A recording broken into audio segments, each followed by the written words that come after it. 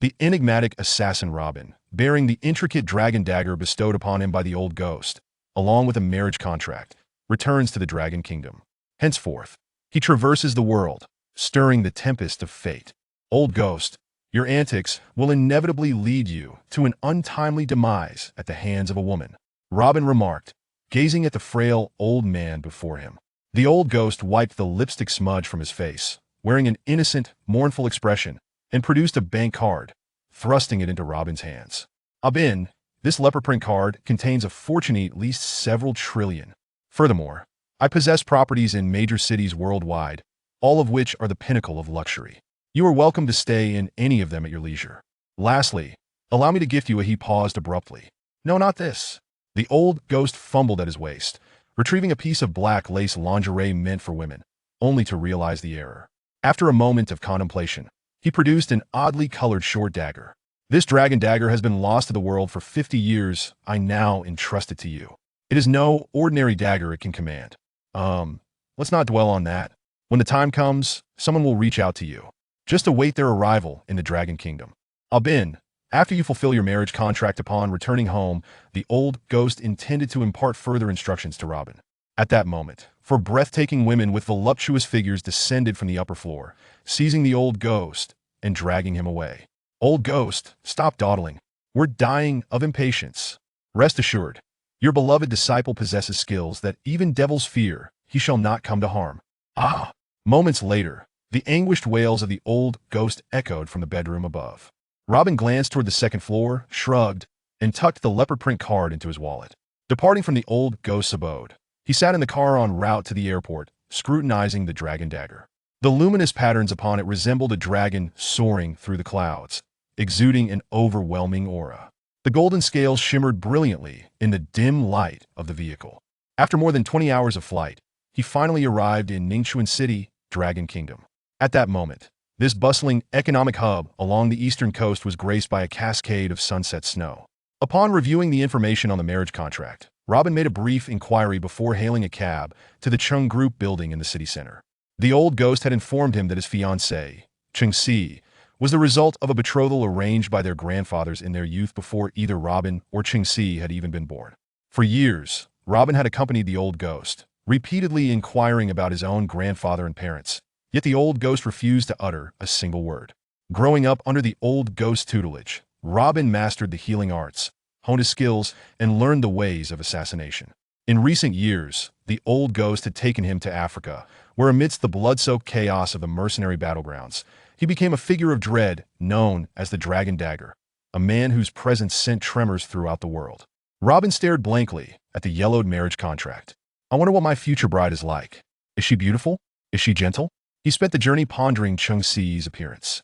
After 30 minutes, the car arrived in the heart of Ningxuan City. Robin rolled down the window, gazing at the urban nightscape. An innate sense of familiarity washed over him. Suddenly, he sensed a hint of danger swiftly approaching. Robin instinctively turned his attention forward. Boom! A cacophony of screeching brakes and metallic collisions erupted. A deformed Porsche barreled toward the taxi he occupied, careening at high speed. The taxi driver, paralyzed with fear, was rendered speechless. With one hand gripping the steering wheel and the other pulling the handbrake, just a split second later, Robin executed a rapid skid, narrowly evading the oncoming vehicles by mere millimeters. Bang! A moment of silence was shattered by the crack of gunfire, disrupting the tranquility of the street. Four armed men swiftly emerged from a BMW wedged against the guardrail. Two of them pointed their weapons at the surrounding crowd, while another brutally yanked an injured woman from the Porsche, pressing the gun to her head. The leader, a bald man, barked at the onlookers, "Everyone get down." Bang! A gunshot pierced the forehead of a brave soul attempting to intervene. Panic erupted among the crowd as everyone hastily crouched down, too terrified to look up. At that moment, Robin leaned back in the taxi seat, observing the woman being held hostage through the window. Beneath the cold streetlights, snowflakes danced wildly in the air. The horrific scene of the vehicle collision, painted crimson with blood amidst the white snow, cast a heavy atmosphere of slaughter over the urban night. In the dim glow of the street lamps, the woman possessed an elegant stature and extraordinary beauty, even as blood trickled from her exquisite face. Yet, this could not obscure the ethereal charm radiating from her very being. In that instant, The hostage-takers noticed Robin still seated in the vehicle. "Get out of the car immediately. Hands on your head." One of the assailants swiftly aimed his gun at him. Robin offered a nonchalant smile, disregarding the armed thug, and slowly lowered the window. He raised his gaze to the captive woman. "Release her."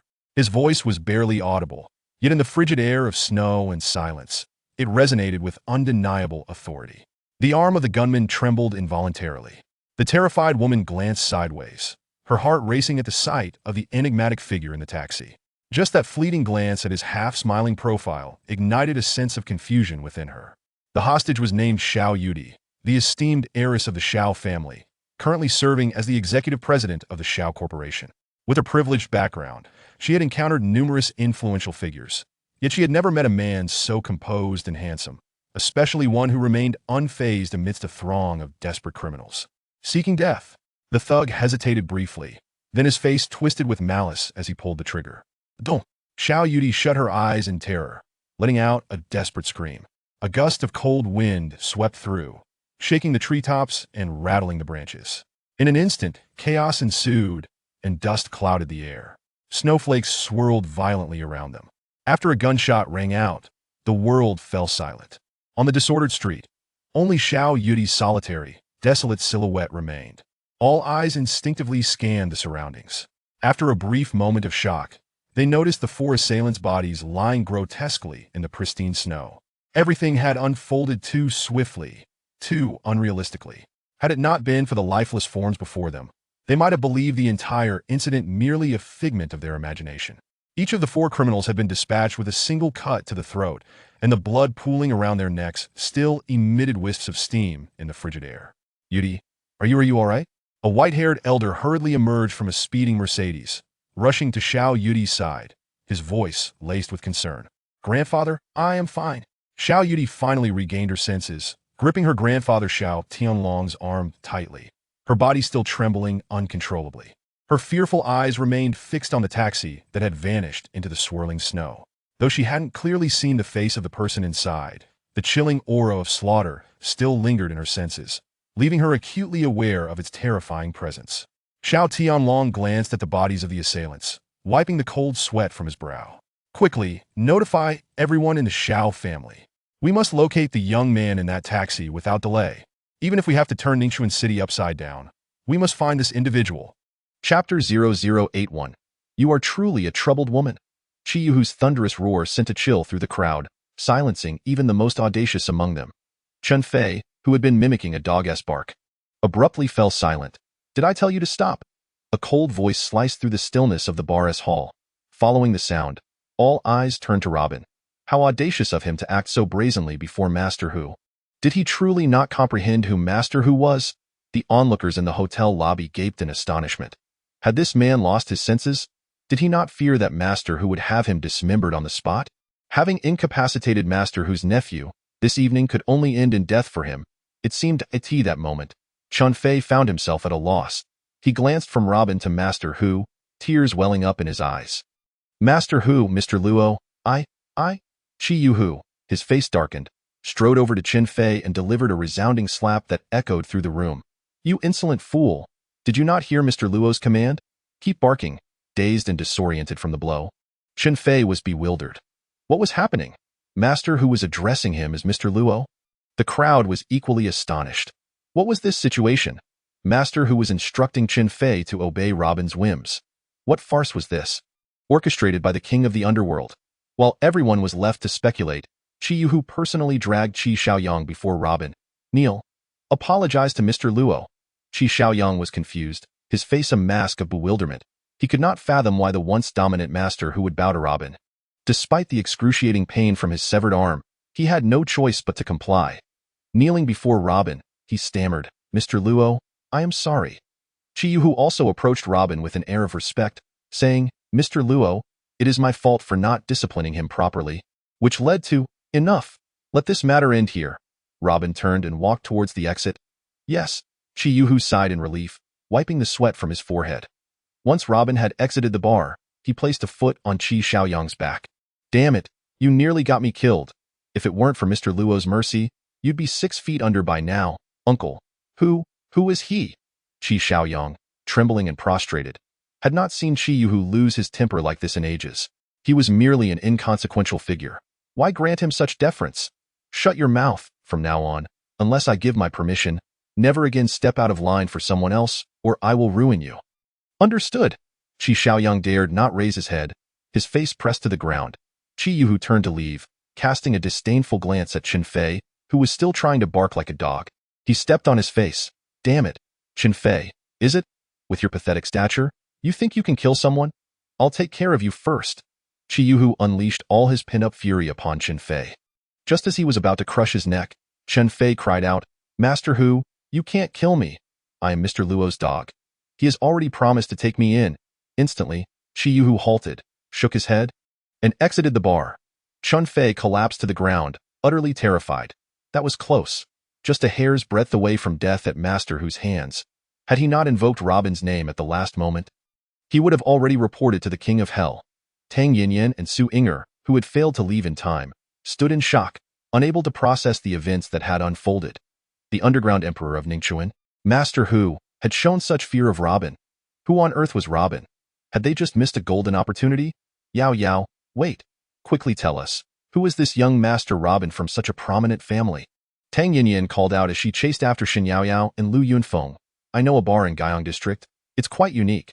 I'll treat you all to go there. Shin Yao Yao halted, turned, and with a dismissive smile, said, forget it.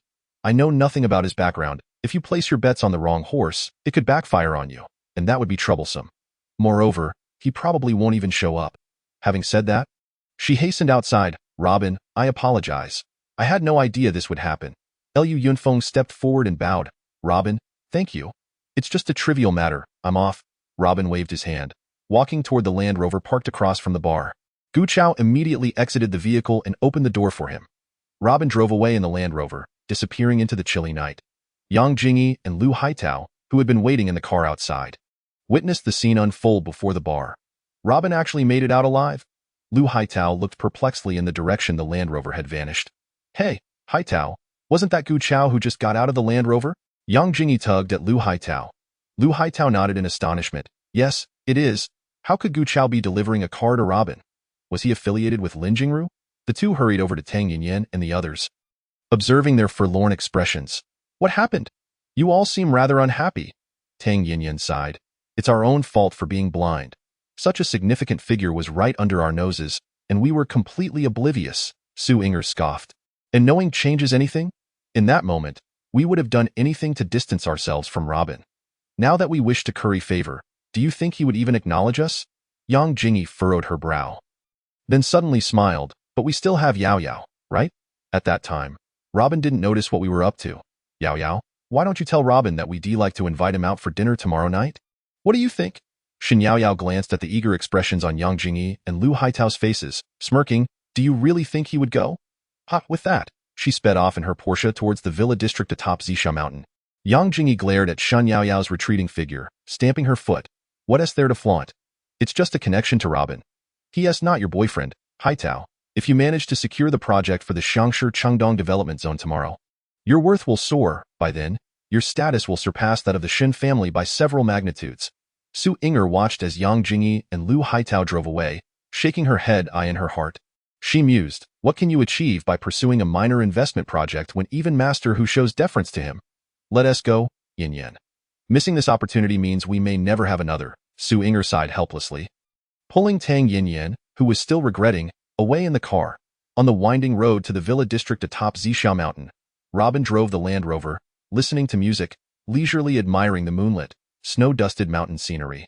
He rolled down the window, letting the crisp night air sweep in. Taking a deep breath of the pure, moonlit essence, he felt utterly refreshed. Robin pondered the old ghost's instructions. That old rascal had told him to wait here. What exactly was he waiting for? Was he trying to divert my attention so he could frolic with a few enchantresses in peace? Suddenly, the screech of tires against the pavement pierced the air as a fiery red Porsche barreled around the corner. Damn, you crazy woman, Robin shouted, stopping his car and leaning out to scold her. Shun Yao chuckled to herself. You were the one about to hit me, and yet you blame me. Robin pouted. Fine, fine. You win. I'll let you pass. With that, he reversed the Land Rover 2 meters, maneuvering around the Porsche and speeding off towards the villa district. Glancing in the rearview mirror, He noted the Porsche had disappeared, and Robin chuckled. You thought you could follow me? I'll leave you in the dust. Upon reaching the Villa District's entrance, he retrieved a leopard pattern card and drove in. The security guard, recognizing him, prepared to close the gate just as Shun Yaoyao's car arrived. The night shift security guards were the same two from the morning. They recognized Shun Yaoyao. I'm with Robin, she announced, rolling down her window. The guard quickly bowed and signaled for her to enter. The Porsche darted up the mountain like an arrow. After Robin parked, he opened the door to the villa, and suddenly Shun Yaoyao stood before him. How did you get in? Hee, you think you can shake me off? Not a chance. Shun Yaoyao laughed heartily at Robin's stunned expression. Robin, feeling helpless, said, It's so late. Why are you following me? Aren't you afraid I might impulsively? You know? Shun Yaoyao smirked, lightly patting his chest. If you have the guts, then go ahead. I won't back down. Who is afraid of whom? Just be careful you don't chicken out. All right, you said it. Don't regret it. Robin grinned wickedly as he seized Shun Yaoyao's delicate wrist and playfully declared, You think I'm afraid of you? Shun Yaoyao retorted defiantly, though a flicker of anxiety danced in her heart. You said it with that. Robin scooped her up and strode towards the bedroom. Chapter 0082. I certainly cannot cook. Shun Yaoyao feigned indifference, but it was merely a fade. She genuinely enjoyed the feeling of conversing with Robin. However, she had yet to dare contemplate a deeper connection. Now that Robin held her in his embrace, she began to feel nervous. Having never been so intimate with anyone before, she initially thought to break free from his grasp. Yet, having already spoken boldly, she felt too embarrassed to backtrack, nestled in Robin's embrace. Inhaling the alluring scent of the man, she found herself momentarily entranced. What a warm embrace!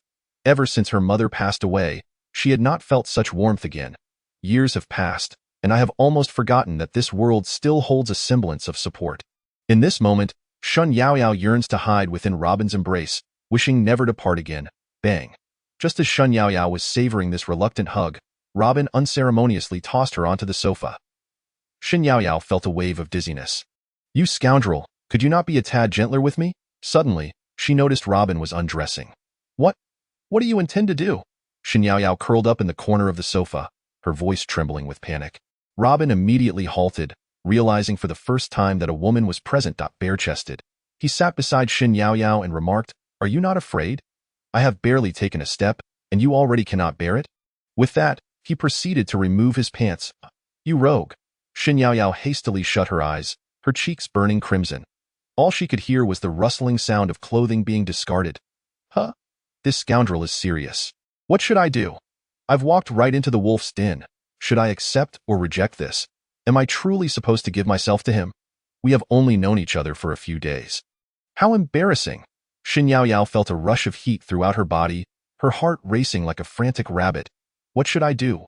Will this guy look down on me, perceiving me as a frivolous woman? If that is the case, it would be troublesome. I have never been alone with a man before. This is the first time in my life. Just as Shun Yaoyao was lost in her chaotic thoughts about what might transpire next, Robin's voice echoed from behind her. Take my clothes and wash them, then prepare a meal for me. Shun Yaoyao suddenly opened her eyes, glancing at herself and then at Robin, who was striding towards the second floor. Do you intend to treat me like a servant? I refuse. Why should I wash your clothes and cook for you? Robin turned around with a light chuckle, reminding her, You agreed to this in the afternoon. You said you would cook for me for a week. If you are deceiving me, you can leave right now. With that, he turned and ascended the stairs. You scoundrel. I absolutely cannot cook. Shun Yaoyao felt on the verge of madness. I've never prepared a meal in my life, and now you want me to cook? Damn it. I merely mentioned it casually this afternoon. How could he still remember? You sly one. Waiting for me here was just to make me cook. Grumble. Her stomach grumbled. Shun Yaoyao patted her belly, which felt empty. After a night of revelry at the Hawaiian bar, she indeed was a bit hungry. Troubling, isn't it? Robin's voice floated down from the second floor. No worries, if you can't do it, just go home. I'll cook after my shower. Fine, I shall cook today. Shun Yaoyao huffed lightly. Go take your shower. All right. I look forward to your culinary delights. Robin glanced at Shun Yaoyao's resolute demeanor and chuckled lightly as he headed towards the bathroom.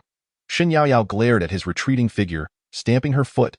Today, I must prepare a 5-star feast. It's just a meal. How could it possibly defeat me? Determined, she promptly downloaded a gourmet app online, selecting recipes from 5-star chefs. How about some home-cooked dishes? scrambled eggs with tomatoes, braised pork, mushroom stew with chicken, and shredded pork with green peppers. Haha, now I need not worry. I will undoubtedly create a sumptuous feast. Just wait and see if that scoundrel dares to belittle me again. Shen Yaoyao felt a surge of excitement. Following the recipe in order, she rummaged through the fridge for the necessary ingredients. She brewed a pot of rice. This she could manage, rinsing the rice, adding some water, and turning on the rice cooker. Done. Next, she prepared diced tomatoes and 4 eggs. Then, she took the fresh pork belly, cut it into pieces, and marinated it with some seasonings. Watching the chef's flamboyant knife skills in the video proved somewhat challenging. After considerable effort, she managed to chop the tomatoes and pork belly into pieces. The result was somewhat unappetizing, not quite visually appealing. After several attempts to achieve a better presentation, she concluded that the videos must be misleading. In reality, this is how ingredients are cut, Shen Yaoyao asserted. Moreover, it's merely a meal. The appearance is not what matters. The flavor is what counts. Looking at her first attempt at chopping vegetables, Shen Yaoyao felt a sense of accomplishment. To commemorate this, she snapped a photo and posted it on her social media, captioning it, "Cooking in the 9-star kitchen of Villa No. 1 at Zixia Summit. Take a look at my chopped vegetables. Aren't they lovely? Just wait a moment, and I will share the culinary delights I've created with you all." Not long after, Chung Siyu sent a WeChat message. "Yaoyao, where are you going crazy at this hour?"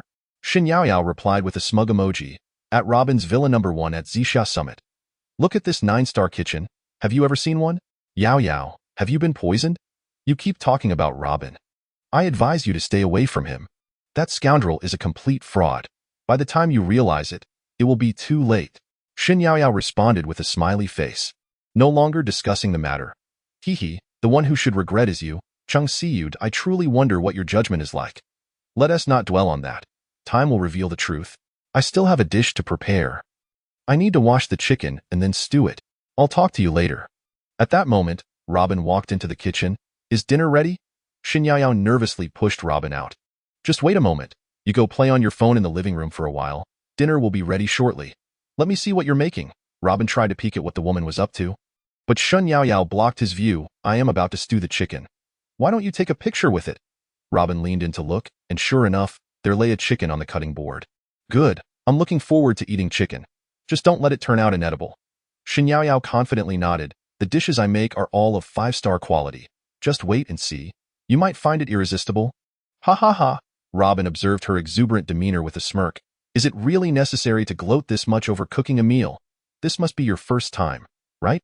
All right, don't laugh too hard. I'm still waiting to taste your 5-star feast. Hurry up, don't delay me. If it's past the right time, it won't be fresh. If it's not tasty, don't blame me." Shen Yaoyao pushed Robin far away, then hurried back to start cooking. To be honest, cooking is quite fulfilling. Back in the kitchen, Shen Yaoyao immediately placed the chicken into the pot, adding various ingredients to begin stewing. Then, she prepared to make a plate of scrambled eggs with tomatoes. Following the video tutorial, amidst a flurry of activity, she finally completed the scrambled eggs with tomatoes and the honey-braised pork. However, as she was not adept at controlling the heat, the entire cooking process was somewhat chaotic, leaving her disheveled, her delicate face smeared with patches of flour and grime, as if she had just emerged from a fierce battle. Fortunately, she finally succeeded. Gazing at the 4 dishes on the stove, an unprecedented sense of accomplishment surged within her. "I have finally prepared a 5-star meal. Wait, what's that acrid smell? Is the kitchen on fire?" Robin peered into the smoke-filled kitchen, then at the weary Shen Yaoyao. Asking, "You should step outside." Shen Yaoyao pushed Robin out of the kitchen, wanting to give him a big surprise.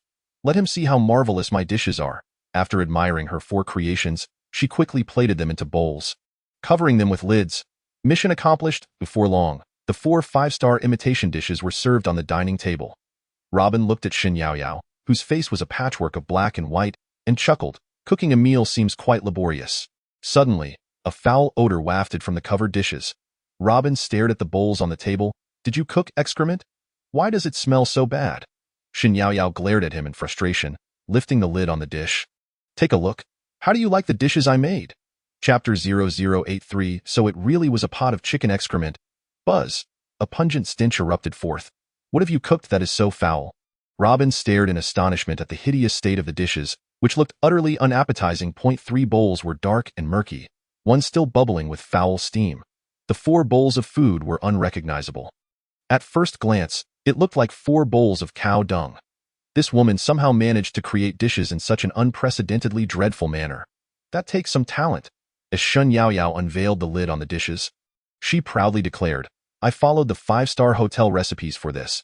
Taste this scrambled eggs with tomatoes. Observing Robin's exaggerated expression, Shun Yaoyao felt immensely proud. Ha! Do you think I would falter at the prospect of cooking?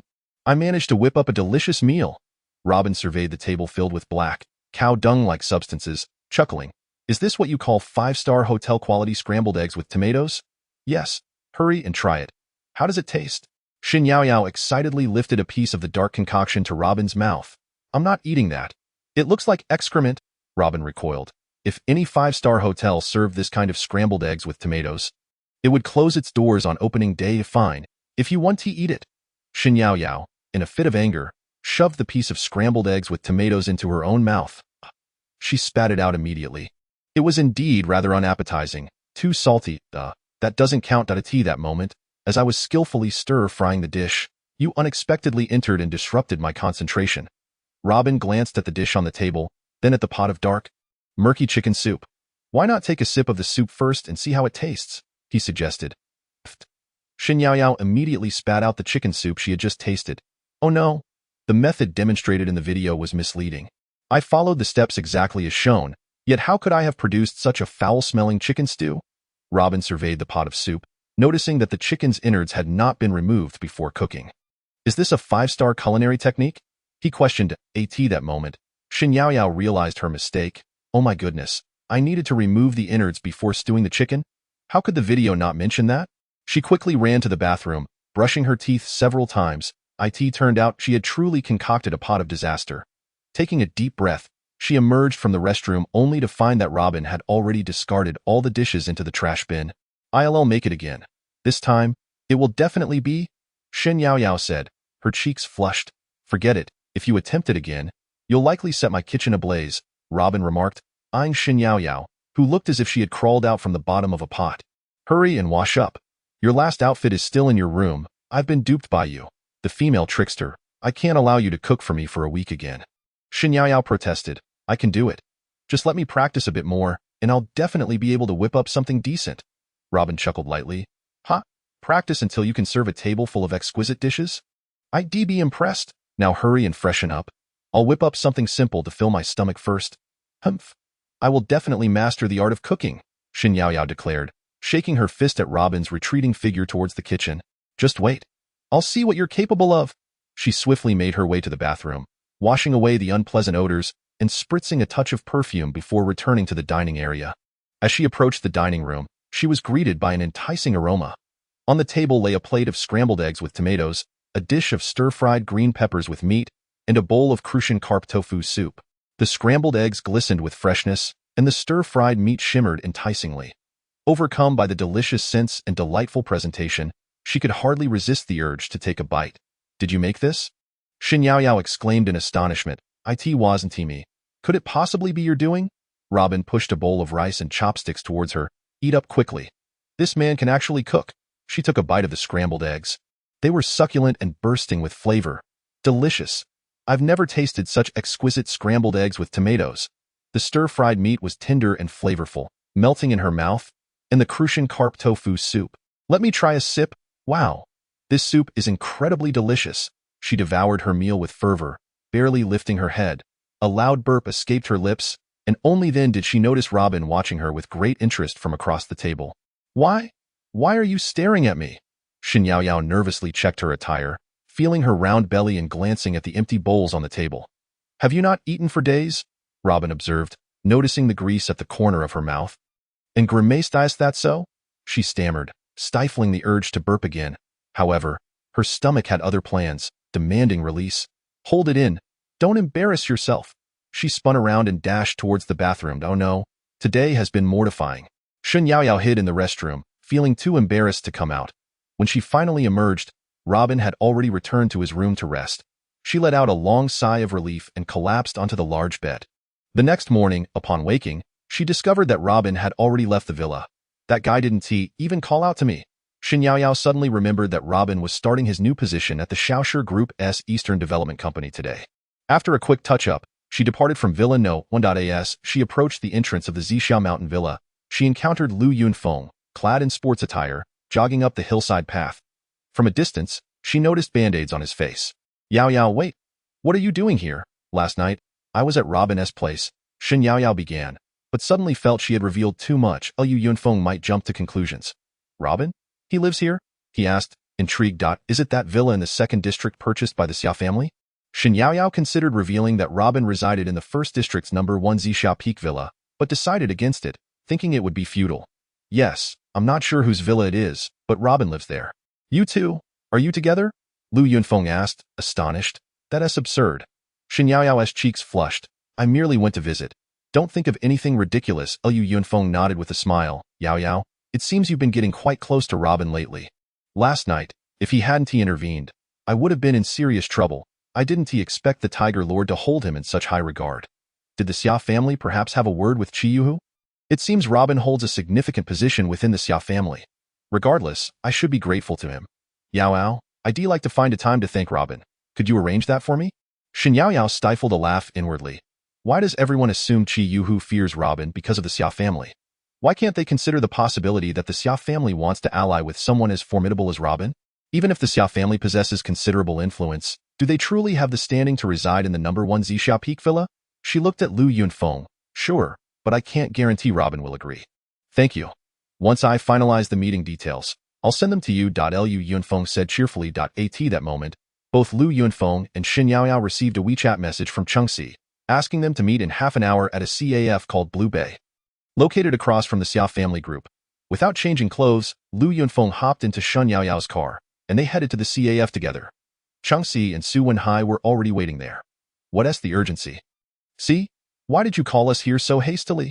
Shen Yao Yao inquired directly. Chengxi frowned and sighed heavily. Yao Yao, Yunfeng, I have an urgent matter I need your help with. Su Wenhai nodded, his face clouded with worry. 3 months ago, Su Wenhai and I invested in a piece of land in the southern part of the city, having heard rumors that the city government was about to develop that area. So, we took out loans to purchase it. However, now we've learned that the government has decided not to develop that area and is instead focusing on the western district.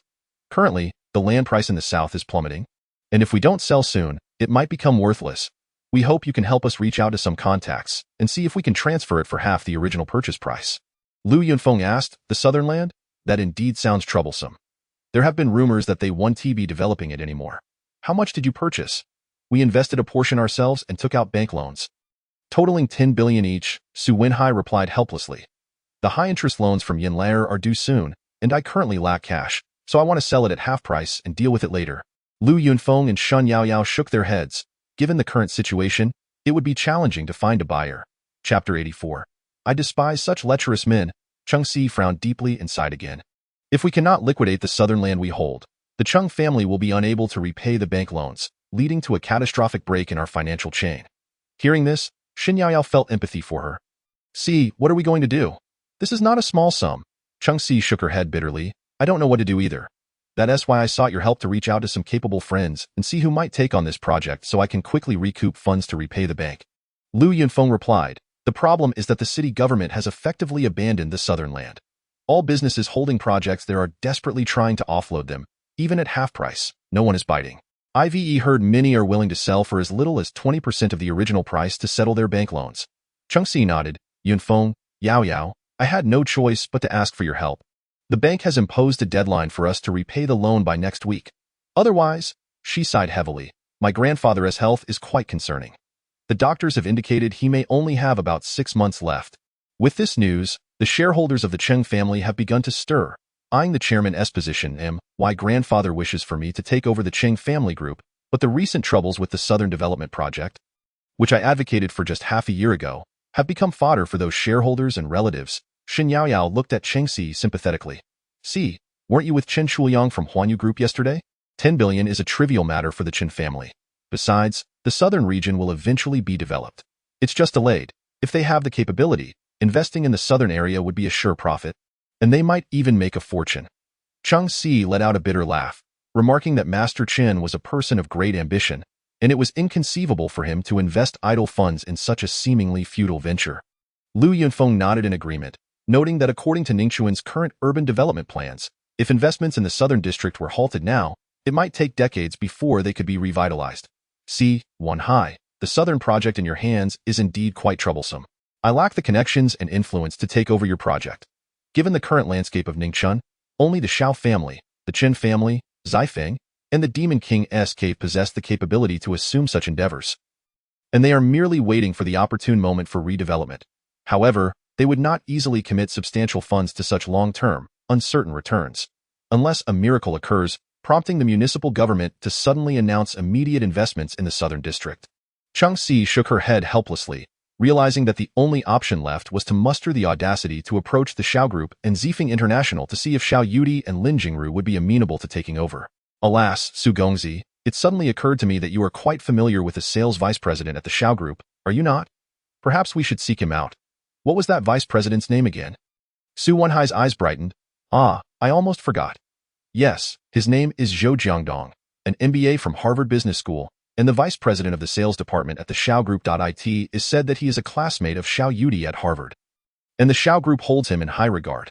It is quite possible that he will be appointed as the new president of the Eastern Development Company. Today, the Shao Group is convening its first executive meeting for the Eastern Development Company at headquarters, along with an on-site signing ceremony for the Eastern Ecological Project. See, let us go directly to find Vice President Zhou and see if he can persuade Xiao Yudi to take over the land we hold in the southern district. Shen Yaoyao, listening to their discussion, longed to inform Chung Si that, in fact, Robin was the newly appointed president of the Eastern Development Company under the Shao Group. If Robin were to speak up, securing the Chung family's 500 million southern plot might be a mere formality. Unfortunately, the Chung family seemed to have missed an opportunity that rightfully belonged to them. Well then, let us go and see if we can turn the tide. Chung Si nodded. Yaoyao, if you have no other commitments, please accompany us. Shen Yaoyao readily agreed. She had been contemplating visiting the Shao Group's building across the street to witness the scene of Robin's inauguration as the president of the Eastern Development Company. Thus, the four of them engaged in conversation for a while before setting off for the Shao Group. Robin had arrived at the Shao Group building early as promised. Upon entering the lobby, he heard a female voice calling from behind, "Brother Robin." He turned to see Zhao Yin and Xia Zishuan. After nodding in acknowledgement, he approached the elevator. Xia Zishuan tugged at Zhao Yin, saying, "Why are you shouting? Do you not feel embarrassed greeting a security guard?" Zhao Yin stuck out her tongue. "What's embarrassing about Brother Robin being a security guard? We're not employees here either. You silly thing. I will eventually become an executive here, or even an assistant to the president or vice president. He will remain just a security guard." Xia Zishuan scoffed disdainfully at Zhao Yin. Zhao Yin whispered, "Even so, what's wrong with saying hello? Besides, he saved me once." Xia Zishuan, frustrated by Zhao Yin's naivety, retorted, "Only someone as foolish as you would think that way. Can't you see he's deliberately waiting here for me? That jerk must have ulterior motives. I detest those lecherous men." "Surely not, Zishuan. When I didn't call Brother Robin, he was just walking by." Zhao Yin pondered aloud. "And Brother Robin is not lecherous at all, aha. If he weren't intentionally waiting for me, why isn't he in his security uniform at his post during work hours?" Xia Zishuan shot a disdainful look at Robin. "Coward, yesterday, at the Four Seas Entertainment World, when he saw me being bullied by a few men, he pretended not to see. Such a man is the epitome of hypocrisy." Zhao Yin muttered, "Perhaps he really didn't see. Enough. Stay away from him. Don't wait until you're deceived and left with regrets." Xia Zishuan glared fiercely at Zhao Yin, admonishing her. Zhao Yin pouted, falling silent. Xia Zishuan glanced at Robin in the elevator, initially intending to avoid entering. However, with an impending interview, she feared she might be late if she held back. Just then, Lu Zihue rushed over from behind. "Zishuan, Zhao Yin, you're here." However, the elevator could accommodate only 2 more individuals. Lu Zihue looked inside and saw Robin engrossed in his phone, wearing headphones, and shouted, "You get out first." Everyone in the elevator turned to him. Robin continued scrolling on his phone, ignoring Lu Zihue. "I'm talking to you. Didn't you hear me?" Lu Zihue barked. 2 people in the elevator recognized Lu Zihue and asked, "Vice Team Leader Lu, who is this?" "Just a little security guard from the group, squeezing into the elevator during peak hours." "Ridiculous." Lu Zihue was evidently displeased. "Did you hear what I said? Hurry up and get out so we can enter." Xia Zishuan observed Robin still fixated on his phone and sneered, "Pathetic. Just to squeeze into the same elevator as me. He has no shame." She stepped forward and yanked Robin's headphones off, saying, "Lu Shuezhang is talking to you. Get out now. You're delaying everyone's work." Robin was instantly irked. "Rude little thing. Who gave you the right to remove my headphones?" Xia Zixuan was taken aback. You? How dare you insult me? Am I wrong in calling you rude?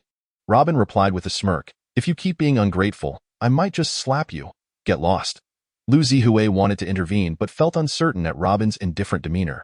He could only say, all right, just wait. I will report this to your security department head. Zixuan, you all go ahead. I'll wait for the next elevator. I am a person of refinement, and I 1T stoop to a security guard's level. Zhao Yin and Xia Zixuan entered the elevator. Robin disregarded Lu Zihue and Xia Zixuan, turning to Zhao Yin. You here for an interview today? Zhao Yin nodded. I might not get accepted. The interviewer mentioned I was slightly less qualified than the other candidates. Robin smiled. Don't lose heart. You will definitely get the position. Xia Zixuan scoffed, a mere security guard, acting as if he were the company president, saying whatever he pleases. Chapter 0085. I must expose his true self. Robin looked at Xia Zixuan with keen interest, a playful smile gracing his face, and chose to ignore her. Such foolish women are prone to wild imaginations. Think whatever you like. Enjoy your own delusions. Xia Zixuan, frustrated that Robin was ignoring her, angrily questioned, Hey, I'm asking you, yesterday afternoon, at the Four Seas Entertainment World, did you see or not see me being bullied by 3 men? Robin smiled coldly. I saw. How could I not, given how close we were? What of it? Since you saw me being bullied, why didn't you risk your life to save me? Xia Zixuan retorted coldly. Robin shrugged. Why should I save you? Xia Zixuan gritted her teeth. You're a coward, a useless wretch. Robin laughed. What I am is irrelevant. What matters is that a woman of your caliber is even second-rate. Which man would risk his life to save you in such a situation? That would be insane. You? Simply unreasonable. Xia Zixuan seethed, her teeth clenched in disdain. If you can't handle it, don't go to such places, Robin said with a chuckle, gesturing at Zhao Yin. However, if she were in that situation, I would definitely step in. At that moment, the elevator reached the 20th floor. Robin gestured to Zhao Yin. Excuse me, I need to get off, you hypocrite. Xia Zixuan stomped her foot in frustration, pulling Zhao Yin to follow her out of the elevator and blocking Robin's path. You clearly like me, yet you act in such a way to catch my attention. It's truly disgusting. Oh please, you're quite the delusional one. Robin shook his head, not wishing to engage further. Zixuan, could you please stop? Zhao Yin, feeling exasperated, turned to Robin with an apologetic smile. I'm so sorry, brother Robin. Robin shrugged. No worries, I won't stoop to the level of a lunatic. Don't lose heart. You will be accepted. With that, he proceeded towards the executive meeting room of the Xiao group. Stop right there. Xia Zixuan shouted at Robin's retreating figure. That's the executive meeting room. What right do you have to enter? Robin continued walking, ignoring her. Xia Zixuan hurried in front of him, pointing. Do you think being a security guard gives you free rein to enter the executive area? The Xiao group has strict regulations to prevent the leakage of commercial secrets. Robin brushed past her and walked in. Xia Zixuan glared daggers at Robin's back, wanting to stop him, but Qin Yu approached from inside, standing in her way. Miss, please refrain from making a scene here. You are not an executive of the company and are therefore prohibited from entering this area. Upon glancing at the name tag of Qin Yu, which bore the inscription Executive Assistant Qin Yu, Xia Zixuan's eyes brightened, and she immediately spoke with respect. Hello, Assistant Qin. I am Xia Zixuan, here for an interview with your esteemed group. Qin Yu nodded and replied, the Human Resources Department's recruitment office is located on the 15th floor. If you require an interview, please proceed there. Assistant Qin, I am trying to stop him. Xia Zixuan pointed at the retreating figure of Robin, asserting, he is merely a lowly security guard, yet he brazenly intrudes. Qin Yu frowned slightly. You claim he is a company security guard? Ha, who told you that? Xia Zixuan responded, the deputy team leader Lu Zihue from the sales department mentioned it. Oh, I see. The group is about to convene an executive meeting, and all unauthorized personnel must vacate the 20th floor immediately. No, Assistant Qin, he is just a small security guard. Xia Zixuan persisted. Qin Yu interrupted her, her voice cold. If you do not leave at once, I shall call security to escort you out. With that, she picked up her intercom. Security, please dispatch 2 personnel to the 20th floor immediately to ensure the smooth conduct of the executive meeting. Xia Zixuan attempted to continue her explanation, but Zhao Yin tugged her towards the elevator. Once inside, Xia Zixuan broke free from Zhao Yin's grasp, fuming, why are you pulling me? I must inform Assistant Qin that scoundrel Robin has infiltrated the executive conference room. Zhao Yin shook her head. Zixuan, brother Robin has not offended you. Why do you persist in making things difficult for him? How has he not offended me? Xia Zixuan thought angrily. This lowly security guard, in his desperate attempts to catch my attention, has been flaunting himself before me, and it disgusts me. To make an impression, he even dared to claim that my looks barely qualify as second-rate. Infuriating me. Throughout my life, which man has not been utterly captivated by my presence? That scoundrel, while yearning for my affection, feigns indifference. How hypocritical. I must expose his true nature. Does he think that by masquerading as an executive, I would believe him to be one of the group as higher-ups? Ha, what a fool, Zhao Yin sighed. Zixuan, you may be overthinking this. Brother Robin has no intention of getting close to you, nor does he harbor any feelings for you. You saw for yourself that the woman accompanying him drives a Porsche 918 and appears quite attractive, towering over you, with a splendid figure. Xia Zixuan shot Zhao Yin a disdainful glance. What good could come from a filthy security guard? That woman must be from a nightclub. Zhao Yin sighed again. Her name is Xin Yaoyao. I suspect she might be the eldest daughter of the Shen family. Xia Zixuan scoffed. Zhao Yin, only you would believe such nonsense. She is likely just a matchmaker hired by Robin, pretending to be someone of importance to impress me. Ha! I won't fall for that. Moreover, if that woman were truly the eldest daughter of the Shen family, would she be wearing men's slippers to dinner? Zhao Yin chuckled awkwardly. Even if Xin Yaoyao isn't the eldest daughter of the Shen family, how can you so confidently assert that Brother Robin is merely a security guard for the Xiao group? If that were the case, why didn't Assistant Qin stop him from entering the executive meeting area? Perhaps Brother Robin is indeed an executive of the company. Otherwise, he wouldn't have access there, nor would he have informed me that I could be employed. Regardless, I believe in him, declared Zhao Yin. Xia Zixuan huffed. Just forget it. Zhao Yin, you are truly too deep in your delusions. Sigh, what can I say? Soon, when you see the interview results, you will know. In the executive meeting area, Qin Yu approached Robin and bowed. Mr. Robin, Chairman Xiao has instructed me that from today onward, I am your executive assistant. Please do not hesitate to call upon me for any matters. Robin nodded. Very well. Please inform the Human Resources Department to retain Zhao Yin and place her in the Strategic Planning Department. She holds a master's degree in economics and has received numerous accolades. She should be competent. Qin Yu paused, seemingly deducing that the Zhao Yin mentioned by Robin was one of the two women she had just encountered. Understood. I shall attend to it immediately. Mr. Robin, what about the other young lady with her? Robin pondered. Do not concern yourself with her. Let the Human Resources Department make their own decision without interference. Qin Yu hesitated. She seemed rather rude to you. Should we have the Human Resources Department decline her application? Not necessary. Robin waved his hand dismissively. Let it unfold naturally. Qin Yu nodded. Very well, Mr. Robin. The executive meeting area is ahead. I will accompany you and introduce you to the executives. Then, I will proceed to the 15th floor. Robin took the meeting materials from Qin Yu. I will go on my own. Introductions are irrelevant, as everyone will know each other soon enough. You should attend to Zhao Yan's matters on the 15th floor. If it gets too late, the Human Resources Department's decisions may already be made, and further coordination will be troublesome. All right, Qin Yu agreed. Chairman Xiao called earlier. She will arrive a bit late, so please take a seat in the meantime. Robin chuckled. No worries, you go ahead with your tasks. On the 15th floor in the Human Resources Department's reception area, the recruitment list for the newly established Chengdong Development Company had been finalized. Xia Zixuan had successfully secured a position as a planning clerk in the Market Operations Department, while Zhao Yin was not hired. The reason for her rejection was noted as tardiness on the day of the interview. Senior, could you possibly discuss with the interviewers in the Human Resources Department? Even if it's the least desirable department, I would be grateful for a position at the front desk. Xia Zixuan implored Lu Zihue.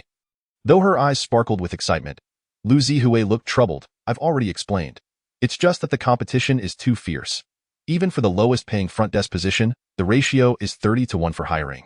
Once the list is finalized, it cannot be altered. Xia Zixuan's expression gleamed with triumph and a hint of schadenfreude. No worries, Yin Yin.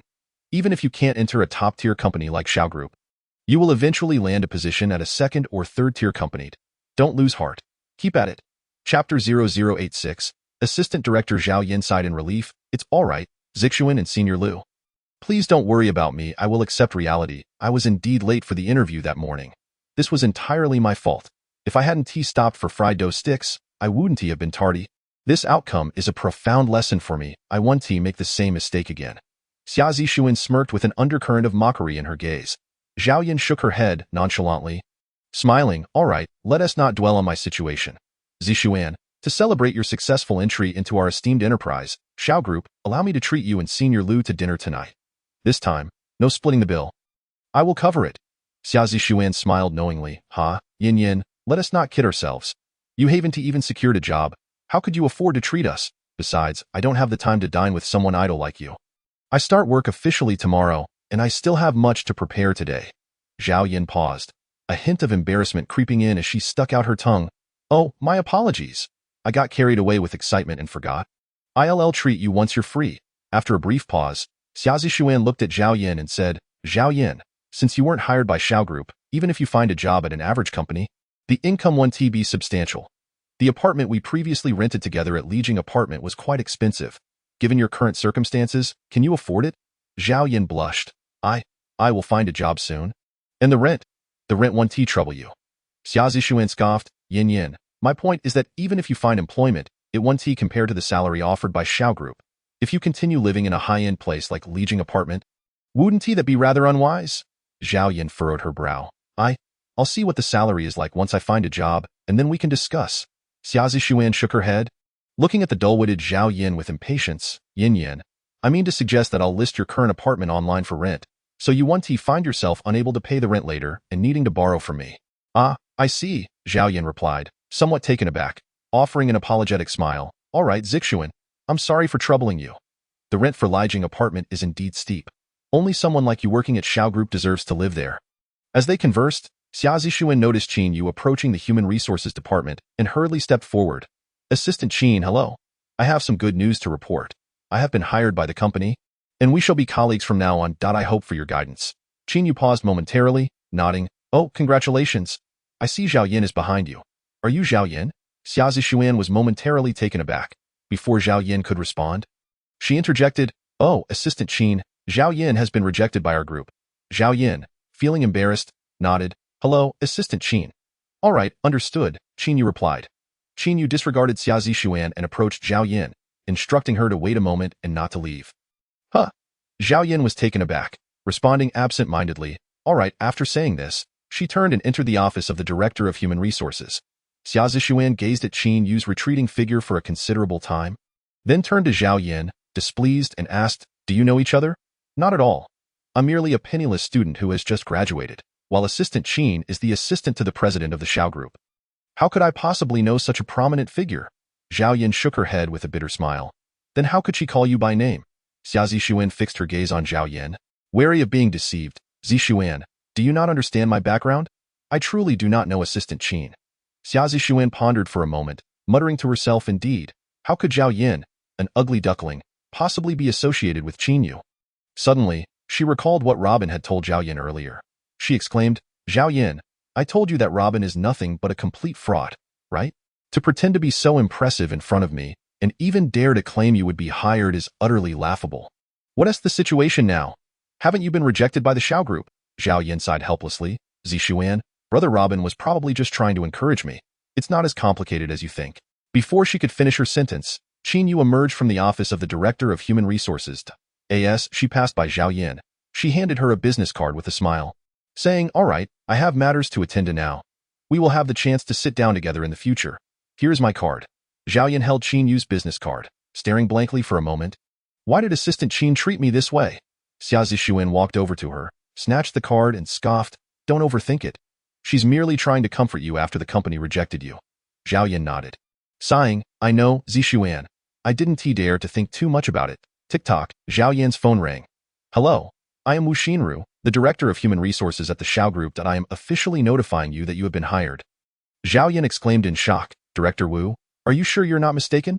I already received a rejection notice from your company. On the other end of the line, Wu Xinru chuckled. That was due to an error in the company's computer system. Your application materials have been reviewed by our president, who has approved your hiring. The provisional position is assistant to the director of the Strategic Management Department at the Xiao Group's Changdong Development Company. Please come immediately to collect your job offer and complete the necessary paperwork. After hanging up the phone, Zhao Yin felt as if she were in a dream. Bewildered, I was accepted by the Xiao Group, assistant to the director of strategic management. What? How could that be possible? Yin, someone must be playing a prank. The position of assistant to the director entails a salary equivalent to that of a deputy director. Xia Zishuan was stunned, seizing Zhao Yan's phone to check the incoming call number. The number was indeed that of the Human Resources Department's director's office, no doubt about it. What is going on? Clearly, you had already been rejected for employment. How could you now be hired as the assistant to the director of strategic management? Moreover, you are to start immediately. she promptly dragged Zhao Yin to the secretariat of the Human Resources Department.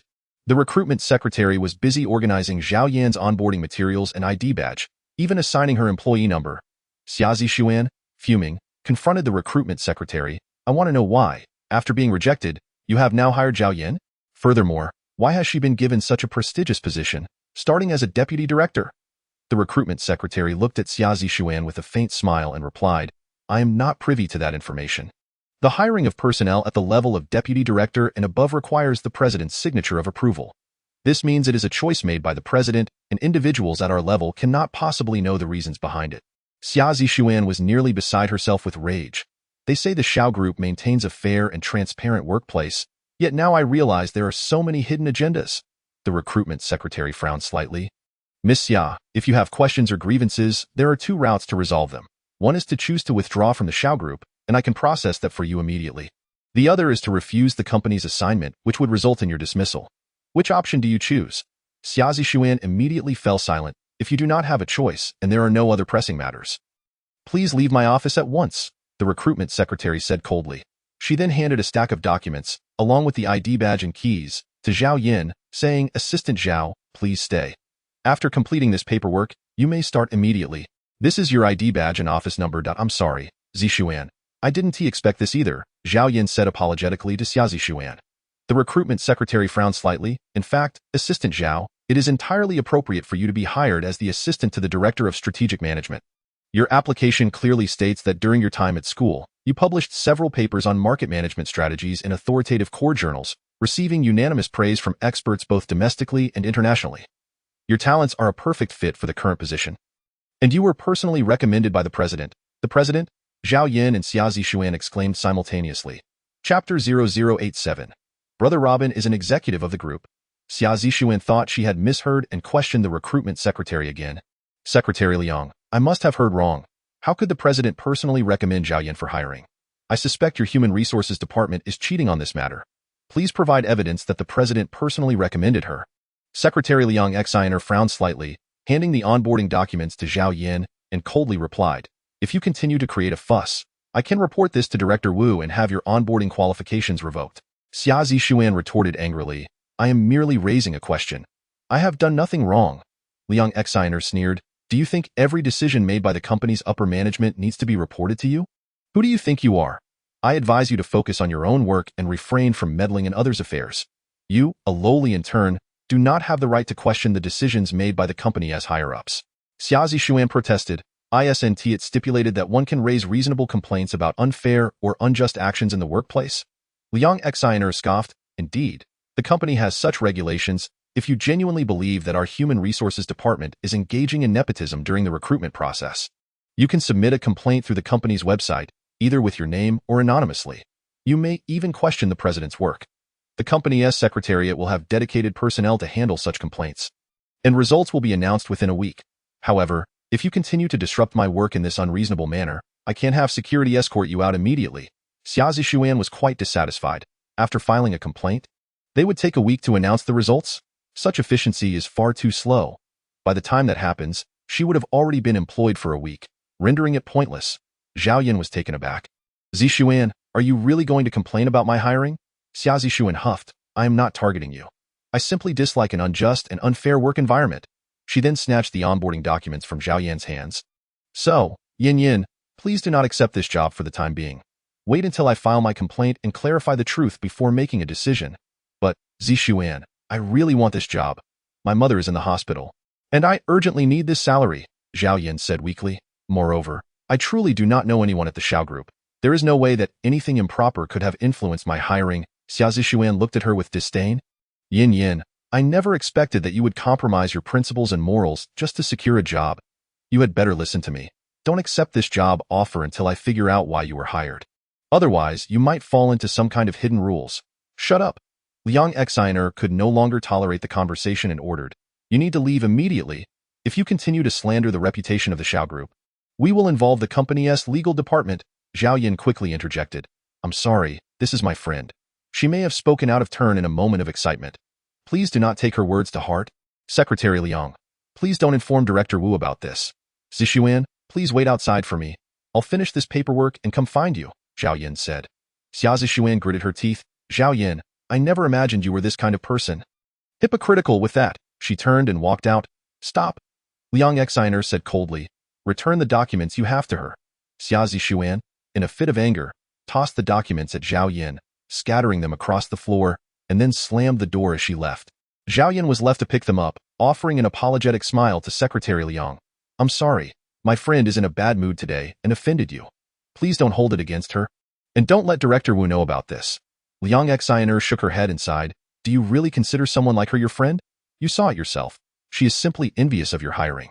It won't be long before the company's complaint mailbox receives her complaint message. The monitoring department will then speak with our director, and both you and the president will be subject to the investigation by the complaint customer service department.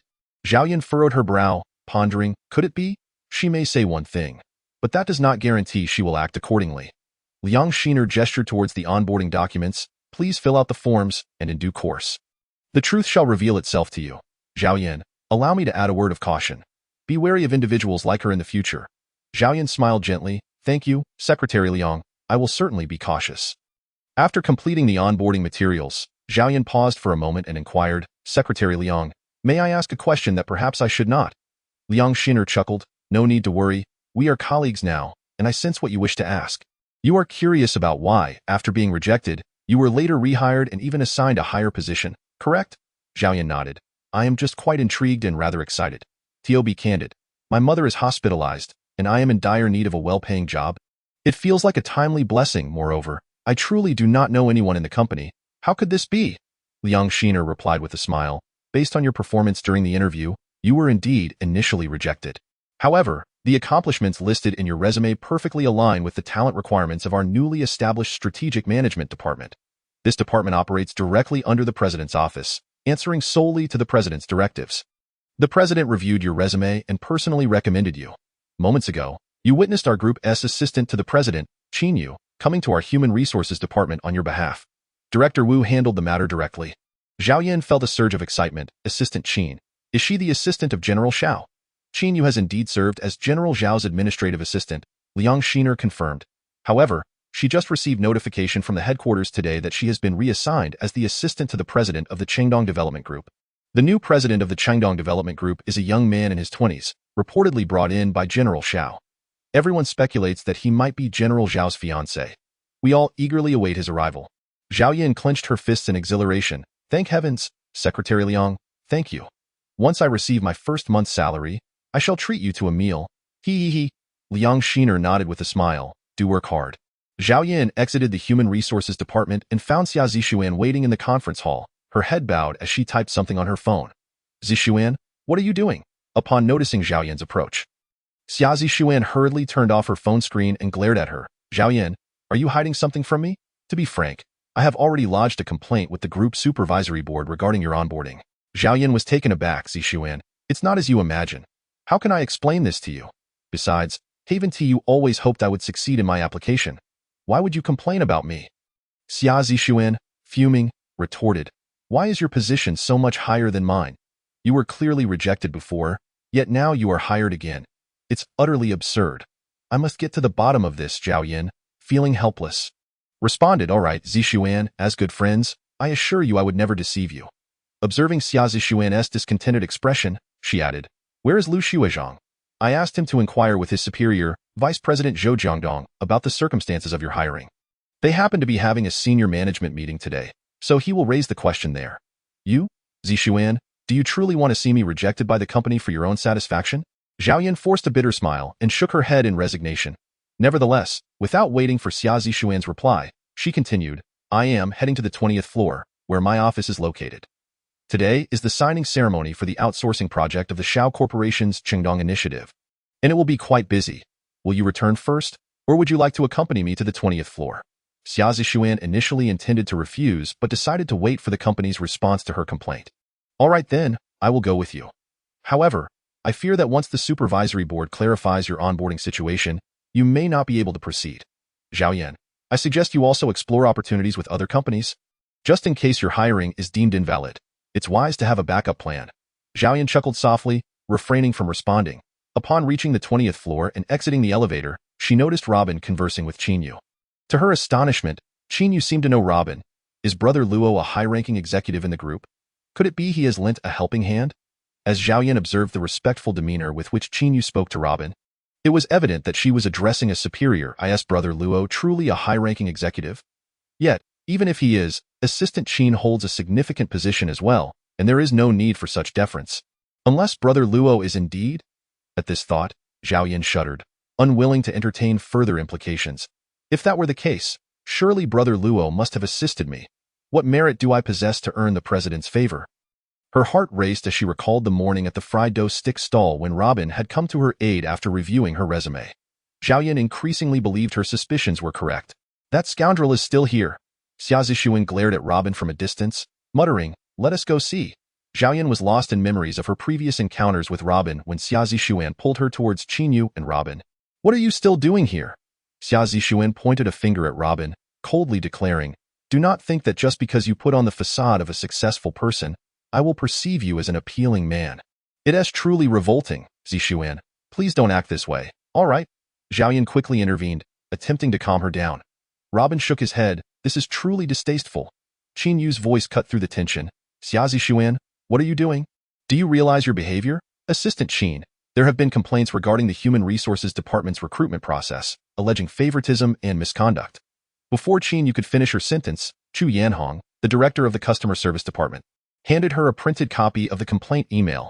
Not recognizing Robin, Chu Yanhong spoke directly, "Assistant Qin, someone has alleged that a candidate named Zhao Yan may be involved with the new president inappropriately." "Enough." Qin Yu shot a glance at Robin before turning to Chu Yanhong. "I will handle this matter personally." Indeed, it was the new president who made the recommendation. The allegations stated in the complaint are baseless. "I will prepare a detailed report for the supervisory board and will comply with any necessary investigations." Chu Yanhong nodded, "Understood." "Assistant Qin, since this is an anonymous complaint, we cannot contact the individual for verification." "I understand, Director Chu. If the complainant is fabricating claims to tarnish the image of the president and the company, I will seek the president and board's approval to involve the legal department and pursue this matter thoroughly. Furthermore, we may resort to legal action if warranted." "Very well." Chu Yanhong's expression turned grave. "Assistant Qin, should the allegations prove unfounded, it is imperative to recognize the malicious intent behind such a report. The Shao Corporation has never encountered such a situation in previous complaint cases. Hence, we must treat this seriously that if necessary, I recommend the legal department pursue litigation against the slanderer."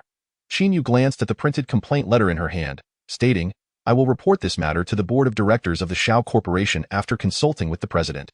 Meanwhile, Xia Zixuan felt a wave of panic wash over her as she overheard the conversation. Initially, she had merely intended to use the complaint to have Zhao Yan rejected. She had not anticipated the severity of the consequences. The Shao Corporation's efficiency in addressing the complaint was astonishing. After Chu Yanhong left, Qin Yu and Robin proceeded to the executive meeting hall. "Mr. Luo, how do you propose we handle this situation?" Robin perused the complaint letter and smirked. "Indeed, human nature can be quite ugly. This matter requires a thorough investigation.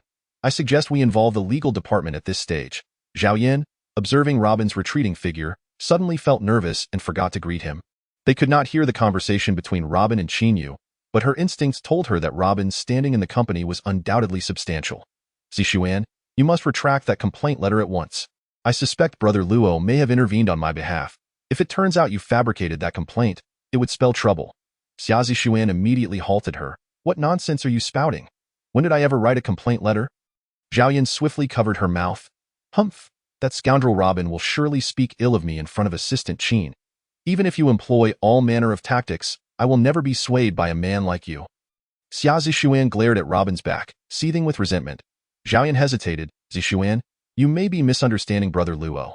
Did you not notice how Assistant Qin spoke to him? Brother Luo could very well be a senior executive in the company, and perhaps he requested Assistant Qin's assistance regarding my situation." Xia Zixuan scoffed dismissively. "Zhao Yan, one day you will see his true colors. Each time he is near me, I can distinctly feel his longing for me. Ha! I hold nothing but disdain for men like him, lacking even a modicum of self-awareness. Ultimately, one can only bring humiliation upon oneself. Alas, Zixuan, do you not see that is Miss Shin?" Zhao Yan raised her eyes and spotted Shin Yaoyao alongside Qing Si and others in the hall of the investment signing conference. The one beside her appears to be Cheng Si, the young lady of the Qing family. Xia Zixuan followed the direction of Zhao Yan's finger, feeling quite puzzled. How could a woman from a nightclub be in the company of the Qing family's heiress? "Come, Yin Yin, let us go over and take a look. That woman, like Robin, is nothing but a fraud, and I shall expose her on the spot." Before Zhao Yin could react, Xia Zishuan had already hastened towards Xin Yaoyao and Cheng Si. "Miss Cheng, greetings. I am Xia Zishuan from the Market Operations Department of the Xiao Group." Cheng Si paused slightly, saying, "Huh, do you need something from me?" Xia Zishuan let out a cold laugh, pointing at Xin Yaoyao as she declared, "Miss Cheng, for your own benefit, I feel compelled to inform you about her." Su Wenhai, Lu Yunfeng, and Xin Yaoyao were all taken aback. Xin Yaoyao, perplexed, asked, "What is it, Xia Zishuan? Is there something concerning me?" Cheng Si looked back and forth between Xin Yaoyao and Xia Zishuan. Confused, "Do you two know each other?" "Heh, more than just knowing each other." Xia Zishuan cast a disdainful glance at Xin Yaoyao. "Miss Cheng, she is a fraud. You must not fall for her tricks." "Ah?" Cheng Si was initially startled, glancing at Xin Yaoyao and then at the furious Xia Zishuan, before bursting into laughter. "You claim she is a fraud?" Su Wenhai and Lu Yunfeng turned to Xin Yaoyao, chuckling in agreement. "Miss Xia, do enlighten us on how she deceives." Xin Yaoyao was momentarily speechless. Noticing the peculiar expressions of the others, Xia Zishuan continued, "Miss Cheng, she might be a nightclub princess." Slap! Cheng Si struck Xia Zishuan across the face, exclaiming, "Outrageous! You dare to call my close friend a nightclub princess? Have you lost your mind?" Su Wenhai and Lu Yunfeng erupted into laughter. "Yao Yao, I never noticed before, but you do possess the aura of a nightclub princess." "Ha ha ha ha! You, Miss Cheng, why did you hit me?" "I merely intended to warn you that she is a fraud," Xia Zishuan said, covering her cheek in disbelief. Cheng Si retorted angrily, "Yao Yao and I have been classmates since elementary school, best friends, and even shared a dormitory in university. We have spent over a decade together. She is my dearest friend, yet you call her a fraud and a nightclub princess? Are you insulting me? Even in front of Miss Xiao, I would dare to teach you a lesson for your insolence. She is your close friend. How is that even possible?" Xia Zishuan could hardly believe it. The woman she first encountered, running amok in men's shoes, was actually the Cheng family's heiress, the eldest daughter of the Ning family. Is that not weighty enough? "You, a woman of the lower strata, what right do you have to point fingers at me?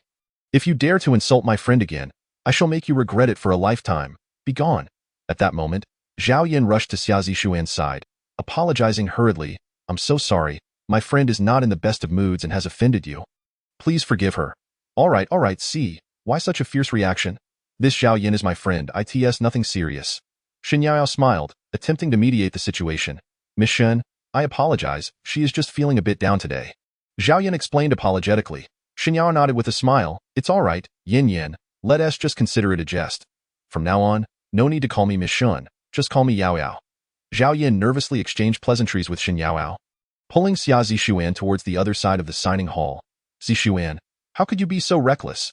Xia Zishuan shrugged off Zhao Yan's hand, glancing at Xin Yaoyao's graceful figure from afar, fuming. How could she be dining with Robin? How could she possibly be the Cheng family's heiress? What right do they have to possess such privileged backgrounds? Chapter 0089. Did you not see this as the president's seat? On the 10th floor of the Xiao Group building. In the sales department, Lu Zihui arrived at the office door of Zhou Jiangdong, the vice president overseeing the group sales. Zhou Jiangdong, 26 years of age, an MBA from Harvard Business School, is a senior of Xiao Yudi from her time at Harvard. A year ago, he returned to China and joined the Xiao Group as vice president, responsible for sales. With the establishment of the Qingdong Development Group, there was widespread speculation that Zhou Jiangdong would assume the role of president. Rumor has it that during his time in the United States, he was pursuing Xiao Yudi. His return to work last year was allegedly motivated by this. It is said that he declined offers from several world-class international conglomerates to join the Xiao Group. With this background, Zhou Jiangdong has effectively become the second-in-command at the Xiao Group. He often mentions his status as a senior to Xiao Yudi during their time at Harvard. In many instances, when people brought up the possibility of him becoming Xiao Yudi's fiancé, Zhou Jiangdong would respond with ambiguous remarks, leading outsiders to believe he was tacitly acknowledging an ongoing relationship with her. Gradually, many within the group have come to believe that Zhou Jiangdong will inevitably enter the core management of the Xiao Group. However, despite having been with the Xiao Group for nearly 2 years, he has yet to join the board of directors. This was Lu Zihui's first visit to Zhou Jiangdong's office.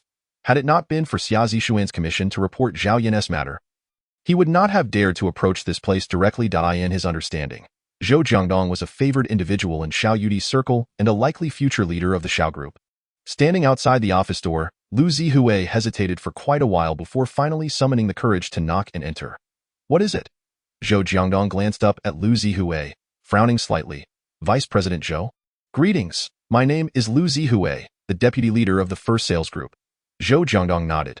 Vice President Zhou, I am here to report on someone. Zhou Jiangdong's frown deepened.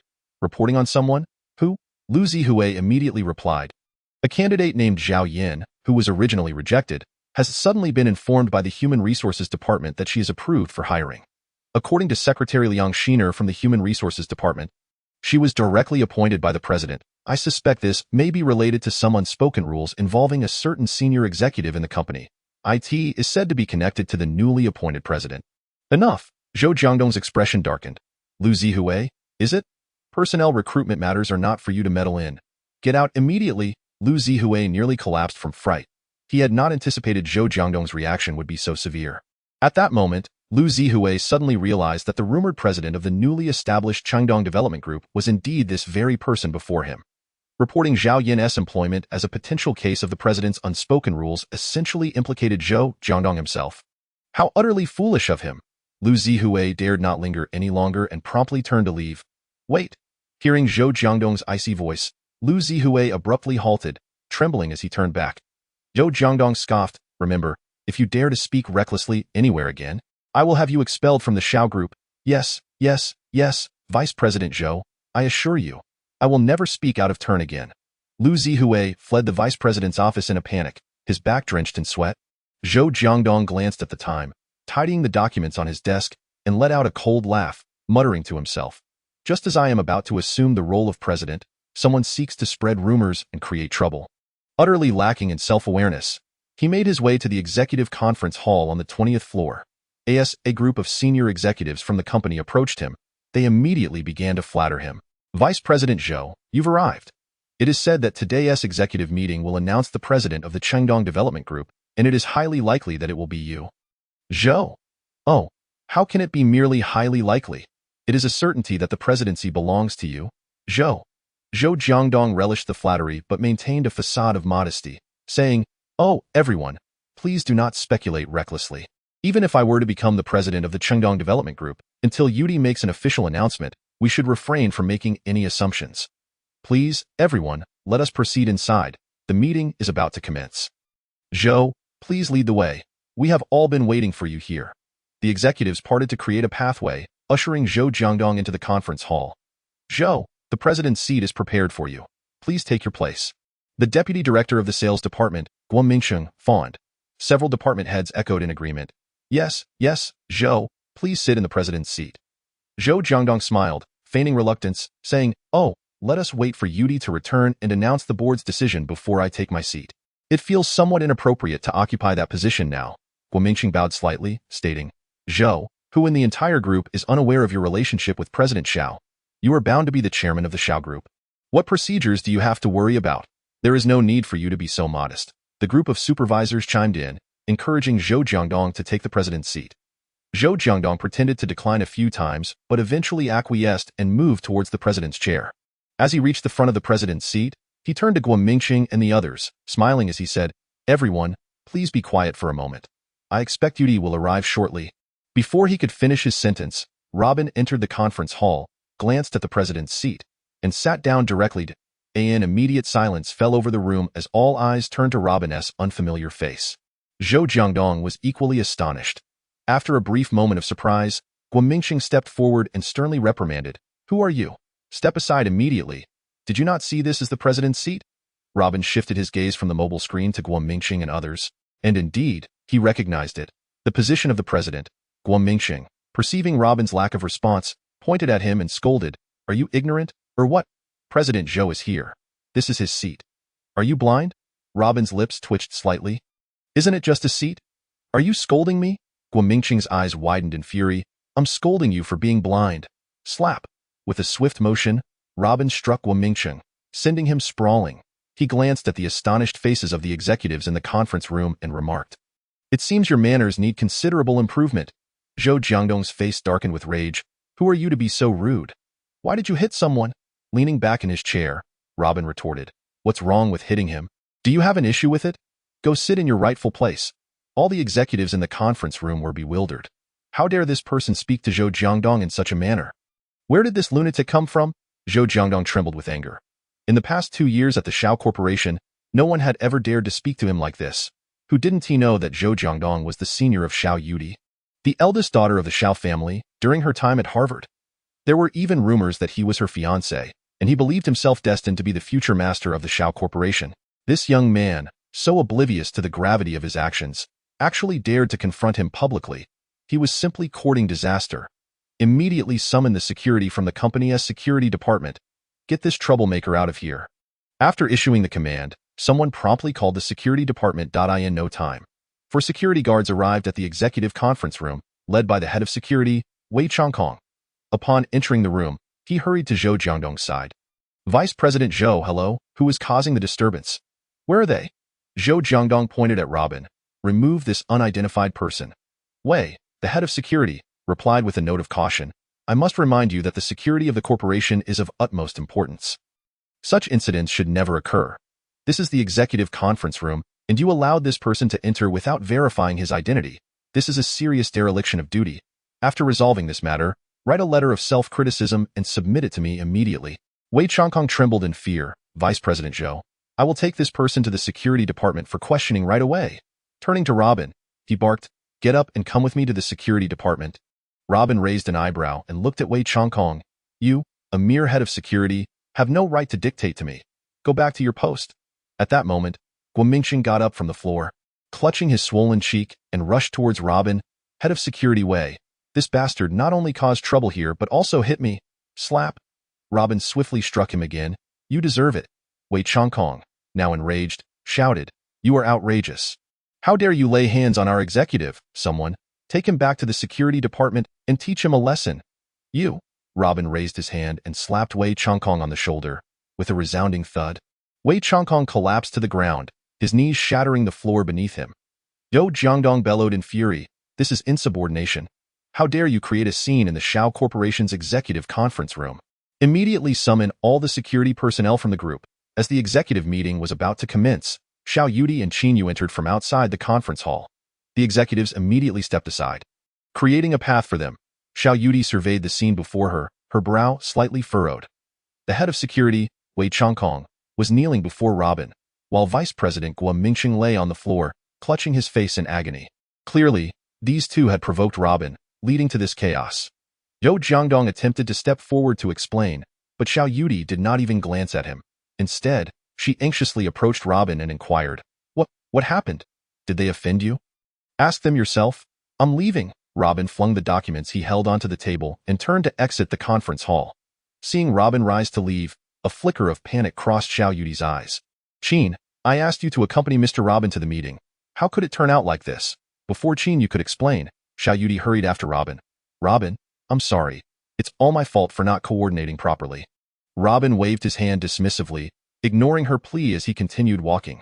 Robin, wait a moment, will you? Shao Yudi, feeling desperate, was on the verge of tears. With a sigh, Robin halted his steps. Why must you be so tragically dramatic? Woman? Shao Yudi stood before him, a mix of pleading, grievance, and a hint of indignation in her expression. Robin, will you stay? Rest assured, I will address whoever has offended you immediately. No matter who it is, the Shao Corporation will not retain them. Her words left all the executives in the conference room utterly astonished. The typically aloof and composed Shao family heiress, the renowned beauty Shao Yudi, was humbling herself to plead with this man named Robin. Moreover, she was willing to take immediate action without even knowing the full story. What was happening? Since her debut, Shao Tianlong had always held her in high esteem. Who would dare cause her even the slightest distress? Shao Tianlong would squash them without a second thought, no questions asked, and Ningxuan, who was unaware of Shao Tianlong's ruthless reputation, which was more fearsome than the infamous underground king Qi Yuhu. Therefore, over the years, even though Shao Yudi acted with her characteristic arrogance, no one had ever dared to be impertinent in her presence. Yet this man named Robin had the audacity to throw a tantrum before her? Who on earth was he? Did he perhaps possess an even more formidable background? However, as of now, no such figure existed in Ningxuan, unless he were a man whom the Shao heiress admired and revered, which would explain her willingness to set aside her pride to plead for him to stay. After a moment of astonishment, the executives turned their gazes back to Zhou Jiangdong. That moment, Zhou Jiangdong's face flickered between shades of green and purple, a ghastly sight. This scene was a direct slap in the face. The rumors of him being Xiao Yudi's fiancé became instantly hollow. The people who had surrounded Zhou Jiangdong instinctively took several steps back. Qin Yu approached Xiao Yudi and Robin. Mr. Robin, it is all my fault. I was at the complaints department regarding Zhao Yin's issue and did not anticipate this situation. I don't care about your circumstances. If Mr. Robin leaves in anger today, you can consider your position forfeit, Xiao Yudi exclaimed furiously. I instructed Assistant Qin to handle this matter. Very well, I will return to the meeting. Robin's lips twitched as he looked at Xiao Yudi. You truly are something else. With that, he returned to the president's seat. Xiao Yudi glanced at Robin's back, a fleeting look of joy crossing her face. Turning to Qin Yu, her demeanor instantly cooled. Let us begin the meeting. Afterward, I want a detailed explanation regarding the complaints. Whoever is spreading rumors must be investigated thoroughly. Yes, Miss Xiao. Qin Yu promptly organized the notebooks and meeting materials, placing them neatly in front of Robin. Zhou Jiangdong's lips twitched, but he remained silent, taking his seat as vice president, his eyes glinting with suppressed rage. Xiao Yudi surveyed all the executives in the room, her gaze landing on the terrified Wei Chongkong, who still knelt on the floor. Wei Chongkong, go to finance and settle your accounts. Leave immediately. Wei Chongkong attempted to explain, to plead, but 3 security guards, at Xiao Yudi's signal, escorted him out of the conference room. Vice President Guo Mingqing, enduring the pain, scrambled to Robin and Xiao Yudi, pleading, Mr. Robin, I truly did not know you were a significant figure invited by Miss Xiao. Please forgive my previous offense. I was blind, ignorant, and arrogant. I swear I will never dare again. Robin replied coldly, I have never been in the habit of forgiving others. Please, Mr. Robin, grant me another chance. My family's mortgage, car loan, children's tuition, and my elderly parents' pension all depend on this salary. Guo Mingqing wept pitifully. If I lose this job, I will go bankrupt. I beg you. I am not your father.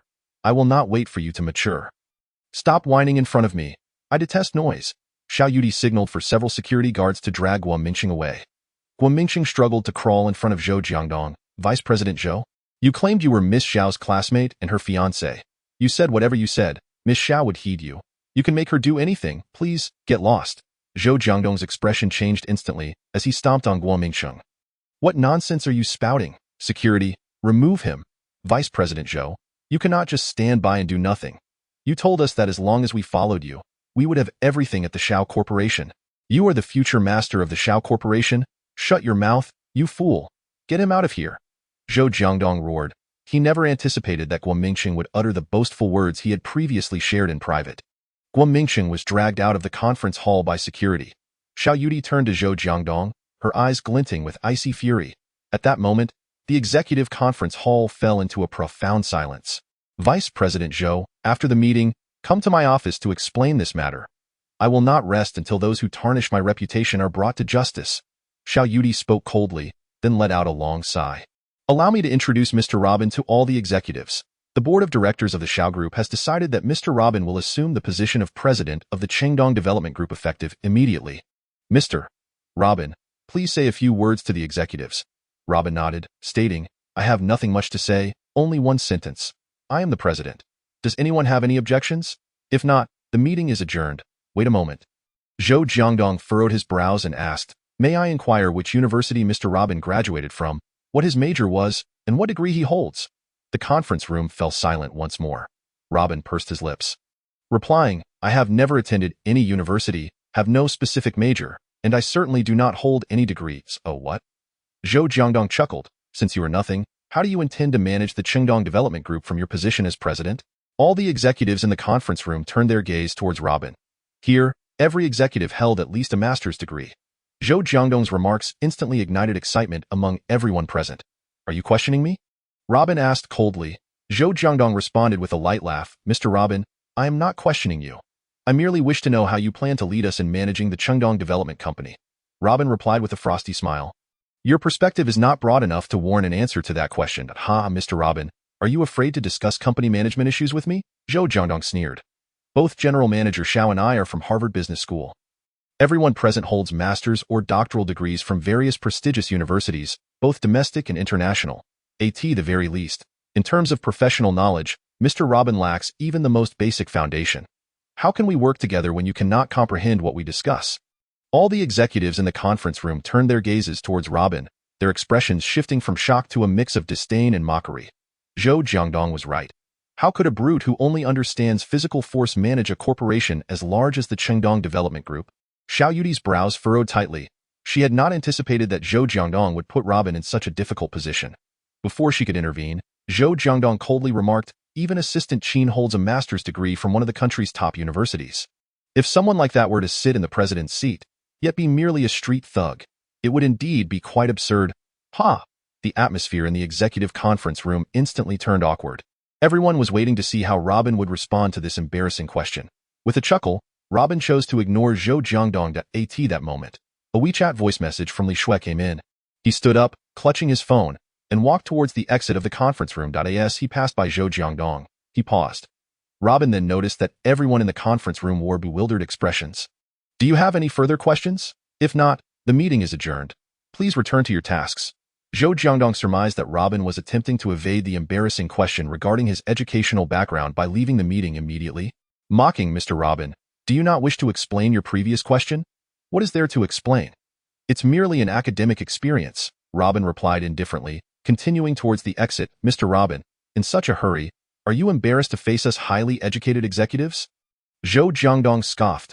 "Very well, from now on, let us try to avoid discussing such topics that may hurt your self-esteem."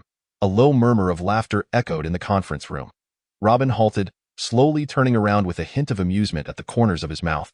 Xiao Yudi coldly stated, "Zhou Jiangdong, do you not think you are speaking too much?" Zhou Jiangdong chuckled lightly. All right, I shall refrain from speaking. I am merely curious how someone without any credentials ended up as the president of the Xiao Group's Chengdong Development Company." "Haha, if my question has hurt Mr. Robin's pride, I take it back." "Haha." The executives in the conference room joined in the laughter. "Dio, you truly wish to know whether I am capable of holding the position of president?" Robin replied coolly, "Very well, since your curiosity is so intense, I shall demonstrate that the things you take pride in are trivial matters to me." Zhou Jiangdong laughed heartily. "My family's Zhongshan Group is among the top 500 enterprises in Longhua, situated in Jiangnan Province. The reason I came to Ningxuan is to collaborate with Yudi, General Manager Xiao on a venture. My mentor is the world-class economic expert, Peter, whose friends include presidents and leaders from developed nations like Bill and Buffett. You consider these trivial matters?" Robin pressed the video call button on his phone, and the conference room's display screen lit up with the image of an elderly foreign man. "Hi, Mr. Rowe, my old friend. Where are you now, and when can you come visit me?" "Ha ha ha." All the executives in the conference room were left dumbfounded. Xiao Yudi stared incredulously at Robin, then at the man on the video call. "Professor Peter?" Zhou Jiangdong was equally astonished. Upon closer inspection, he recognized the man on the screen as his former mentor, Professor Peter. How could Robin possibly be friends with a world-class expert from Harvard Business School? The tone of their conversation suggested a familiarity that was hard to comprehend. Robin smiled. "Peter, connect me with Bill and Buffett. I want them to join me for a little game. Dear Rowe. They are all asleep right now. Is it not a bit rude to wake them at this hour?" "They are not like me with my nocturnal habits," Peter replied awkwardly. "Old man, stop rambling. Wake them up immediately, or I will fly over and yank your beard," Robin teased with a mischievous grin. Peter nervously touched his disheveled beard, quickly responding, All right, I was just joking. I will call them up right away."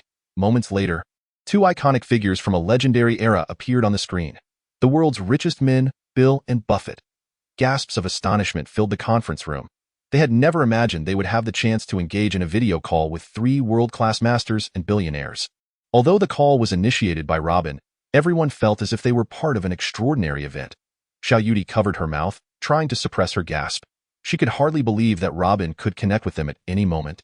Zhou Jiangdong was equally stunned. He had expected to humiliate Robin with his own academic credentials, only to find himself faced with an unbelievable outcome. Impossible. Absolutely impossible. Zhou Jiangdong shouted in frustration, standing up in a fit of rage. The video feed captured Peter's furrowed brows. "Mr. Rowe, what is going on?" With an indifferent smile, Robin replied, "Old man, this is your student. Dio, you recognize him?" Peter scrutinized Zhou Jiangdong for a moment, then exclaimed, "Oh, I remember. He was one of my doctoral students from the 2016 cohort. Initially, I thought he was a serious scholar, but later discovered that he had entered my lab through improper means, so I promptly expelled him." Sigh, many students in Longhua are too impetuous. Zhou Jiangdong's face turned as purple as an eggplant, his teeth grinding as he glared at both Peter and Robin. Robin, maintaining his composed demeanor, turned to Zhou Jiangdong and inquired, "Earlier, You mentioned that your family has a business in Jiangnan province, the Jiangshan Group? Zhou Jiangdong chuckled. Now you know, our Jiangshan Group is valued at 100 billion. Robin glanced at Buffett. Old man, ask your financial securities experts how long it would take to bring down a 100 billion valued conglomerate like Jiangshan Group to nothing. 3 minutes would suffice, Buffett replied with a smile. Very well, I will send you the data for Jiangshan Group. Begin the operation, Robin said, checking the time that I will start the countdown now.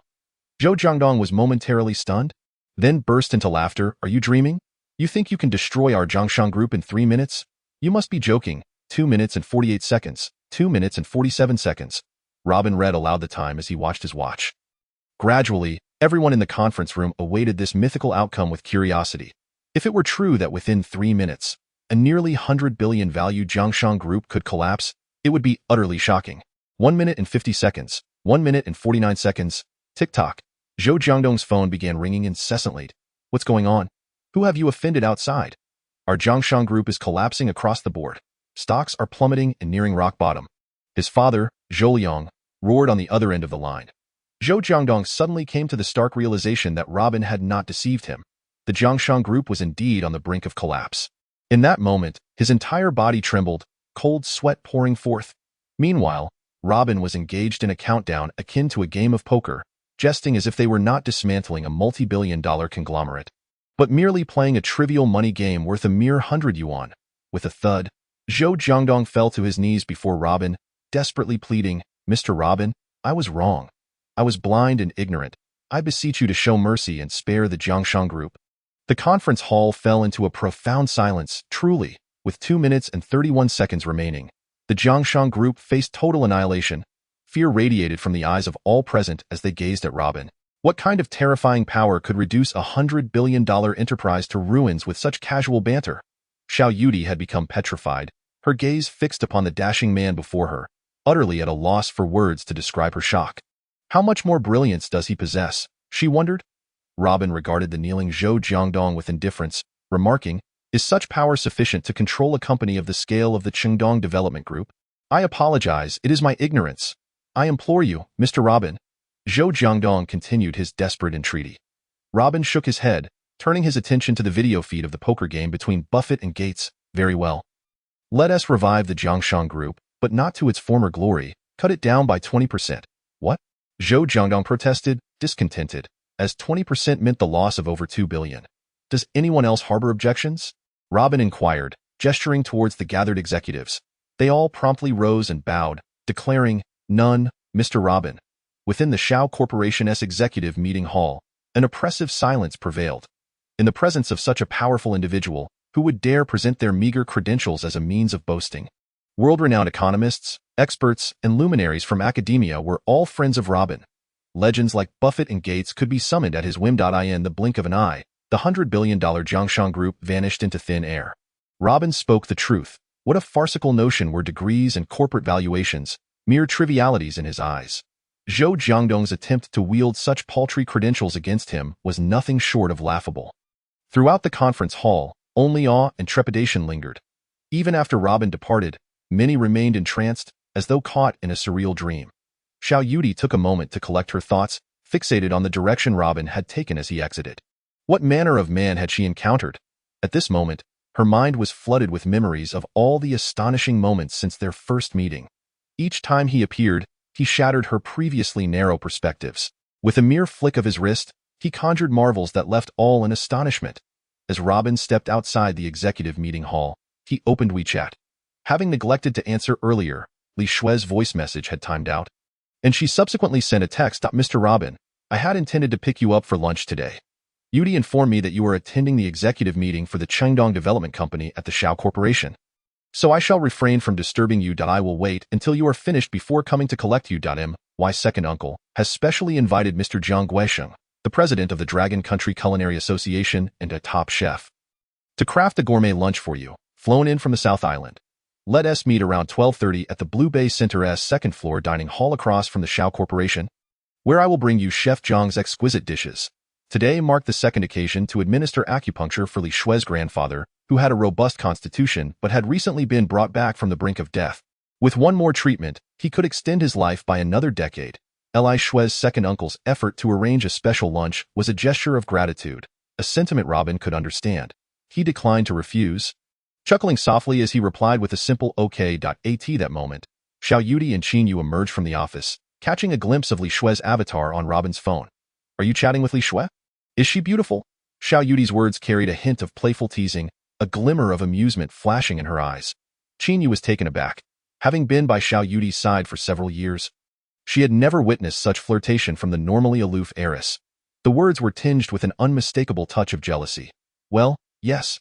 Robin shut off his phone. Is there something else? Nothing major. Xiao Yudi hesitated, initially intending to discuss Professor Biter's matters, but Robin interjected, if there's nothing else, I will return to my office to play some games for a while. I'll be leaving this afternoon. Hey. Xiao Yudi glared at Robin's retreating figure, muttering in annoyance, humph. This scoundrel has no emotional intelligence at all. Qin Yu stared in astonishment at Xiao Yudi's unexpectedly feminine demeanor. As Xiao Yudi noticed Qin Yu's bewildered expression, she playfully swatted her on the rear, urging, get back to work. What are you daydreaming about? Ah? Qin Yu's cheeks flushed crimson. Watching Xiao Yudi's graceful silhouette, she felt a moment of disorientation. Was this truly the cold and proud Xiao Yudi? Had she just slapped her behind? It was then that Qin Yu realized Xiao Yudi had intentionally altered her hairstyle today, and her outfit was far more vibrant and fashionable compared to her usual black and white professional attire. The warmth in her demeanor portrayed the unmistakable charm of a woman in love. Qin Yu glanced back at Robin's figure, then at Xiao Yudi, a soft smile spreading across her face, in a wonder that typically reserved and aloof Xiao Yudi would act this way. Robin was indeed an extraordinary man worthy of admiration. Xiao Yudi and Mr. Robin truly made a perfect pair. How delightful! Qin Yu's eyes sparkled with envy and blessings as she hurried towards Robin's office. Just as Xiao Yudi returned to her office, Zhou Jiangdong followed her inside. At this moment, Xiao Yudi was lost in thought, reminiscing about her experiences since meeting Robin. Each event illuminated her heart, and she couldn't help but smile at the memories. Yudi?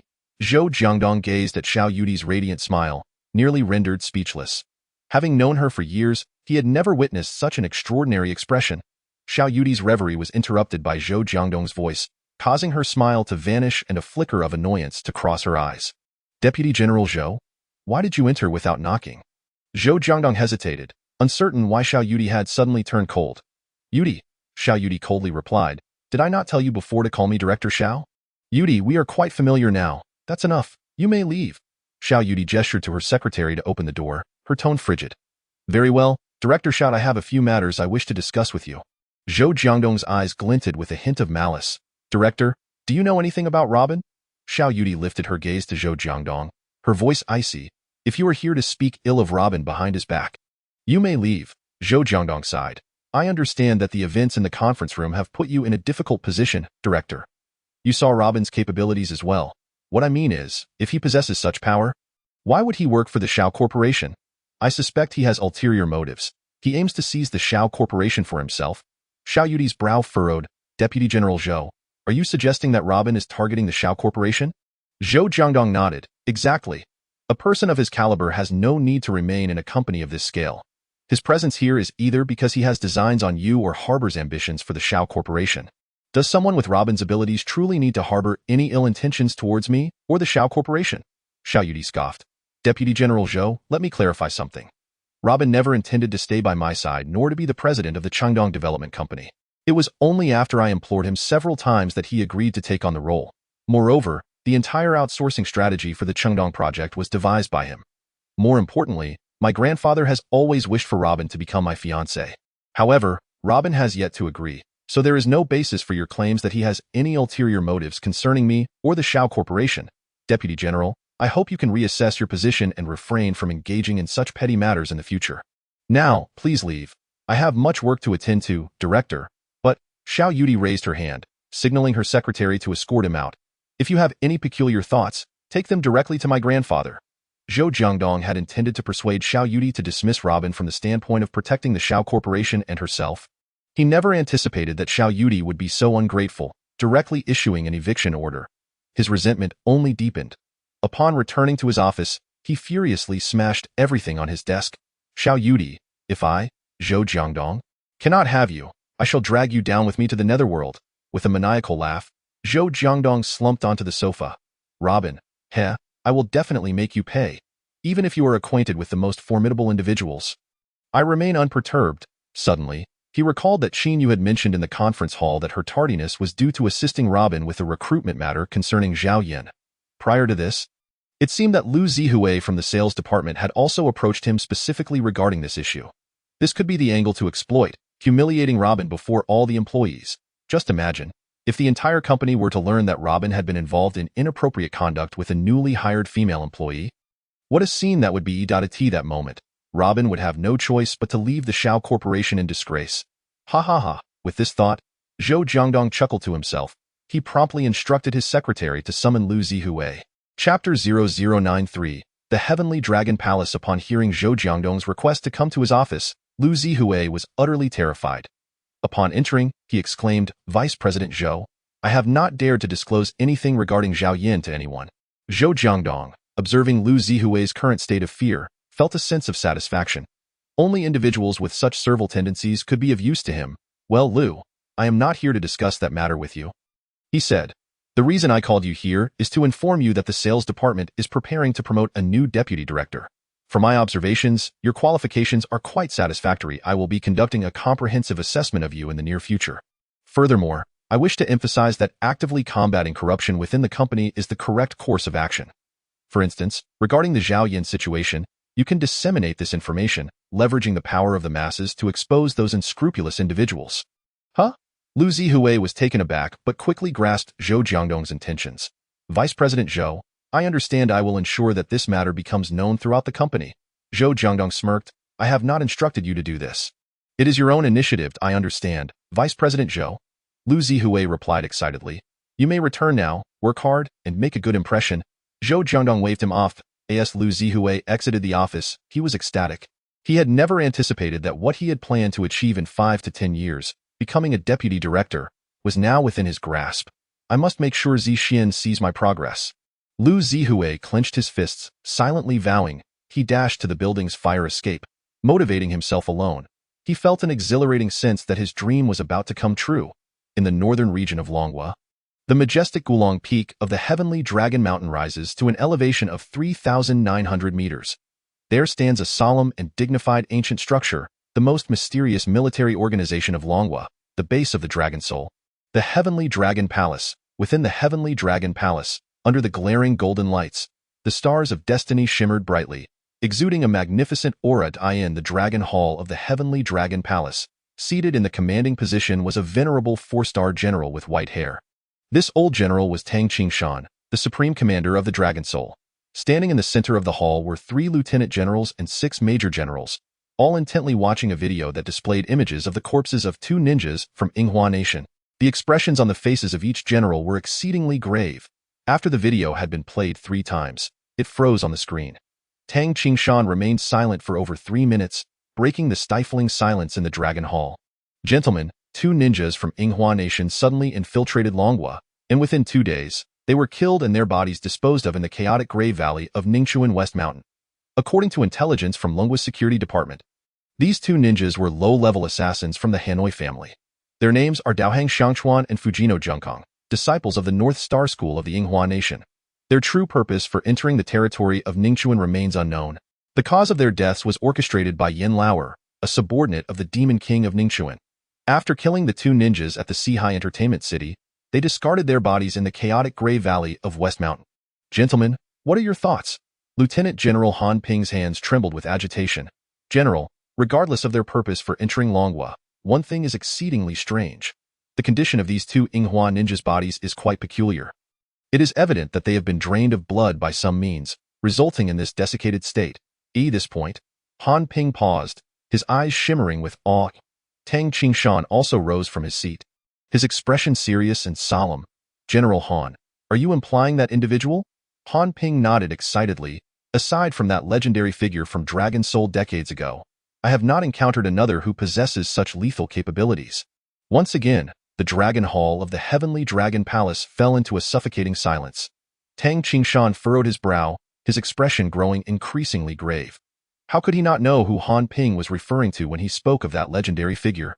"General, back then, Tianlong Shura must have been framed, which led to silence." Tang Qingshan interrupted coldly. The decree of the Heavenly Dragon Palace states that this individual must never be mentioned.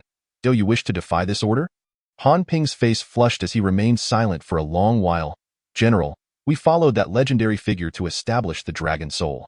How could he betray his beliefs? Enough. Tang Qingshan chastised sharply. This discussion ends here. The incident regarding the corpses of the Yinghua ninjas in Ningchuan West Mountain is now classified as 5S, level top secret. Han Ping furrowed his brow and continued, General, are we simply going to suppress this matter? Tang Qingshan's brow tightened as he paced back and forth in the center of the Dragon Hall. Time ticked away, and apart from the heavy sound of Tang Qingshan's footsteps, the hall was eerily quiet. General Han, you are to immediately fly to Ningchuan and take full responsibility for the West Mountain incident. Remember, this task is of the utmost secrecy.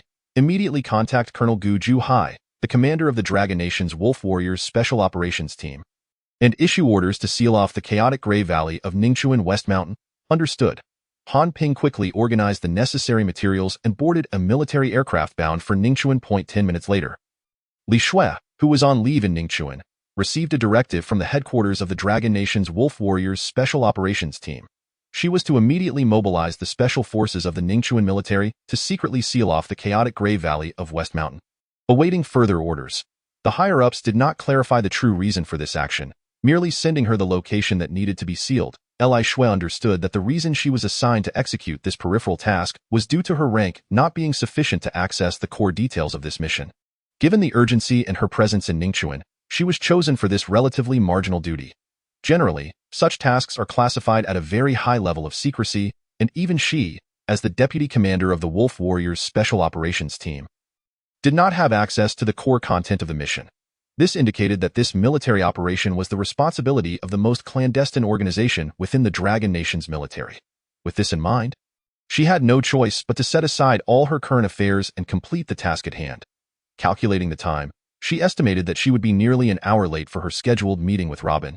Initially intending to call Robin to explain the situation and postpone their lunch appointment, she reconsidered, realizing that it would be rather disrespectful, especially since she was asking Robin to help treat her grandfather. At that moment, she glanced at her classmate Su Yinmei, who had come to seek her assistance, and an idea struck her. Su Yinmei, I have a task to attend to shortly, which will take approximately 2 hours. At noon, I have arranged to meet a man named Robin at the second floor of the Blue Bay Center across from the Shao Corporation. I may arrive later than expected. Could you please go to the Blue Bay Center and keep Mr. Robin company for a while? Aren't you hoping I could speak to Xiao Yudi about securing an outsourcing contract for the Chengdong project for your family?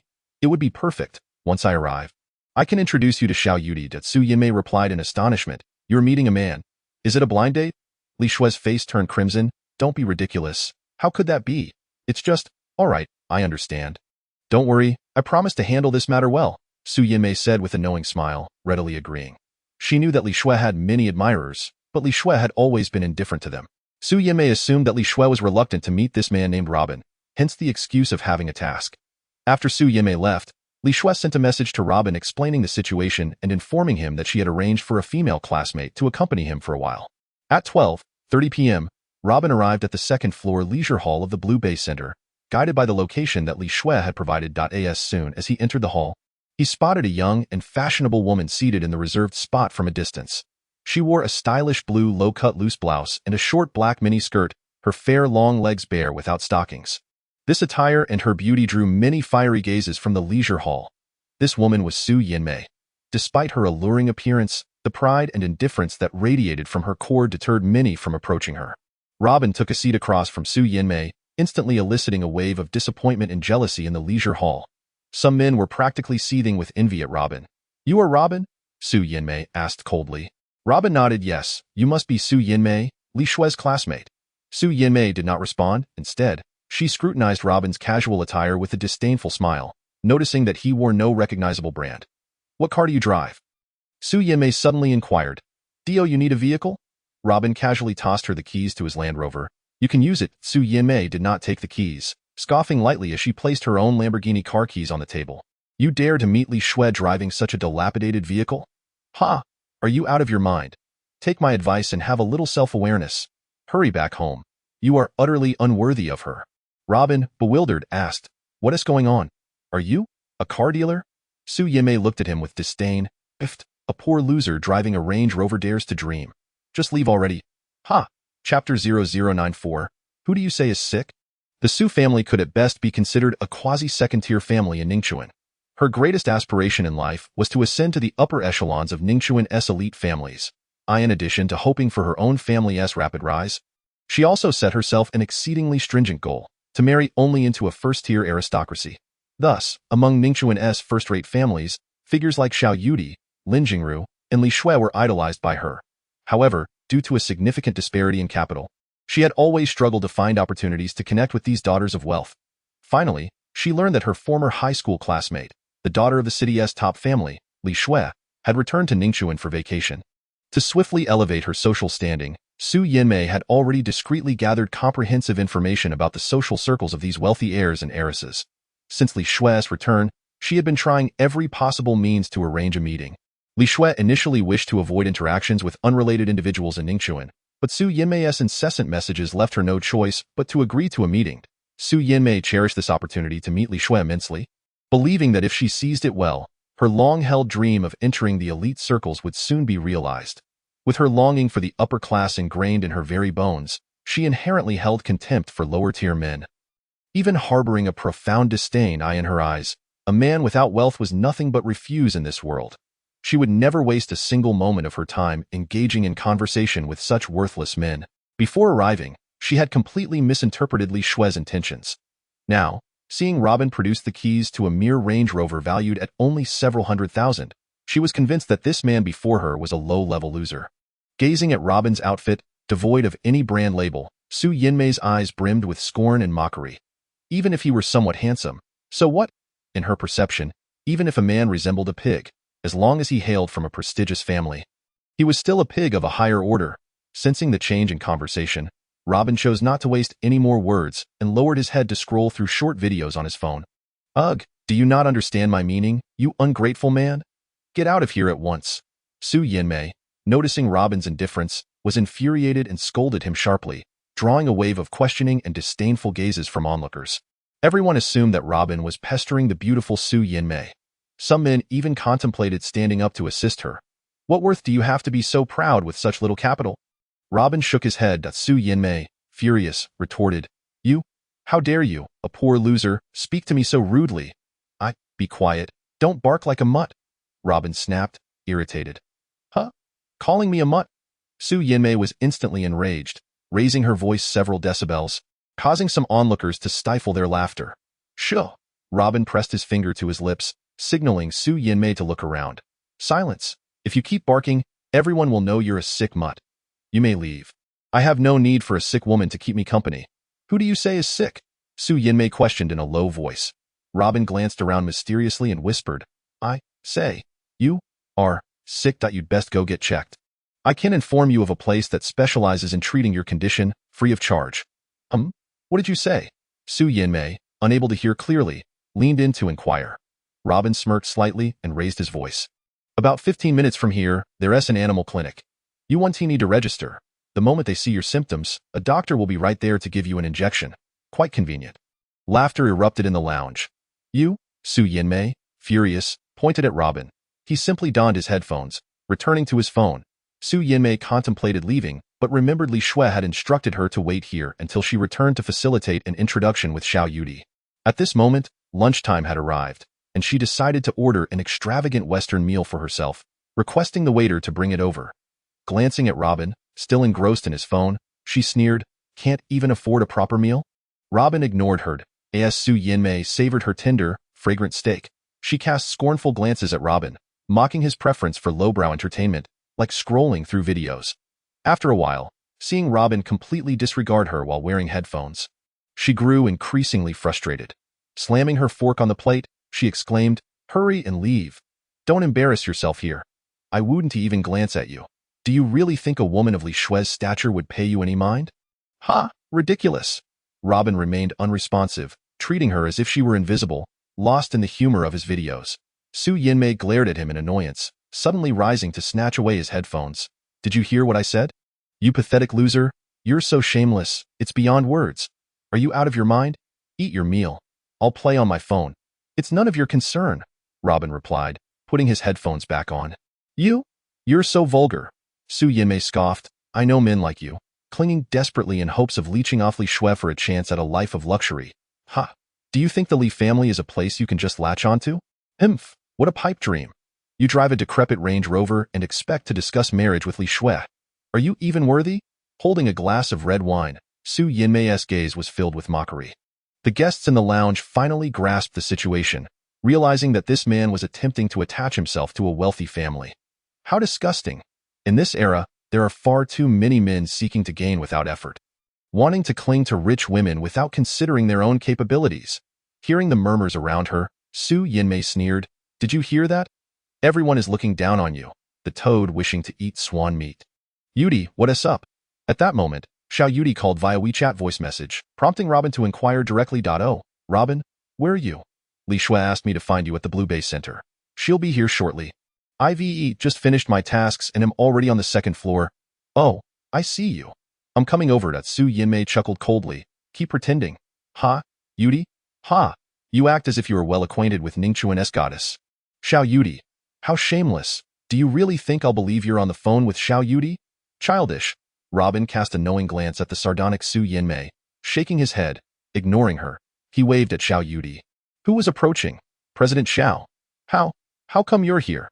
Su Yinmei, recognizing Xiao Yudi, stood up nervously and respectfully, causing her to spill the red wine on the table. In a flurry to clean up, she glared at Robin, ordering, "Stand up. Give your seat to President Xiao." Xiao Yudi looked puzzled at Su Yinmei and then at Robin. "What is going on?" Robin smiled coolly. "A rather sickly mutt has been barking all afternoon." Su Yinmei, incensed, retorted, "You bastard. Who are you calling a sick mutt? I'm perfectly fine." "Yudi, Robin, what is happening?" Li Shui approached from behind, a man following her, carrying an exquisite large food box. Seeing Li Shui arrive, Su Yinmei hurriedly stepped forward. Smiling, "I'm sorry. I was just scolding Robin. I made it clear to him that he doesn't deserve you. He just wants leave. Such losers are the hardest to deal with." Li Shui instantly understood the situation, her expression cooling as she brushed past Su Yinmei and quickly approached Robin, respectfully stating, "I apologize, Mr. Robin. It's my oversight that caused you to be upset." "Huh? Wait, Li Shui, why are you apologizing to this loser driving a Range Rover?" Su Yinmei was taken aback, staring incredulously at the scene unfolding before her. The esteemed daughter of the city's elite, Li Shui, was standing before Robin with utmost respect, almost as if she were a servant. "What is going on?" Chapter 0095. "What does that old man want from me?" Li Shui gestured for the accompanying man to place the food box on the table. "Mr. Robin, this is a state banquet-level lunch specially prepared for you by Master Zhang Guisheng. Just delivered to Ningchuan. I thought such a delightful meal would be rare, so I called Yudi over to enjoy it with you. I hope you don't mind." Su Yinmei, witnessing Li Shui's respectful demeanor towards Robin, felt a deep sense of resentment. What stunned her further was that the Li family had invited the president of the Dragon Country Culinary Association, specifically to prepare a state banquet-level meal for Robin, delivered personally by Li Shui. She found it impossible to comprehend and accept. Not only was Su Yinmei utterly shocked by everything unfolding before her, on the second floor of the Blue Bay Center, the leisure and dining area buzzed with excitement due to the arrival of Li Shui and Xiao Yudi, provoking a stir among the guests. What could be the reason for the two goddesses of Ningchuan to grace this place together today? "Look, I see that the young lady of the Xiao family. It is indeed rare for her to be seen in such a setting. In all these years, when has the young lady of the Xiao family ever made an appearance at such occasions in Ningchuan?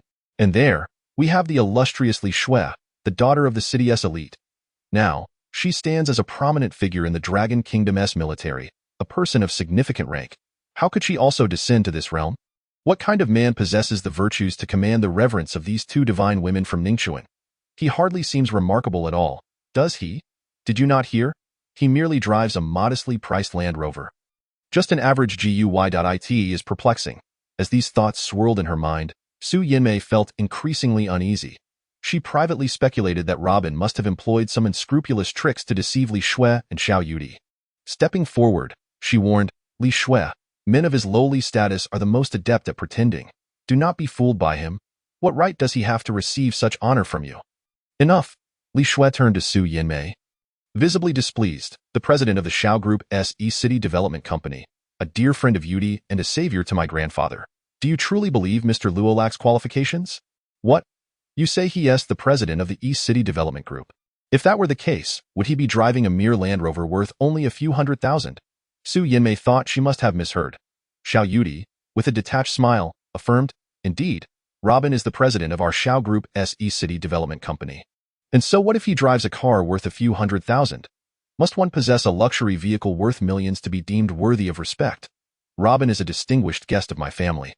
To look down upon Mr. Luo is to look down upon the Xiao family itself. Though you truly possess such audacity, you are but a frog at the bottom of a well." Upon hearing Li Shui and Xiao Yudi's words, Su Yinmei cast a resigned glance at Robin, her heart a tumult of emotions. Li Shui had invited her to sit with Robin to foster their acquaintance, and the subsequent arrival of Xiao Yudi was clearly intended to facilitate her signing the outsourcing contract for the Xiao Group SE City project. Su Yinmei bit her lip, feeling a wave of regret wash over her. She could have leveraged her connection with Li Shui to become good friends with Robin, thereby elevating her family's status through the connections of the Li and Xiao families. Fulfilling her aspirations.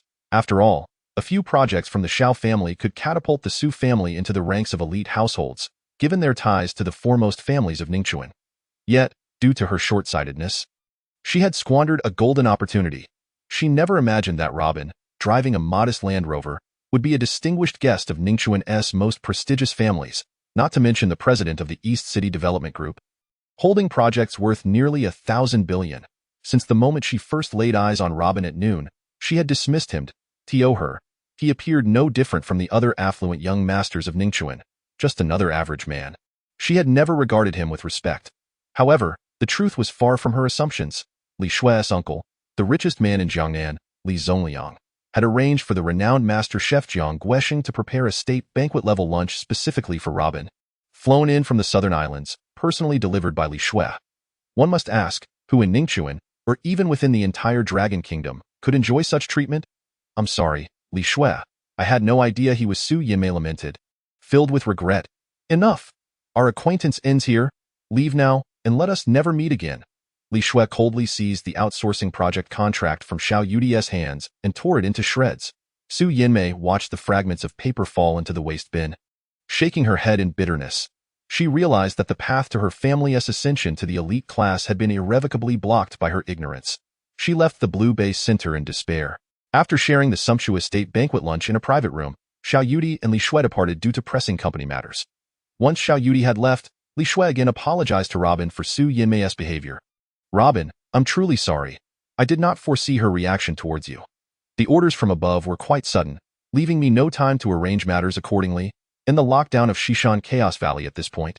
Li Shui abruptly halted, her overwhelming sense of guilt nearly revealing a military secret. She offered an awkward smile. "I apologize, I truly regret this." Robin understood that the sudden military lockdown of Shishan Chaos Valley was related to the corpses of 2 ninjas from the Cherry Blossom Nation. He had received intelligence about the ninjas' entry a day prior and was aware that the Dragon Kingdom's security department had been monitoring their movements from the outset. Their sudden disappearance at the Four Seas Entertainment City would undoubtedly attract the attention of the security department. Yin Lauer would soon be summoned for questioning. Instructions had already been relayed to him on how to address the security department. In the midst of their conversation, Shen Yaoao called Yin Lauer to inquire about the situation regarding the Gu family's shares. "Robin, Yin Lauer has successfully transferred all the shares of Gu Zhihai in the Gu Group to me. Holding these shares makes me uneasy, and I think I shall convert them into cash and donate them one day, which would put my mind at ease." Robin rolled his eyes, thinking, "I thought I was the only one in this world who had no concept of money. The last time at the Zifeng Equestrian Center, you lost 50 million, and I considered it my way of compensating for your loss. I wouldn't want you to think I was taking advantage of you. Roughly calculated, 20% of the Gu shares is at least 5 to 600 million. Right?" On the other end of the line, Shin Yaoyao fell silent for a moment, her voice choked with emotion. "Robin, you avenged my brother and sister-in-law. I can't thank you enough. I want to treat you to a big meal. Where are you now? I still need to visit your villa today. Don't come. You're still clinging to me, but we're even now. Don't bother me again. Goodbye." Before Shin Yaoyao could respond, Robin hastily hung up, wishing to avoid any further entanglement. Having this woman around was akin to a mosquito buzzing incessantly in his ear. After ending the call, Robin exhaled deeply, visibly relieved. Li Shui observed his demeanor and stifled a laugh. Covering her mouth with her hand, "Let us go. I want to visit old Master Li," Robin said, shrugging. Li Shui nodded, walking alongside Robin as they exited the private room. This scene was captured by Lu Zihui, who had been tailing Robin. Prior to this, Robin had received detailed information and photographs of the stalkers from the dark web. inquiring whether he wished to deal with them. Upon discovering that the one tailing him was Lu Zihue, he chose not to issue instructions for the dark web assassins to eliminate the stalker. Meanwhile, Li Shui also noticed Lu Zihue following them and promptly instructed her intelligence personnel from the Wolf Warriors Special Forces, stationed in Ningchuan, to investigate the stalker's information. Lu Zihue remained oblivious to these developments. After capturing photographs of Robin and Li Shui together, he was elated, believing these images would earn him commendation from Vice President Zhou. Lu Zihue was unaware that Robin held a significant position in the East City Group. He only knew that Zhou Jiangdong was Xiao Uds Sr. and the second-in-command of the Xiao Group after her. Zhou Jiangdong despised Robin and wished to gather incriminating evidence against him. Lu Zihue, oblivious to the peril he was courting, was hurtling down a path of self-destruction. As Li Shui and Robin exited the Blue Bay Center, they boarded a Hummer SUV, heading straight for the city government. Lu Zihue intended to follow them but was blocked by Li Shui's subordinates. Upon entering the Li family estate, they encountered a man in his 50s exiting the gates alongside Li Zongqing. This man was none other than General Han Ping of the Dragon Soul, a legendary figure within the Dragon Kingdom's military. Upon spotting Robin, Han Ping's eyes lit up and he froze in astonishment. Wow! He looks just like Han Ping muttered to himself, unable to tear his gaze away from Robin. What is this old man staring at? Is he unwell? Robin shot him a glance, bypassing him as he made his way into the main hall. Chapter 0096. A memory of a deceased friend. Robin's brusque response startled Li Zongqing. Who was Han Ping? A legendary figure within the Dragon Kingdom's military, holding the rank of Major General with immense prestige. Many, including Li Zongqing, were unaware of Han Ping's current standing within the military. However, Li Zongqing recognized the gravity of Han Ping's identity and the top-secret nature of his undertakings. Han Ping had not been seen for a decade. His unexpected visit bewildered the Li family. After arriving at the Li residence, he held a confidential discussion with Li Tingkai in his study for over 3 hours. When Han Ping emerged, Li Zongqing noticed his father's grave expression, yet he was oblivious to the details of their conversation. After concluding his meeting with Li Tingkai, Han Ping departed hastily. Upon reaching the courtyard, he encountered Robin and Li Shui entering from outside. To his surprise, Han Ping stared at Robin for an extended period, his expression one of astonishment, muttering to himself in a bewildered manner. Robin, upon entering, felt the sharp gaze of an elderly man fixated upon him. The intensity of Han Ping's scrutiny made him uncomfortable, prompting him to issue a casual warning. Li Zongqing had not anticipated that Robin would speak so rudely to Han Ping, leaving him taken aback. The accompanying security personnel appeared ready to intervene, but Han Ping restrained them. Li Zongqing observed that Han Ping's gaze held no trace of hostility or murderous intent. The tension within him finally eased. After Robin had walked away, Han Ping lingered, his eyes shimmering with excitement and confusion, muttering incessantly, so similar, truly reminiscent. Even the manner of his speech mirrored that. Zongqing, what was that young man doing just now? And who was that girl accompanying him? Han Ping inquired. Li Shui was unfamiliar to Han Ping. It was their first encounter. Han Ping's identity was confidential within the military. Hence, when Li Shui and Robin entered, Li Zongqing had not introduced them. Now that Han Ping asked about Robin and Li Shui, he felt emboldened to respond. General Han, that young man is named Robin, an exceptionally skilled physician, come to treat my father. The girl with him is my daughter, Li Shui, who currently serves as the deputy captain of the Longwell Warwolf Special Forces. Mr. Robin has quite the temperament, being a man of the world, accustomed to spontaneity. General, is there something amiss? A flicker of melancholy passed through Han Ping's eyes. Upon seeing that young man, I was reminded of an old friend. His appearance bears a striking resemblance, indeed. Alas, what a pity. The expression on Han Ping's face transitioned from surprise to one marked by the scars of time. Exiting the Li family estate, he settled into a vehicle. A young man beside Han Ping asked, General, should we investigate Robin's background? Han Ping furrowed his brow, remaining silent for a long moment before waving his hand. No action should be taken for now, just in case. Enough of this. Accompanied by Li Shui, Robin entered the grand hall of the Li residence. Li Zongliang and others had long awaited at the entrance. After seeing off Han Ping, Li Zongqing promptly returned to the hall. He hurried a few steps to stand before Robin. Clasping his hands in apology, Mr. Robin, I sincerely apologize for my earlier rudeness. I was preoccupied with a long-lost acquaintance of my father, and I neglected you. Please forgive me. Robin shrugged, chuckling lightly. You're referring to that old man? Quite eccentric, but let's not dwell on that. Let us see how the old master is faring. I in the study. Li Tingkai sat on the sofa in the bedroom, eyes closed in meditation. The afternoon conversation with Han Ping had left him quite fatigued. His complexion pale, breaths shallowed. "Ah, Mr. Robin, you have arrived." Li Tinkai weakly opened his eyes, attempting to rise. Robin gently pressed him back down. "Rest easy, old master. Let me assess your condition." Li Tinkai obediently reclined on the sofa like a compliant child. Robin's fingers pressed against his temples, lingering for a moment before grasping his neck. Everyone in the room watched Robin's every move, holding their breath. The last time, Robin had miraculously rescued the old master from the brink of death. Leaving them in awe, now, he predicted that he could cure the old master's ailment and extend his lifespan by another decade. No one dared to disrupt Robin's examination. After applying pressure to several acupuncture points on the old master's heart meridian. After a while, Li Zongqing and Li Zongliang could no longer contain their urgency and stepped forward to inquire, "Mr. Robin, what is my father's current condition?" Robin wiped his hands, responding nonchalantly, "Since I have taken action, the old master's illness will surely be cured. The pressing matter now is to see if we can further extend his lifespan." Upon hearing this, Li Zongqing and Li Zongliang trembled with excitement. The old master was the anchor of the Li family. As long as he remained, the family would continue to thrive. Given the old master's previous condition, everyone believed he had but 6 months to live. The family's rivals had begun to stir, preparing to launch a fierce attack once Li Tinkai had passed. The Li family's situation was perilous. Should the old master not pull through, the family would suffer grievous losses, perhaps even face annihilation. However, Robin's unexpected arrival had breathed new life into Li Tinkai, completely altering the family's fortunes. The Li family regarded Robin as their most esteemed benefactor. Now, Robin indicated not only could he save the old master, but he also wished to add a few more years to his life beyond the initial decade. Such an outcome would be an immeasurable blessing for the Li family. In gratitude, Li Zongqing and Li Zongliang bowed deeply. "Mr. Robin, your kindness shall not be forgotten by the Li family." Robin, not wishing to be overly formal, nodded and accepted the silver needles prepared by the Li family in the blink of an eye. 18 silver needles floated in mid-air. As Robin directed his hand, the needles danced gracefully. Suddenly, a surge of energy pointed toward Li Tinkai. The 18 needles, guided by Robin's hand, swiftly pierced the Baihui, Jinjing, Danzhong, Mingmin, and Lingtai points. The sight before everyone left them dumbfounded. These silver needles, once cold and lifeless, now emanated vibrant energy in Robin's hands. Each needle radiated a flow of vital energy, continuously entering the old master's body.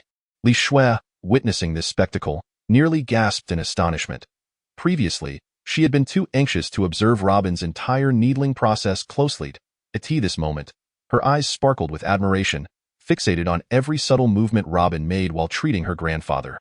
The entire process felt surreal, almost enchanting. Overwhelmed by awe, Li Shui glanced at Robin's composed back, her heart suddenly racing. An unfamiliar sentiment began to blossom within her, wild and unrestrained. "Why am I feeling this way?" Li Shui felt her cheeks flush, silently pondering. What manner of mysterious man was he, capable of stirring the calm waters of her heart into tumultuous waves? Everything once deemed impossible transformed into the extraordinary in his presence. 5 minutes after the needles pierced the acupoints, Li Tinkai's face suddenly flushed, beads of sweat streaming down as his breaths quickened. Li Zongqing and the others, witnessing this, were on the verge of rushing forward. "Do not disturb him," Robin commanded with authority. "Any distraction will undo all progress." Everyone halted in their tracks, holding their breath, afraid to make a sound. After a moment, Robin applied pressure to the Mingmin point, and the old master immediately fell unconscious. "What?" Li Zongliang exclaimed nervously. Ignoring him, Robin placed his palm over the old master's chest. A wave of stagnant energy slowly rose from Li Tinkai's head, his cheeks reddening. Drenched in sweat. 5 minutes later, Robin withdrew all 18 silver needles from the acupoints. Taking the towel offered by Li Shui, he wiped his hands, cough, cough, cough. 2 minutes later, Li Tinkai coughed a few times, opened his eyes, and let out a long breath. "Ah, my chest no longer feels constricted. It is as if a heavy burden has been lifted. How refreshing. I haven't felt this comfortable in years.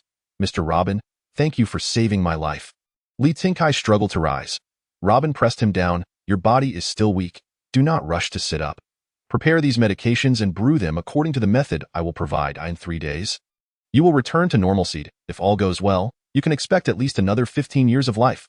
Li Tinkai was overwhelmed with joy. Li Zongqing and Li Zongliang stepped forward, bowing. "Mr. Robin, please join us in the living room for a cup of tea. Chapter 0097.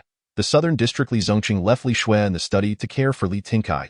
He and his brother, Li Zongliang, accompanied Robin to a small reception room next door. Once Robin was seated, the brothers bowed and said, "Mr. Robin, by saving our father, you have effectively saved the Li family. From now on, no matter the magnitude of the matter, the Li family will always be at your service." Robin shrugged. It was merely a small effort. Moreover, I seek nothing in return. Li Zongqing felt helpless. The most daunting individuals are those who desire nothing. The brothers exchanged glances. Li Zongliang produced a black gold card engraved with the character Li. "Mr. This is the Li family's supreme black gold card. In Jiangnan. It grants you unparalleled privileges. Very well, I will accept it." Without waiting for further explanation, Robin took the black gold card.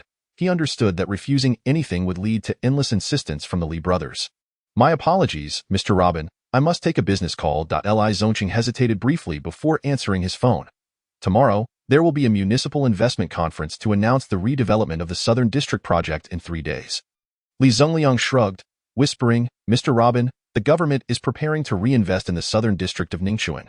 This information is worth trillions, if you're interested." At that moment, Li Zongqing returned from the balcony. Li Zongliang immediately fell silent, glancing at Robin, signaling him not to reveal that they had overheard the information, lest Li Zongqing begin another political lecture. Robin smiled knowingly. He understood that learning of the government's plans for the Southern District was immensely valuable. However, such matters held no significance for him. "Well, the old master's health should be stable now. I must take my leave," Robin stated as he rose. Li Zongliang stepped in front of him. "Mr. Robin, please stay for dinner before departing." "There's no need.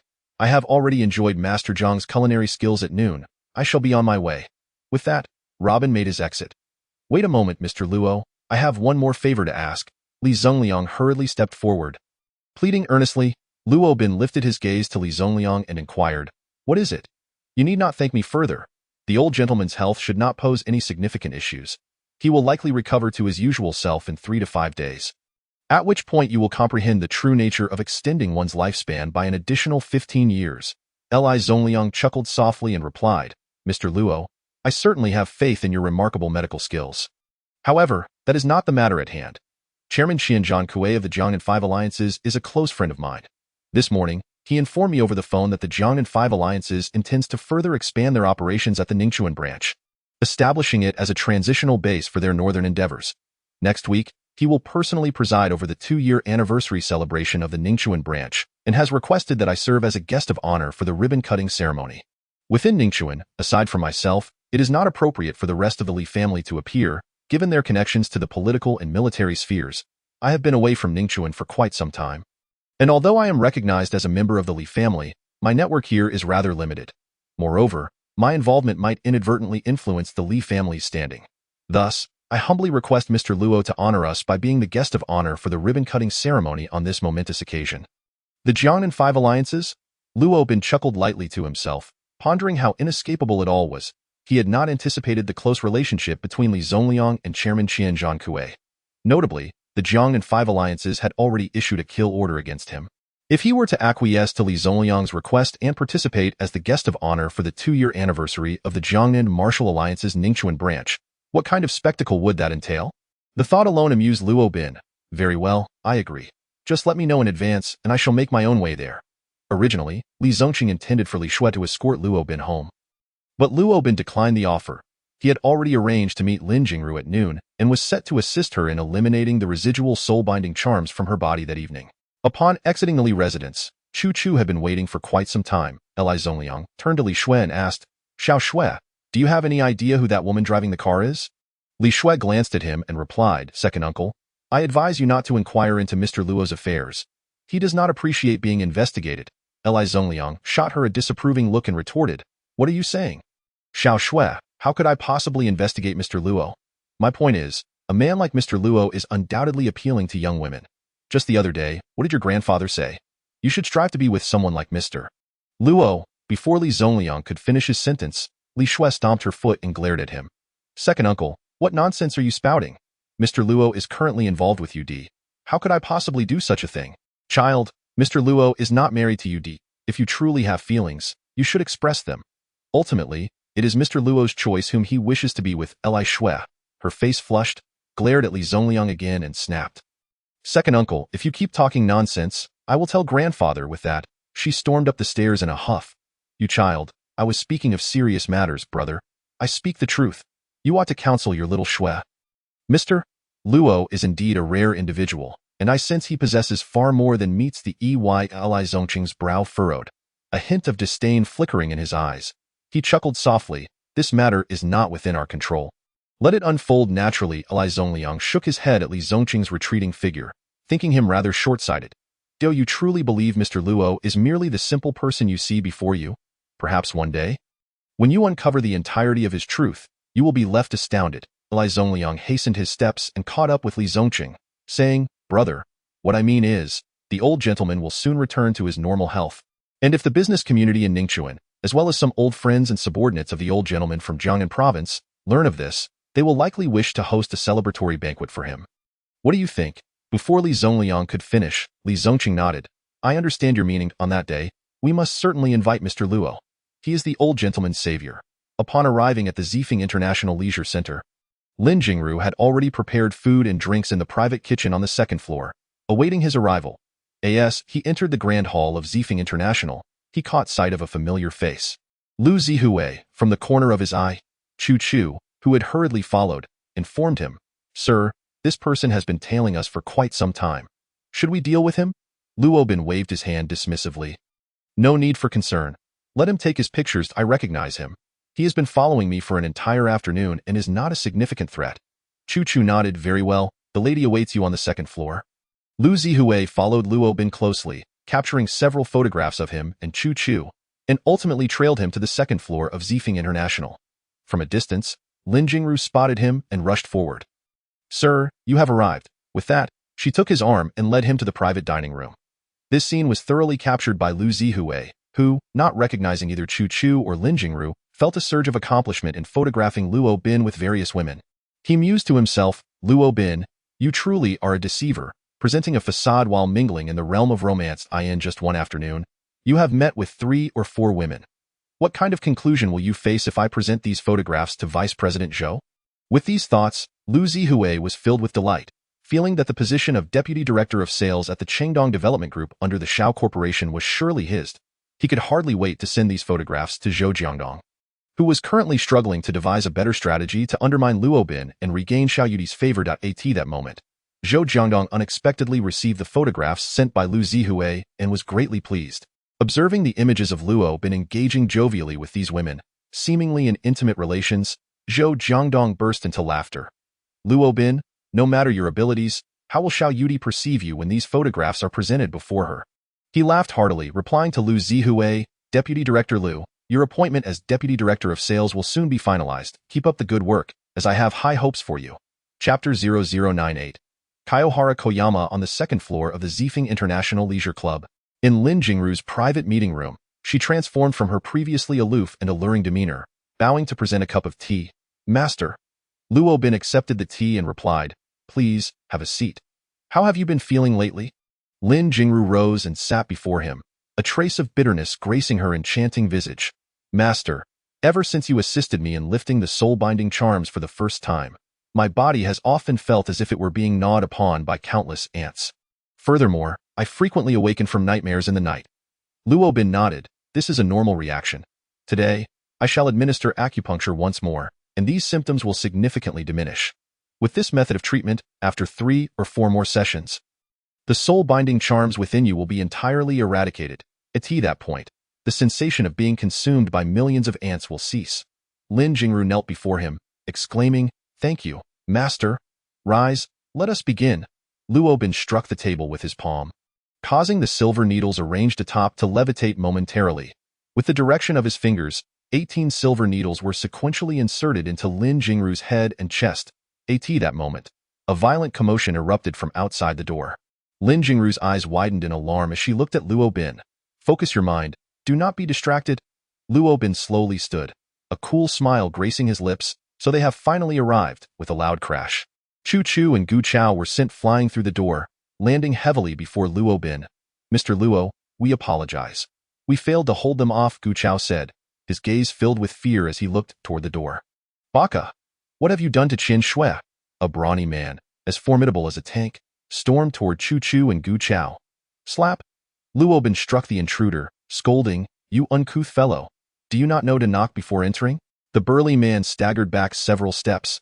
Had it not been for the two men accompanying him who caught him, he would have fallen to the ground. "Baka!" The man steadied himself and drew a samurai sword concealed beneath his robe. Pointing it at Luobin in an instant, the sword radiated a chilling aura, unleashing a wave of murderous intent that assaulted them like a torrential downpour. Jiu Chao and Chu Chu were astounded by the fierce aura emanating from the intruder. And they shouted in unison, "Mr. Luo, be careful, Kyoharakuen, stop!" Lin Jingru suddenly opened her eyes wide and admonished. This man from the land of cherry blossoms was Kyohara Koyama, the third disciple of Chiba Masayoshi from the North Star Sword School. Kyohara Koyama halted, his sword lowered, and coldly remarked, "Qian Shui, what are you doing? Do you intend to betray the Kawabi family and your master?" Lin Jingru's gaze turned icy, igniting with flames of hatred. The Kawabi family. The North Star Sword School. Ha! Are you not aware of what they have done to me? They treated me as a vessel for feeding their malevolent spirits, yet expect my unwavering loyalty? Ha ha ha, Kyoharakuen, if you were in my position, would you still adhere to this so-called path of loyalty? My master saved me. In this lifetime, Shinshue shall forever be a servant to my esteemed master, following him through life and death. My mother and I are but mere pawns, easily discarded by the Hanoi family and the North Star Sword style. You may leave now. From this moment forth, Shinshue shall stand in opposition to the Hanoi family. The corners of Ono Kyohara's mouth twitched as he coldly remarked, "I do not comprehend your words, but you must return with me." Lord Gokumura is already enraged. Gokumura Hiroshi? Lin Jingru's brow furrowed, recalling the spirit of the fierce shrine? Insolent. Ono Kyohara seethed with fury, declaring, "Master Gokumura Hiroshi is a hero of Sakura country. How dare you defile the dignity of Gokumura the immortal? Ha! A hero of Sakura country, merely a band of malevolent spirits." Robin scoffed, waving his right hand into the void, causing the silver needles from Lin Jingru's body to return to the air. "Baka!" Ono Kyohara roared in rage, swinging his sword down towards Robin's head. Lin Jingru struggled to step forward and block Ono's strike, but her weakened body could not support her. Robin chuckled lightly, sweeping his arm. "Go!" 18 silver needles shot forth like lightning towards Ono Kyohara and the two Sakura warriors trailing him. The trio was frozen in place, their bodies twitching uncontrollably. "Baka, you coward, resorting to such despicable tactics." Ono Kyohara glared at Robin, shouting in fury. Robin shrugged and replied, "All right, I shall grant you what you perceive as a fair opportunity. Think wisely. The chance is but once." With that, the 18 silver needles returned to the needle pouch on the table. Ono Kyohara and his two accompanying warriors charged at Robin with blades drawn, attacking from all angles with such swiftness that it left onlookers Chu Chu and Gu Chao gasping in disbelief. The speed and method of their assault rendered any counteraction impossible. The three warriors sealed off all escape routes for Robin, their swords inching closer to him, less than a centimeter away. Yet, Robin displayed no reaction. Lin Jingru was utterly astonished. She knew well the prowess of Ono Kyohara, a distinguished disciple of the North Star Sword style, a paragon among the youth of Sakura country. Few could emerge alive from beneath his blade. Ono's strike evidently unleashed all his might, bolstered by two first-rate warriors. Could the dragon assassin withstand Ono's lethal blow? Just as the three Sakura swords were about to make contact with Robin, time itself seemed to halt momentarily. The movements of Ono Kyohara and his two warriors froze in the swiftly passing moments, their astonished gazes fixed upon the still-smiling Robin, now aware of the terrifying adversary before them. Robin had spoken true. The opportunity was singular. An opportunity they would never seize. In that instant, Lin Jingru, Chu Chu, and Gu Chao beheld the trio's necks, where hot blood gushed forth, leaving them utterly shocked, a swift strike to the throat.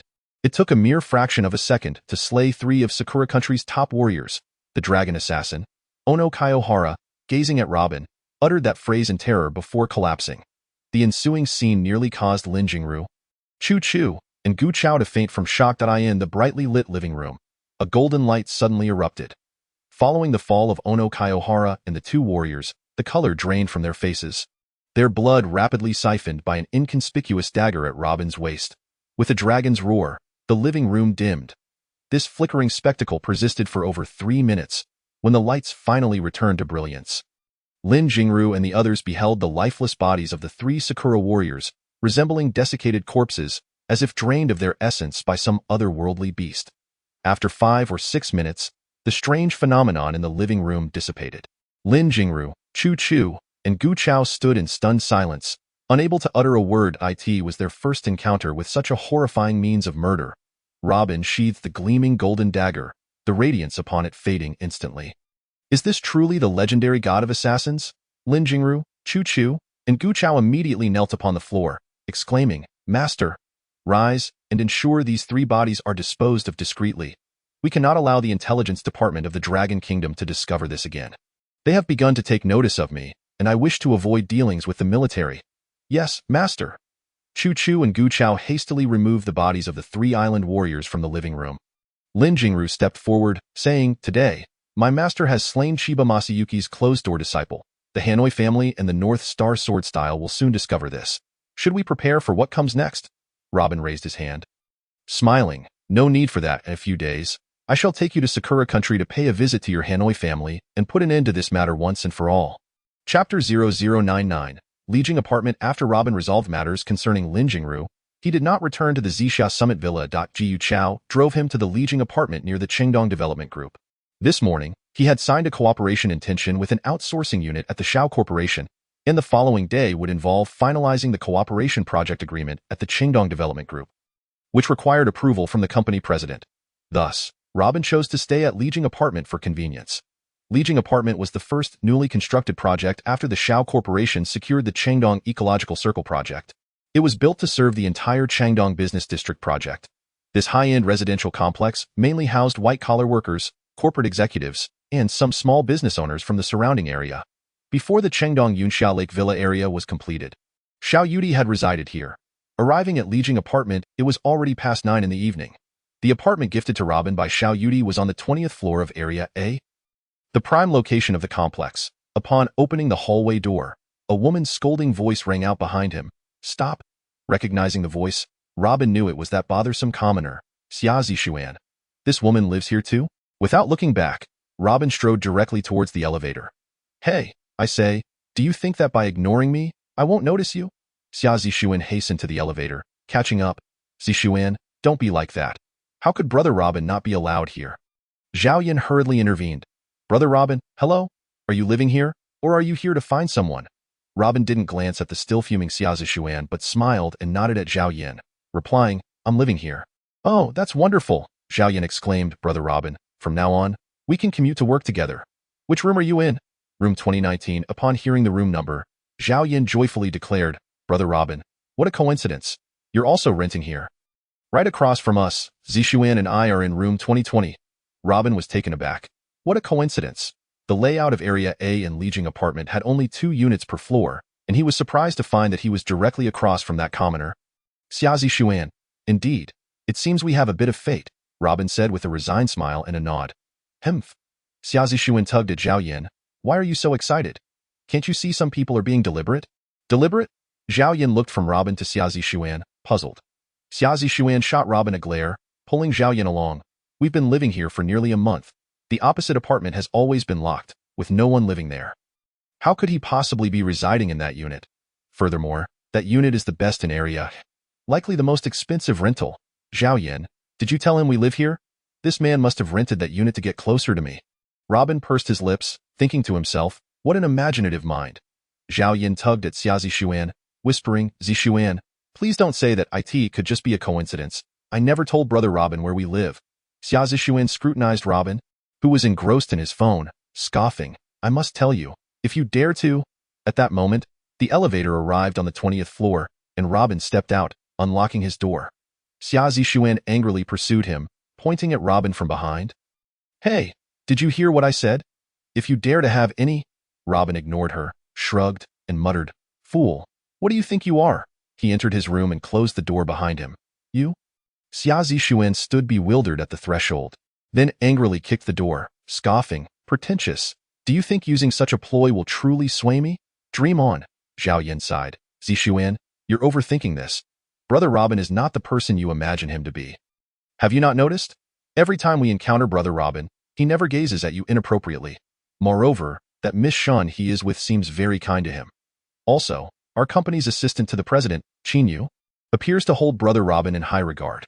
Given who Brother Robin is, would he resort to such tactics as you claim? Xia Zishuan let out a cold laugh and remarked, I recall you mentioning last time that he saved you that morning, and I couldn't help but speculate that he must have had an ulterior motive for his actions. Just think about it. With your average looks, why would he go so far as to provoke those local bullies on your behalf? Ever since then, it seems he has been shadowing us wherever we go. Don't you agree that he must be seeking to capture my attention for some reason? There can't possibly be that many coincidences in this world. Upon hearing this, Zhao Yin wore an expression of resignation. Xia Zishuan's imagination was far too fantastical. From the moment they met, she had harbored doubts about every man she encountered, as though every male gaze was laced with ulterior motives towards her. Yet, Zhao Yin firmly believed that the Robin she knew was not of such superficial character. He would never go to such lengths merely to pursue a woman. From the very first encounter, he had deliberately avoided her, and from Zhao Yin's perspective, Robin appeared reluctant to engage in conversation. He had even hinted that their interactions were limited to this. When Shun Yaoyao shared Robin's WeChat with her, it had been quite some time since she had seen Robin initiate any conversation. Even when she sent him a message, he had not responded. Zishuan, could you refrain from addressing him as Brother Robin in front of me? After all, he has aided me, Zhao Yin implored, pulling Xia Zishuan away from Robin's door. You're my dear friend. Yet every time we meet, you mention Brother Robin. It puts me in such an awkward position, making me seem ungrateful.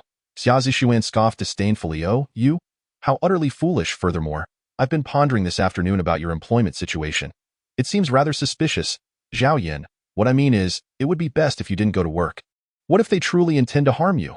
Zhao Yin's lips twitched. Zishuan, are you suggesting that you're feeling envious because my position is superior to yours? Xia Zishuan shot her a disdainful glance. What does it matter if your position is better? Your abilities are known. Even if you start off ahead of me, I will soon surpass you. I'm merely concerned you might be deceived if that happens. You're done for, Zhao Yin sighed. Zishuan, the company's complaints department is currently investigating this matter. If they discover you were the one who filed the complaint, it would be disastrous. Xia Zishuan chuckled. The senior mentioned that Vice President Zhou seems to be looking into Robin. Could this incident possibly be related to him? Or perhaps the matter of your employment being compromised has already come to light? Zhao Yin immediately grew anxious. What did you say? Brother Robin is under investigation by Vice President Zhou? Xia Zishuan smiled knowingly. Thus, Zhao Yin, you only perceive the surface of things. I advise you to keep your distance from him, lest you drag me down with you. Zhao Yin pouted. I can't just abandon this job. My mother's illness requires substantial funds. All right, enough of this talk. Look at you, so lackluster. Xia Zishuan retorted, visibly displeased. If you don't heed my advice and quit your job to seek employment elsewhere, once you realize your folly, you'll truly understand. Consider this. What do you possess? You were hired as a director's assistant right upon entering the company. They employed 20 people this time, and your position and salary are the best. Have you not pondered why that is? Zhao Yin furrowed her brows, feeling a surge of doubt within her. After Robin returned to his room, completed his shower, and lay on his bed, he fiddled with the dragon dart gifted by Lao Gui. Observing this seemingly blunt dagger, he was quite perplexed. After the first time he used it for murder, he discovered that the dagger could actually transform. Moreover, the flickering golden dragon images within the dagger seemed to possess a thirst for blood. What on earth was this dragon dart? Did it have some extraordinary origin? Chapter 0100. Not even qualified to be my servant. The following morning, Robin rose promptly at 6 o'clock. He first sat on the bed to meditate and practice the I Ching Jing before emerging from his bedroom. This had been his routine for many years. Having trained with Lao Gui for over a decade, he maintained this habit. Once he finished these rituals and completed his grooming, he stepped outside to see if there were any vendors selling fried dough sticks and soybean milk for breakfast. Upon opening the door, he spotted Xia Zishuan and Zhao Yin dressed in casual attire as they exited. Given their appearance, they too seemed to be heading out for breakfast. Ah, Brother Robin, what a coincidence. Good morning, Zhao Yin exclaimed with delight. Morning, Robin nodded in response. Xia Zishuan shot a disapproving glance at Zhao Yin and hurried her towards the elevator. Observing this situation, Robin frowned slightly but chose not to follow them, instead opting for the fire escape stairs. As Zhao Yin was pulled into the elevator by Xia Zishuan, she noticed that Robin had not followed. Peeking back, she found he had vanished. Where did Brother Robin go? It seems his door hasn't opened either. Zhao Yin pondered aloud. Xia Zishuan scoffed, playing tricks. He must be intentionally creating this scenario to garner my attention. How nauseating. Hurry up and close the elevator doors. Zhao Yin craned her neck again. Zixuan, shouldn't we wait for Brother Robin? Xia Zixuan firmly pushed Zhao Yan's hand away and closed the elevator doors. I certainly don't have time to waste on a loser like him. Today marks my first official day at work, and I need to arrive early to prepare. Sighing, Zhao Yin conceded. All right, but Zixuan, I must ask, why do you harbor such animosity towards Brother Robin?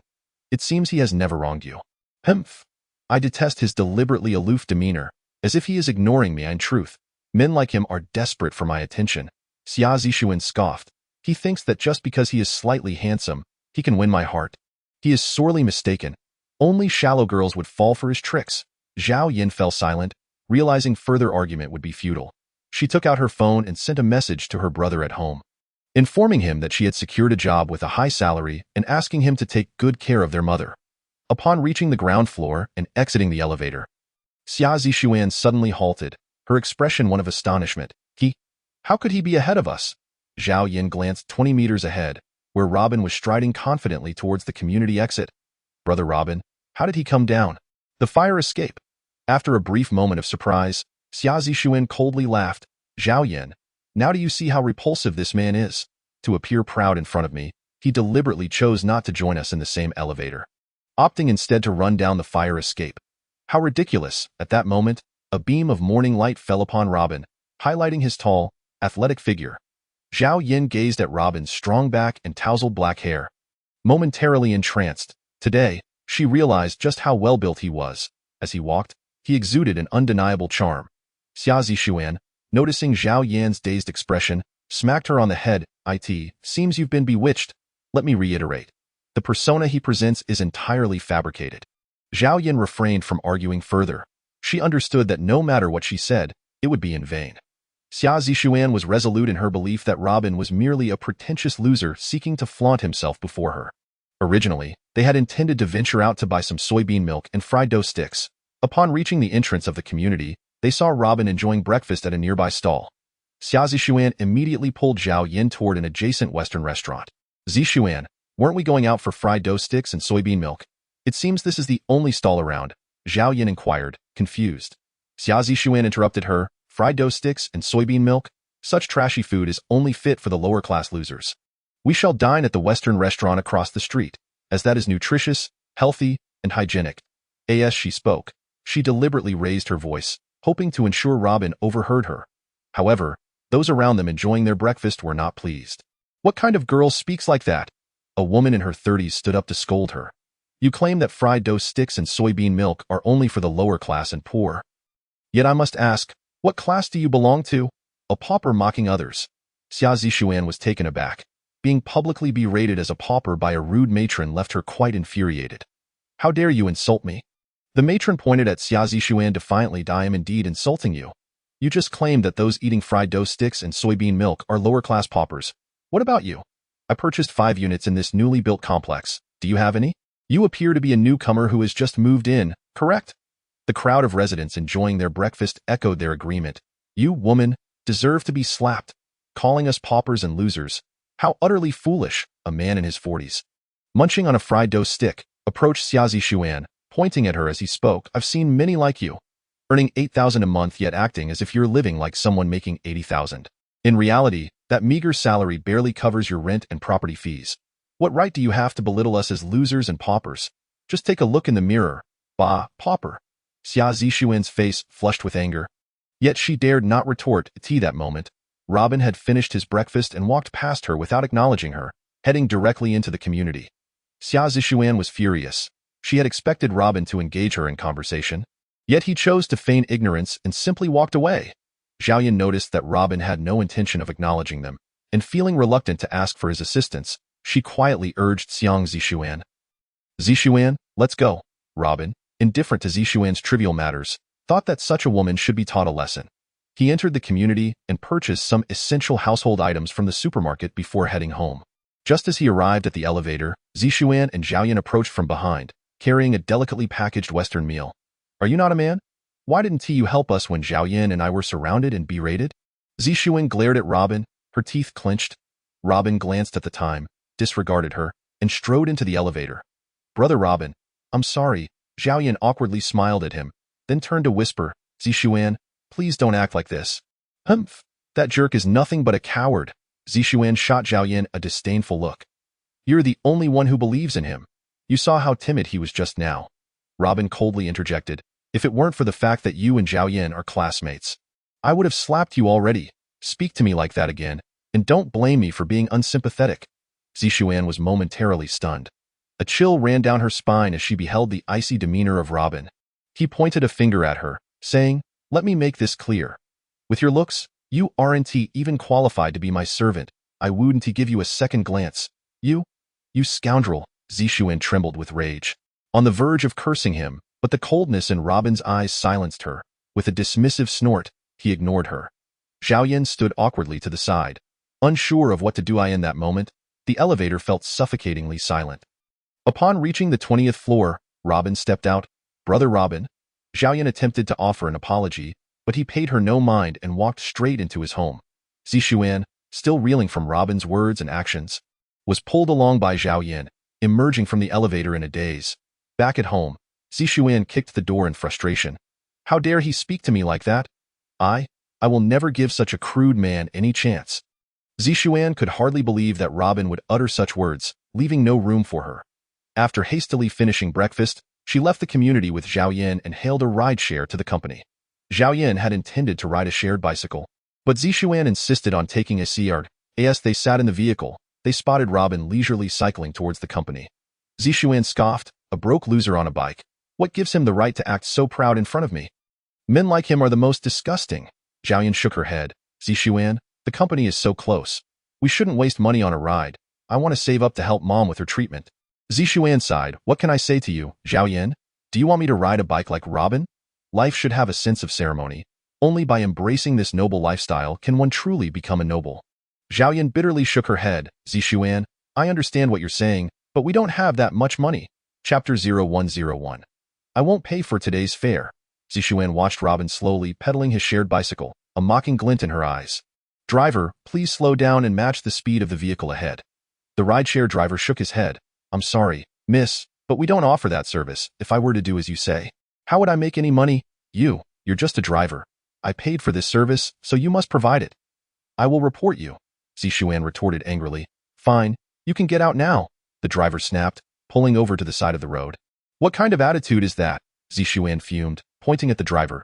You're just a taxi driver. What's so special about that? You're just another lowlife trying to scrape by. I'm sorry, sir. Zhao Yin quickly apologized, stopping Zixuan from saying something even harsher. Zixuan, don't be like this. The driver is just trying to do his job.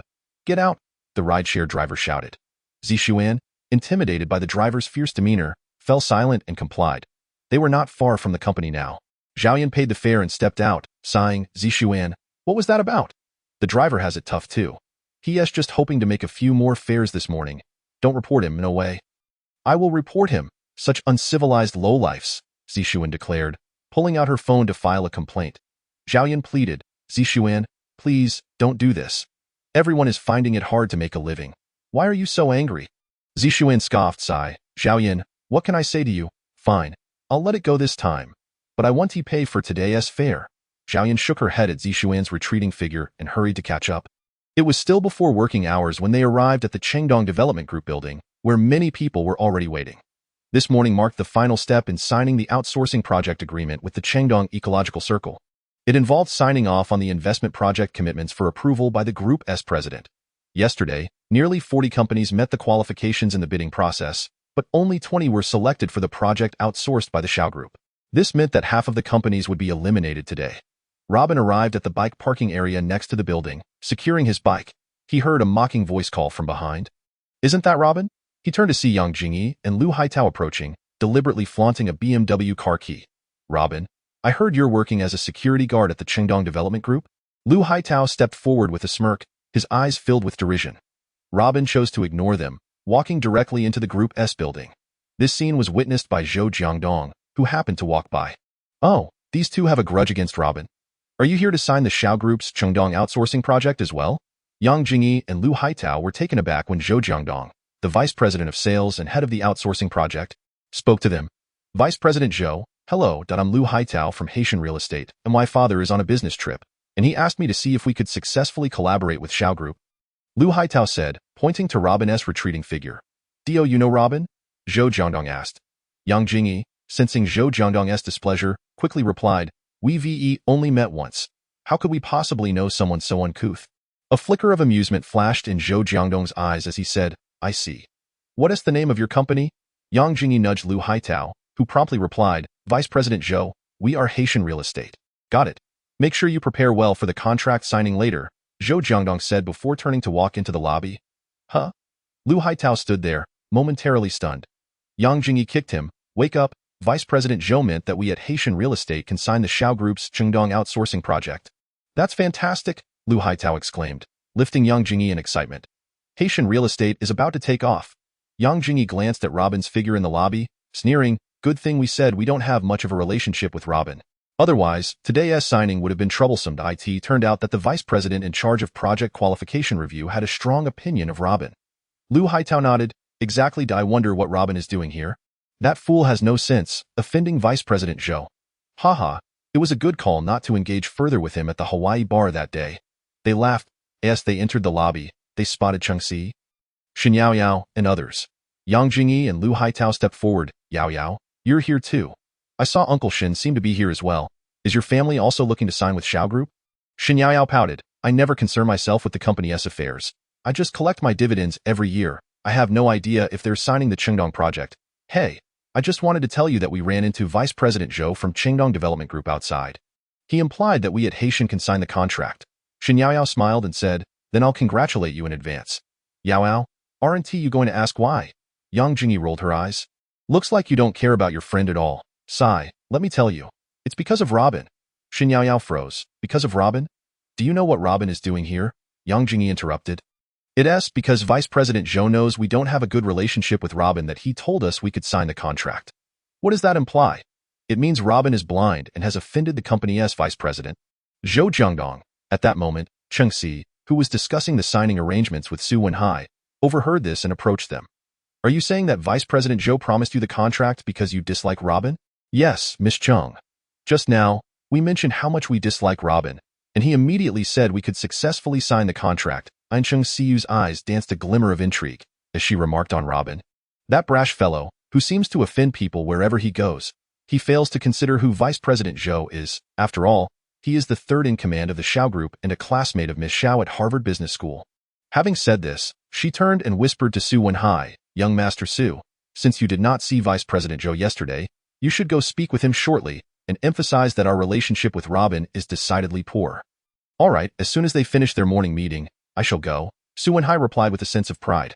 Shen Yaoyao hesitated for a moment before quietly advising Chengxiu, "See, it would be wise for you to avoid seeking out Vice President Zhou.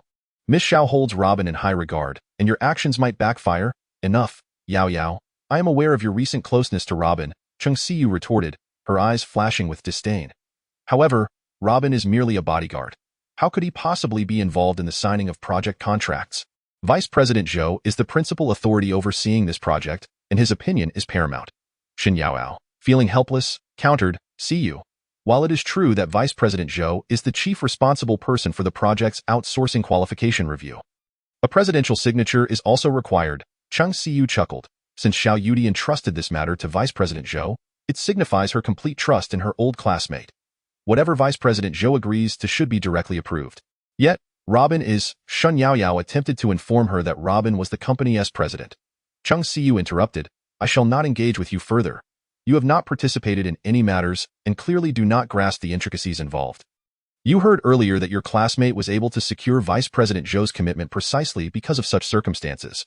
Observing their confidence, Shen Yaoyao chose to remain silent, inwardly mocking them. It appeared that everyone felt fortunate for not being too closely associated with Robin. But do they even know who the president is? Do they think that by drawing a line with Robin, they can secure the outsourcing project for the Chengdong Ecological Circle? When they witness the final outcome, they will realize how blind they truly are. Chapter 0102. He exhibits a bandit-esque demeanor. After much waiting in the corridor outside the conference hall, Su Wenhai finally encountered Zhou Jiangdong. He hurriedly approached. Expressing his respect, "Good day, Vice President Zhou. I'm Su Wenhai, my father once." Zhou Jiangdong glanced at Su Wenhai and Chengxiu, his face darkening. "What is it? Is there something you wish to discuss?" Su Wenhai was momentarily taken aback. Sensing that Vice President Zhou was not particularly amicable towards them, Chung Siyu promptly nudged him from behind. Understanding her cue, he quickly explained, "Oh, Vice President Zhou, we merely wanted to discuss Robin. That man is a fraud." "Oh, a fraud, you say?" Zhou Jiangdong chuckled, sizing up Su Wenhai and Chung Siyu. "Come to my office and we shall talk." Delighted, Su Wenhai exchanged a knowing glance with Chung Siyu and promptly followed Zhou Jiangdong into the vice president's office. It seemed that Yang Jingyi and Lu Haitao were not mistaken. Zhou Jiangdong indeed harbored a strong aversion towards Robin. The mere mention of him sparked a peculiar light in his eyes. Upon entering the office, Zhou Jiangdong observed Su Wenhai and Chung Siyu. "Please take a seat. Kindly state your business swiftly. I have to attend the second round of qualification review for the outsourcing project of the Chengdong Ecological Circle shortly." Well, Vice President Zhou, the Su family and Chung family's qualifications for the outsourcing project have been met. Before Su Wenhai could finish, Zhou Jiangdong's expression darkened. Chung Siyu quickly interjected, "Vice President Zhou, what we intend to convey is that Robin is a fraud. You and President Xiao are classmates from Harvard Business School, and you should certainly alert her." The previously indifferent demeanor on Zhou Jiangdong's face softened instantly.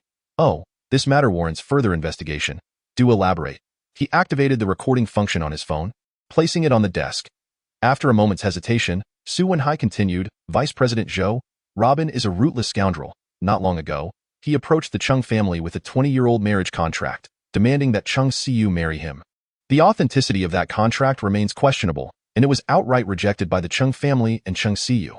Subsequently, for reasons unbeknownst to us, he managed to gain President Zhao's trust and infiltrated your group. Thus, we fear that President Xiao and your esteemed group may fall victim to this charlatan, which is why we felt it necessary to inform you of Robin's situation. To our knowledge, this scoundrel has been boasting far and wide, claiming to a friend of ours, Shen Yaoyao, that Villa No. 1 atop Zixia Mountain belongs to him. It is utterly laughable. Furthermore, he deceived Chen Chuliang from Huanyu Group, who saw through his ruse that it is rumored that he is now subtly approaching Miss Lin from Zifeng International. And he may have even gained the trust of her maid, Chu Chu. This rogue, having recently arrived in Ningchuan, is stirring up trouble and conning many of Ningchuan's elite, with malicious intent. Vice President Zhou, we are concerned that the Xiao Group might also fall prey to this rogue's infiltration. Hence our urgent warning." Zhou Jiangdong chuckled lightly, "Excellent. The information you provide is invaluable to us. Young Master Su, Miss Chung, as a token of gratitude for your alertness, I will consider signing a contract with you regarding the Chengdong Development Group's collaborative project. Please await good news at the signing venue."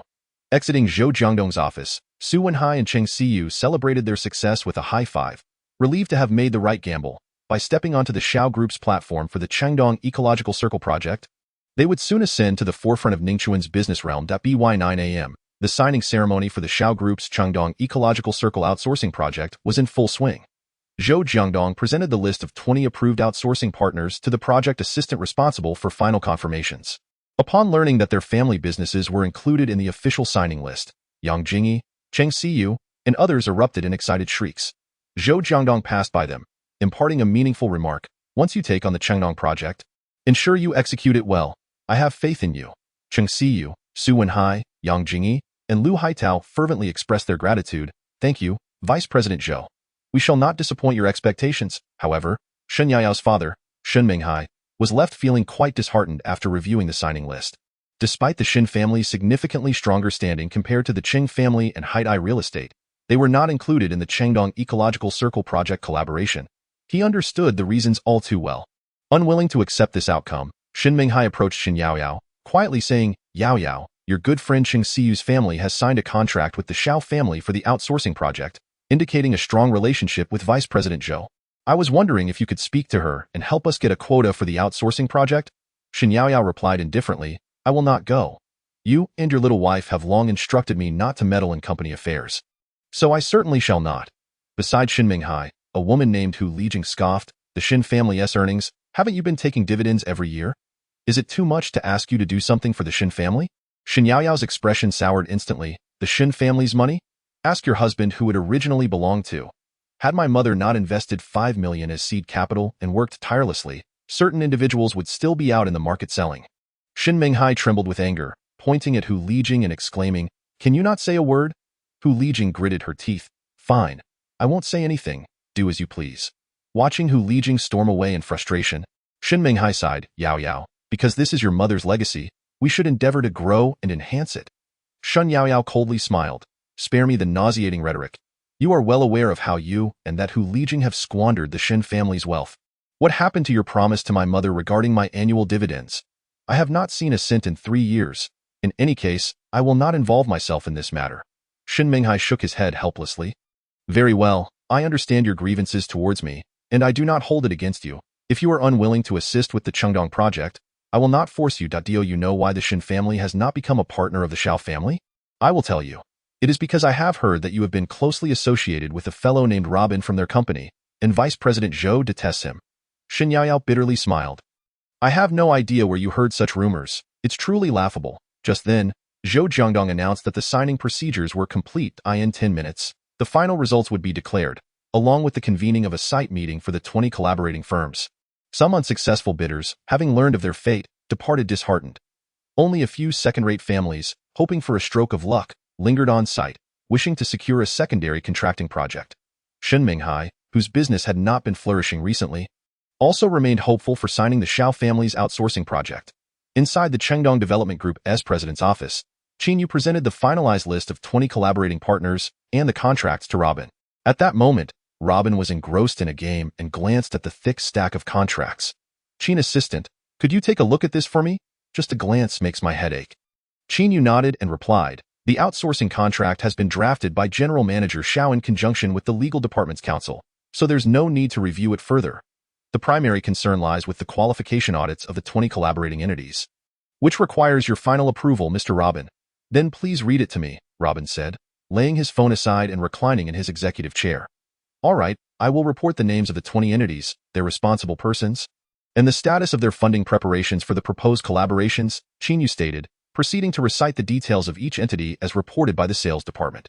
Once she had completed the overview of all 20 entities, Robin opened his eyes and said, remove Su Group, Chung Group, and Height and Real Estate from the list. Qin Yu was taken aback and responded, understood.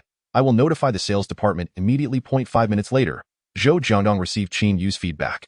3 of the 20 proposed partners he had submitted were removed, leaving only 17 for Robin's signature. Upon seeing the 3 entities that had been excluded, all of which he had personally assured, he slammed the contract onto the table in frustration. This is outrageous. Qin assistant, may I ask you? These 3 entities are all qualified. So why were they removed? Qin Yu replied, Deputy General Zhou.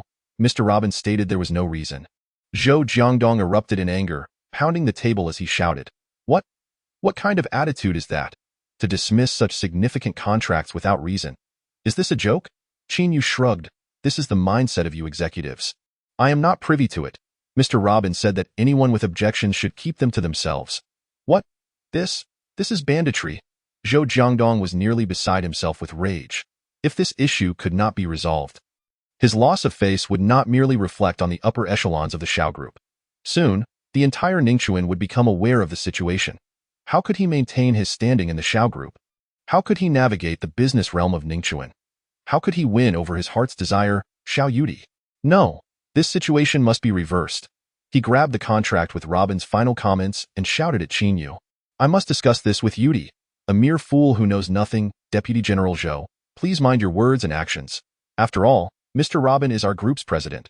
Qin Yu cautioned.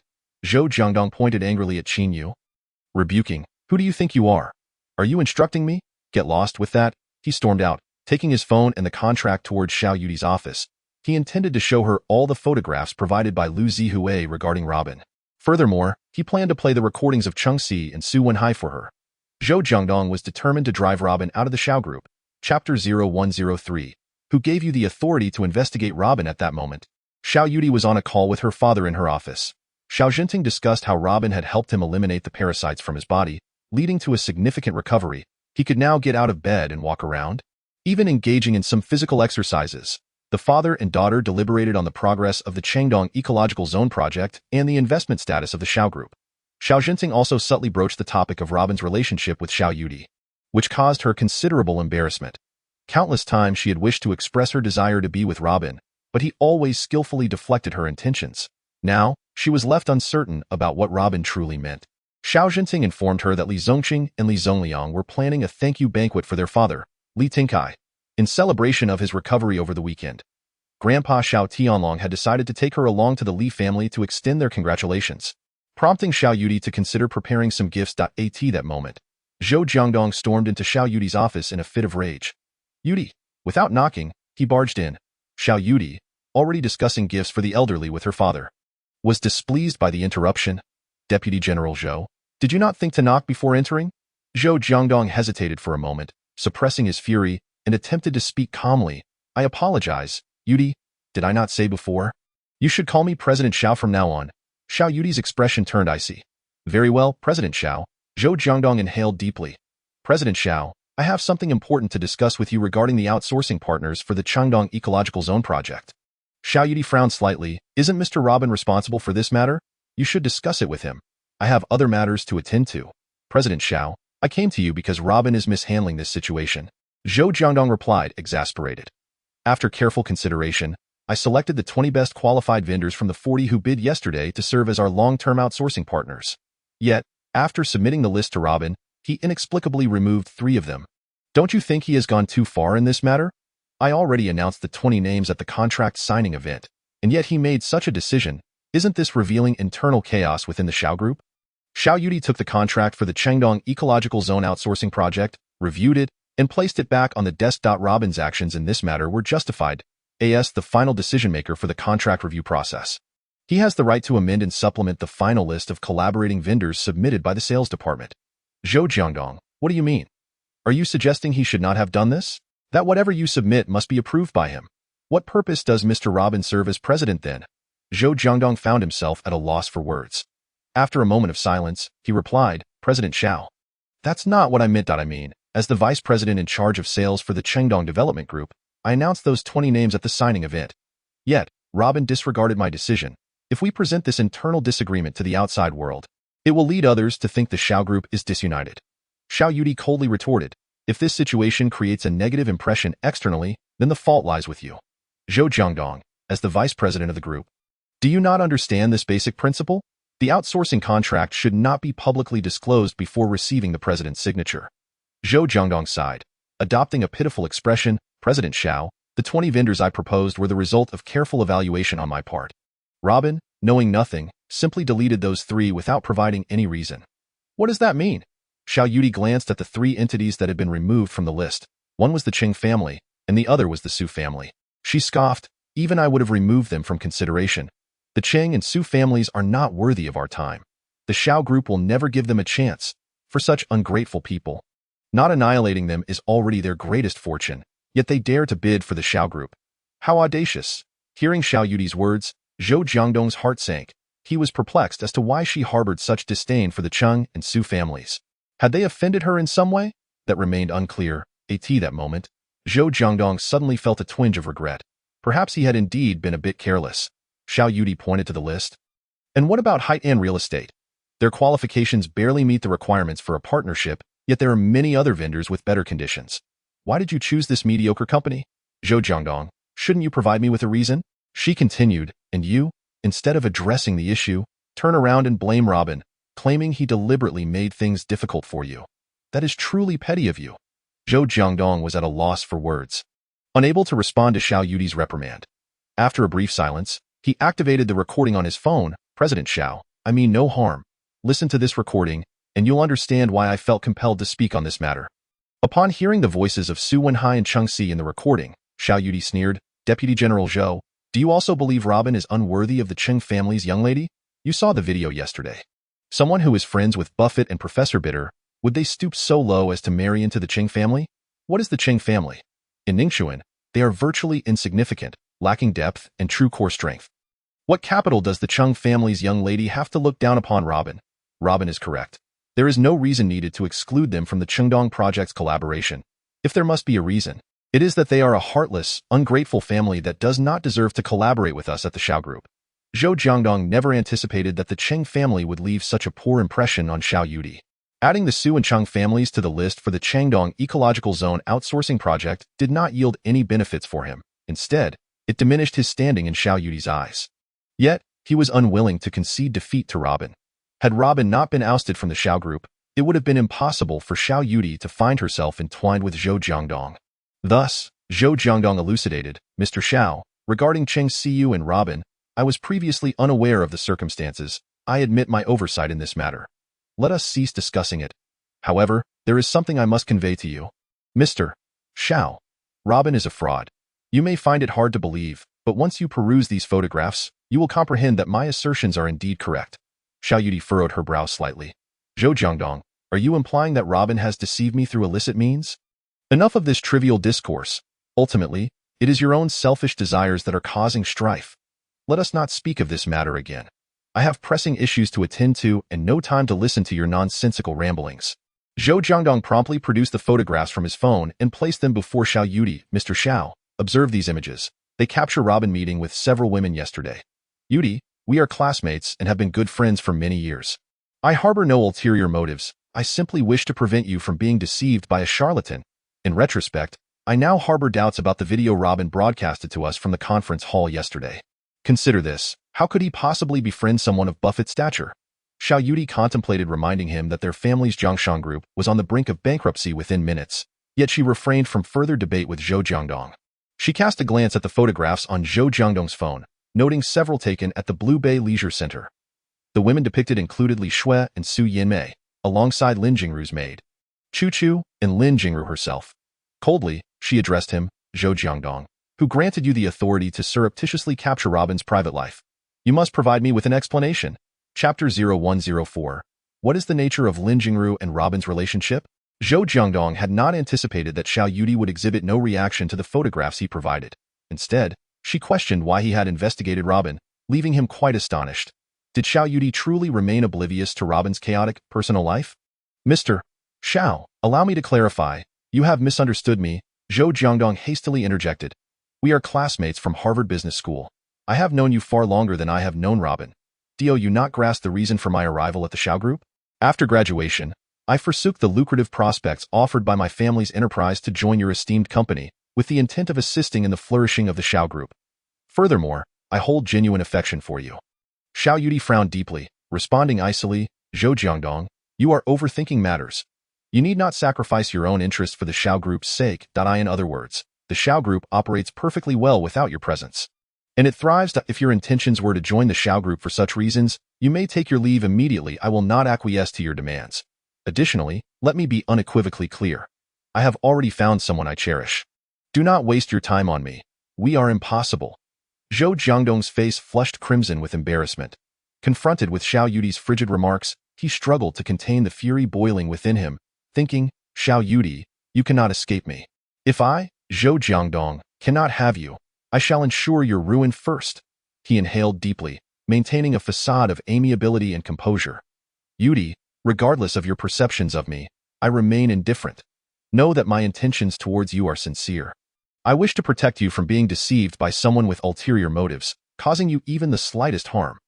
The reason I have gathered information on Robin is that I discerned his intentions upon joining the Xiao Group were far from honorable. These photographs reveal far more than mere personal indiscretions. Such a lowly character, if permitted within the Xiao Group, could potentially wreak havoc with unpredictable consequences. I fear that this man, who cavorts amidst a throng of women, may use his charm to deceive you. Given his unscrupulous behavior, it is highly probable he harbors ulterior motives towards you. Enough, Xiao Yudi interjected frostily. The matter of these photographs ends here. Let me assure you. I am acquainted with everyone depicted in those images and am aware of the context. However, I see no need to explain myself to you. Return to your duties. In 10 minutes, I will attend the signing ceremony for the outsourcing project at the Chengdong Business District alongside Robin, where I shall personally clarify matters for all bidding partners. You are to accompany us. Zhou Jiangdong paused, taken aback. She recognized the women in the photographs, and she was aware of the circumstances. What did that mean? Once again, he scrutinized Xiao Yudi's expression, finding no trace of unease, which left him utterly bewildered. The only logical conclusion was that Xiao Yudi felt no inclination towards Robin, thus remaining disinterested in his personal affairs. Mr. Xiao, are you suggesting that the 3 companies Robin deleted can be reinstated? Xiao Yudi gazed at Zhou Jiangdong impassively. This matter is not within your purview. Depart for now and await our arrival at the signing ceremony. However, I warn you, such behavior as displayed today must cease immediately. Should I discover you employing illicit methods to surveil Robin's private life again, you shall be dismissed from the Xiao Group without delay. Additionally, delete these photographs at once, including all negatives. It is for your own good. Zhou Jiangdong attempted to offer further explanation, yet Xiao Yudi disregarded him entirely, compelling him to exit the office. Alone, Xiao Yudi reflected on the photographs Zhou Jiangdong had shown her. A wave of doubt washing over her. She recognized the context of the images featuring Su Yinmei, Li Shui, and Robin at the Blue Bay Leisure Center. However, the photographs capturing Robin with Chu Chu and Lin Jingru were shrouded in mystery. Particularly troubling was the intimate image of Lin Jingru with her arm entwined round Robin's, which left Xiao Yudi feeling quite unsettled. What was the true nature of Lin Jingru and Robin's relationship? Numerous times she had contemplated broaching this subject with Robin, yet each time she found herself at a loss for words, as it was inherently a personal matter for him, that scoundrel Robin. So brazen and oblivious, what on earth is he up to? Xiao Yudi muttered in frustration. Scoundrel. Robin, you are a complete rogue. I shall certainly make you pay dearly for this. Just wait. Such a scene, if witnessed by her colleagues, would undoubtedly raise eyebrows. In that moment, she bore little resemblance to the aloof and composed goddess of the business world, Xiao Yudi. She appeared instead as a lamenting woman. However, this melancholy and annoyance would soon dissipate like a fleeting breeze. Reflecting on her initial encounter with Robin, and every moment since, brought her considerable solace. This man, who had unexpectedly entered her monotonous life, infused it with joy, anticipation, and security. Regardless of the trials she faced, as long as he was by her side, everything seemed effortless. It felt as though all daunting challenges paled in comparison to Robin. Contemplating these thoughts, a captivating smile graced Xiao Yudi's lips. 10 minutes later, Xiao Yudi, Robin, and Zhou Jiangdong arrived at the signing hall of the Qingdong Development Group. Previously, Zhou Jiangdong had announced the official partnership of 20 businesses with the Xiao family's Qingdong Ecological Outsourcing Project, and now, these merchants awaited eagerly in the hall. Each face radiated joy and excitement, fully aware that their successful partnership with Xiao Group would elevate their family status significantly. They had successfully boarded this metaphorical aircraft carrier of the Xiao Group, with the potential to ascend to the forefront of Ningchuan's business elite in the next decade or two. Su Wenhai and Cheng Xiyu were positively elated, never having anticipated their mere intention to observe and take a chance would lead to such fortuitous outcomes. Yang Jingyi and Lu Haitao were equally ecstatic. With their company, Haidai Real Estate, they could not hope to compete against first- or second-tier families. Yet, due to their alignment with the right group, they had become one of the Xiao Group's invaluable partners. They were grateful for their judicious decision. Yang Jingyi approached Xin Yaoyao, a playful smile adorning her face. Yaoyao, your friend Robin truly is a pivotal figure. We have become partners with Xiao Group because of him. You know, after we expressed our disdain for Robin to Deputy General Zhou, he immediately informed us we could join the Qingdong outsourcing project. Yaoyao, while you are close to him, your Shin family has been left out. Given Haidai Real Estate's current standing, it pales in comparison to your family. However, the Shin family missed the opportunity for this project due to your proximity to Robin. Within half a year, Haidai Real Estate will likely surpass the Shin family. Xin Yaoyao responded with a nonchalant smile. Congratulations to you all. However, until these contracts are officially announced, there remains a possibility for change.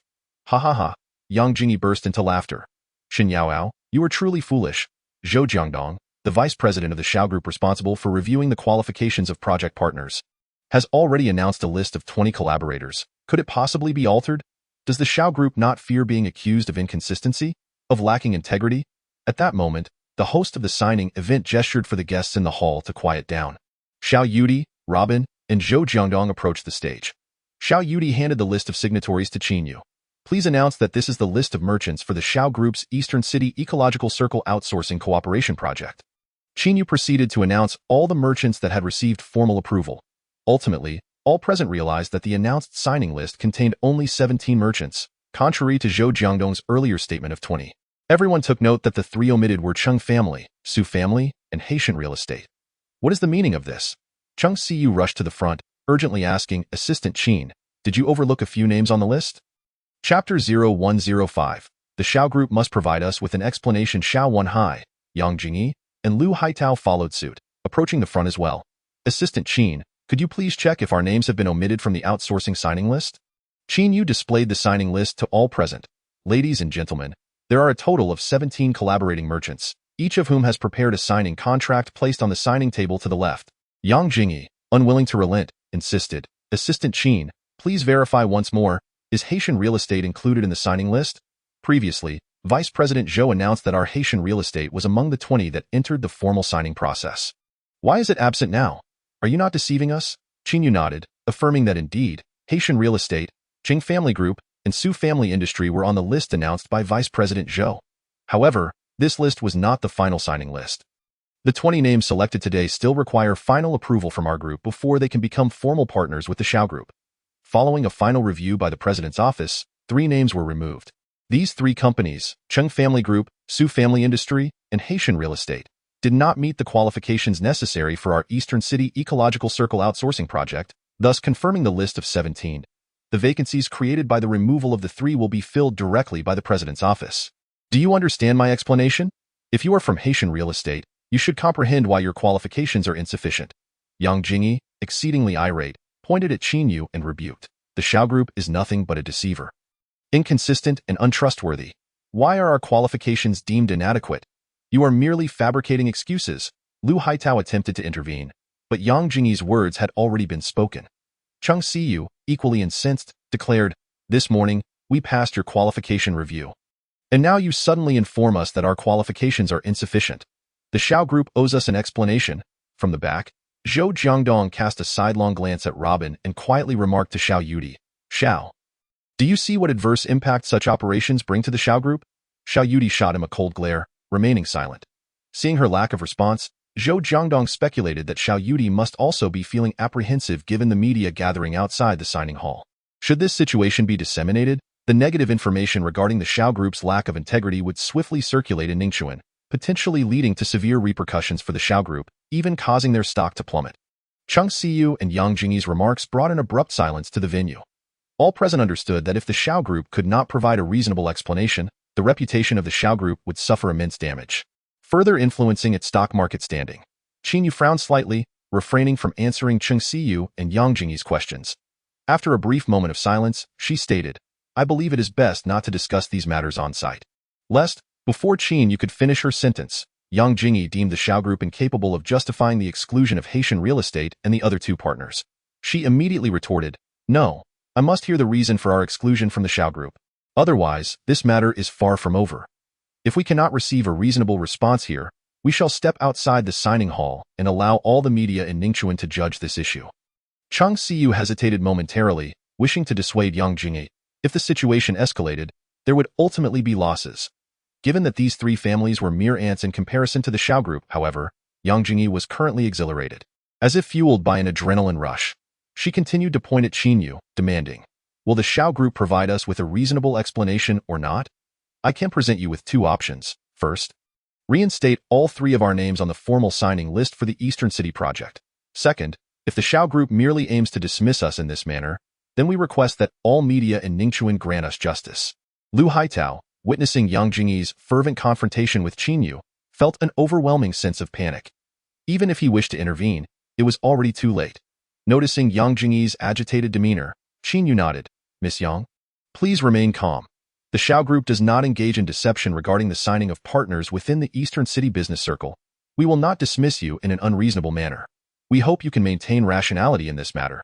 Should there be anything you do not understand, we can discuss it privately after the signing meeting. The Xiao Group will never allow sincere partners to suffer injustice." "No," Yang Jingyi firmly replied, seeing Qin Yu speak to her in this manner. She suspected the Xiao Group was feeling guilty about the issue at hand. "The Xiao Group must provide us with a clear explanation. If you wish to settle this amicably, then please rectify the signing list. We will not pursue this matter further." Qin Yu sighed deeply. "Miss Yang, it is best to resolve matters peacefully. If you persist in this obstinate approach, adopting a threatening attitude, it is likely that you will be the ones who suffer." After saying this, she turned her gaze to Cheng Siyu. "Miss Cheng, do you share this sentiment?" Cheng Siyu was taken aback by Qin Yu's sudden inquiry, momentarily at a loss for words. "Qin Yu?" Her expression unchanging, then turned to Su Wenhai. "And you, young Master Su, what is your opinion?" Qin assistant, "I." Su Wenhai intended to withdraw, clearly reluctant to confront the Xiao Group directly. He understood that even if the Xiao Group had no valid reason to refuse their signing, it would still be within reason. Yet, should they provoke the Xiao Group's bottom line in a confrontational manner, the outcome would be predictable. The Xiao Group, as the foremost family in Ningxuan, had always presented a gentle facade. However, how many knew the terrifying measures the Xiao Group could take when provoked? If one were to recklessly challenge this behemoth, both the Su and Cheng families could hardly withstand the Xiao Group's wrath. Haitian real estate was even less worth mentioning. Su Wenhai could not fathom that Yang Jingyi would dare to confront the Xiao group in such an aggressive manner in this setting. He cast a glance at Yang Jingyi, genuinely admiring her audacity. Was it ignorance that bred fearlessness, or sheer foolishness? He tugged at Cheng Siyu from behind, attempting to persuade her. We should, at this moment. Cheng Siyu was also contemplating how to extricate herself from the situation. However, upon seeing Robin smirk beside Xiao Yudi, her anger flared. Today's incident must have been orchestrated by Robin, that scoundrel, in his attempt to impress me and gain my attention. Resorted to such underhanded tactics, how despicable. Fine, Robin. If you wish to showcase yourself before me, I shall amplify this matter. Let us see how the Xiao group can manage the ensuing chaos. How will Xiao Yudi view you? After she listens to your advice and the Xiao group is left in disarray, will you still find a place within the Xiao group? With this thought, Cheng Siyu coldly declared, of course. We demand a reasonable explanation. Su Wenhai pulled her back. Siyu, please calm down. We can discuss this amicably. Cheng Siyu shrugged off Su Wenhai's grasp, continuing. We will not relent until we receive a reasonable response from the Xiao group regarding today's events. Su Wenhai thought to himself, this is disastrous. Cheng Siyu has lost her rationality just like Yang Jingyi. Yang Jingyi, witnessing Cheng Siyu join her ranks, became even more fervent. She turned away from Qinyu, shouting towards the backstage where Xiao Yudi and Zhou Jiangdong stood. Vice President Zhou, you promised us something. How did it come to this? Do you not wish to address this matter? Xiao, you have always been reputed for your integrity and fairness. Yet today, if you do not provide us with a reasonable explanation, how will the Xiao group maintain its standing in Ningxuan? Chapter 0106. It turns out the fool is myself. Yang Jingyi's incisive questioning caused everyone in the signing hall to hold their breath for Xiao Yudi. Setting aside all factors, under such coercive circumstances, failing to provide a reasonable explanation would indeed be indefensible. At this moment, the entire signing hall was suffocatingly silent. Lu Haitao tugged at Yang Jingyi, softly advising. Jingyi, perhaps it's best to let this go. Maybe the Xiao group truly has some inconveniences regarding our contract. We should choose to negotiate privately after the meeting, rather than be so aggressive, all right? Yang Jingyi shook off Lu Haitao's hand, asserting, do not advise me. The Xiao group promised we could sign the contract for the Changdong outsourcing project. Moreover, Vice President Zhou publicly announced the list of 20 collaborating parties in front of all bidding units. Now, suddenly, we are told we are not included in the signing. There must be some unspeakable hidden agenda behind this. Today, I must demand an explanation from the Xiao family. The vast signing hall of the Xiao group was so quiet that one could hear their own heartbeat. Many had quietly stepped back, attempting to distance themselves from Yang Jingyi and Lu Haitao. The esteemed Ningxuan families knew well that no one had ever dared to confront the Xiao family's young lady in such a public setting. They truly admired Yang Jingyi's courage. To pressure Xiao Yudi in such a disrespectful tone on the Xiao group's territory was audacious. If Xiao Tianlong were present, there would be no need for discourse. He could have easily dismissed the three companies on the spot. However, Xiao Yudi chose not to handle the matter in an extreme manner. Instead, she remained impassive, gazing at Yang Jingyi and Cheng Si. Have you finished voicing your concerns? Xiao Yudi stepped forward, coldly surveying Yang Jingyi and the others. I can provide you with a reasonable explanation right now. It is quite simple.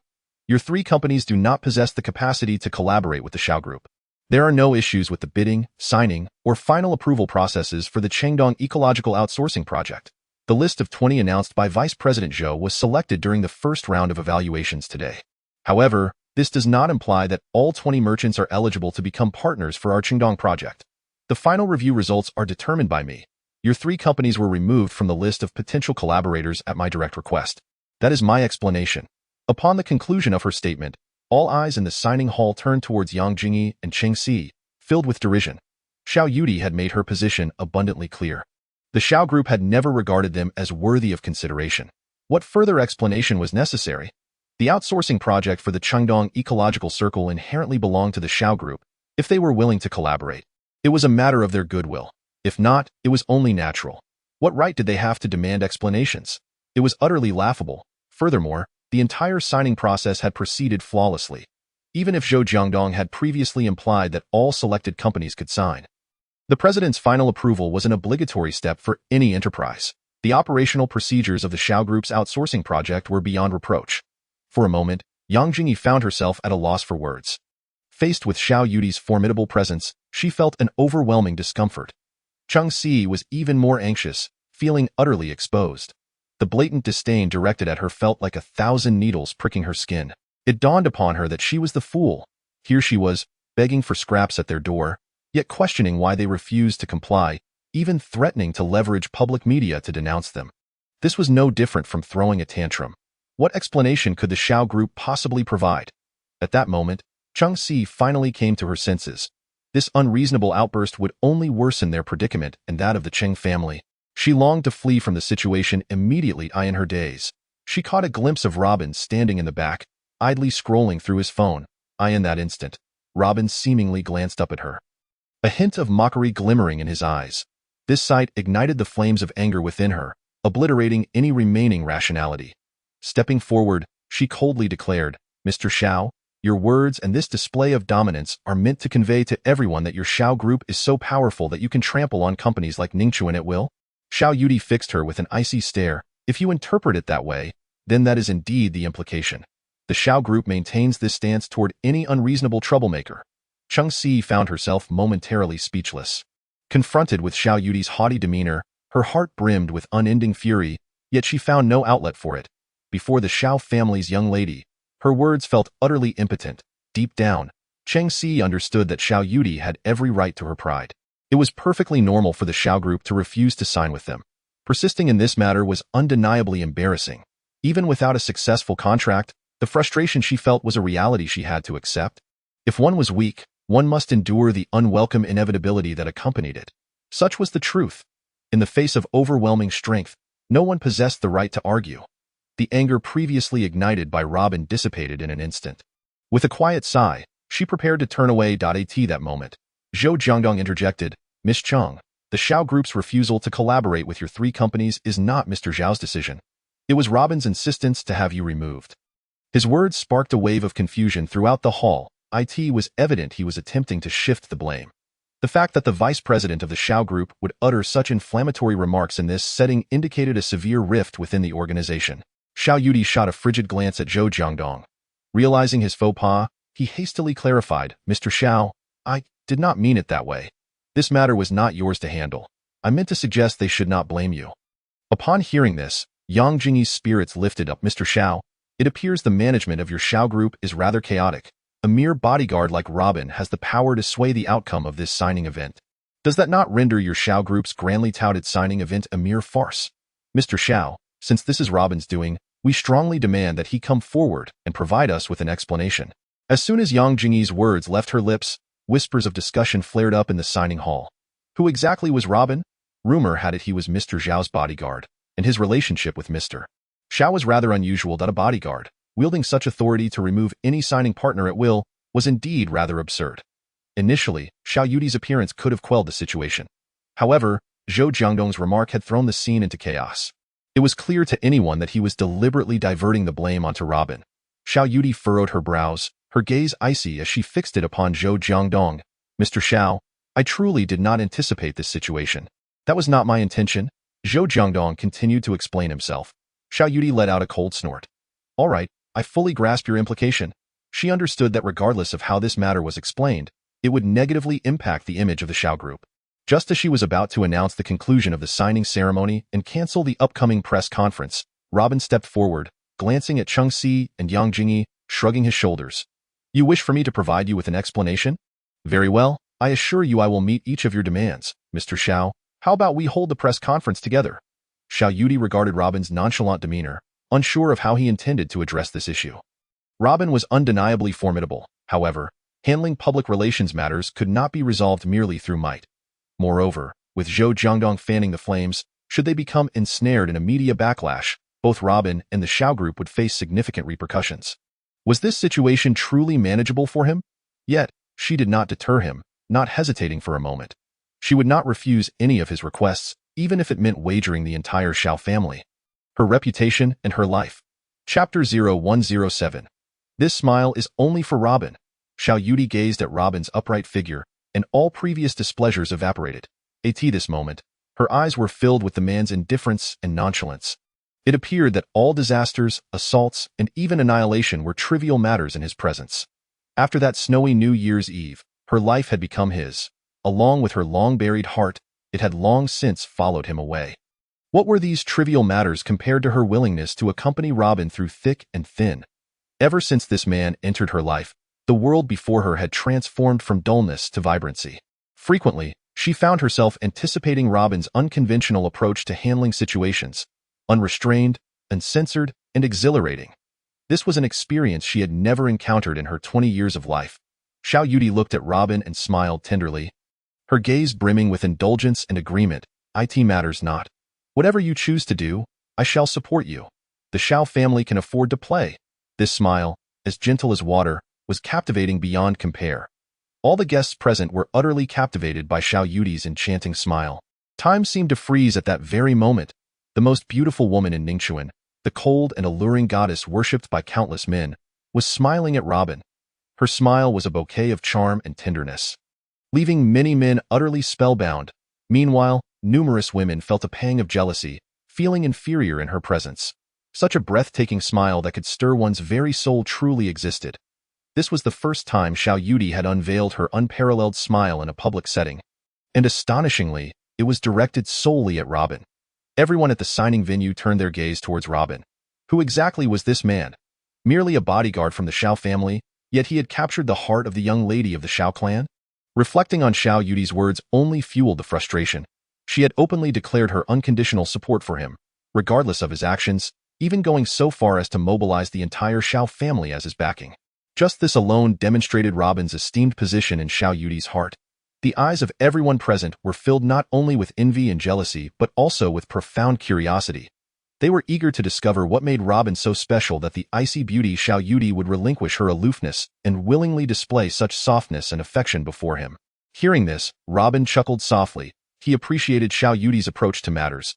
Assertive yet not overbearing, dignified yet not impolite. Beneath her cold and proud exterior lay a heart as tender as flowing water. "Robin, only now do I truly comprehend that the rejection of the Cheng family's contract was orchestrated by you all along." Cheng Si, observing Xiao Yudi's demeanor towards Robin, felt an intense surge of anger rising within her. How could a man I disdain receive such favor from the Xiao family? He must have employed some underhanded means to deceive the Xiao family and Xiao Yudi. Cheng Si's furious outburst drew the attention of everyone present. "Robin, I know you have been brooding over my rejection of our engagement. I have already told you, we are not on the same level, and it is impossible for us. This is the reality. I never imagined you would resort to such despicable tactics to manipulate President Xiao and seek revenge on me. You are utterly shameless." Cheng Si's words left the crowd astounded. The bodyguard Robin, who shared a close relationship with Xiao Yudi, was revealed to have a prior engagement with the Cheng family's young lady.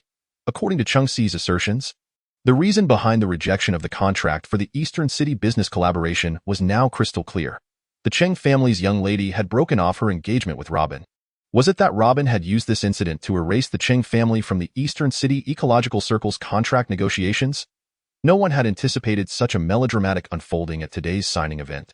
Xin Yaoyao hurriedly pulled her aside and whispered, "See, please save some face for yourself. What occasion is this, and why are you saying such things? Do you realize what you're doing? You're challenging the Xiao family's bottom line." "Yao Yao, don't advise me." Cheng Si shook her off and continued, "I cannot tolerate such a despicable man. Lacking ability, he resorts to petty slander behind others' backs. Disgusting." Xin Yaoyao sighed helplessly. Alas, there's no helping it. Once someone becomes irrational, not even 100 oxen could bring them back. Cheng Si, do you not realize that you are gradually pushing yourself into an irretrievable abyss?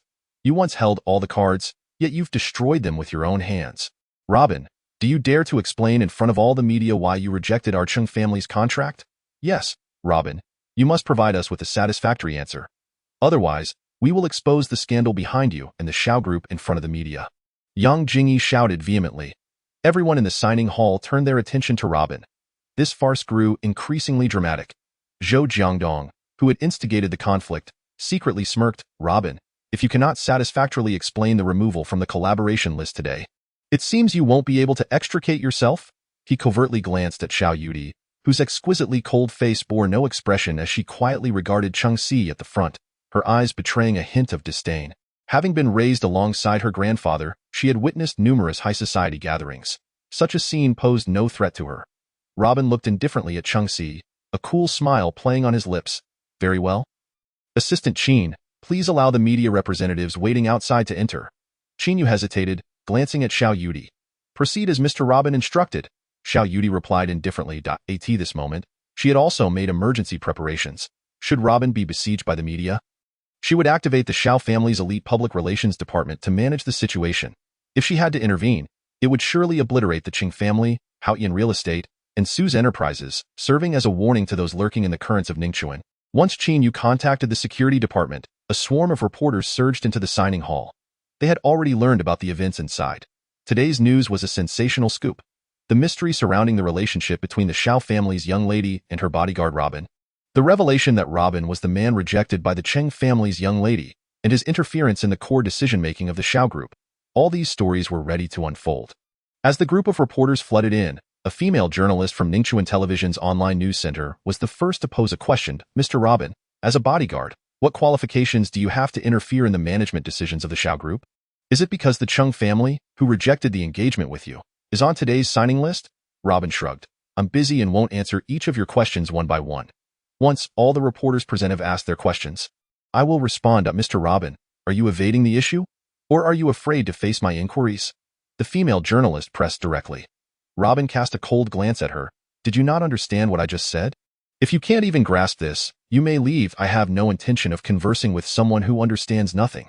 Next, who has a question? What kind of attitude is that? The female journalist was visibly displeased. Accustomed to being treated with deference due to her affiliation with Ningchuan Television, she found it outrageous that this man dared to embarrass her in front of all the media representatives. Wait, I am a reporter from Ningchuan Television's online center. You must respond to my inquiry, Robin pouted.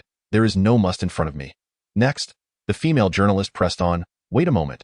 Are you not afraid of what I might report about your manner of answering questions?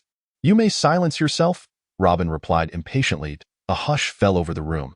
No one expected Robin would openly disregard the female journalist. Chung Si looked at Robin's self-destructive demeanor, her eyes filled with contempt. Robin, are you afraid to answer the reporter's questions? I suspect all the media's inquiries are likely along these lines. Yang Jingyi chimed in. Yes, hurry up and explain why you refuse to sign with us. Otherwise, we will expose your secrets in front of all the media here today. Chapter 0108. A bad woman is a calamity. Zhou Jiangdong relished the chaos in the signing hall, secretly delighted, as this was the scene he had long anticipated. He wanted Robin to offend these media kings in front of the press. If that happened, the reporters would quickly tarnish his reputation. In his eyes, Robin was merely a crude individual enjoying a fleeting moment of success. As for the affair with Professor Bitter and Buffett, Zhou Jiangdong still suspected it to be a fabrication. He believed the turmoil affecting the Jiangshan group might also be a premeditated scheme set up by Robin. He was convinced that no one possessed the ability to dismantle a 100 billion enterprise in mere minutes. Currently, he was investigating what deceitful means Robin employed to gain Xiao Yudi's trust. Once he uncovered the truth behind the scenes, he would deal a fatal blow to Robin. Observing the tumultuous scene before him, Zhou Jiangdong approached Xiao Yudi, whispering, President Xiao, we cannot allow Robin to continue this chaos. I fear it may lead the Xiao family into an awkward predicament. What I mean is, Xiao Yudi raised her hand, signaling him to cease speaking, her expression devoid of emotion as she gazed at the reporters present. She had long been prepared for this scenario. If she couldn't manage such a minor incident, how could she control the vast Xiao group valued in the hundreds of billions? She had already instructed Qin Yu to contact the Xiao group's public relations department for emergencies. If Robin truly could not withstand this pressure, she would promptly deploy the marketing and PR personnel of the Xiao group to resolve the matter.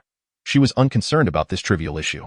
Robin glanced at the visibly agitated Yang Jingyi and said, Since Haoyan Real Estate is so eager to know why the Xiao Group rejected your proposal for the Eastern City's outsourcing investment project, let us first watch a video regarding the operational status of Haoyan Real Estate over the years. After saying this, he sent a video to Qin Yu. Assistant Qin, please open the video and play this information about Haoyan Real Estate for everyone to see. Yang Jingyi and Lu Haitao were unsure of Robin's intentions and looked toward the large screen at the front of the signing hall. This video was recently sent to Robin by the Dark Web Intelligence Department. The content of the video reveals the insider information regarding the operational status of Haitian real estate in recent years. Since its inception, Haitian real estate has been conducting business in the city, employing monetary and sensual bribery to corrupt relevant supervisory personnel in order to secure highly profitable construction projects. In the western, eastern, and central districts of Ningchuan City, there are numerous residential complexes and commercial buildings constructed by Haitian real estate. Over the past decade, the company has taken on more than 15 residential complexes and 4 commercial buildings, among other construction projects. the labor and materials used in these developments have consistently fallen short of quality standards. Nearly half of the buildings in these complexes have begun to exhibit signs of structural cracking. Investigations by professional departments have confirmed that these wall fractures are a direct result of Haitian real estate's cost-cutting measures during the initial stages of construction. In recent years, Haitian real estate has become increasingly audacious, repeatedly resorting to underhanded tactics by bribing supervisory personnel and relevant authorities to cover up their illicit activities. Consequently, they have been able to utilize substandard building materials in the residential complexes and commercial buildings they constructed without facing repercussions. These latent hazards have gradually come to light over time. Last year, 2 residential buildings in the Western District collapsed, resulting in 40 fatalities and over 300 injuries. Investigations by the relevant authorities revealed that the collapse was again due to substandard construction practices. Despite public outcry for severe punishment against Haitian real estate, their operations behind the scenes led to the issue being swept under the rug. Currently, the repercussions of this situation continue to unfold. The video Robin played meticulously lists all the project data undertaken by Haitian real estate, along with recent enforcement agency reports detailing punitive decisions and deadlines for rectification. This information left everyone in the hall astounded. In the signing hall, several media reporters who had previously accompanied the enforcement authorities for on-site interviews responded affirmatively. Given such egregious qualifications, the Shao Group was certainly bound to refuse to contract with them for the outsourcing project in the Eastern Ecological Zone. Had it not been for this report, one might genuinely believe that Haitian real estate was qualified to participate in the Shao Group's outsourcing projects. The Shao Group's rejection of them was met with their audacious demand for an explanation for the refusal. Exhibiting a complete lack of shame, such unscrupulous merchants deserve to be imprisoned. We strongly urge the relevant enforcement authorities in the city to decisively eliminate such unscrupulous businesses as Haitian real estate and impose severe penalties. This is a crime. The reporters on site, along with numerous merchants participating in the bidding, expressed their outrage. All accusations pointed directly at Lu Haitao and Yang Jingyi, who were present at the scene. Meanwhile, Xiao Yudi, standing at the front with a stoic expression, momentarily revealed a glimmer of amusement in her eyes. She had not anticipated that Robin would wield such a powerful card. Each appearance of this man always left her in awe.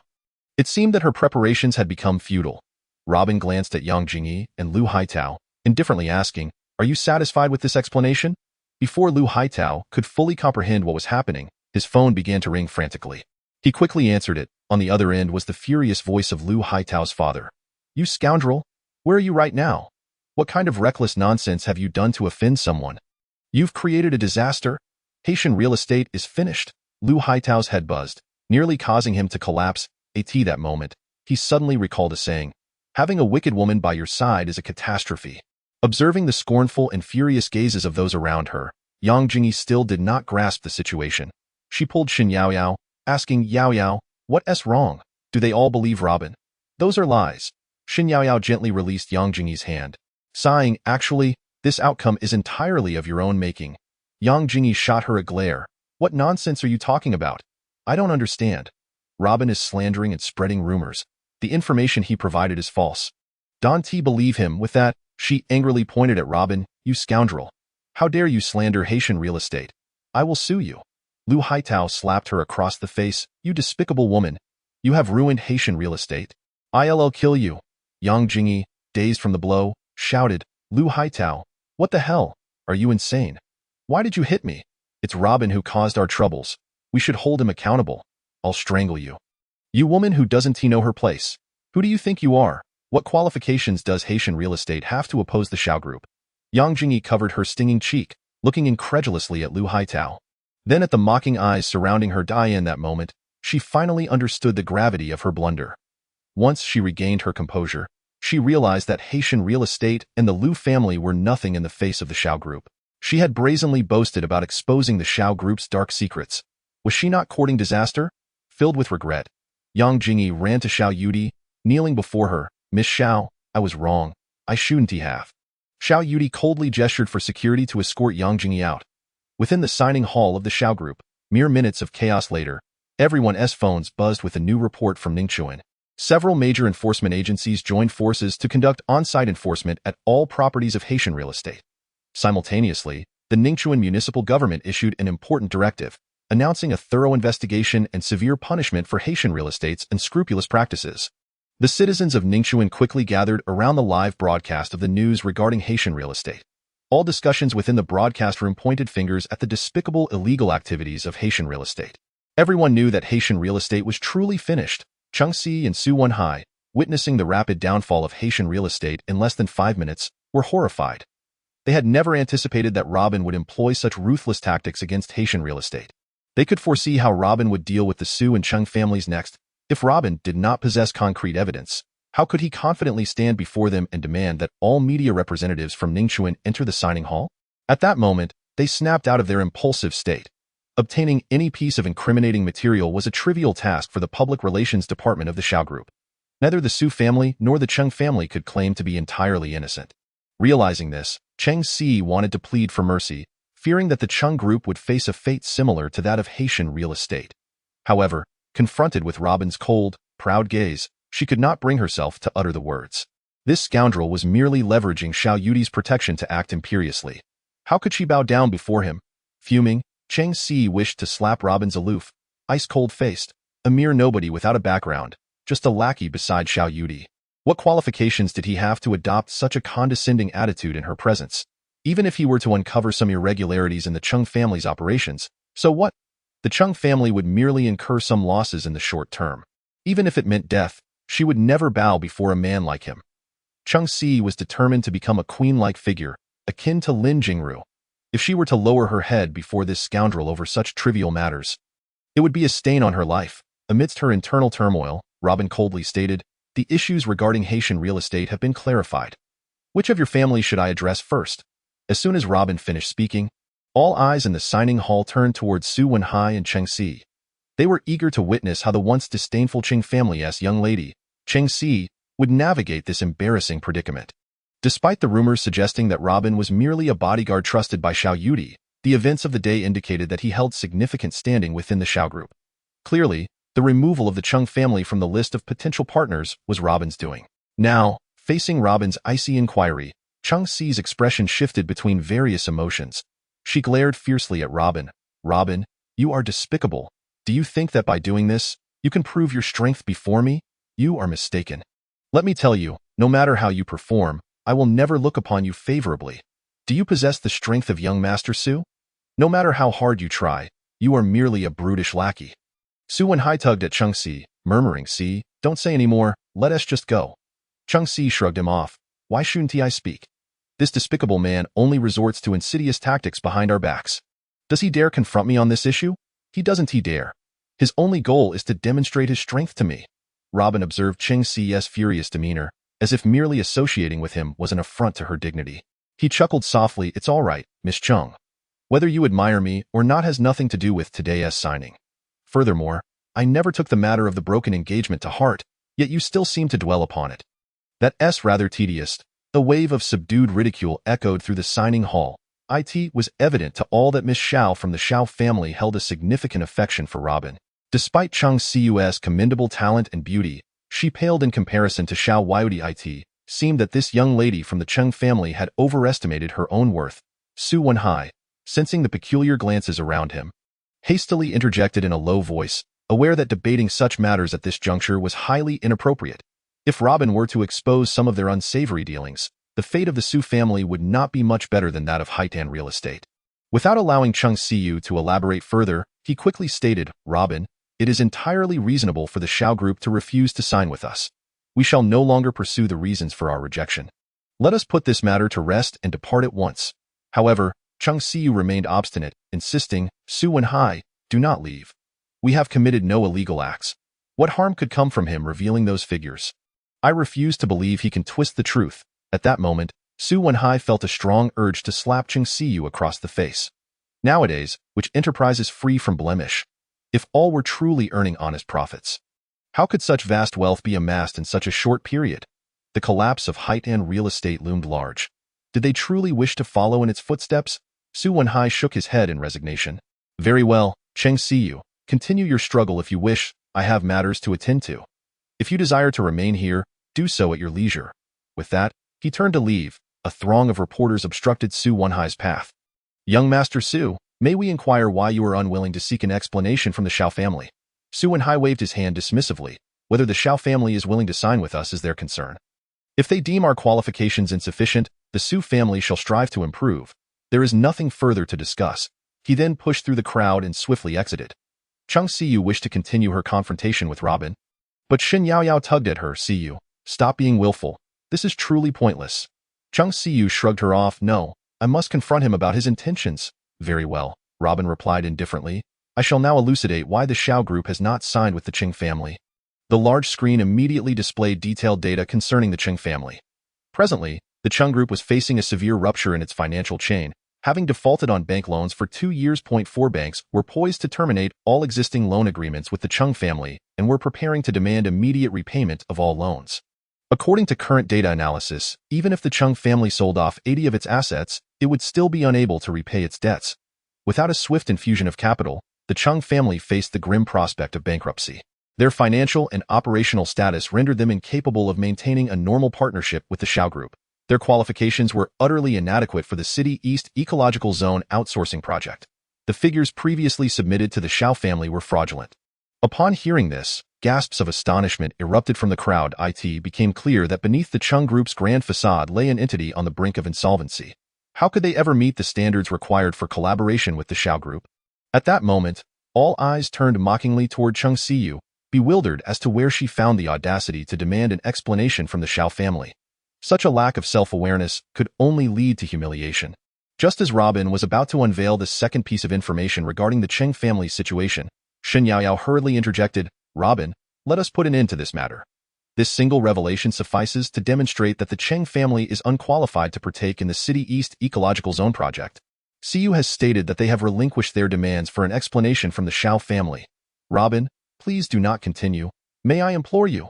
Shin Yaoyao's plea was laden with desperation. All eyes in the signing hall turned toward her. Wasn't she the eldest daughter of the Shin family? Why was she advocating for Cheng Siyu? Rumor had it that they were close friends. It seemed that Miss Shun was quite well acquainted with Robin. Would Robin acquiesce to Miss Shun's request? Robin paused momentarily. Very well. A swarm of reporters quickly surrounded them. Miss Chung, may I inquire about the marriage contract you once held with Robin? Why did you refuse him? Chung Siyu gritted her teeth. We are not on the same level. How could I possibly be interested in a mere upstart? Miss Chung, it is said that Mr. Robin is a core member of the Xiao Group's management. Not the lowly brute you claim him to be. Furthermore, how did he come to know Miss Xiao? Chung Siyu's fury reached its zenith as she shoved her way through the reporters. Get away from me. I have no obligation to answer your questions. With that, she fled the scene. Siyu, wait. Shin Yaoyao called after her, attempting to pursue. Robin stopped her. Miss Shun, please wait a moment. The once boisterous signing hall fell into a sudden silence. As far as I know, the Shun family is fully qualified to collaborate with the Xiao Group, and they are indeed on the bidding list. Should you so desire, the remaining 3 outsourcing projects may be entrusted to the Shin family. Shin Yaoyao halted in her tracks, turning to face Robin. She had intended to decline, but Shun Minghai abruptly stood up. He could hardly believe the unexpected turn of events. Mr. Robin, I am Shin Minghai, chairman of the Shin Group. And Shin Yaoyao is my daughter. Did I hear you correctly? Are you proposing that the 3 development projects of the Xiao Group's City East outsourcing contracts be entrusted to us? Robin regarded Shun Minghai and then Shin Yaoyao. Indeed, that is my intention. That I have reviewed the Shin Group's bidding documents, and your qualifications are entirely satisfactory. All 3 projects may be entrusted to you for development and management. Xiao, what say you? Xiao Yudi nodded in agreement. Shin Minghai was nearly beside himself with excitement. Thank you, Mr. Robin. Thank you, Mr. Xiao. I shall promptly have our finance department provide you with our financial status report. Rest assured, our funds are more than adequate. The Shin family can fully undertake these 3 projects. Ensuring quality and timeliness, Robin glanced at Shin Yaoyao, pointing at her. Miss Shin, you shall sign this contract. Shun Minghai was taken aback. Robin did not request him to sign the City East project contract, but rather his daughter. Shin Yaoyao?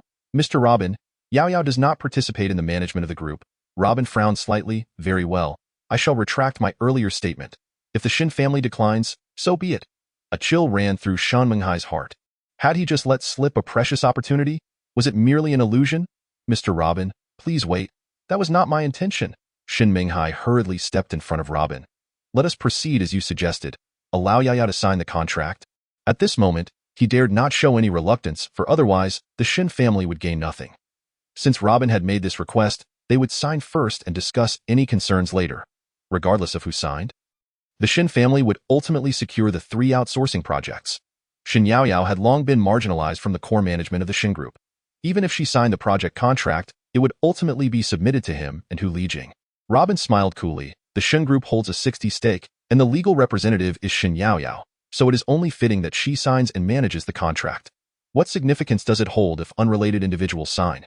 Hu Lijing, standing beside Shin Minghai, scoffed, and what of it? Shin Minghai quickly silenced her. Turning to Shin Yaoyao, Yaoyao, you shall represent our Shin family in signing. I will not sign. Shin Yaoyao replied coldly. Confused gazes fell upon her. Rumor had it that the eldest daughter of the Shin family was at odds with Shin Minghai's concubine, and it seemed to be true. Such a golden opportunity, and yet Miss Shun stubbornly refused to sign out of spite. Clearly, their rift was substantial. Shun Minghai, exasperated, retorted, Yaoyao, please sign first. We can discuss your demands later. Discuss later? I have nothing to say to you. Shin Yaoyao turned to leave. Hu Lijing blocked her path. You ungrateful wretch, just like your deadbeat mother. Slap! Shin Yaoyao struck Hu Lijing across the face. If you dare to insult my mother's name again, I will end you. In a fit of rage, Hu Lijing lunged at Shin Yaoyao, that moment. A strong hand seized her wrist and flung her aside. Hu Lijing looked up to see Robin standing protectively in front of Shin Yaoyao. Do not cause a ruckus here. Ah. On what grounds do you stop me? Miss Cheng is absolutely right. You are nothing but a lowly loser. Hu Lijing sprang back to her feet, charging at Robin in a frenzy. Robin firmly gripped Hu Lijing's wrist, his voice cold. Shun Minghai. If you cannot manage your woman, I shall take it upon myself to discipline her. Shin Minghai could hardly fathom the unfolding situation and stepped forward, delivering a slap to Hu Lijing's face. I apologize, Mr. Robin. What? You hit me. I will have my revenge, Hu Lijing screamed, lunging at Shin Minghai. Enough. Do you take the Xiao family for a mere playground? Xiao Yudi stepped forward. Her tone I see why. Hu Lijing halted immediately. Pointing at Robin and screeching, Mr. Xiao, he. Xiao Yudi cast a frigid glance at Hu Lijing. Leave. Shin Minghai immediately interjected. I apologize, Mr. Xiao. I shall have her removed at once. Having spoken, he dragged Hu Lijing towards the hall exit. I am sorry, CEO Xiao. Shin Yaoyao stepped forward with an apologetic tone. Xiao Yudi glanced at Robin, then at Shin Yaoyao, and replied, It's all right. You are Mr. Luo's friend, and I bear no ill will. I will reserve 3 outsourcing projects in the Eastern City for you. You can come over to sign the contracts whenever you wish. Well then, let us conclude today's signing session. With that, she smiled and gestured to Robin. Let us go back. Robin still wished to exchange a few words with Shin Yaoyao, but Xiao Yudi tugged at him. Come on, we need to handle the remaining matters. Still bewildered, Robin was almost pulled towards the elevator by Xiao Yudi. Hey, why are you in such a hurry? Qin followed closely behind, stifling a laugh. Once inside the elevator, Xiao Yudi wore an icy expression. Remaining silent, observing Xiao Yudi's frosty demeanor, Robin inquired, What's wrong? Is it because I assigned those 3 outsourcing projects to the Shin family? They haven't been signed yet, so if it comes to it, I simply want to give them any to. You're being quite petty. Xiao Yudi shot him a reproachful glare. Miss Shun from the Shin family is very beautiful. Huh? Robin was taken aback. What do you mean? Seeing the perplexed look on Robin's face, Xiao Yudi couldn't help but chuckle softly. You've been spending quite a bit of time with Miss Shin lately. Are you perhaps trying to win her favor by offering her those 3 projects? Qin was astonished. Is Xiao Yudi feeling jealous? Robin rolled his eyes at Xiao Yudi. What are you talking about, me? Trying to curry favor with her? That woman is quite bothersome, constantly buzzing around me like a mosquito. It's infuriating that a hint of amusement flickered in Xiao Yudi's eyes. Upon reaching Xiao Yudi's office, she invited Robin to sit across from her and scrutinized him for a while. Robin felt a shiver run down his spine under her intense gaze. In the past, even when surrounded by a pack of wolves in the African jungle, he felt this uneasy. He glanced around. What are you staring at? What's wrong with me? Xiao Yudi's cheeks flushed slightly as she huffed. Were you with Lin Jingru yesterday? Yes, Robin replied straightforwardly. She treated me to a meal at the Zifeng Leisure Center. Robin paused. How did you know I was with Lin Jingru? Xiao Yudi pouted, refusing to answer his question. Why did she invite you to dinner? Robin realized that Zhou Jiangdong must have shown Xiao Yudi the photos Lu Zihue had given him, leading to this misunderstanding. He looked at Xiao Yudi, who was holding a cup of water, and replied earnestly, She's my maid. Isn't it normal for her to treat me to a meal? Gulp. Xiao Yudi nearly choked on her drink, bursting into laughter at Robin's serious expression. You saying the renowned Lin Jingru is your maid? Ha ha ha. Ugh. Robin almost slid off his chair. Her laughter was utterly enchanting. weakening his resolve. What is so unusual about Lin Jingru being my maid? Robin was bewildered, staring at Xiao Yudi, who was laughing like a blooming peach blossom. All right, she is your maid, Xiao Yudi said, her exquisite face tinged with a rosy hue. After a brief pause, Xiao Yudi looked at Robin and casually asked, "Did you stay at Li Jing apartment yesterday?" "Yeah, why?" Robin responded nonchalantly. "Oh." Xiao Yudi hesitated. "I have 2 properties to offer you, including a villa in Yunxia Lake District. When you're not busy, you can stay there. It is not too far and the conditions are much better. Sometimes, when I'm busy at the company until late, I stay there. I usually go there on weekends. If you're going to stay, I can buy some groceries and cook." The flush on Xiao Yudi's cheeks quickly spread down to her neck. Robin glanced at his phone and nodded. "All right." Xiao Yudi stared at him for a while before exclaiming in frustration, "What is so fascinating about your phone?" "Oh no." Robin's phone slipped from his hand in surprise. Xiao Yudi laughed, covering her mouth. "Did you hear what I said? I did that you're going to buy groceries and cook? Can you actually cook?" Robin looked at Xiao Yudi, whose face was as radiant as a lotus, struggling to imagine her preparing an edible meal. "I certainly don't want to end up with a pot of inedible food." Xiao Yudi retorted, "You underestimate me too much. This weekend, we'll go to my place after work, and I'll cook for you. Let us see if I can whip up a delicious meal."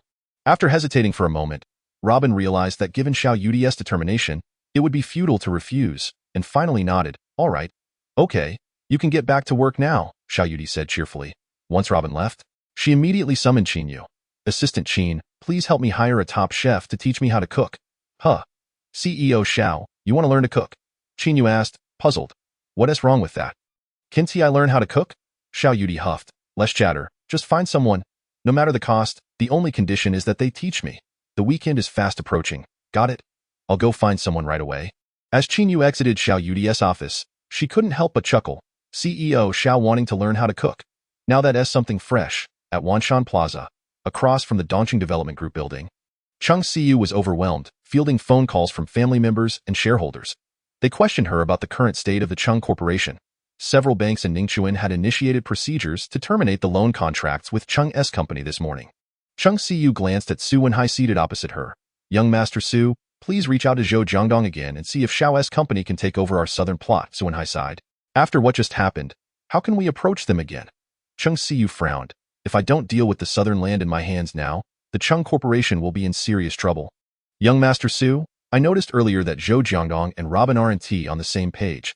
If we discuss it with him, perhaps Zhou Jiangdong might be willing to purchase our southern plot at a low price. We can almost transfer the land to them at any cost. I believe he understands that acquiring the southern plot at this price would not result in a loss. If the market changes, it could even yield considerable profit." Su Wenhai pondered for a long moment. "All right, it seems we have no other option but to pursue this route. I'm just worried about what happened earlier at Xiao's." Chung Siyu gritted her teeth. "I know it's all Robin's fault causing trouble behind the scenes. Otherwise, we wouldn't be in such an awkward position. I detest him, however. I did notice a detail. It seems Vice President Zhou and Robin have a bit of a conflict. Perhaps Vice President Zhou might consider this issue and be willing to take on our southern plot. Young Master Su, shall we go discuss it with Vice President Zhou? We truly have no other alternatives."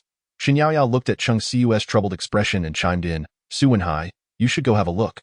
Perhaps they'll be willing to take over the southern plot."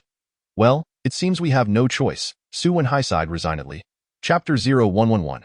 Hongtian Building. In the very center of the southern plot of Ningchuan City stood the partially constructed and now halted Hongtian Building. From a distance, this towering edifice of over 100 meters displayed a glimpse of its once magnificent stature. Despite the surrounding chaos of halted construction and the desolate state of neglect, it was unable to conceal the splendor it promised at the outset. A cold breeze swept through, causing the vast building to emit a mournful wail, as if lamenting its tragic fate. A burly, middle-aged man sat on the ground, gazing up at the sorrowful sight of the building. Inhaling deeply from a cigarette, allowing the thick smoke to swirl around his face, which was etched with a sense of despair. Today marked the final day for him to repay the 100 billion in loans demanded by the banks.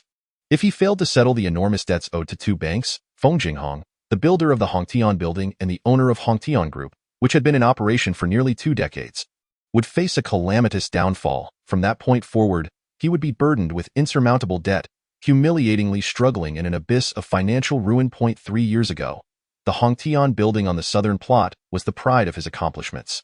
Starting from nothing at the age of 20, He had devoted over a decade to building a successful career. The southern plot of Ningchuan connected to the economically thriving southeast region of Longhua, particularly the Haizhou economic zone. A few years back, rumors circulated that the Ningchuan government intended to develop the southern plot vigorously, aiming to transform the area into Ningchuan's largest commercial center. Several capital-rich real estate developers, upon hearing the news, swiftly locked in on this region. They sought investments and borrowed from banks, preparing to make significant developments in the southern area, intending to establish commercial buildings and shopping centers. Feng Jinghong was among them. 3 years ago, he wagered all his assets, 10 billion, and took out a loan of 100 billion to construct the Hongtian building. At that time, Feng Jinghong was filled with ambition. He envisioned this building as a landmark reaching 380 meters in height, aptly named Hongtian Building, with a projected total investment of 130 billion. Such a bold gamble caused a stir in Ningchuan. Many real estate magnates in Ningchuan admired Feng Jinghong's audacity, though some were apprehensive about his gambler's approach to investment. After all, the official development investment documents from the municipal government have yet to be released. Should Feng Jinghong triumph in this gamble, he could instantaneously ascend from a third-rate real estate developer to a position just below the illustrious Shao and Qin families, becoming part of the second-tier elite. However, Feng Jinghong ultimately did not receive the coveted red-headed document from the municipal government. This monumental wager of billions was abruptly thwarted last year. When the Hongtian building reached a height of 100 meters, the Ningchuan municipal government issued a devastating announcement that there would be no development of the southern land parcels for the time being. In the coming years, the government would focus its efforts on the eastern land parcels, specifically the commercial and recreational projects within the Eastern Ecological Circle, heavily invested in by the Shao Group and 3 other major players. The news spread like wildfire, causing many capital magnates who had invested in the southern land parcels to lose confidence almost immediately, prompting them to withdraw their investments. This situation directly led to a catastrophic rupture in Feng Jinghong's financial chain. The Hongtian building became the largest and most heavily invested abandoned project in Ningchuan's history. Over the subsequent year, Feng Jinghong faced severe financial shortages, finding himself compelled to borrow extensively, even resorting to high-interest loans to fund the construction of the Hongtian building. Among the lenders was Yan Er, the notorious figure from the underworld, who invested a significant portion of funds through high-interest loans to Feng Jinghong. The staggering interest and debt made it virtually impossible to complete a landmark building nearing 400 meters in height. Realizing he could no longer sustain the endeavor, Feng Jinghong had no choice but to cut his losses. He repeatedly petitioned the municipal government to auction off the construction rights of the Hongtian building, but each auction ended in failure. In desperation, Feng Jinghong sought further loans, hoping to transform the Hongtian building into a 200-meter-tall structure to at least sell it off at a lower price and liquidate the massive debts he owed. Yet, he found no investors willing to contribute a single penny. No capital investor was prepared to commit funds to the Hongtian building. Well aware that the southern land parcels would be difficult for the government to activate for development in the near future, a futile endeavor akin to pouring money into a bottomless pit. Feng Jinghong thus found himself in a state of extreme distress. He required substantial capital turnover and, over the course of more than a year, sold off all his profitable enterprises to fund the construction of the Hongtian building. Regrettably, the Hongtian building could not be completed overnight. The assets he sold could only cover a fraction of the immense interest and high-interest loans. The 2 banks that had lent him money repeatedly urged repayment, ultimately initiating procedures to reclaim their loans. Today marked the final repayment deadline for both banks. Failing to repay the loans used for the construction of the Hongtian building would not only result in the bank seizing the building but would also subject Feng Jinghong to lawsuits for the colossal debts owed. In recent months, the tragedy of Feng Jinghong and the Hongtian building has been a dismal tale throughout Ningchuan's real estate sector. His grand gamble from 3 years ago has become the biggest joke in Ningchuan's real estate industry. Everyone concluded that Feng Jinghong was truly finished this time. With only 1 day remaining, how could he possibly recover nearly 10 billion in capital to repay the banks? In this dire situation, no investment firm would be willing to guarantee or invest in him. Feng Jinghong, the resolute man, found himself trapped in an inextricable deadlock. Unless a miracle were to occur today, gazing at the Hongtian building before him, Feng Jinghong shed tears of despair. This building felt like his own child, cherished and nurtured, laden with all his expectations. Yet, unbeknownst to Feng Jinghong and everyone else, if he could hold on for just 3 more days, he and the Hongtian building might find a glimmer of hope, for the municipal government had decided to announce a groundbreaking piece of news in 3 days, that in the decade following this year, they would prioritize the development of the southern land parcels. If the banks could just delay their loans for an additional 3 to 5 days, Feng Jinghong would emerge as the biggest victor in Ningxuan's real estate arena. However, fate played a cruel joke on him. Just 3 days before Feng Jinghong could stage a comeback, he was destined to fall tragically. Aside from Robin, no one in Ningxuan knew that the southern land parcels would soon become a hub of capital influx. In that moment, as Feng Jinghong gazed at his beloved creation, tears streamed down his face. They say men do not easily shed tears, but only when their hearts are truly wounded. Feng Jinghong understood that today, his once grand dreams would crumble into ashes, never to be resurrected. He let out a long, mournful howl, expressing the boundless despair within his chest. Perhaps this was the price of his audacious gamble. If only he could wait 3 more days, everything would be utterly different. Alas, this world knows no ifs. 3 days represented an insurmountable chasm between 10 billion and utter destitution. Sitting beneath the Hongtian building, Feng Jinghong finished an entire pack of cigarettes, reminiscing about the days when people would approach him for investments even while he was at home during the construction of the Hongtian building. Now, however, not a single person was willing to invest even 100 yuan into the Hongtian building. Had he truly reached the end of his road today? Feng Jinghong despondently surveyed his surroundings. Apart from the half-finished Hongtian building, all he saw was desolation. Suddenly, he spotted a news article on his phone. The Chen family's investment in the Huanyu Group's Eastern Commercial Circle faced obstacles, while the Xiao Group had successfully made significant strides in the same area. Upon reading this news, Feng Jinghong's spirits lifted. The Chen family of Huanyu Group was encountering difficulties with their Eastern investments. If they were willing to invest in the continuation of the Hongtian building, perhaps he could revive this endeavor. They would only need to inject an additional 5 billion, and the Hongtian building would become a landmark structure in the southern land parcels. Even if the municipal government was not poised to invest in the southern land parcels in the near future, the presence of the Hongtian building and the partially constructed commercial street could artificially create a thriving southern commercial district. At that point, the Hongtian building would quickly become a coveted asset. With this thought in mind, Feng Jinghong tidied his disheveled hair and drove swiftly towards the Huanyu building. He was determined to take one last gamble for himself and the Hongtian building. Regardless of the outcome, he resolved to make one final effort. If he could persuade the Chen family of Huanyu real estate to invest in the south, there might still be a glimmer of hope.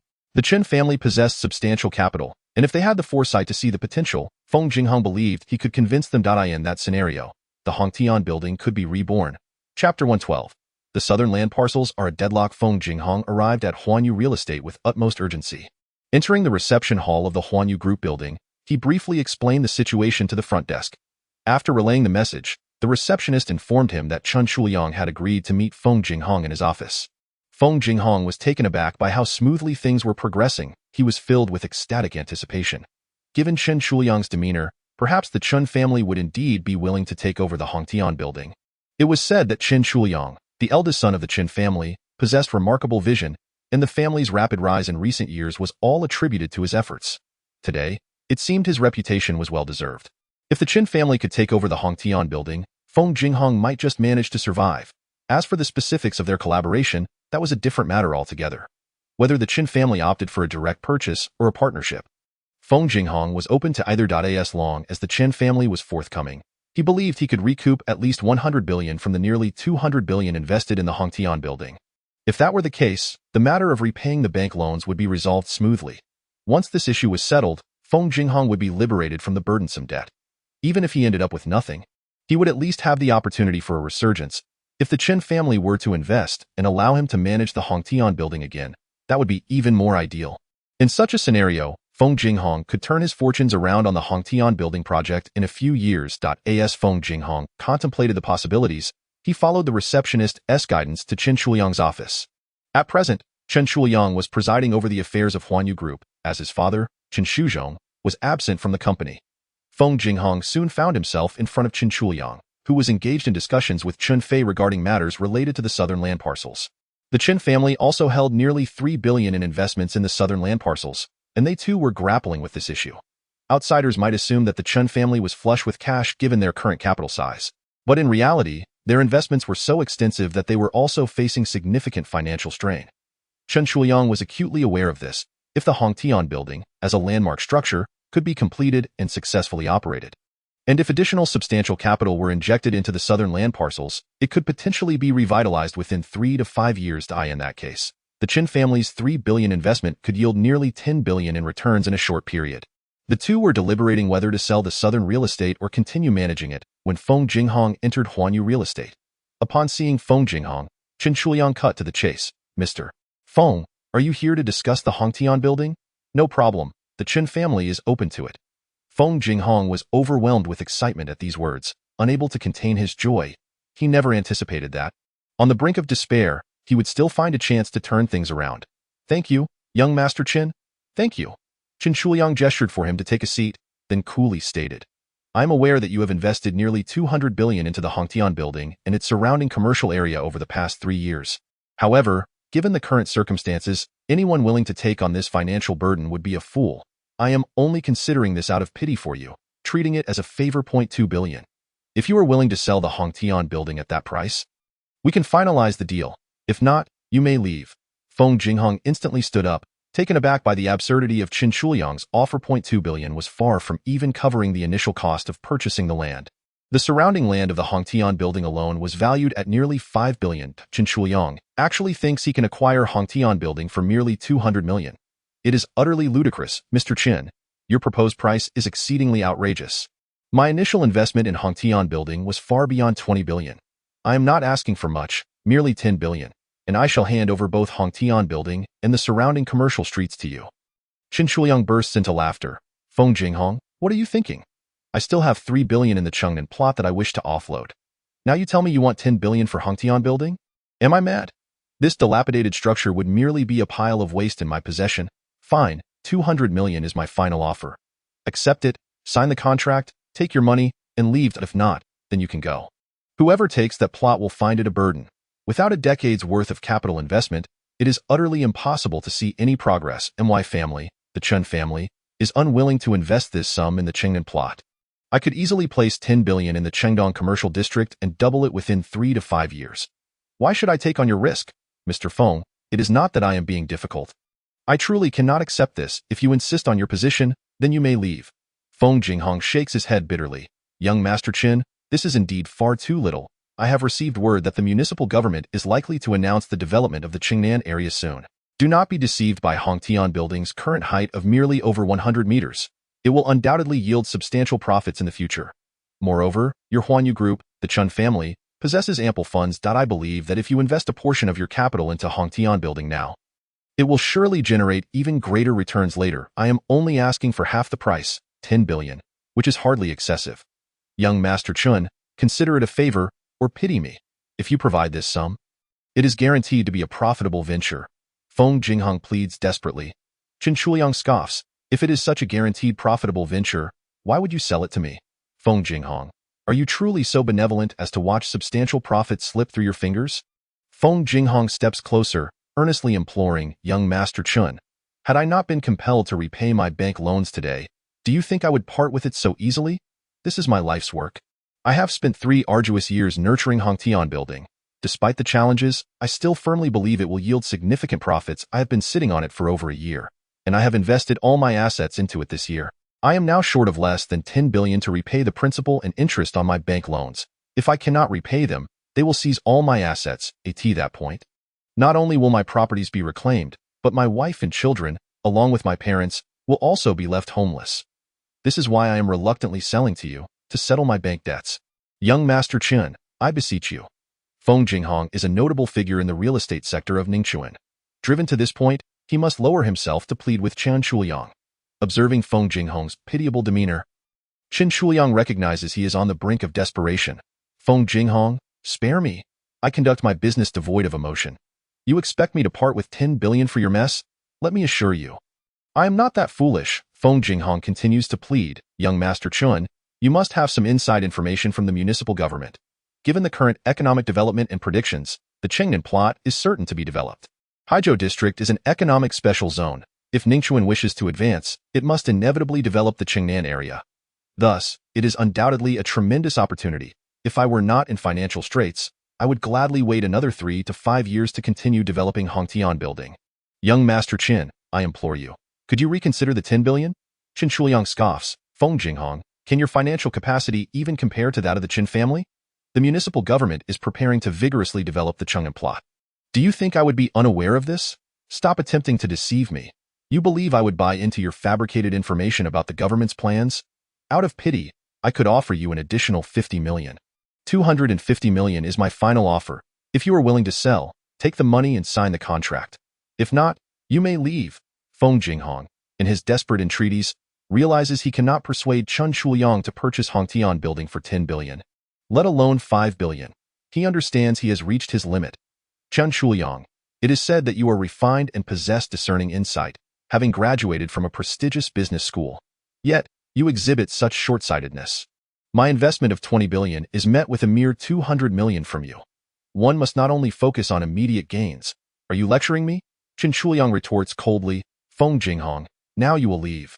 Let me tell you, even if you were to offer a pittance, the Chen family will not accept the burden of Hongtian building. I am not so foolish. Depart. Feng Jinghong shakes his head in resignation. Very well. Today I have truly come to know you, young Master Chen. The future is long. We shall see. Chen Shuliang watches Feng Jinghong's retreating figure, disdainfully scoffing. What a fool. I have no interest in your Hongtian building. The Chengnan plot is a dead end. Upon exiting Huanyu building, Feng Jinghong exhales deeply. Rumors suggest that Chen Shuliang hails from a prestigious school, and that the Chen family has thrived under his management. Having met him today, he finds him unremarkable. Has Feng Jinghong truly reached a dead end? Suddenly, he recalls the rumors of discord between Chen Shuliang and the Xiao family in the Chengdong commercial district. What if he approached the Xiao group? Would they be willing to take over my Chengnan plot? At the Xiao group's headquarters, Su Wenhai, Cheng Siyu, and Xin Yaoyao arrive at the welcoming hall, where they encounter Robin exiting from the security department. Xin Yaoyao instructs Cheng Siyu and Su Wenhai to discuss the Chengnan plot with Zhou Jiangdong while she approaches Robin. Robin, I apologize, you are well aware of our internal matters, which is why I could not accept your kindness at that time. Robin shrugs, I am indifferent. The 3 projects in the Chengdong commercial district are vacant. It was merely a casual favor. If you don't want it, then let it be. Why come now? Xin Yaoyao sighs. Su Wenhai and Cheng Siyu are currently facing financial difficulties. Each holds a Chengnan plot valued at 1 billion, which has now become a hot potato. They are here to see if the Xiao family can take over these plots. They possess Chengnan plots? Robin asks, astonished.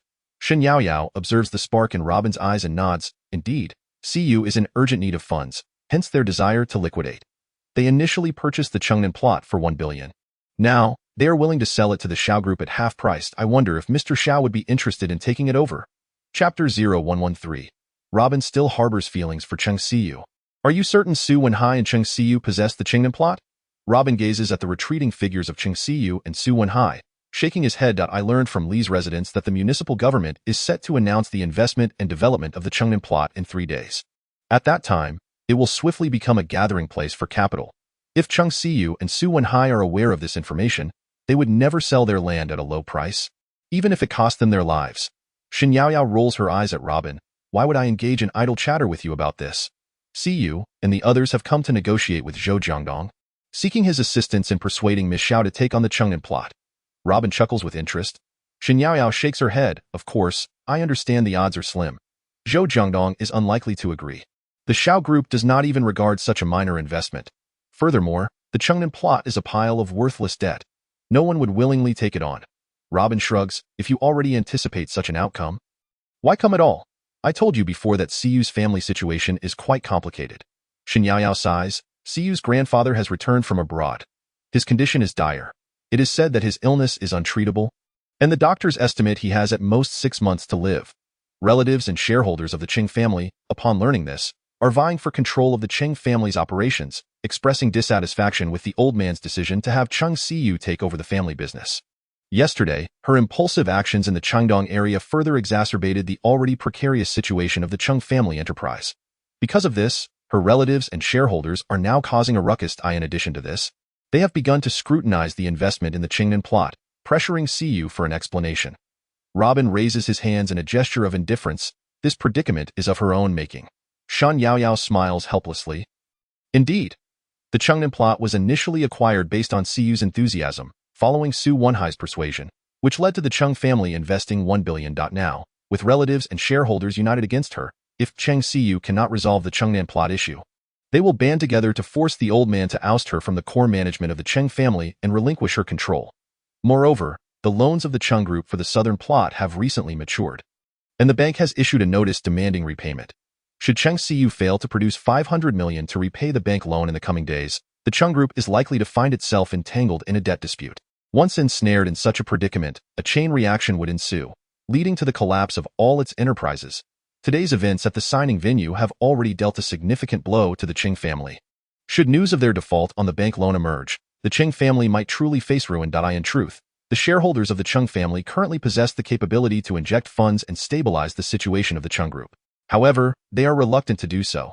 They wish to leverage the incident concerning the Southern plot to reclaim the managerial authority from Cheng Siyu. The Southern plot has become the most challenging dilemma for Siyu. If it is not relinquished, her continued presence within the Chung Group will be tenuous. You may not yet be aware that Siyu possesses an exceedingly lofty disposition, aspiring to emulate the likes of Lin Jingru. Naturally, she is unwilling to withdraw from the core operations of the Cheng Group. Consequently, she intends to sell the Southern plot at half price to settle the bank loan, as long as the situation of the Chung Group can be stabilized. Her relatives and shareholders are unlikely to take any drastic actions for the time being. After all, the old man dotes on Siyu the most, and as such, her relatives and shareholders will not dare to challenge her. As Robin conversed with Shen Yaoyao, Feng Jinghong hurriedly entered from the hall. Over the years, the Shen family has conducted numerous business dealings with Feng Jinghong, rendering Shen Yaoyao quite familiar with him. Miss Shen, greetings. That I have matters to attend to, so I must take my leave, Feng Jinghong said hastily upon spotting Shen Yaoyao standing in the hall, before swiftly making his way to the front desk. Shen Yaoyao observed Feng Jinghong's hurried demeanor as he entered the elevator, a sigh escaping her lips. Robin, do you know who he is? He is the contractor of the Hongtian building in the Southern plot. Feng Jinghong. 3 years ago, he was a formidable figure in the Ningchuan real estate industry, dubbed a gambler due to the Hongtian building project. Over the past 3 years, he sold off nearly 20 years of painstakingly managed assets and, along with private financing and bank loans, has invested nearly 20 billion in the Hongtian building and its associated commercial ventures. Robin glanced at Feng Jinghong's tall, slightly hunched figure, his lips twitching slightly. Shen Yaoyao exhaled a breath of regret. Robin, are you aware of the Hongtian building in the Southern plot? It is not merely a building. The surrounding commercial area, shopping street, and investment city form a cohesive industrial complex, which occupies nearly half of the commercial region in the Southern plot. These areas now lie in Feng Jinghong's hands, having once been his grand gamble. However, his luck has been exceedingly poor. The rumored government documents concerning the development investment in the Southern plot have yet to materialize. And ultimately, the government's investment focus has shifted to the Eastern plot. Recent news suggests that Feng Jinghong has reached a dead end, with no one willing to take over the Hongtian building's commercial area.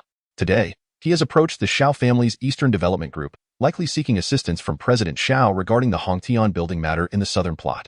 Are you suggesting that Feng Jinghong hopes for the Xiao family to acquire his Hongtian building commercial sector?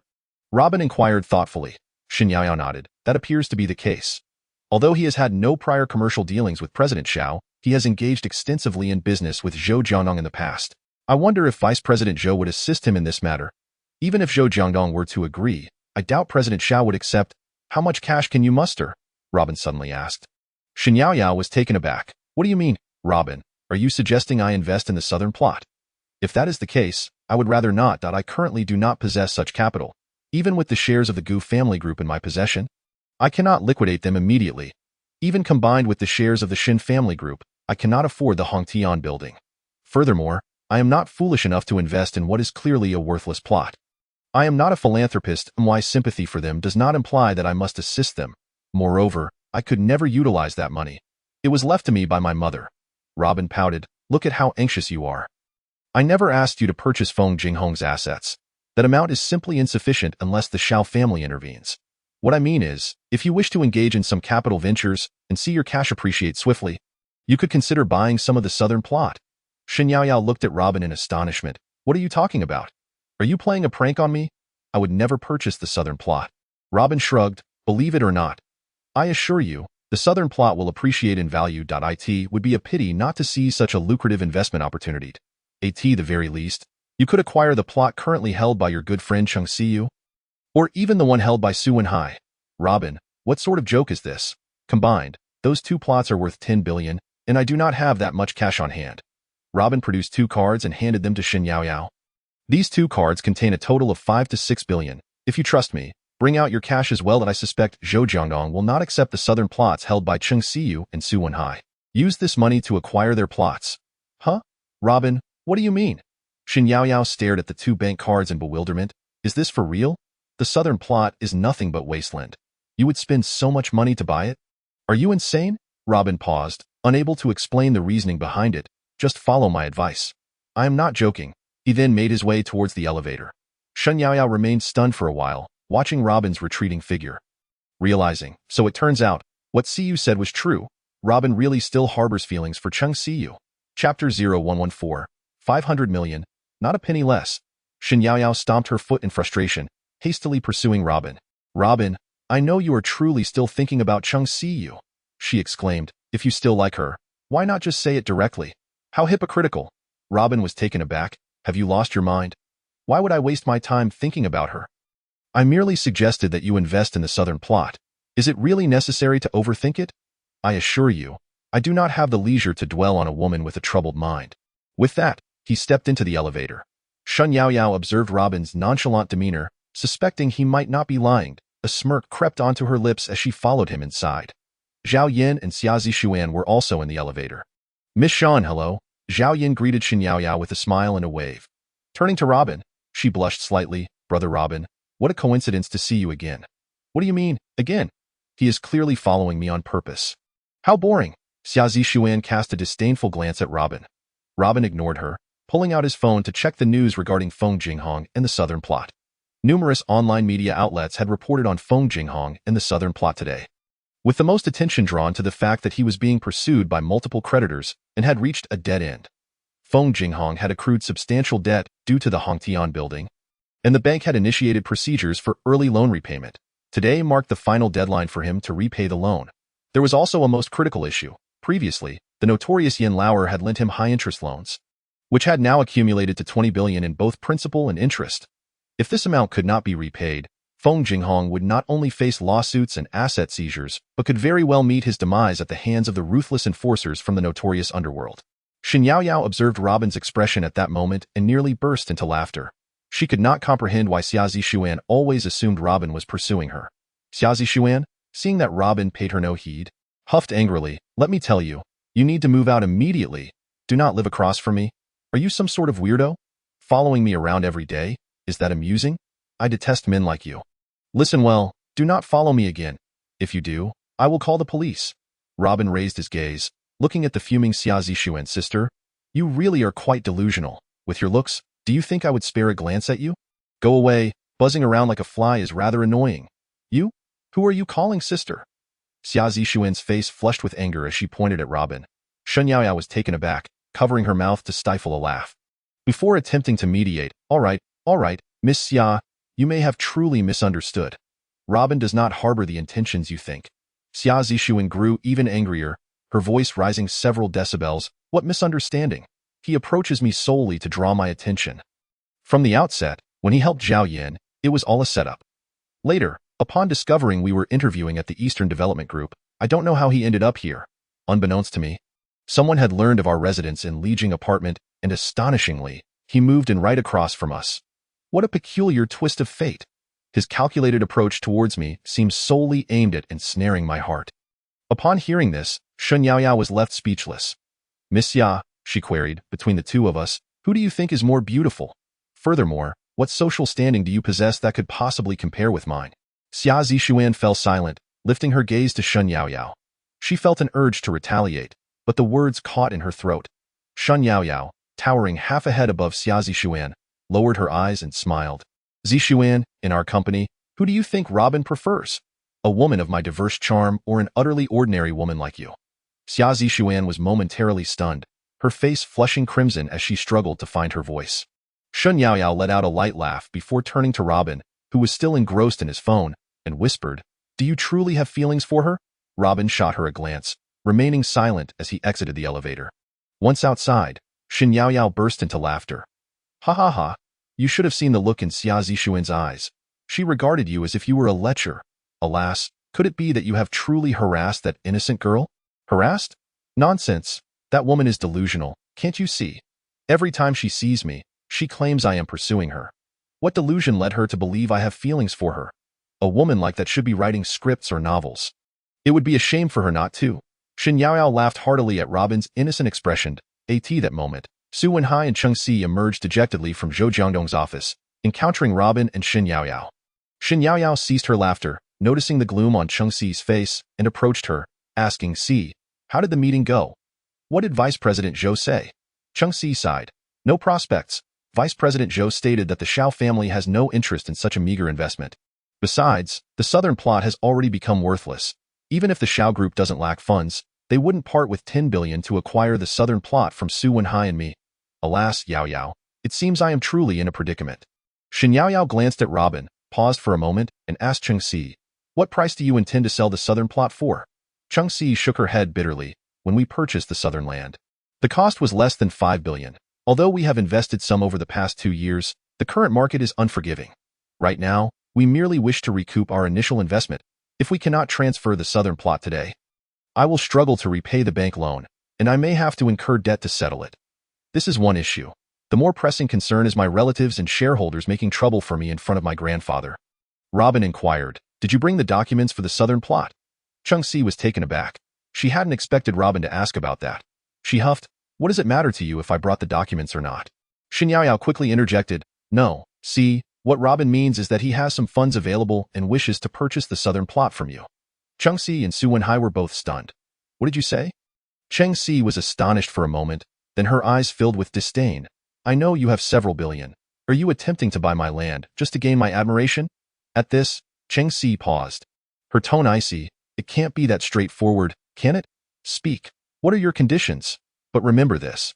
Since I have already broken off the engagement, I will have no further ties with you or the Luo family. Robin replied with indifference, Cheng Si, I hope you will refrain from constantly bringing up the engagement.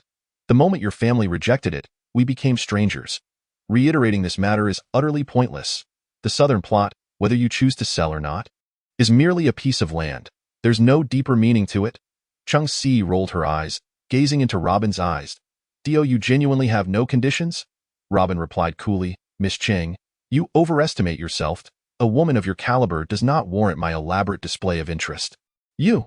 Cheng Si was infuriated, ready to lash out, but Xin Yaoyao swiftly intervened. Enough, see, Robin is really not as complicated as you think. After a brief pause, Xin Yaoyao turned to Robin, you were not joking earlier? You genuinely intend to purchase C's southern plot. Indeed. However, it seems she is unwilling to sell to us. If she does not wish to sell, then so be it. With that, Robin walked past them toward the office. Wait, Robin, Su Wenhai called out, sensing the opportunity slipping away. I also possess a southern plot. Perhaps you might consider buying that as well? Robin paused, intrigued. Why not? You may not know, but the value of the southern plot will soon double. Cheng Si scoffed internally. Only a fool would believe that. Su Wenhai also secretly mocked. Robin, you are a complete sucker. The southern plot will not double in value. What a joke. Nevertheless, he maintained a facade of agreement. Of course, if I weren't in such urgent need to recoup my funds and pay off Yan's exorbitant loan, I wouldn't consider selling my southern plot. The southern land prices are about to soar. Are you sure you won't regret selling to me now? Robin casually activated his phone's voice recorder, surveying Cheng Si and Su Wenhai. Cheng Si coldly retorted, Robin, do you think I am as naive as you? Once I sell the southern plot, regardless of the price, I will not regret it. Robin replied with a bemused smile. If, in a few days, the value suddenly rises to 15 billion, 20 billion, or even higher, will you still stand by your decision? Cheng Si snapped, is that all it amounts to? Look at your naive expression. If I were to have second thoughts, I would be no better than a beast. Is that reassurance enough for you? Robin shrugged. All right, I believe you. And you, Su Wenhai? Su Wenhai eagerly added, of course. Once something is sold, regardless of the price, I will never regret it. It's the bare minimum of principles. As C said, if I were to have second thoughts, I would be no better than a beast. Excellent. Your southern plot for 4 billion. Do we have a deal? Robin's lips curved upward. 4 billion. Su Wenhai's smile evaporated instantly. C's plot is the same as mine. Why is mine only valued at 4 billion? If you cannot accept this price, then I shall take my leave. With that, Robin turned to walk away. Su Wenhai felt a surge of dissatisfaction.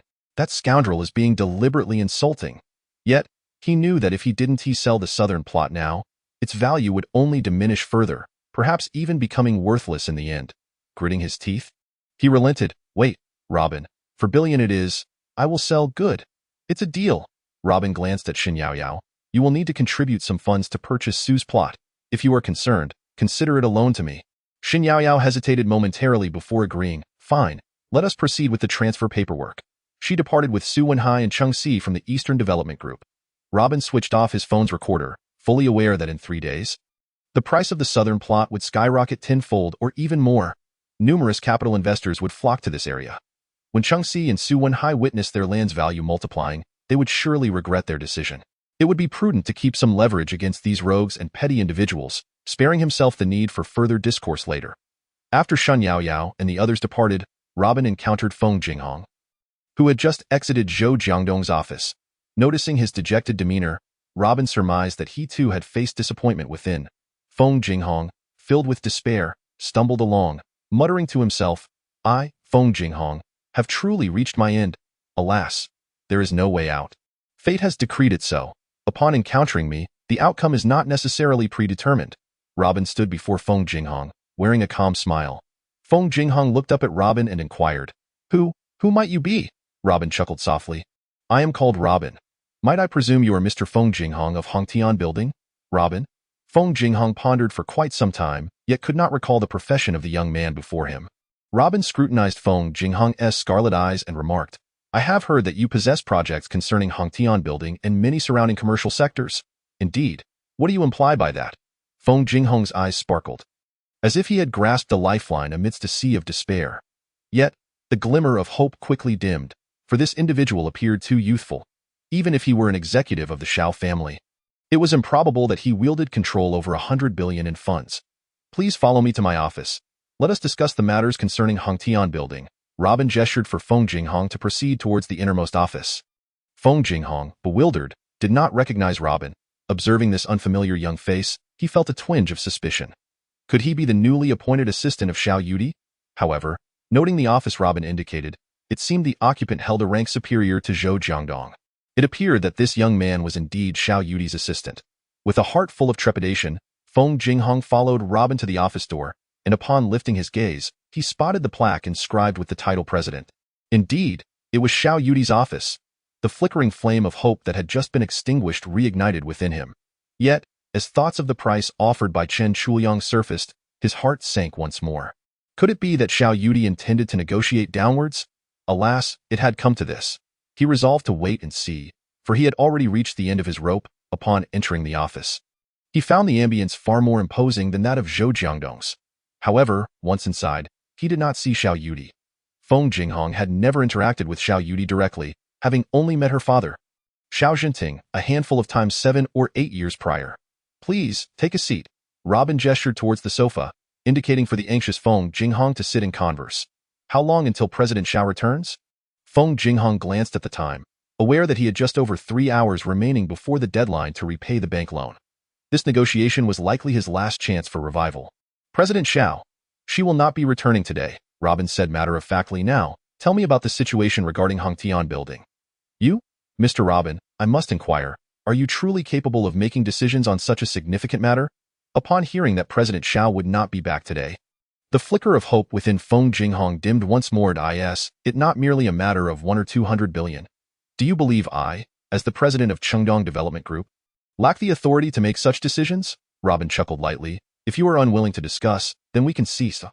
You are the president of Chengdong Development Group?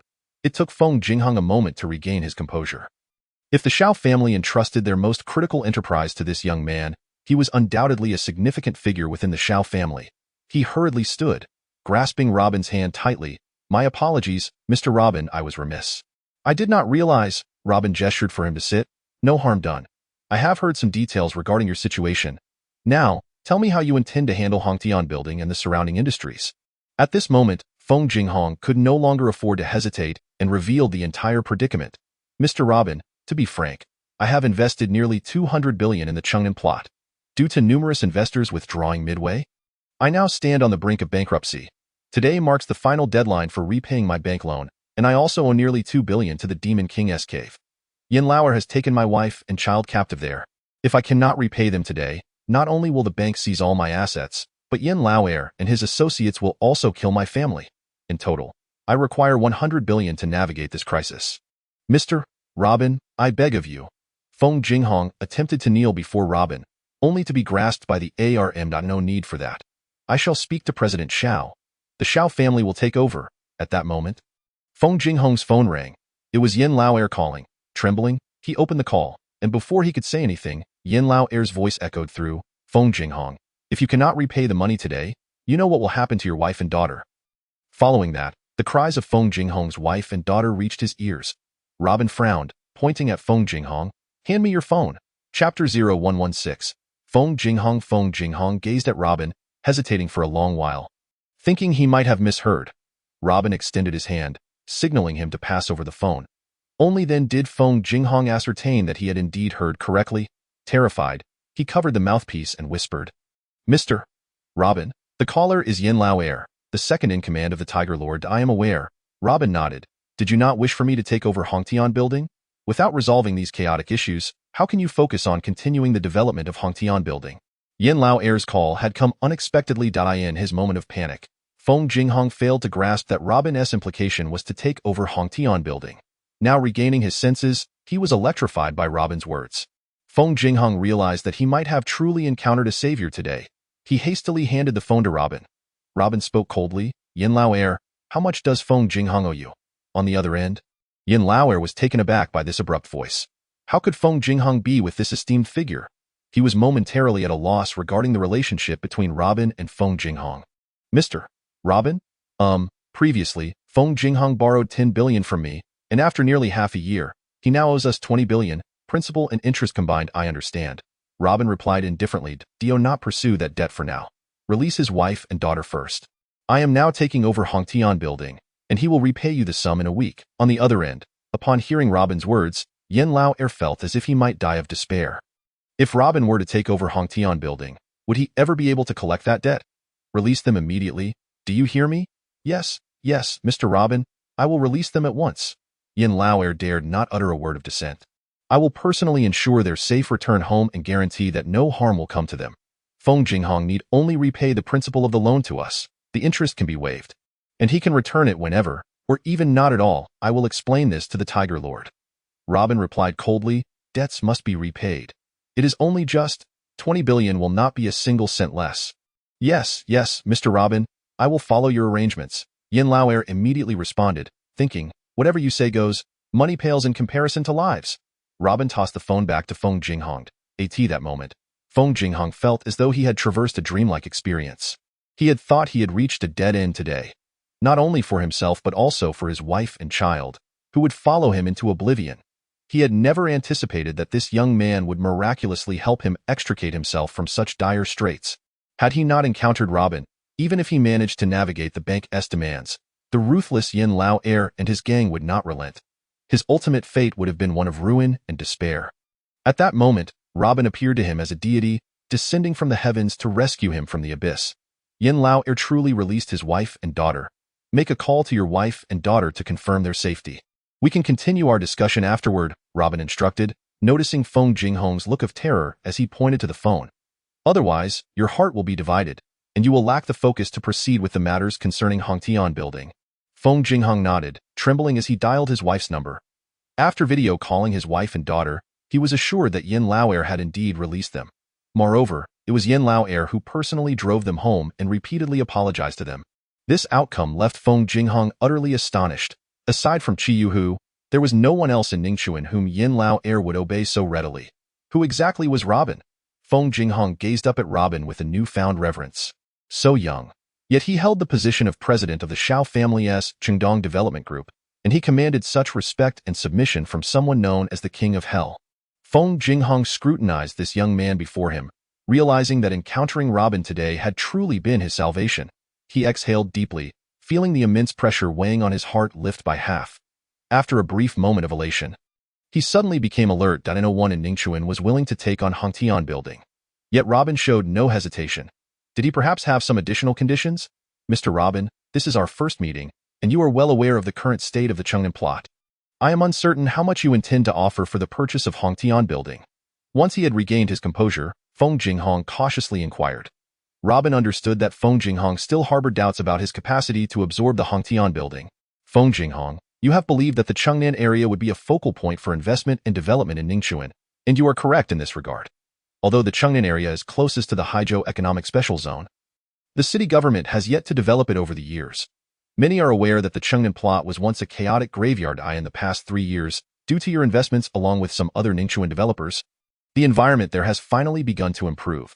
However, in recent years, as investors gradually withdrew their capital from the southern district, the desolation that once characterized the area has begun to resurface. Nevertheless, I firmly believe that the southern region will eventually attract investment and development. As a landmark structure, Hongtian Building holds an irreplaceable value in this area. The municipal government will inevitably prioritize its development, leading to significant construction efforts in due course. If the Shao family were to acquire Hongtian Building now, it would undoubtedly constitute a highly lucrative investment. Upon hearing Robin's assertion, Feng Jinghong was instantly overwhelmed by a sense of serendipitous kinship, as if lost in a vast sea of people, finally encountering a like-minded individual. Mr. Luo, over the past year, I have engaged with numerous individuals, yet none have articulated such insightful observations as you have. It is indeed my folly. I should have anticipated that the board of directors at Shao Group would appoint someone of your exceptional vision and acumen to the position of president of the Eastern Development Group. I humbly apologize for my previous disregard towards you. At this point, Feng Jinghong bowed deeply. He then sighed heavily. Although Mr. Luo is the president of the Eastern Development Group, would Mr. Shao and the board truly consent to your acquisition of Hongtian Building from me? Even if Mr. Shao were amenable to the purchase, would the upper echelons of Shao Group be willing to allocate 10 billion for this transaction? Robin chuckled. Mr. Feng, since I have stated my intention to purchase Hongtian Building, I am certainly capable of providing that 10 billion. Feng Jinghong immediately sprang to his feet from the sofa. Mr. Luo, is that truly the case? Are you genuinely willing to pay 10 billion for Hongtian Building? I recognize that Mr. Luo possesses profound insights and remarkable business acumen. Yet, 10 billion is no trifling sum. It requires the approval of the Shao Group's board, and I wonder if this amount can be secured today? Feng Jinghong, filled with urgency, voiced his pressing concern, for if the funds did not materialize, the bank would promptly seize Hongtian Building. Robin smiled lightly. You need not worry about the funding. Once the transfer contract for Hongtian Building is signed, the funds will be deposited into your account immediately. Even if we cannot arrange for the full amount to be transferred in time, we can explore alternative collaboration methods. We will first assist you in alleviating your debt crisis. And then we can discuss the next steps, ensuring that the construction of Hongtian Building resumes swiftly. Feng Jinghong discerned that Robin was not jesting, and he hesitantly inquired, Mr. Luo, are you truly prepared to purchase Hongtian Building for 10 billion? Robin regarded Feng Jinghong, whose eyes brimmed with anticipation.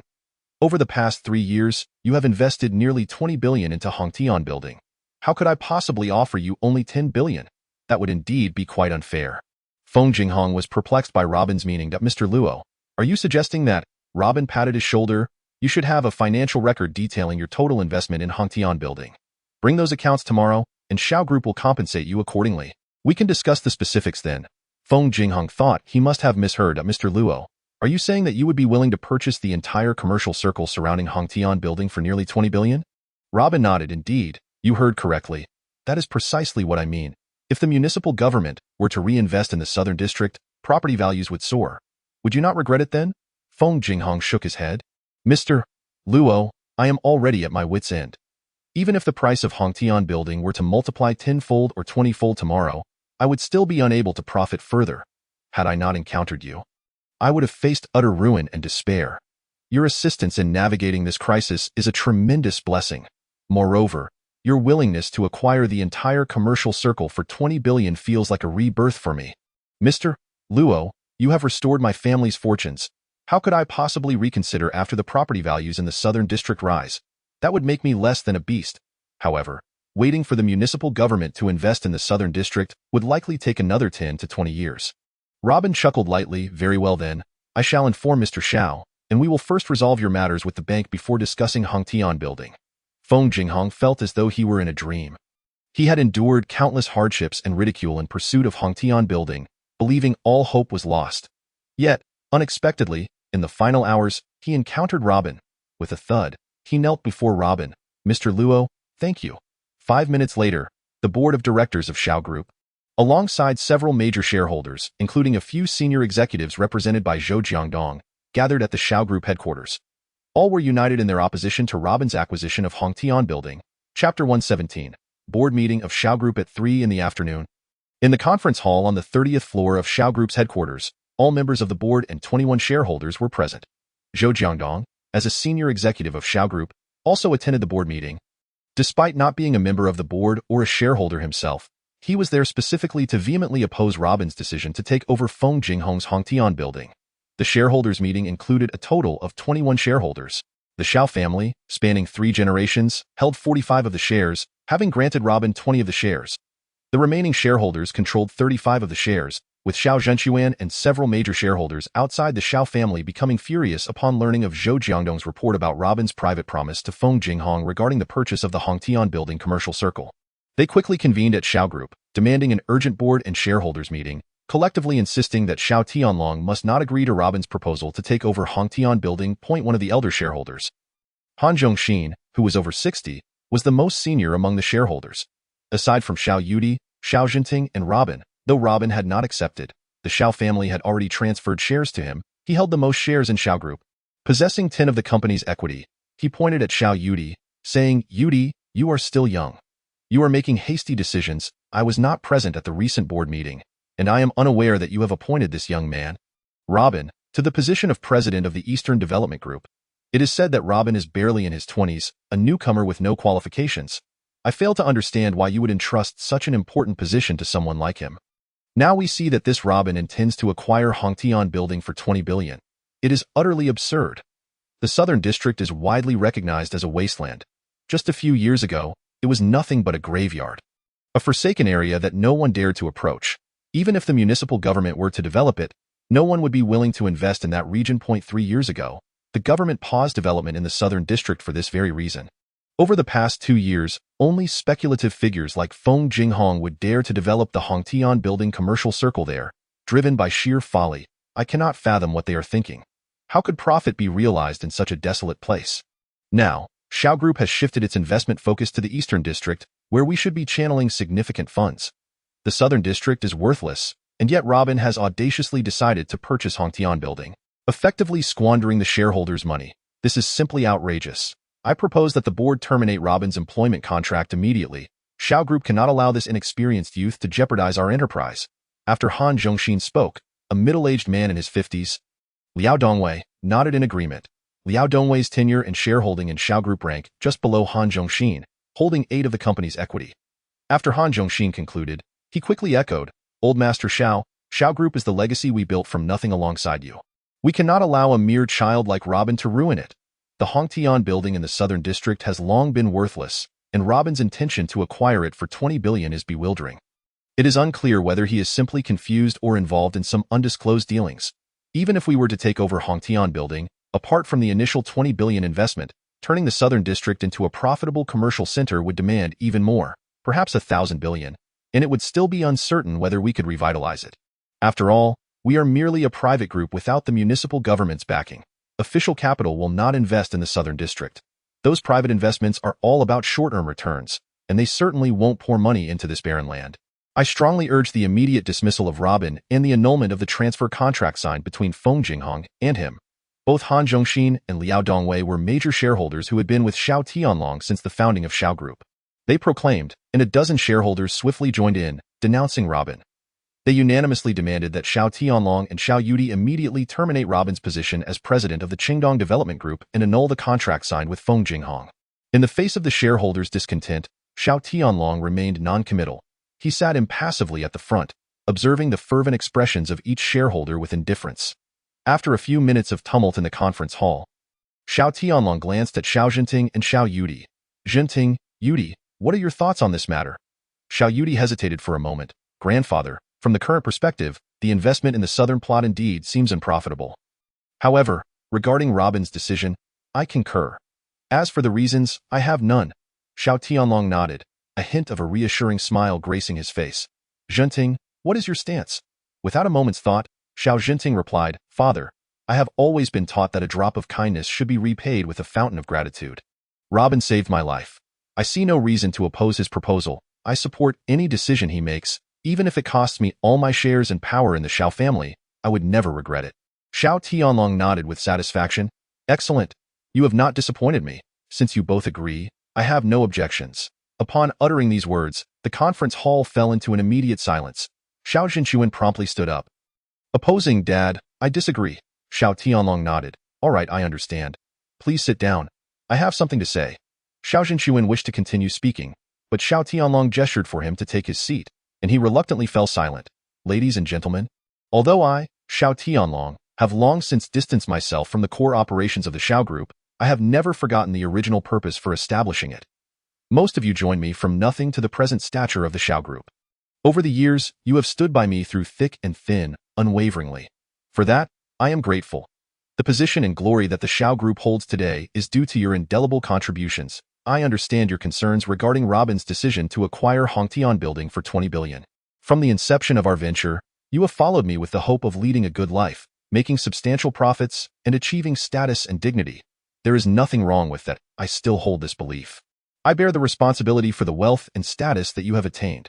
However, as the president of the Chengdong Development Group whom I have chosen, I fully endorse Robin's decision. Regardless of his motives for signing the contract to take over the Hongtian Building Business District with Feng Jinghong, I will not obstruct it. As soon as Xiao Tianlong finished speaking, a hush fell over the hall, and every shareholder and core executive stared at him in astonishment. After a prolonged silence, Han Zhongxin finally spoke. Brother Long, the investment in the southern Hongtian Building Business District is no trifling sum. Robin's decision is utterly rash. If the investment fails, the Xiao Group will suffer irreparable damage, and decades of hard work will go to waste. How can you possibly agree to this plan, Brother Long? Merely acquiring the Hongtian Building for 20 billion is not a significant issue, but the subsequent investments will require a substantial amount of funds. One could say that the southern plot is a bottomless pit that will drag the Xiao Group into an abyss.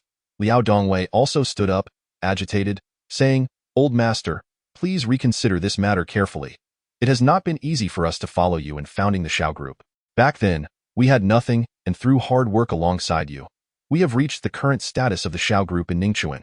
That young man, Robin, making such hasty decisions will truly jeopardize us. Enough. None of you should speak. Xiao Tianlong said sternly, looking at them. I understand your concerns. Rest assured, the shares held by Xiao Zhenting, Xiao Yudi, and myself collectively amount to nearly 40, and we will use them to guarantee Robin's acquisition of the Hongtian Building. If what you say comes to pass, our family will ensure that you incur no losses. At this point, Xiao Zhenchuan stood up. Dad, I do not hold many shares. I will not guarantee for Robin. Xiao Tianlong paused, a flicker of irritation crossing his eyes. Silence. I can acquiesce to your request. The three of us hold nearly 40 of the shares. If you are unwilling, I will respect your choice. We are willing to use 40 of our shares as a risk guarantee for Robin's acquisition of the Hongtian Building.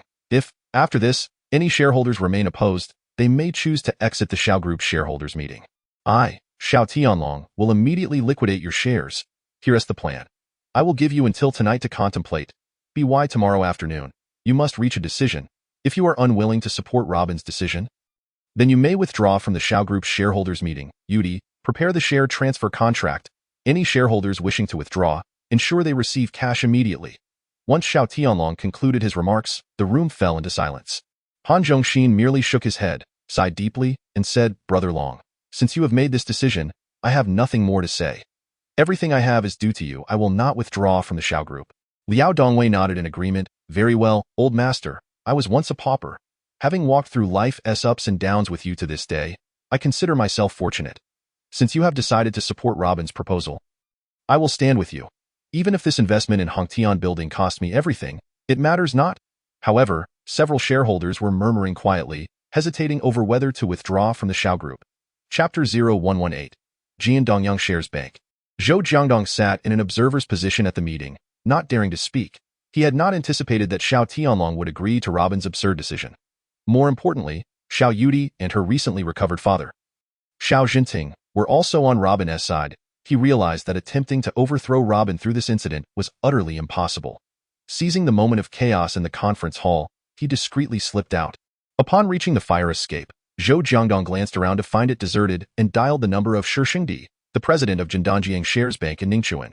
Jiandongjiang Shares Bank is a privately owned commercial bank established 5 years ago in Jiangnan by several major private enterprises from southern Longhua. 3 years prior, both Jiandongjiang Shares Bank and another bank in Ningchuan had lent money to Feng Jinghong for the Hongtian Building. Previously, Feng Jinghong had used all his assets and the Hongtian Building itself as collateral, borrowing 3 billion from Jiandongjiang Shares Bank and 4 billion from Ningchuan Bank. Their loan contracts had a term of 10 years. Over the past 3 years, regardless of how tight his finances became, Feng Jinghong had never defaulted on interest payments to either bank. Even during the most challenging times, he had borrowed from high-interest lenders without owing either bank a single penny. This was because Feng Jinghong understood that his borrowing was a necessity to build a prosperous southern business district. Integrity is paramount for those who aspire to achieve great things. However, earlier this year, both banks suddenly claimed that the Hongtian building presented significant risks and demanded that Feng Jinghong repay the principal and interest immediately. This put Feng Jinghong, already in a precarious financial situation, in a dire predicament. Today marked the final deadline for repayment to both banks. They stipulated that Feng Jinghong must repay their loans before midnight. The total principal and interest owed to Ningchuan Bank amounted to 5 billion, while the total owed to Jindanjiang Shares Bank was 3.8 billion. Although the repayment deadline was set for midnight, Feng Jinghong knew that after 5:30 p.m., the banks would close their large transfer systems if funds did not reach the bank before that time. The ownership of the Hongtian building would be transferred to the banks the following day. It was already 3:30 p.m. Zhou Jiangdong thought to himself that if he could convince the bank to end the repayment period early, Robin's plans for the Hongtian building would be thwarted. After everything settled, he could boast about his clever maneuvering in front of the major shareholders, surely earning their respect and possibly replacing Robin as the president of the Chengdong Development Group. Perhaps he could even win Xiao Yudi's favor. He believed that it was Robin's presence that had caused Xiao Yudi to neglect him. Ultimately, regardless of the outcome, he simply needed to remove Robin from the Xiao family. After much contemplation, Zhou Jiangdong concluded that allowing the bank to seize the Hongtian building directly was the best course of action. He had a close personal relationship with Shi Shengdi, the president of Jindanjiang Shares Bank. They often met socially to pave the way for himself. Zhou Jiangdong had repeatedly bribed Shi Shengdi using his position within the Xiao family and frequently invited him to nightclubs for special services. Over the years, Shi Shengdi had become quite accustomed to Zhou Jiangdong's generosity. Now, asking him for a favor in this matter should be unproblematic. Zhou Jiangdong noticed that Xiao Tianlong, Xiao Yudi, and Xiao Jinting had not opposed Robin's proposal to sign the contract for the acquisition of the Hongtian building. And several major shareholders, including Han Zhongxin and Liao Dongwei, were also siding with Robin. Although they were all quite reluctant, they had no choice but to agree because these individuals were the founding elders of the Xiao group alongside Xiao Tianlong. With Xiao Tianlong's support for Robin, they felt compelled to acquiesce. However, some minor shareholders were still in a state of hesitation. Despite their unwillingness to endorse Robin's actions, they dared not voice their objections in front of Xiao Tianlong. Zhou Jiangdong discerned the doubts harbored by these individuals and devised a two-pronged strategy to undermine Robin's plan to take over Hongtian Mansion. First, he intended to prompt Shi Shengdi from Jindanjiang Bank to initiate the repayment termination process for Feng Jinghong, thereby transferring the case to the court to seize Hongtian Mansion and reclaim ownership. Second, he planned to contact certain shareholders after the shareholders' meeting, urging them to exert pressure on Xiao Tianlong, Xiao Yudi, and Xiao Jinting by threatening to withdraw their investments from the Xiao group. This might compel Xiao Tianlong to make concessions. After receiving Zhou Jiangdong's call, Shi Shengdi, the president of Jindanjiang Bank, hesitated deeply. Deputy Zhou, Xiao Yudi has already reached out to me prior to this. Regarding Hongtian Mansion, her stance is that the Xiao group will take over. President Xiao mentioned that the funds owed by Feng Jinghong would be arranged for transfer by tomorrow morning. Today, it is too late for the finance department of the Xiao group to process such a large transfer. If we initiate the court seizure process now, I would find it difficult to explain to President Xiao Yudi. He expressed concern. Old Master Xiao is not an ordinary figure. He holds great affection for President Xiao. Should I offend him in this matter, I fear it would be quite perilous for me. Shi Shengdi was genuinely worried about Zhou Jiangdong's request. In Ningchuan, very few dared to oppose Old Master Xiao, a formidable figure. Upon learning of Shi Shengdi's apprehensions, Zhou Jiangdong chuckled. President Shi, the situation is not as dire as you imagine. I will share a piece of information with you. The board meeting of the Xiao Group is currently underway, and nearly all shareholders are opposed to Robin's proposal for the Xiao Group to take over the mess that is Hongtian Mansion. However, given that Robin is the president of the Chengdong Development Group and has been appointed by Xiao Yudi, the Xiao family may be reluctant to outright deny him in the meeting. Nevertheless, several major shareholders are expressing discontent, and quite a few are even considering withdrawing their investments from the Xiao Group. My suggestion is that if you can initiate the seizure of Hongtian Mansion at this critical juncture, it would also serve as a means of preserving the Xiao family's dignity. It would grant the Xiao Group no option but to decline the takeover of Hongtian Mansion, rendering Robin's decision utterly meaningless. Hearing this, Shi Shengdi hesitated. Zhou, please do not deceive me. I do not wish to offend the Xiao family. Although I am the president of Jindanjiang Bank in Ningchuan, my authority is limited.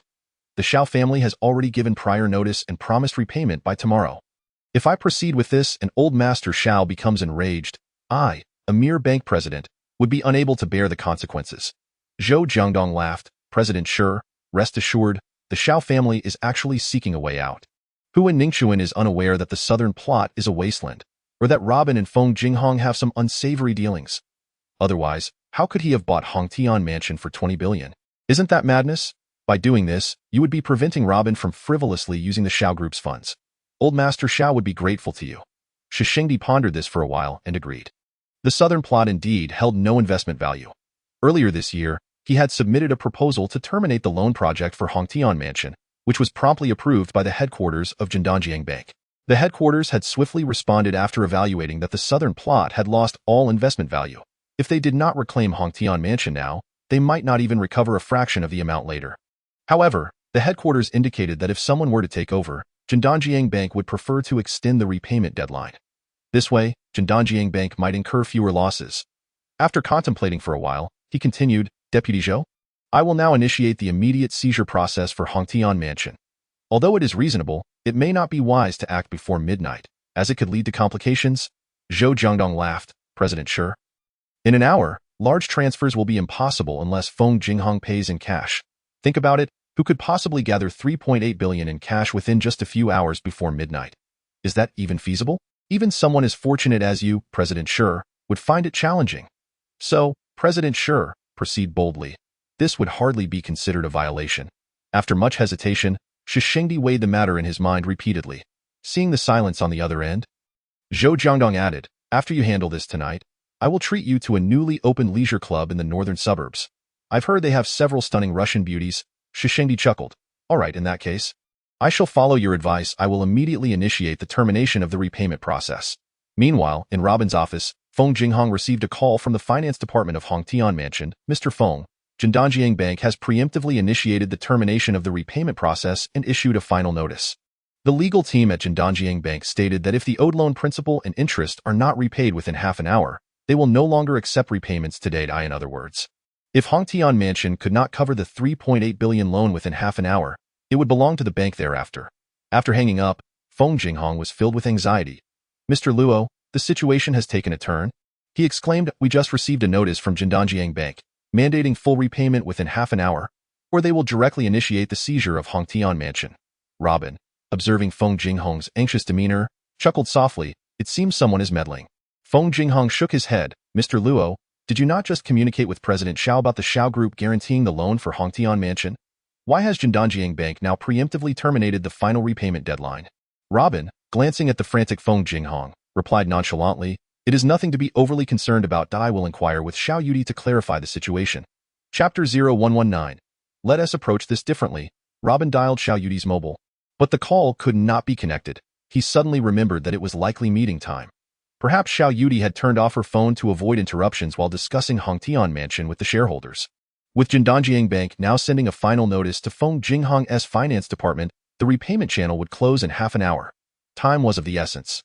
Any further delay would be catastrophic. Since he could not reach Xiao Yudi by phone, he decided to go directly to Jindanjiang Bank to ascertain the situation. Let us go. We're heading to Jindanjiang Bank now, Robin said as he beckoned Feng Jinghong to follow him out. Feng Jinghong hesitated for a moment but then followed him out of the office. Mr. Luo, do you know Shishengdi, the president of Jindanjiang Bank? Robin shook his head. I do not. Just explain the situation to him directly. Surely, he would not be so inflexible over a sum of this amount. Moreover, Xiao Yudi has already informed him that the Shao Group will take over Hongtian Mansion. It would be unbecoming of Shishengdi to disregard the Shao family's standing. The Shao family was not in one of 3.8 billion. With their guarantee, why would he fear that you would not repay the loan? Feng Jinghong glanced at the time. There was only a little over an hour until the bank closed at 5:30. It seemed there was no alternative. Upon exiting the Chengdong Development Group building, they quickly drove to Jindanjiang Bank. Feng Jinghong hurriedly accompanied Robin to President Shishengdi's office. At that moment, Shishengdi was packing up, preparing to leave the bank for a leisure club in the northern suburbs. He intended to enjoy the company of exotic beauties that evening with Zhou Jiangdong. Just as he was about to step out, he was taken aback to see Feng Jinghong enter with the young man. Feng, are you here to repay the loan? He asked. If you can transfer the repayment now, we will immediately cancel the seizure process for Hongtian Mansion. Feng Jinghong stepped forward. President Sure, the final repayment deadline should be tonight at midnight. What do you mean by closing the repayment channel now? Shishengdi glanced at the time. Feng, it is already past 4 in the afternoon. Do you seriously think you can transfer 3.8 billion into our account right now? That is a joke. Given the circumstances, is it unreasonable for me to notify you of the closure of the repayment channel? If you can guarantee that the 3.8 billion will be in our bank account by 5:30, I can wait for you now. Feng Jinghong was momentarily speechless at Shishengdi's words. He understood well. Completing such a large transfer within an hour was utterly impossible. Do not underestimate the brief time we have. Even granting a week may not suffice to conclude all settlements. Shi Shangdian cast a sidelong glance at Feng Jinghong and Robin. Snorting derisively, Feng Jinghong, it is time to concede defeat. Hongtian Tower has long been a deadlock. With your limited capabilities, you cannot possibly navigate it. With so many capable individuals unable to manage the Chengnan plot, do you think you possess extraordinary powers? Have a modicum of self-awareness. No matter how grand your aspirations, they are futile. Come back to reality. You are merely a small-time real estate developer, unable to alter the fate of the Chengnan plot. Over these past 3 years, all your assets have been sunk into Hongtian Tower, and what has changed? The miracles you anticipated have yet to materialize, have they? Do you truly believe that the Shao Group can revitalize Chengnan real estate by taking over Hongtian Tower? It is utterly impossible. I know you will now tell me that the Shao family has guaranteed the funds. Indeed, Xiao Yudi did call me. But so what? She has not signed a guarantee contract with me. A verbal promise holds little weight. Should anything unforeseen occur and she denies ever having made such statements, to whom shall I turn? Furthermore, you may not yet be aware that the shareholders of the Shao Group are currently embroiled in fierce disputes over this matter. As for the outcome of their debates, who can say? However, just moments ago, a prominent figure from the Shao Group called me, urging me not to wait any longer. I am well aware that the Shao Group will not transfer 3.8 billion for your unfinished building, Feng Jinghong. Upon hearing this, Feng Jinghong felt as if struck by lightning. The Shao Group was unwilling to take over Hongtian Tower? Shi Shangdian shook his head and chuckled. Feng Jinghong, face reality. We have known each other for quite some time. You are an astute individual, so it is time to admit defeat. I understand that this situation is difficult for you. However, business operates on the principle of survival of the fittest. There is no room for choice from the outset. It was you who insisted on betting on the Chengnan real estate. No one forced you into it. Our Jindanjiang Bank lent you money when you needed it most. We have been more than generous with the 3 billion we have extended to you for so long. Do not accuse me of being heartless. As a bank, we can only go so far. Feng Jinghong sighed bitterly. Director Shi, your actions are unjust. The loan contract I signed with your bank stipulated a 10-year term. It has only been 3 years, and yet you suddenly terminate the loan agreement.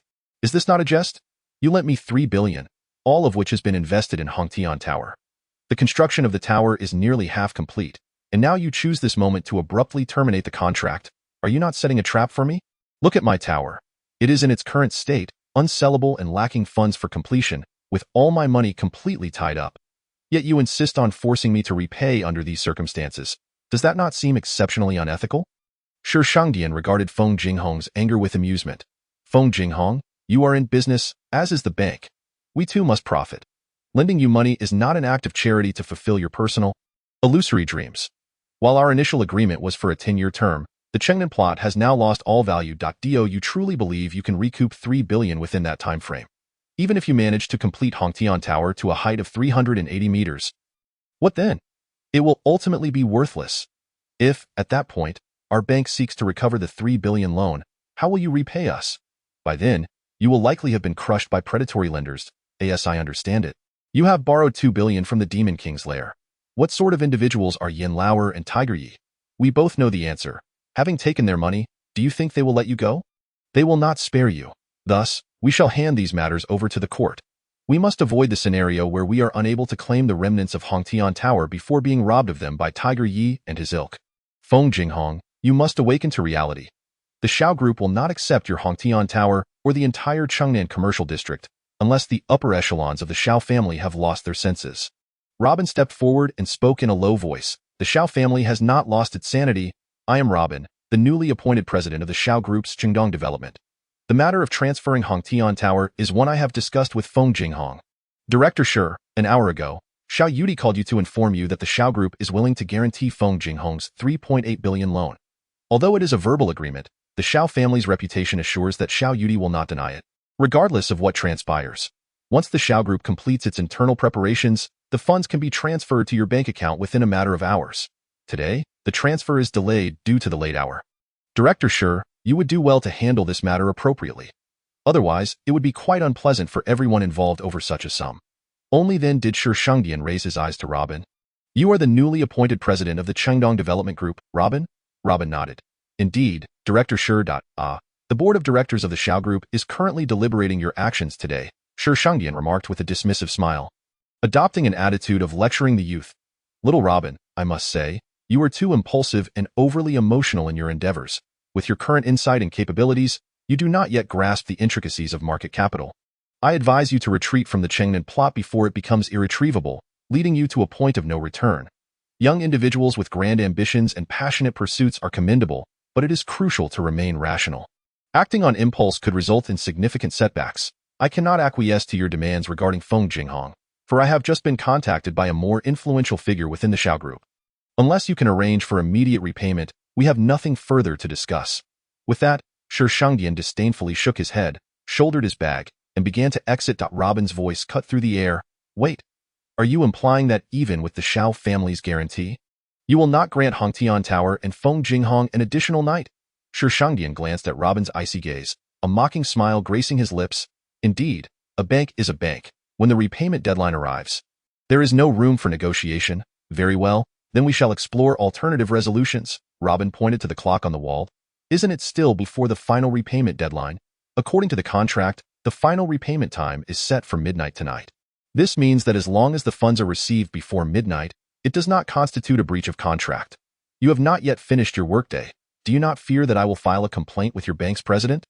Shi Shangdian looked at Robin, a sneer escaping his lips. Ah, the audacity of youth. Ha ha ha. 3.8 billion in debt. And yet, you have not even initiated the transfer process. How do you intend to repay the bank? It is nearly 5 o'clock. After 5:30, the large transfer systems of any bank will close. Even if you somehow procure the funds, how will you transfer them to us? Feng Jinghong, filled with indignation, interjected, Director Sure. Can there be no room for leniency? Shi Shangdian glanced at Feng Jinghong with derision. You may believe I am deliberately using these regulations to make things difficult for you. What of it? These are the rules, understand? If you cannot arrange the transfer, that is your issue. Of course, there is another possibility, resolving the repayment issue. Shi Shangdian cast a contemptuous glance at Robin and Feng Jinghong. I merely suggest it is a possibility. Unless you can secure 3.8 billion in cash and deliver it directly to Jindanjiang Bank before midnight. Ha ha ha. Do you possess such capability? If you dare to claim you do, I can arrange for all bank employees to stay late tonight to assist you. Feng Jinghong, furious, pointed at Shi Shangdian. Director Sure, are you not intentionally making things difficult for us? 3.8 billion in cash is an enormous sum. Well, if you lack the means, do not take on such a burden. Immature, Shi Shangdian scoffed at both Feng Jinghong and Robin as he turned to leave. As if 3.8 billion in cash could not be delivered, Robin replied coolly. Both Feng Jinghong and Shi Shangdian paused in surprise. Ha ha ha, youth is indeed brimming with arrogance. Shi Shangdian contemptuously shook his head. Robin, if you truly possess the means to deliver 3.8 billion in cash, I, as the president of Jindanjiang Bank, guarantee that all our employees will remain on duty tonight to verify the funds before midnight. Otherwise, you will kneel before all our employees and offer a deep bow of apology to each one. Dare you? A playful smirk graced Robin's lips as he pressed the recording button on his phone. What if I were to procure 3.8 billion in cash before midnight tonight? Without a moment's hesitation, Shi Shangdai retorted, in front of all the bank's employees, I shall bow to you 10 times. Excellent. It's a deal, Robin replied with a nonchalant smile, raising his phone to inform him, our verbal agreement has been recorded. Shi Shangdai remained stunned for a moment, suddenly regretting his rash words. Yet, he burst into laughter. To deliver 3.8 billion in cash in such a short time. How is that even possible? Ha ha ha. This is the most amusing joke I've ever heard in my life. Little comrade Robin, you truly are young. I suspect you might still be a minor to make such claims. No one in Ningxuan has ever dared to say they could gather such an amount within just a few hours. Robin chuckled coolly. The grasshopper does not know of winter. The summer insect cannot speak of ice. Just because you haven't seen or heard of it doesn't mean this world only has 3 seasons. Young man, mere words cannot resolve issues. Boasting is utterly fruitless. Shi Shangdai scoffed, shaking his head. I truly do not understand how someone like you managed to infiltrate the Xiao family and ascend to the position of president of the Chengdong Development Group. Now I finally comprehend why Zhou Jiangdong holds such disdain for you. It turns out you are merely a braggart. In hindsight, the Xiao family handing over the group to this Miss Xiao is a grave misstep by the old master. Xiao Yudi actually hired a brainless little punk like you for such an important position. It seems the Xiao family is truly on a downward trajectory. Back when the old master Xiao Tianlong was in charge, such nonsensical events never occurred. Alas, with Xiao Jinting gravely ill and long since retired, no one in the Xiao family can replace the old master. Feng Jinghong stepped forward, stating, Shi Shangdai, this matter has already been addressed by President Xiao. Yet you behave in such a duplicitous manner. Aren't you afraid of facing repercussions from the old master regarding this? Shi Shangdai replied icily, Feng Jinghong, do you truly believe you will have the chance to relay this to the old master? Enough. You can inform your staff to work overtime tonight.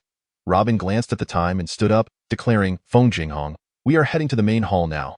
Feng Jinghong was puzzled about Robin's intentions. Could it be that he genuinely planned to bring in 3.8 billion in cash? Is that even feasible? Even the Xiao family wouldn't dare to make such claims. Just then, Lu Qiming, the vice president of Jindanjiang Bank, entered the president's office. He eagerly approached Shi Shangdai, whispering, President Shi, why didn't you answer my call? Zhou Jiangdong has invited us to a newly opened private leisure club in the northern suburbs tonight. When are we leaving? They've already urged us several times. Shi Shangdai glanced at Robin and sighed. I've encountered a reckless young man who claims he can gather 3.8 billion in cash before midnight to repay Feng Jinghong's loan. He even wagered that if he fails, he will kneel in our bank's main hall and apologize to every employee. Vice President Lu Qiming shot a sidelong glance at Robin, mocking, Kid, where did you spring from? How dare you say such things? I've encountered a lunatic today. Come on, if you enjoy kneeling, do it now. Ha ha. Robin raised an eyebrow, seizing Lu Qiming by the collar and tapping his face. Do you wish to die? Saying this, he threw Lu Qiming to the ground. The overwhelming pressure caused Lu Qiming to kneel. Unable to rise, he stared in terror at the tall, handsome young man before him, paralyzed by the terrifying aura Robin exuded. Crouching on the floor, Lu Qiming struggled in vain, his throat constricted as if gripped by a vice, rendering him voiceless. Shi Shangdai was also taken aback. Robin, let me be clear.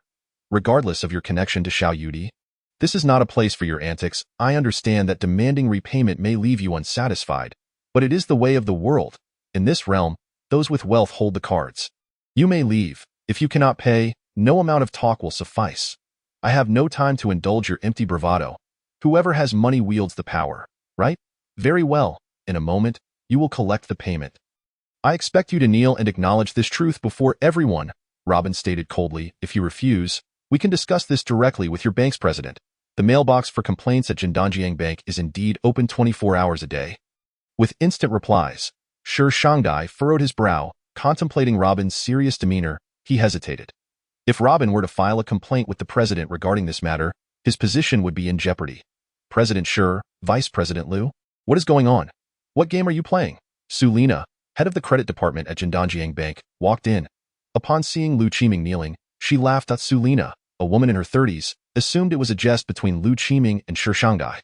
As she passed by, she patted Lu Qiming's head, saying, Qiming, get up. Your sister won't be giving you a red envelope today. Haha. She then approached Shi Shangdai. President Shi, I need to head home early today. My husband mentioned that an old classmate from abroad has arrived in Ningchuan, and I need to return to host him for dinner. Shi Shangdai shook his head, responding, Director Su, I'm afraid you won't be able to leave today. Mr. Robin here claims he will repay Feng Jinghong's loan of 3.8 billion and intends to deliver the cash to our bank before midnight. Please notify the credit department and the counter staff that they will need to work overtime tonight. It may take until midnight or even later to count the cash if Mr. Robin truly delivers 3.8 billion. Overtime? Are you joking? Sulina glanced at Robin with disdain, saying, Have you lost your mind? Thinking everyone else has too. You probably don't even believe this nonsense yourself. Young man, have you ever seen money? Haha, 3.8 billion in cash. That's more than the total daily revenue of the largest bank in Ningchuan. You re-suggesting it could be delivered to our counter in just a few hours? What an international joke. President Shi, I'm leaving. I have no time to entertain your wild fantasies. You're all delusional. Chapter 0121. This hardly sounds like something a gambler would say. Robin observed Sulina's departing figure and remarked indifferently, I've heard that the president of Jindanjiang Bank has a 24-hour complaint mailbox that accepts grievances from any client regarding the misconduct of its staff, which will be addressed promptly. What I mean is, Today I have formally requested VIP service from your president's office. One of your staff members left early and refused my repayment. The disciplinary investigation team from your headquarters will be coming to speak with you tonight and will impose hefty fines and termination penalties. You dare to complain against me? Sulina seethed, pointing at Robin. What qualifies you to demand VIP service from us? Are you delusional? Haha, to repay 3.8 billion in cash, do you think you qualify? Robin replied coolly. If you fail to fulfill your duties, what will my complaint to you amount to? Just try refusing VIP service and see what happens. Sulina, incensed, turned to Shi Shangdai, demanding, President Shi, what is your stance? Are we really going to work overtime for this trivial matter? Shi Shangdai furrowed his brow slightly. Robin, are you serious? Given your connection to the Xiao family, I'll give you a warning. Sulina's husband is Huang Anzhong, assistant to Pan Jiangzhua, the deputy mayor in charge of economic and financial affairs in Ningchuan. If you're merely toying with our senior management, you will face criminal charges. Robin raised an eyebrow. You may choose to dismiss my words as mere jest. Go ahead and see what unfolds. Shi Shangdai hesitated. The repayment of Feng Jinghong's loan was intricately tied to the transfer of debts associated with the Hongtian building, complicating the final repayment deadline. The Xiao family had guaranteed it, yet Shi Shangdai disregarded their assurance. Given the technical issues surrounding the large transfer of 3.8 billion, they were unable to process it before the end of the day.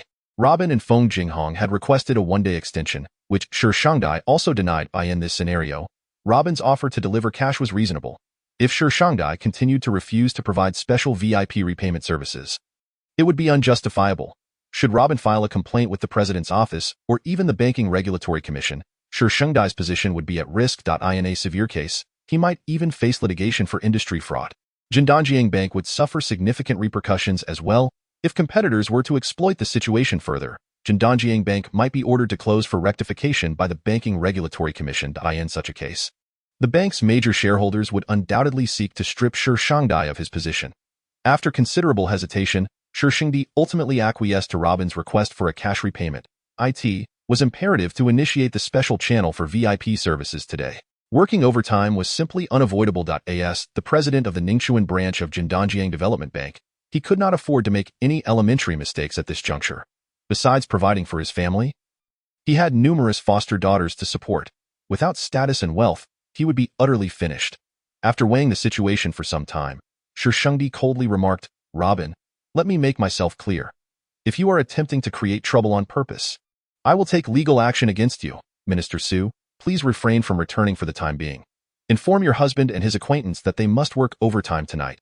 Let us proceed to the business hall together and inform all staff that no one is to leave this evening. Sulina scoffed disdainfully, reluctantly stating, President Shi, you may disregard my husband, but do you know what his classmate does? The connections he possesses could terrify those who have never encountered the likes of it. Shi Shangdai's heart quivered. Anyone who could command the respect of such an arrogant woman as Sulina must possess a remarkable identity and background. Leaning closer to Sulina, he quietly inquired, Minister Su, may I ask what Assistant Huang's old friend from abroad does?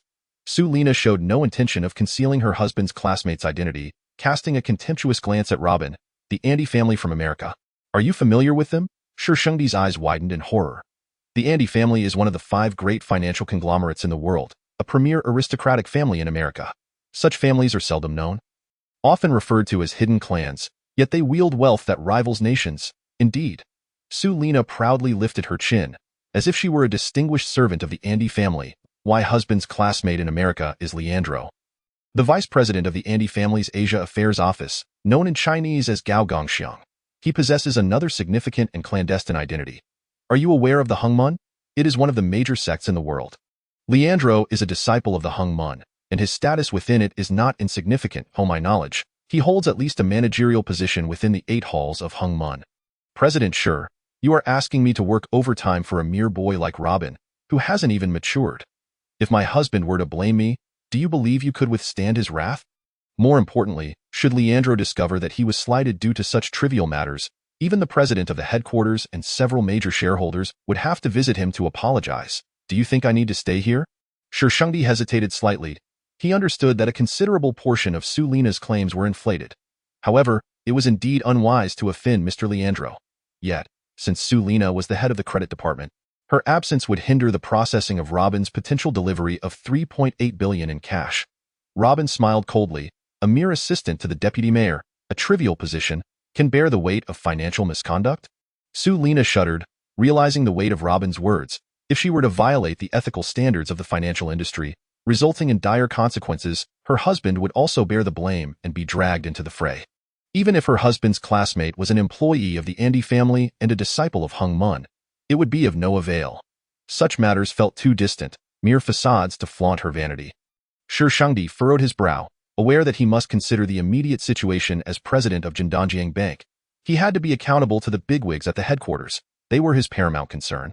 Failing to manage these affairs would render him inconsequential.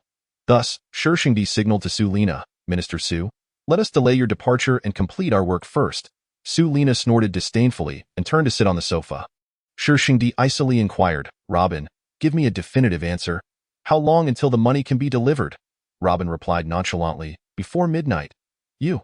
Su Lina gritted her teeth, glaring at Robin. You wait. If you fail to bring in 3.8 billion in cash tonight, regardless of who you are, I will ensure you pay the price. My husband will not let you off lightly. Robin replied with a smirk, very well, I shall await your arrival. Su Lina stomped her foot. We shall see with that. She stormed out of the president's office and headed towards the business hall. Shi Shengdi shook his head and scoffed, Robin, do you comprehend the magnitude of the trouble you've stirred? Minister Su's spouse is the deputy mayor's assistant in charge of economic finance. It is said he is next in line for the deputy mayor position.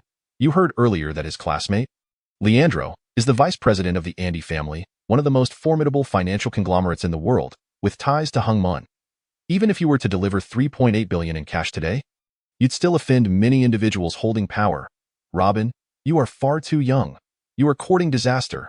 Feng Jinghong hurriedly approached Robin and whispered, Mr. Robin, perhaps this matter has truly escalated. If things do not go well, I, Feng Jinghong, will accept my fate. Mr. Robin, I appreciate your kindness, but I do not wish to see you plummet into an abyss with me. Robin smiled indifferently. Feng Jinghong, that is not something a gambler should say. Let us proceed to the business hall and verify the truth of President Shi's claim. In this world, those with wealth hold the power. He then turned and playfully patted Lu Qiming's head, who was still kneeling on the ground. My money piled high could easily bring down Jindanjiang Bank. With that, he exited the president's office. Feng Jinghong observed Robin's arrogant demeanor and suddenly felt a pang of anxiety. Could it be that they were about to witness a spectacular gamble tonight? With this thought, he quickly followed Robin out of the office. Lu Qiming, having been patted on the head by Robin, coughed violently for a while. It was only after Robin had left the president's office that he managed to rise to his feet. At that moment, his eyes were filled with terror. President Shi, this kid seems a bit sinister. Are we? Only then did Shi Shengdi notice Lu Qiming. Observing the fear in his eyes, he coldly remarked, Vice President Lu, were you merely performing a silent act while kneeling there? Lu Qiming shook his head bitterly. President Shi, I assure you, I was utterly immobilized, as if something had grasped me. My throat felt as though a great hand had choked me, rendering me speechless. Shi Shengdi disdainfully retorted. You simply wish to evade the previous issue and are feigning this. Lu Qiming exclaimed in horror. President Shi, I speak the truth. Robin, he is not what you imagine him to be. Shi Shengdi scoffed. I do not believe he possesses any significant abilities. I shall promptly report this matter to the headquarters. Today I shall see how Robin intends to procure 3.8 billion in cash. If he fails to do so, I will have this little brat kneel before everyone and apologize one by one. Chapter 0122. Robin tops the trending list. Robin, Feng Jinghong, and Shi Shengdi arrived at the business hall of Jindanjiang Development Bank. It was now precisely 5 o'clock in the afternoon, with half an hour remaining until closing time. The tellers in the hall busily organized the day's accounts, eager to conclude all work for the day. The cash transport vehicle had already parked in front of the bank's entrance, and armed transport personnel, along with bank staff, were swiftly transferring the day's cash deposits into the vehicle. Inside the business hall, nearly 20 customers awaited their turn for deposit and withdrawal services. Shi Shengdi opened the anti-pry door to the teller's office area and summoned the hall manager, Chao Yuqi. Manager Chao, notify all branch staff that we are working overtime tonight. What? Overtime? The employees of Jindanjiang Development Bank expressed their astonishment upon hearing Shi Shengdi's words. Since they began working at the bank, they had never encountered such a situation and were unaware of what had transpired. Chao Yuqi, the bank's business department manager, was a woman in her late 20s. Upon hearing Shi Shengdi's request for overtime, she expressed her displeasure. President Shi, it is neither a holiday nor a significant occasion. Why must we work overtime? I do not care. I cannot be here tonight. I have a blind date arranged by my mother's colleague. I have been told that the man is quite impressive. She continued, if I work overtime, I will miss this opportunity. That is not acceptable. If there is no extremely important matter, you are not permitted to take leave, Shi Shengdi replied, his expression dark. Call your mother and reschedule the blind date. Qiao Yuqi grimaced, President Shi, I have been on countless blind dates without success today. I have finally found someone I am satisfied with. He is supposedly a PhD from a prestigious foreign university. I have seen his photo. And he is exactly my type. I must take leave. This is so frustrating. I refuse to work overtime. Very well, Shi Shengdi coldly declared, Manager Qiao, if you refuse to work overtime, you may resign immediately. The director of the operations department, Qiao Yuqi, stamped her foot in frustration, the harsh words that hovered on her lips never quite making it out. Losing this lucrative job would mean embarking on a challenging search anew. She sighed exasperatedly. Utterly vexed. What could possibly warrant such overtime? President Shi Shengdi gestured towards Robin, who stood in the center of the banking hall. Do you see? Today marks the final deadline for Feng Jinghong's repayment for Hongtian building. The overtime is for their repayment of 3.8 billion. Qiao Yuqi glanced at the clock. It was already past 5, and not a single cent had been received. How were they expected to repay? Moreover, didn't TR Bank's legal department initiate the foreclosure procedure for Hongtian building this afternoon? What loans do they have now? The transfer system is about to close. How are they supposed to repay the 3.8 billion? In cash, Shi Shengdi replied matter-of-factly. Qiao Yuqi thought she must have misheard. What? Cash? Indeed, cash. 3.8 billion in cash, Shi Shengdi reiterated, his expression unchanging. Qiao Yuqi was taken aback for a moment. President Shi, are you suggesting that we all stay behind to count 3.8 billion in cash? My heavens, even if we work all night, it might not be completed. This is absurd. President Shi, can't you negotiate for them to transfer the payment tomorrow instead? At this moment, Shi Shengdi regretted his earlier gullibility in trusting Zhou Jiangdong's words. Now, he found himself in such a dire predicament. This situation of being unable to retreat was truly unbearable. He shook his head helplessly. They insist on repaying tonight. If we refuse to handle this special case, they will lodge a complaint directly to the headquarters mailbox. Do you think we can bear the brunt of the headquarters accountability? Qiao Yuqi glared fiercely at Robin and Feng Jinghong standing in the hall. President Shi, do you actually believe their nonsensical claims? 3.8 billion in cash. Do they think it's merely 38 yuan?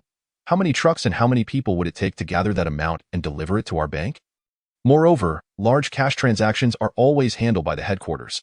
Our Ningxuan Center has never counted 3.8 billion in cash at once. Do you really believe their outlandish claims? Are we to accompany them in this madness? If they do not bring 3.8 billion in cash by midnight tonight, what are we to do after waiting all night in vain? A glint of coldness flashed in Shi Shengdi's eyes. Then we will hand them over to the police. However, no matter what, we must wait. Robin had promised that if they could not deliver the 3.8 billion in cash to our bank by midnight, he would kneel before every employee of our bank and apologize individually. Humph. Then we are equally unwilling to work overtime. The staff within the banking hall began to voice their complaints. Honestly, can you believe such madness? The president actually believes him?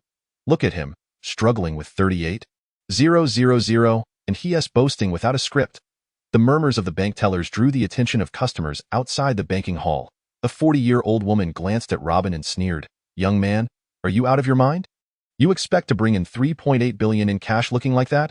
How ridiculous. I could claim I have 1 trillion waiting to deposit tomorrow. Robin ignored her. Her words provoked laughter from several other customers. In a vast forest, you'll find all kinds of birds. Are there not many people in this world driven mad by the pursuit of money? They believe themselves to be the world's wealthiest, able to summon tens of billions or even trillions at will. The president of this bank must have lost his mind to believe such nonsense. A female employee from the tellers area shot a derisive glance at Robin. Then, turning to the middle-aged female customer at the window, she chuckled. Ma'am, please stop your discussions and attend to your banking needs quickly. I still have to count 3.8 billion in cash later. Ha ha ha. The dozen or so customers in the bank's lobby and all the tellers began to mock openly. Every gaze directed at Robin and Feng Jinghong was filled with scorn and disdain, as if they were two individuals who had just escaped from a mental institution. Some customers who had completed their transactions showed no intention of leaving, eager to see how Robin and his companion would ultimately resolve this situation. The tellers, having finished their work, idly watched the spectacle unfold. Some employees took out their phones to discuss the unfolding events on social media, and a few even secretly recorded videos of Robin and Feng Jinghong, posting them online. Everyone, take a look at these two. They claim they will bring 3.8 billion in cash to repay the bank loan. This is hilarious. The world is filled with increasingly bizarre happenings. Haha. 3.8 billion in cash. This guy actually thinks he can gather that amount. I can't miss this spectacular moment. I'm staying at the bank today to see how this madman plans to gather 3.8 billion in cash. Haha. Soon, the chatter in social media exploded across all platforms in Ningxuan. A miraculous story spread rapidly. A young man was attempting to gather 3.8 billion in cash within a few hours to repay Jindanjiang Development Bank. Within a mere 20 minutes, this news skyrocketed to the top of the trending list. Almost every resident of Ningxuan had seen this news that moment, in the conference hall of the Xiao Group. Xiao Yudi, attending a board meeting, also learned of this news. She was unaware of the predicament Robin was facing. Qin Yu quickly informed her of the developments concerning Robin. Xiao Zong, it seems Mr. Robin has encountered some trouble. Xiao Yudi scrutinized the video trending at the top, recognizing Robin sitting in the Jindanjiang Bank's lobby. She glanced at the comments below and suddenly recalled the repayment issue concerning Hongtian Building. Immediately, she stepped outside the meeting hall and dialed Robin's number. Robin, I apologize. I was in a meeting, and my phone was off. I saw your call from over an hour ago. What is the situation on your end? Robin succinctly conveyed the sequence of events. Xiao Yudi was furious. She called Xiao Tianlong out of the meeting room and briefly explained the situation regarding Robin and Jindanjiang Bank. After a moment of contemplation, Xiao Tianlong asked, "What do you intend to do?" Xiao Yudi replied coldly, "Grandfather, I intend to make Jindanjiang Development Bank pay the price." Chapter 0123. All business with Jindanjiang Bank terminated. Xiao Tianlong remained silent for a while before nodding. Yudi, the Xiao Group is now in your hands. Once you've made your decision, act boldly. Remember, regardless of the situation or circumstances, the Xiao family must always act with integrity and loyalty. Mr. Robin is a benefactor to our family. If anyone dares to trouble Mr. Robin, the Xiao family will never stand idly by. No matter who it is, for Mr. Robin's sake, the Xiao family will spare no effort and will never regret it. Understood, grandfather. Xiao Yudi's eyes sparkled with determination. Qin Yu, immediately inform all heads of Xiao Group subsidiaries of the board's decision. First, all subsidiaries and partners of the Xiao Group will immediately terminate all financial dealings with Jindanjiang Development Bank's domestic and international branches. Second, quickly tally the cash held by all departments and subsidiaries of the Xiao Group, and gather with this cash in the lobby of Jindanjiang Bank's Ningxuan branch in 10 minutes. Yes, Xiao Zong. Qin Yu promptly convened the headquarters secretariat and finance department to relay Xiao Yudi's directives. Within a minute, all Xiao Group institutions in Jiangnan province rushed to various branches of Jindanjiang Development Bank to process account closures and fund transfers. At this moment, there were still nearly 20 minutes until the 5:30 p.m. closing time. Jindanjiang Bank's branches were thrown into chaos. Although the withdrawal of Xiao Group's funds would not severely damage Jindanjiang Bank, the sudden termination of business by such a top-tier client was shocking for the bank's upper management. The headquarters of Jindanjiang Development Bank quickly contacted the financial director of the Xiao Group. The response they received indicated that it was a normal adjustment of business operations, with no further explanations. The senior executives at Jindanjiang Bank's headquarters were left baffled by the financial department's reply. They attempted to reach Xiao Yudi, but were unable to connect with her. As closing time approached, Jindanjiang Bank's headquarters convened an emergency meeting. They decided to send a public relations team led by a vice president to Ningxuan to coordinate the business matters with the Xiao Group. Just as the meeting was about to conclude, a series of increasingly shocking news reports began to arrive. Meanwhile, in the second-floor Yangxin Pavilion of Zifeng Leisure Club, Lin Jingru was meditating with her eyes closed. Chu Chu rushed in from outside. Mr. Robin may be in trouble." Lin Jingru abruptly opened her eyes. "What happened?" Chu Chu presented the viral video trending online to Lin Jingru. Slowly rising, Lin Jingru's enchanting face turned cold in an instant. "How outrageous! A mere Jindanjiang Development Bank dares to make things difficult for Mr. Robin. Chu Chu, promptly notify all institutions under Zifeng International to terminate all collaborations with Jindanjiang Bank across the board. Furthermore, transfer all funds held by Zifeng International and Jindanjiang Bank to accounts in other banks. Conduct an inventory of all cash in Zifeng International's possession and ensure it is delivered to the entrance of Jindanjiang Bank within 10 minutes. Just as the Xiao Group and Zifeng International decisively sever ties with Jindanjiang Bank. Qi Yuhu, who is luxuriating in the hot springs at Shanghai Mountain, receives the same alarming news. Has something happened to Mr. Luo? How could there be such short-sighted individuals in Ningxuan who dare to provoke him? I must seize this opportunity to demonstrate my capabilities. Yin Lair. Qi Yuhu grabbed the intercom, commanding immediate action. Inform our finance department to terminate the cooperation with Jindanjiang Bank and ensure that the scoundrel Shishengdi transfers my business by tonight. If my affairs are not handled properly, you and all your brothers will find yourselves sleeping at his doorstep tonight. Additionally, release all information regarding the adopted daughters that Shishengdi has been supporting over the years online, along with details of their transactions. How dare he offend Mr. Luo? That dog Shishengdi is clearly tired of living. If he is not shown the harsh realities of this world, he will remain oblivious to the existence of fairness and justice. Arriving promptly, Yanlair blinked in disbelief, musing to himself, can the Tiger Master really talk about fairness and justice? Chiyuhu smacked Yanlair on the head. What kind of expression is that? Let me tell you, I thrive in this line of work. If I commit wrongdoings, I admit to them openly. Unlike that despicable Shishengdi, who pretends to be human while engaging in beastly acts behind closed doors. He wants to put pressure on Mr. Luo, does he? Very well. Let us see if he can handle the consequences. Yanlair looked up at Chiyuhu, his eyes filled with reverence. Following the Tiger Master for so many years has been exhilarating. Chiyuhu scoffed. Furthermore, retrieve all cash from the institutions under the Demon King's lair, including those from the boxing arenas, online loans, and nightclubs, and have them delivered to Jindanjiang Bank within 10 minutes. If they are even a minute late, I will have their heads. Yes, Tiger Master, I will take care of it immediately. Yanlair's eyes darted around. Mr. Luo needs cash right now. I will instruct those nightclubs and underground casinos under our watch to gather their cash and deliver it to Mr. Luo. Tiger Master, what do you think? Chiyuhu burst into hearty laughter. Excellent. You handle this matter. Anyone who dares to disobey will find their doors shut tonight. At the Ningchuan Municipal Government's office, Li Zongqing was reviewing documents submitted by various institutions. The city government secretary, Lu Jigang, entered the office. Mayor Li, I must inform you that a situation is unfolding in Ningchuan, and I am concerned it may escalate. So I wanted to report it to you immediately. Li Zongqing set down the documents and looked up. He observed Lu Jigang's anxious expression. Secretary Lu, what is the matter? Is it serious? Lu Jigang hesitated for a moment before responding. Mayor Li, the petition office just called to inform me that Jindanjiang Bank seems to be in trouble. Jindanjiang Bank? Li Zongqing inquired, perplexed. What issues could they possibly have? Lu Jigang opened his phone and presented news regarding Jindanjiang Bank's plan to receive a repayment of 3.8 billion. Mayor Li, this pertains to the loan issue concerning Feng Jinghong's Hongtian building in the southern district. Li Zongqing nodded. The Hongtian building has been in the news frequently as of late. He knew that if Feng Jinghong could endure a few more days, the Hongtian building could rebound from its low point. However, this information was not something he could share with others.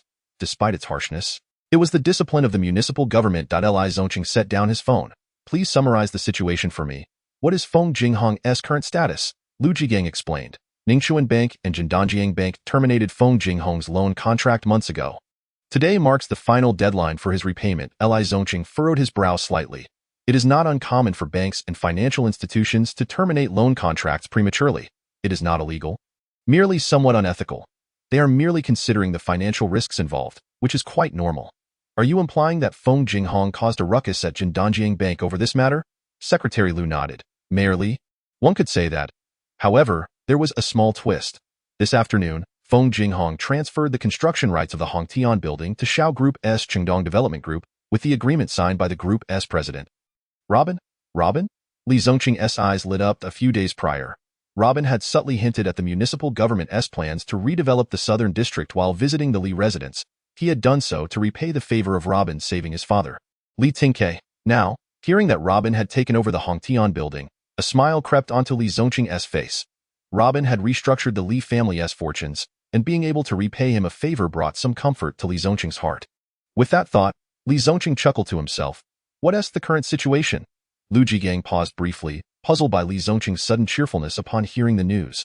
Mayor Li, after Robin took over the Hongtian building, Xiao Yudi, the eldest daughter of the Xiao family, contacted Jindanjiang Bank and Ningchuan Bank, offering to guarantee Feng Jinghong's original loan. Once the Xiao board officially approved the takeover of the Hongtian building, the Xiao family would repay this loan. Both Ningchuan Bank and Jindanjiang Bank agreed to the Xiao family's request. However, after responding to Xiao Yudi's proposal, Jindanjiang Bank abruptly changed its previous agreement, insisting that Feng Jinghong repay the 3.8 billion loan in full, principal and interest, by midnight today. It is now past 5 o'clock, nearing the bank's closing time, making large public account transfers impossible. Jindanjiang Bank's president Shishengdi initiated the process to seal off the Hongtian building. effectively shutting down the repayment channel. Consequently, the ownership of the Hongtian building will no longer belong to Feng Jinghong after midnight tonight. Thus, the transfer contract Feng Jinghong signed with the Xiao family becomes worthless.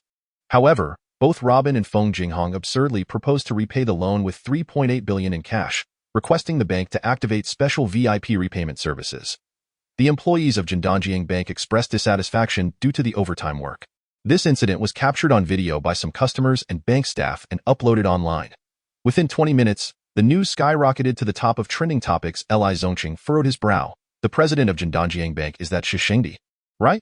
This private equity bank has reportedly been doing quite well, with many well-known enterprises in Jiangnan province conducting business with them over the past 2 years. This year, Jindanjiang Bank has also expanded its overseas operations, reportedly securing 2 significant overseas contracts. These contracts account for over half of the bank's revenue nationwide. Jindanjiang Bank is considered a leader among private equity banks in Longhua. Yet, Shishengdi's approach in this matter seems rather peculiar. He has not given any leeway to the Xiao family. What could be the reason for this? Chapter 0124. It's South not his place to bully others. Li Zongqing found Shishengdi's actions perplexing. The Xiao family's influence in Ningchuan is unparalleled. As a private financial institution in Ningchuan, Jindanjiang Bank should normally extend a favor to the Xiao family during such a critical time. Yet, without prior notice to Xiao Yudi, Shishengdi deliberately created obstacles concerning the loan for the Hongtian building, making things difficult for Robin, the president of the Chengdong Development Group. Such conduct seems rather petty. Lu Jigang discerned Li Zongqing's confusion. It is said that a heavyweight figure from the Xiao family conveyed a message to Shishengdi, instructing him to leave no room for Feng Jinghong. Simultaneously, there are significant internal disagreements within the Xiao family regarding the takeover of the Hongtian building. I believe this might explain Shishengdi's misjudgment, leading to this incomprehensible action. By prematurely closing the repayment channel and initiating the procedure to seal the Hongtian building. He likely angered Robin, the president of Chengdong Development Group. Unexpectedly, Robin audaciously proposed to gather 3.8 billion in cash before midnight to repay the loan for the Hongtian building. Such a substantial cash repayment has never occurred in Ningchuan's financial history. Shishengdi now finds himself in a predicament. Once he has made his statements, he cannot retract them and must consent to Robin's cash repayment. However, gathering 3.8 billion in cash within a few hours is exceedingly challenging. Even if the Xiao family pooled all their cash together, it would be impossible to amass such an amount in such a short time. Thus, the entire internet is watching this contest unfold, eager to see who will emerge victorious. If Robin indeed manages to gather 3.8 billion in cash before midnight, Jindanjiang Bank's public image will suffer greatly. Losing its reputation for good service, Jindanjiang Bank may never recover. Even the markets in Ningchuan and even Jiangnan province may suffer significant losses. However, if Robin fails to fulfill his commitments, the Xiao group he represents will become a laughingstock in the eyes of the world. The stocks of the Xiao family will undoubtedly plummet. In summary, this audacious confrontation will prove to be a considerable loss for the city of Ningchuan. Li Zongqing nodded. Indeed, this Shishengdi is truly muddled. His career is likely at its end. Regardless of the outcome of today's affair, the upper echelons of Jindanjiang Bank will no longer consider him. From this perspective, Shishengdi's vision is rather limited. Currently, the Chengnan land is indeed a barren wasteland, and it is perfectly normal for the Xiao family executives to have differing opinions on the matter. Secretary Liu, do you know the elder Xiao's stance regarding Robin's takeover of Hongtian Plaza? Lu Jigang replied, Mayor Li, from what I understand, Elder Xiao, along with his eldest son Xiao Jinting and granddaughter Xiao Yudi, all support Robin's acquisition of Hongtian Plaza. However, their consideration is not about the value of the plaza but rather because Robin is the savior of the Xiao family. Everyone in Ningchuan knows that the Xiaos are deeply loyal, yet the family's dozen or so major shareholders may not share the same sentiment. Some shareholders believe that Robin's actions could completely ruin the foundation the Xiao family has painstakingly built over the years. As I understand it, at this critical juncture, a vice president of the Xiao family named Zhou Jiangdong privately contacted the president of Jindanjiang Bank, Shishengdi. The specifics of their conversation remain unclear. Shishengdi's preemptive move to seal off Hongtian Plaza is likely related to Zhou Jiangdong's phone call. Upon learning this, Robin and Feng Jinghong hurried to Jindanjiang Bank to negotiate. Shishengdi stated that within such a short time frame, Feng Jinghong and his associates could not possibly repay the 3.8 billion in full. Consequently, Robin proposed to settle the repayment with 3.8 billion in cash. After grasping the entire situation, Li Zongqing shook his head. This Shishengdi's vision is too limited. 3.8 billion in cash. He furrowed his brows in contemplation. 3.8 billion is no small sum. For Robin to gather it before midnight is indeed a daunting task. Even if Robin possesses the connections and resources to amass 3.8 billion during this period, the cash held by various units has already been deposited into the treasury. Li Zongqing glanced at Lu Jigang and said, "All right, I understand the situation. You may leave for now." Lu Jigang wished to say more, but Li Zongqing gestured for him to depart. After Secretary Lu left the office, Li Zongqing picked up the phone and dialed his brother Li Zongliang's mobile. "Zongliang, where are you right now? And what are you doing?" At that moment, Li Zongliang was at home, enjoying tea with their father. "Li Tinkai, I'm chatting with Dad. I was just about to discuss the celebration banquet for his recovery with you. This afternoon, I've gathered a few people to form a preparation committee for the banquet. They are currently organizing the related matters and the guest list. I will report the committee's preparations to you later, and you can review it for any oversights." After a moment of silence, Li Zongqing said, "Zongliang, let's discuss the banquet for Dad when I return. The reason I called you is to inform you that Robin is in trouble. Check the trending topics on various platforms on your phone." Li Zongliang furrowed his brows. "Oh, Robin is in trouble. Where is he now?" "In Ningxuan. Brother, Robin is facing trouble in Ningxuan." "Are you joking?" Li Zongliang asked with a smile. Li Zongqing replied solemnly, "I'm not joking. How much cash can you raise right now? The more, the better." "Cash? I never carry cash." "What do you mean?" "Use all your connections to gather cash and collect as much as you can before midnight." "All right, brother. I'll take care of it right away." Li Zongliang hung up the phone and stood up to leave. Seeing Li Zongliang's hurried demeanor, Li Tinkai asked, "What's wrong? What happened?" Li Zongliang, having read the trending news, understood the circumstances surrounding Robin and Jindanjiang Bank. "Dad, Jindanjiang Bank is being unreasonable, making things difficult for Robin. We need to intervene. Shishengdi has no right to bully him in Ningxuan." Li Tinkai nodded. "How much cash do you need? If it's insufficient, let me know immediately." Li Zongliang knew well that 3.8 billion in cash was a trivial matter for their father. It could be resolved with just a phone call. However, he did not wish to easily rely on his father's connections for such a minor issue. "Not much. I'll make a few calls and have them gather some cash. Don't worry. This is nothing serious." As Li Zongliang exited the hall, he encountered General Han Ping approaching. "General Han, the elder is waiting for you at home. I have something urgent to attend to, so I cannot accompany you." Han Ping watched Li Zongliang's retreating figure and shook his head. This kid seems to be quite busy every day. Entering the hall, Han Ping asked, "Elder, what is Zongliang so busy with? Do you remember that young man who helped me with my illness?" Han Ping's eyes brightened. "Of course, I remembered. I came here today for that matter." "What happened to him?" Li Tinkai chuckled. "The young man is full of vigor, unwilling to yield to anyone. That Robin has encountered some friction with Jindanjiang Bank over the acquisition of Hongtian Plaza in Chenan. The bank is pressuring him to repay 3.8 billion by midnight tonight, and as the closing time approaches, they have preemptively shut down the repayment channels. Robin is now required to settle the repayment with 3.8 billion in cash. This situation has made it to the trending topics." Han Ping opened his phone and briefly reviewed the events. He then focused intently on Robin's image in the video for a while, suddenly becoming somewhat agitated. "This kid's arrogance resembles someone else far too much. It is uncanny." Li Tinkai observed Han Ping's excited demeanor. "What did you see?" Han Ping trembled as he raised his head. "Elder, do you remember that person from back in the day?" "What?"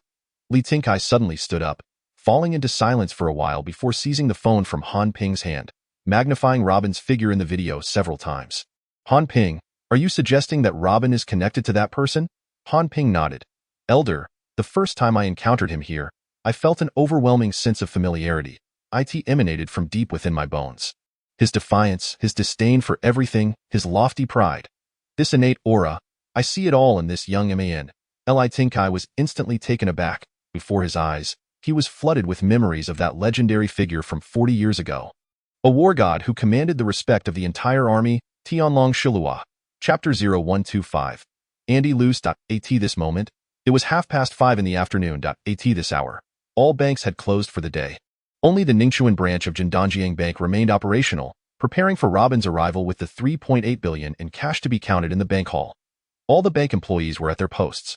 Waiting, however, these employees, forced to work overtime, began to voice their complaints. It was already past closing time. Could Robin truly deliver 3.8 billion in cash? He seemed to be sitting there without making any significant moves. "Do you actually believe it? 3.8 billion in cash. Even the wealthiest man in Jiangnan, Li Zongliang, could not possibly gather such a sum in such a short time. Did you notice? He seems to be younger than us. Do you really think he can gather 3.8 billion in cash? But why is the president making us work overtime? Can't we refuse such unrealistic demands?" "We can't. Our bank requires special VIP services for large transactions. The president has no choice if we refuse him, and he files a complaint. Many of us will be in trouble. All these people know is to complain. What if he cannot bring in that much cash tonight? I heard he promised President Xi that if he can't deliver 3.8 billion in cash, he would bow down and apologize to each and every one of us. What good would bowing down do? I have many important matters to attend to tonight. I had plans to meet up with old friends I haven't seen in years at a bar, but now I can't go because of this situation. As they waited in boredom, unable to engage in any other activities, the young bank employees vented their frustrations while enjoying the exquisite dinner provided by the bank. Everyone was filled with grievances against Robin, who was sitting in the hall. At that moment, Robin had already received calls from Xiao Yudi, Lin Jingru, and Qi at Li Zongliang had also sent a message, informing him that he had arranged for dinner to be delivered and to not worry about the funds. Initially, Robin had planned to make a single call to have a few of Lao Gui's wives airlift 3.8 billion in cash from nearby properties. However, it seemed that the amount they had reported was already more than sufficient, and there was no need to exert his own efforts to resolve this substantial sum. Just as he ended his chat with Li Zongliang, a young woman's avatar from Europe popped up on his WeChat. Robin, I have now arrived in the Dragon Kingdom. I have just learned of your whereabouts. You are in Ningxuan. My visit to the Dragon Kingdom is for some business matters, as well as to assess the situation with Jindanjiang Bank, with which our Asian Affairs Department has recently signed a contract. I am nearby in Ningxuan. Please provide me with your location. I will reach you in 30 minutes. Suddenly, Robin felt a jolt of surprise. Andy Liu, the current head of the Andy family and the granddaughter of Andy Fan. 3 years ago, during a covert security mission, he rescued the elder Andy Fan and his granddaughter Ruth from mercenaries in Africa. Since then, Robin had become the most esteemed guest of the Andy family. Even the President of the United States holds less stature before the Andy family than Robin does. How could Ruth possibly be in the Dragon Kingdom? Where did she obtain my information? It must have been that old devil's mischievous third wife who sold my information to Ruth. That wretched woman surely intends to leverage the Andy family sales network to assist her in marketing her newly developed cosmetics. Which is why she disclosed my location to Ruth. That which, I will settle the score with you when I return. Robin knew that even if he refrained from revealing his location to Ruth, she could still locate him within 10 seconds, thanks to the vast information network of the Andy family. Reluctantly, he sent his location to Andy Ruth. After sending the message, he suddenly noticed that Ruth's message mentioned assessing Jindanjiang Bank. This is quite the coincidence. It seems the fate of Jindanjiang Bank may be nearing its end. At that moment, Su Lina, the head of the bank's credit department, received a call from her husband, Huang Anzhong. Lina, are you still at work? You were supposed to return early, yet you haven't come home. How about this? You wait for me at the bank, and I will pick up Leon from the airport and take you both out to eat. Oh, I forgot to ask. What is happening at the bank that requires you to work overtime? It seems you've never worked late since joining the bank. Su Lina glanced irritably at Robin, who was seated in the lobby. Just mentioning this is annoying. Today, we encountered a fresh-faced kid who insists on repaying a loan with 3.8 billion in cash. What? 3.8 billion in cash? Is he out of his mind? What requires such a massive cash outlay? Huang Anzhong exclaimed. The key question is, does he even have the capability to gather 3.8 billion in cash at this moment? Su Lina scoffed. It's regarding the loan repayment for the Hongtian building in the Southern District. The Hongtian building? Huang Anzhong chuckled. Is this person out of a mental institution? Given the current market conditions, who would be willing to take on the Hongtian building in the Southern District? It has become virtually worthless. Yet this individual is willing to repay 3.8 billion for it. Truly, his mind must be in disarray. Sigh Lina, how long do you anticipate working overtime? Huang Anzhong inquired at Su Lina's side. As of now, not a single penny has been received. But we must wait. This individual named Robin stated that if we do not commit to opening a VIP repayment channel, he will file a complaint against us. He might even escalate it to the Banking Regulatory Commission. Our livelihood is at stake, and we must provide him with service. Huang Anzhong's tone grew somewhat irritated. So, you're saying that his funds have not arrived, and you cannot leave? Indeed, darling. At this rate, even if his funds do not arrive, we must wait until midnight. If he truly manages to secure that money, it is likely we will be working all night and still not finish counting 3.8 billion in cash. However, do not fret. Later, you can discuss this with Leon. First, accompany him for dinner, and then we can invite him for tea at a leisure venue later tonight. I doubt Robin will manage to gather the money before midnight. Su Lina hung up the phone and approached Robin. Robin, you heard that my husband is at the airport picking up his old classmate Leon. You know, the Leon family is one of the 5 major financial conglomerates in the world. part of the Andy family and the vice president in Asia. If you anger him, Robin interrupted her, go ahead. I do not care which family he belongs to. If you wish to fawn over him, do so. There is no need to flaunt it before me. Sulina glared at Robin in frustration. What is wrong with you? I am trying to convey the importance of decorum and respect in dealings. And you show no gratitude. Let me ask you, can you repay your debt or not?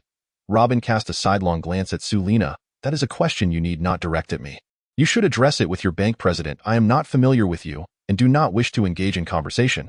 Sulina was nearly driven to madness.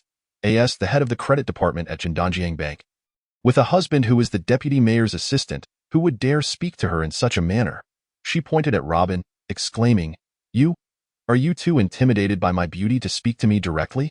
Pathetic, madam, you should consider your age. Remember, you, as a middle-aged woman, have long since lost any claim to being beautiful. Robin did not even lift his eyelids, calmly replying, You should remember that you are well past the age where beauty is associated with you. This elicited quiet laughter from some young female employees in the lobby. You just called me madam? I?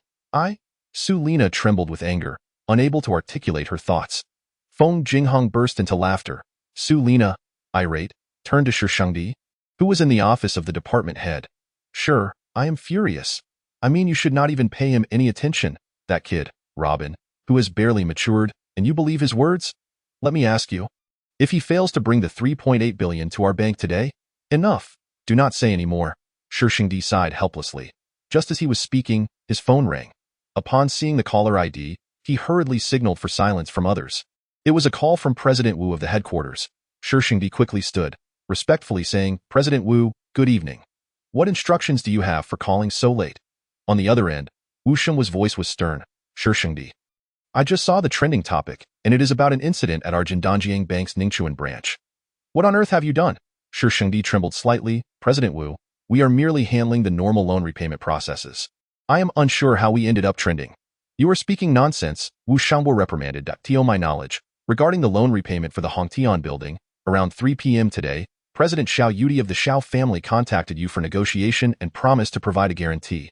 Why did you prematurely close the repayment channel? Furthermore, why did you disregard President Zhao's guarantee and unilaterally initiate the foreclosure process for the Hongtian building?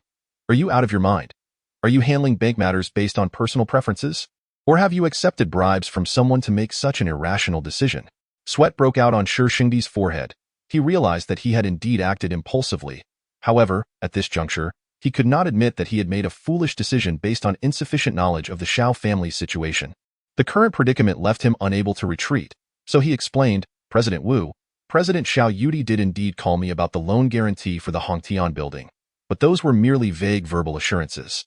The Southern District is, after all, a worthless piece of land, and I feared that if she claimed to have forgotten this matter the next day, we would be in trouble.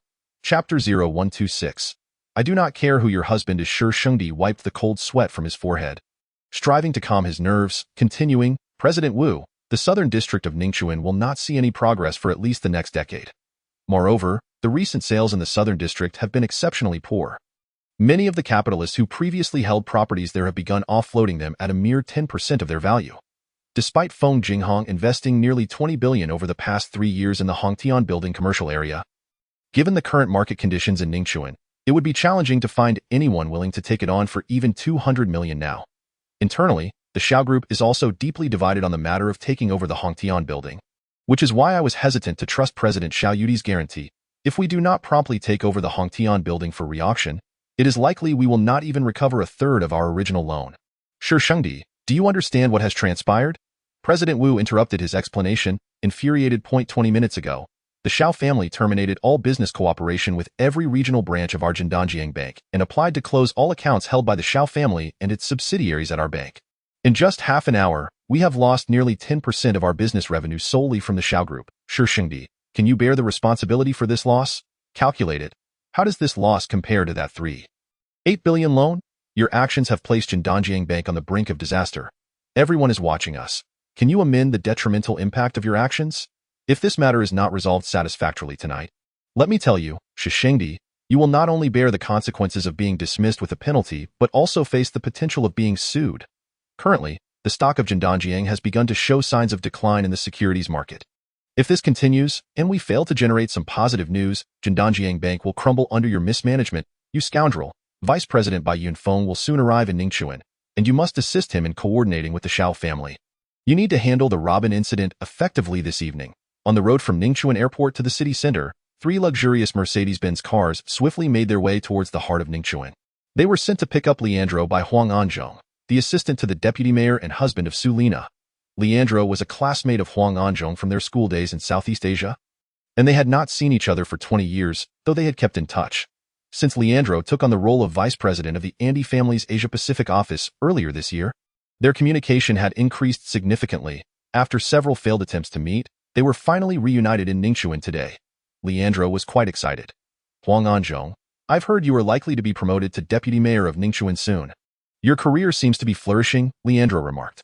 Huang Anzhong shook his head and replied, Old classmate, your success is far more impressive. Your development within the Andy family is truly remarkable. They are one of the 5 major financial conglomerates in the world. I can only envy your position as vice president of their Asia-Pacific office. I was even thinking that if my career falters, I might just follow in your footsteps. Absolutely, no problem, Leandro chuckled. However, old Huang, everyone has their own aspirations and ambitions. What I have achieved may not resonate with you. Sighing, Leandro continued, I often hear you mention in your letters that you have a beautiful wife who is an excellent cook. It has been ages since I savored Chinese cuisine. I must try your wife's home-cooked dishes today. Huang Anzhong shrugged helplessly. Old classmate, I regret to inform you that my wife, who works at Jindanjiang Bank, has encountered a special situation tonight and is required to work overtime. Originally, she intended to return early to prepare a couple of her signature dishes for you, but unfortunately, that will not be possible. Instead, allow me to take you to the best roast duck restaurant in Ningchuan, Quanjude, to sample our country's delectable roast duck.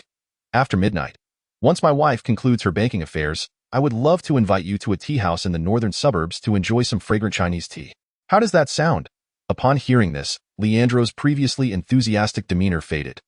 Huang Anzhong, you are quite untrustworthy. I came to Ningchuan specifically to experience your country's home cuisine, and your statement is truly disappointing. Huang Anzhong smiled apologetically. Leandro, it is genuinely not our intention. Today, an exceptionally troublesome client arrived at Jindanjiang Bank.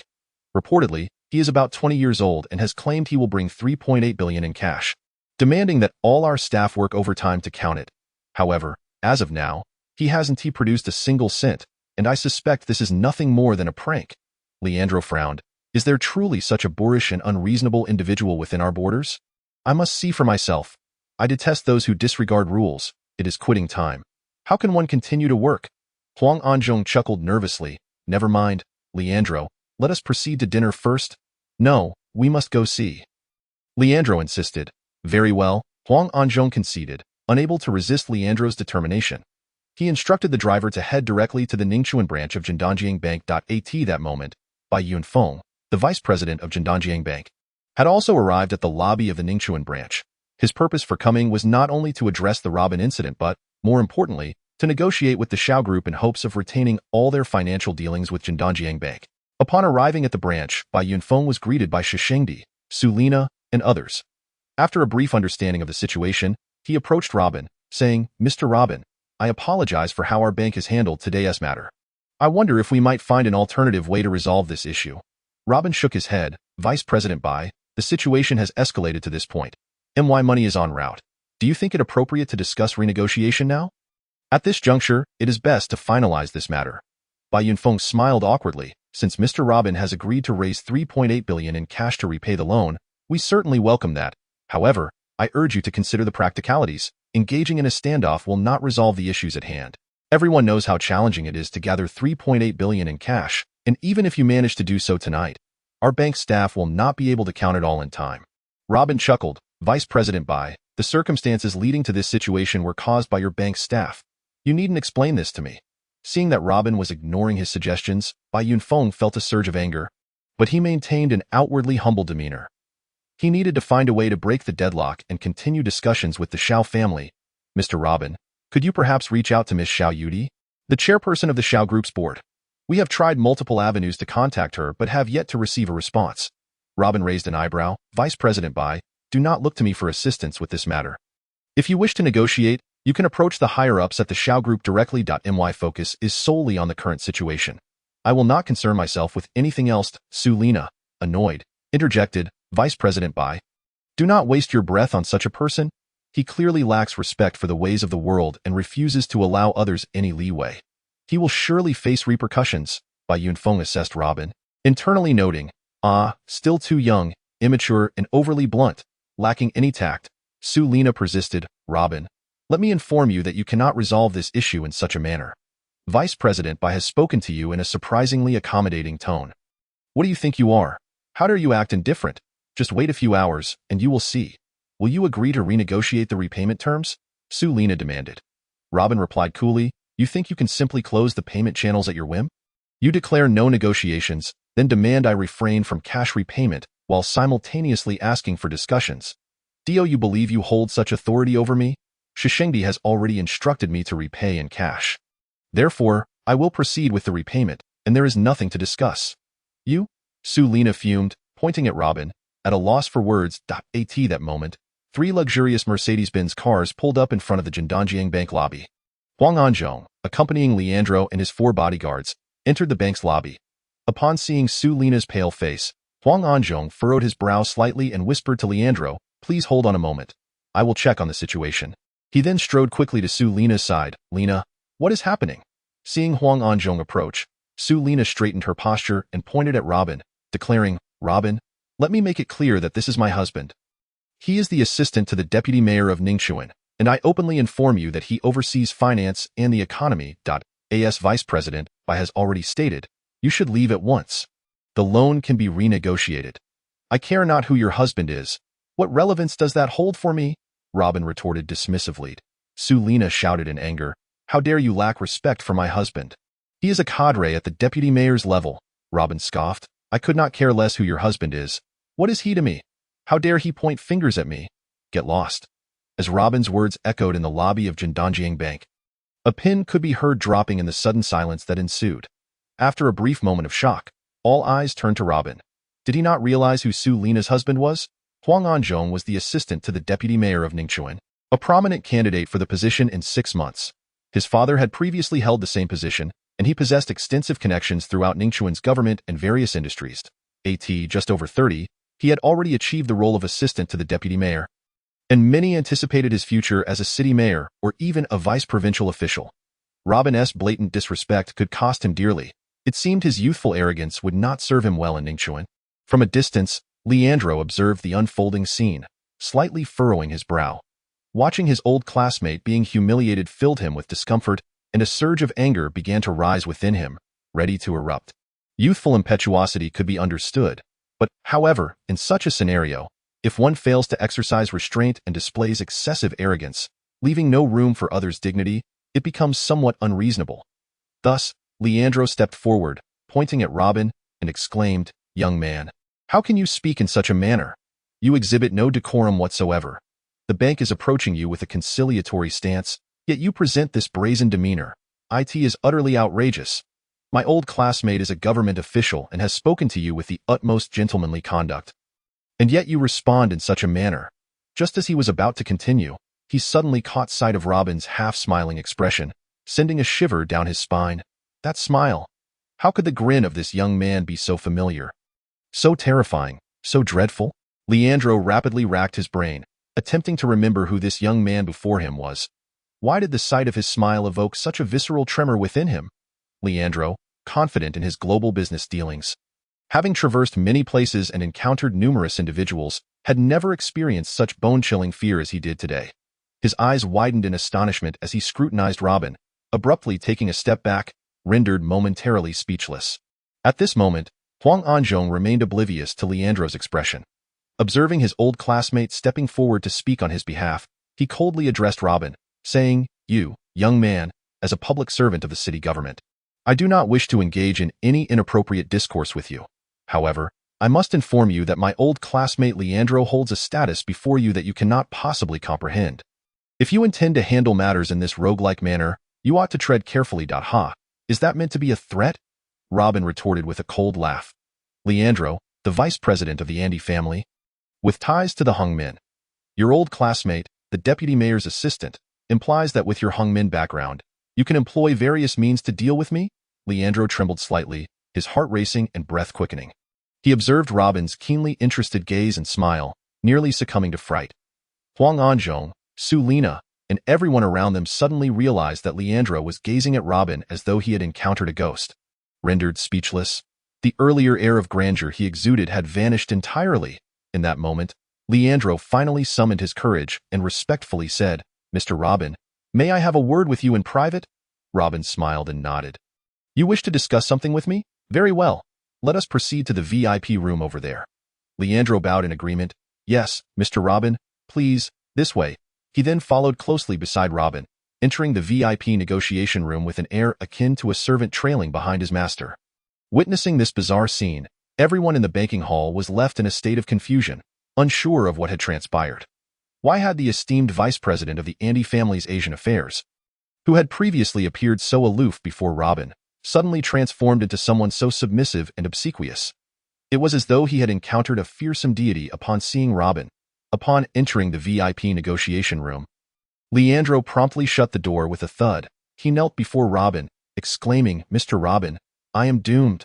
I failed to recognize you as Longzi. Please, allow me to accept my punishment." Robin smiled indifferently. "It is of no concern. Realizing it now is not too late. Had you uttered another word just now, you would have exited this banking hall as a mere corpse." Leandro, trembling in terror, prostrated himself, unable to lift his gaze. "Lord Longzi, I am blind to the truth."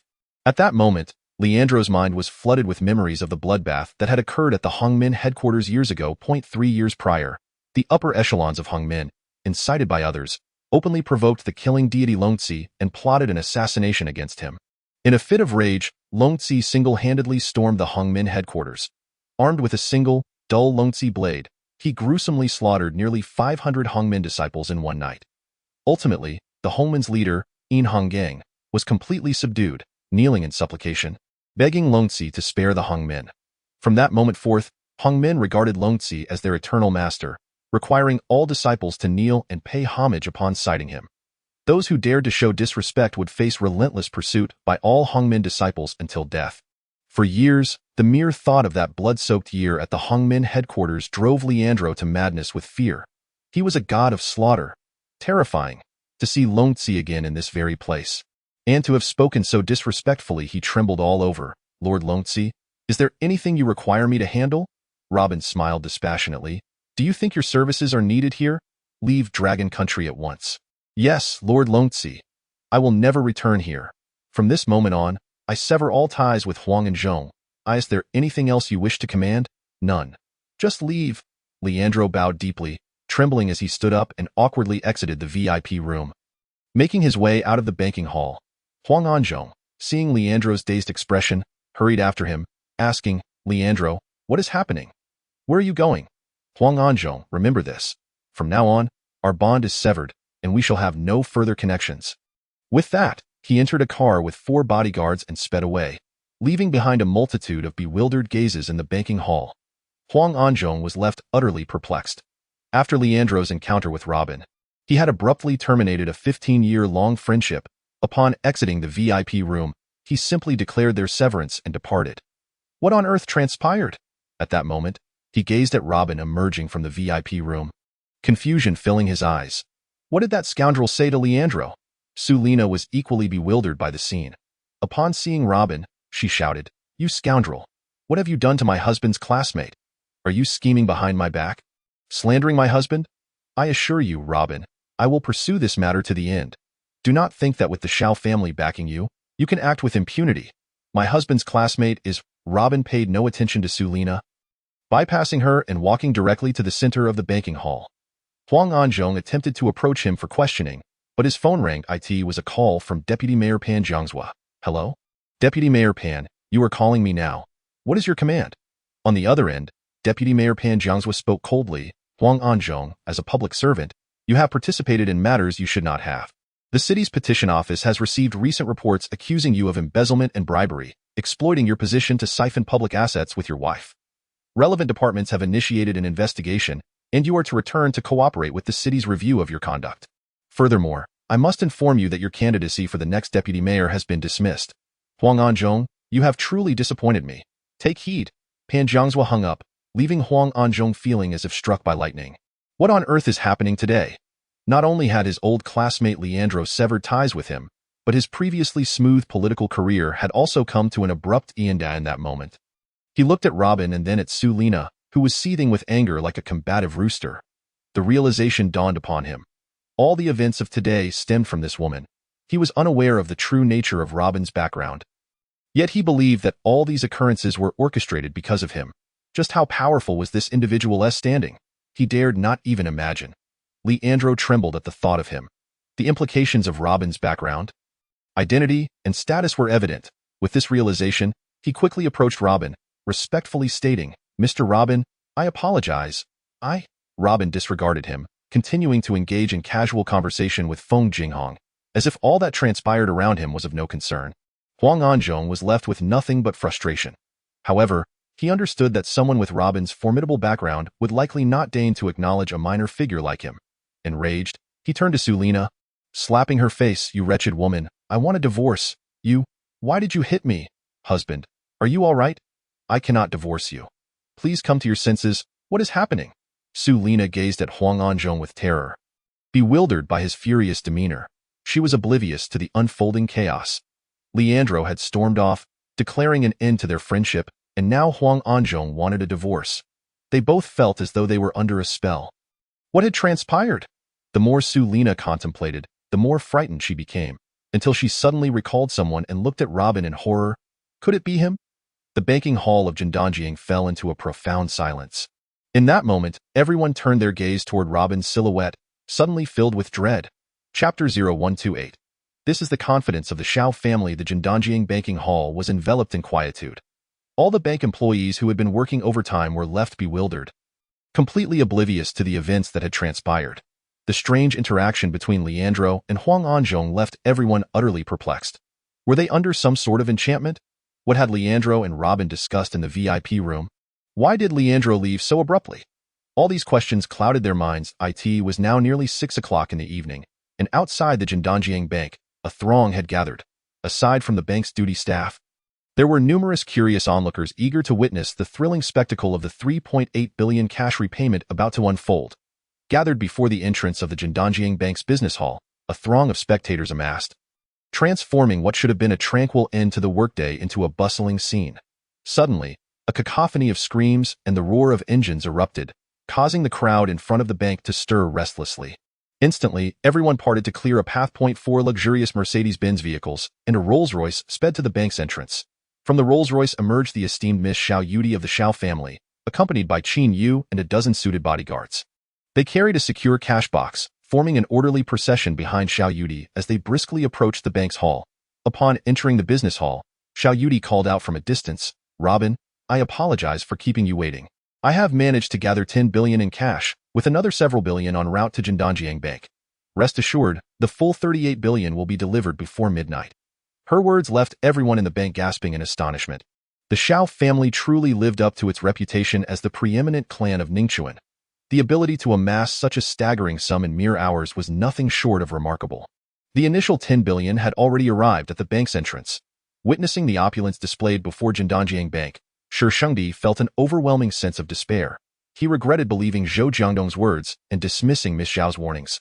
Leading to the current turmoil, he realized he had irreparably worsened the situation and had committed a grave error.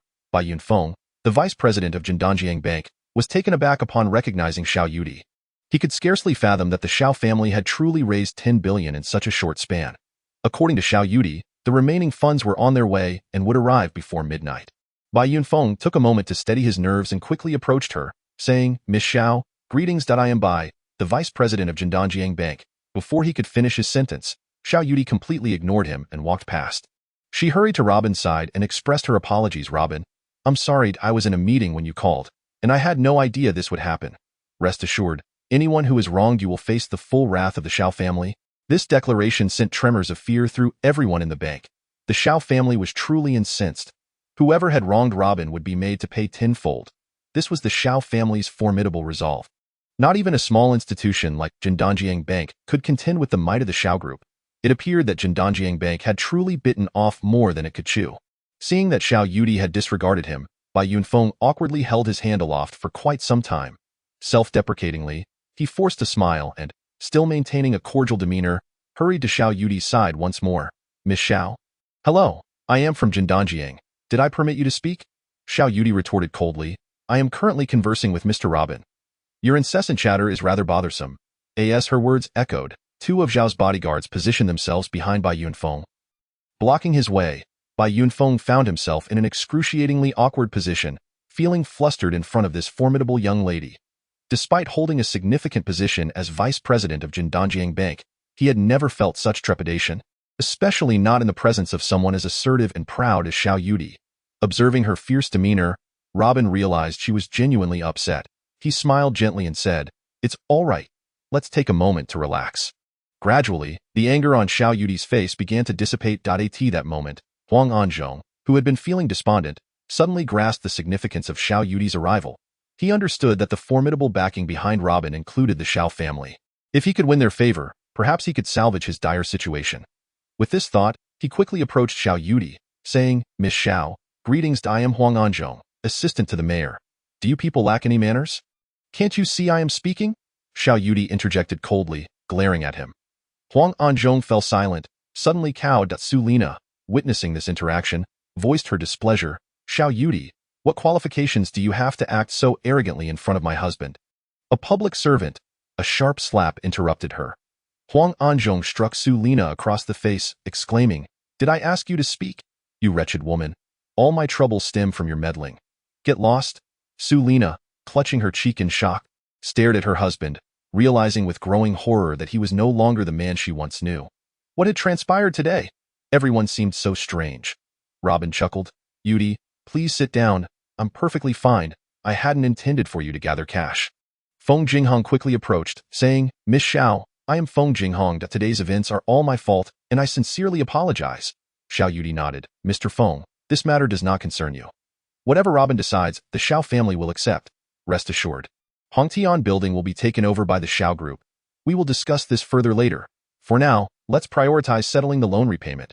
President Shi, please expedite the counting process. Shi Xingdi immediately began delegating tasks. And within the bank's business hall, the tellers ceased their snide remarks and began diligently counting the cash Xiao Yudi had delivered. Bai Yunfeng, peering through the gap between two bodyguards, sighed, Miss Xiao, may I have a moment to speak? Xiao Yudi waved her hand, and the bodyguards parted to allow him passage. He stepped forward, offering a forced laugh. Miss Xiao, I believe today's events are a misunderstanding. Xiao Yudi scoffed, enough. We all know whether this is a misunderstanding or not. Speak plainly. I don't have time for your roundabout nonsense. Bai Yunfeng sighed, Miss Xiao, I came from the provincial capital to discuss whether the Xiao Group could continue its business with Jindanjiang Bank. Impossible. Xiao Yudi interjected coldly. The Xiao Group will never engage with Jindanjiang again. Regardless of who comes, even if it is your president or all your shareholders, the Xiao family will not acquiesce. Bai Yunfeng found himself at a loss. The smile fading from his eyes, he stood tall. The Xiao family, the so-called first clan of Ningchuan, has such a narrow mindset. Xiao Yudi slowly raised her gaze, her eyes glinting with cold fury. Bai Yunfeng, this is Ningchuan. Please choose your words wisely. The Xiao family is not as genteel as you might imagine. Bai Yunfeng shivered at her words, finally comprehending their gravity. He recalled how Xiao Tianlong had risen to prominence and the rumors that surrounded him. A figure of formidable power. In his moment of anger, he had uttered words that could spell his doom. He realized that had he expressed his true thoughts, he might not leave this place on his own 2 feet. As the tellers busily counted the 10 billion in cash that Xiao Yudi had delivered, a new wave of excitement surged at the entrance of Jindanjiang Bank. The sound of screams and revving engines echoed again. Several Hummer SUVs arrived, accompanied by dozens of men in black suits carrying secure cash boxes, led by Chi Yuhu and Yin Lauer.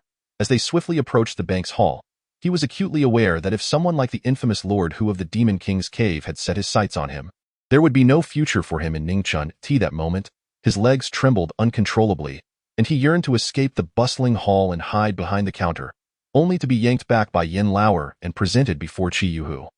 Chi Yuhu slapped his plump cheek and sneered, Little Shi, do you have any idea who Mr. Luo is? How dare you treat him in such a manner? Fear not, Mr. Luo is a man of great principle. I would never tarnish his reputation by allowing any loose ends. However, you must be well aware of your own deeds. In 5 minutes, Your once shining image will leave an indelible mark in the hearts of all Ningchuan citizens. Shi Shengdi quaked in fear, perplexed by Qi Yuhu's ominous words. What misdeeds had he committed that Qi Yuhu was alluding to? Qi Yuhu continued to slap Shi Shengdi's face, declaring, "Today, I shall hold you accountable. You, a mere bank president, have committed a plethora of misdeeds. Ever since you assumed the position at Jindanjiang Bank, you've taken to nurturing a horde of adopted daughters, 13 in total, if I recall correctly. My men are still investigating the full extent of your escapades with Amato, and by the way, this is all being broadcast live. Soon, it will be publicly available online. Congratulations, Director Shi, you are about to become a star." At that moment, the gravity of Qi Yuhu's words struck Shi Shengdi with full force. This was truly the end. Seeing Shi Shengdi's despondent expression, Qi Yuhu slapped him hard again. "Get my 1.5 billion sorted now."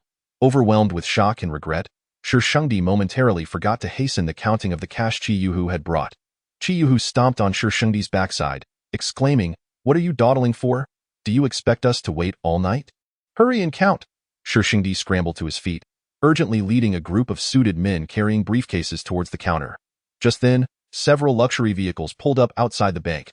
Leading the entourage were Lin Jingru and Chu Chu, all strikingly tall women akin to models. 20 bodyguard maids, each standing at an impressive height of 1.8 meters, entered the bank carrying briefcases.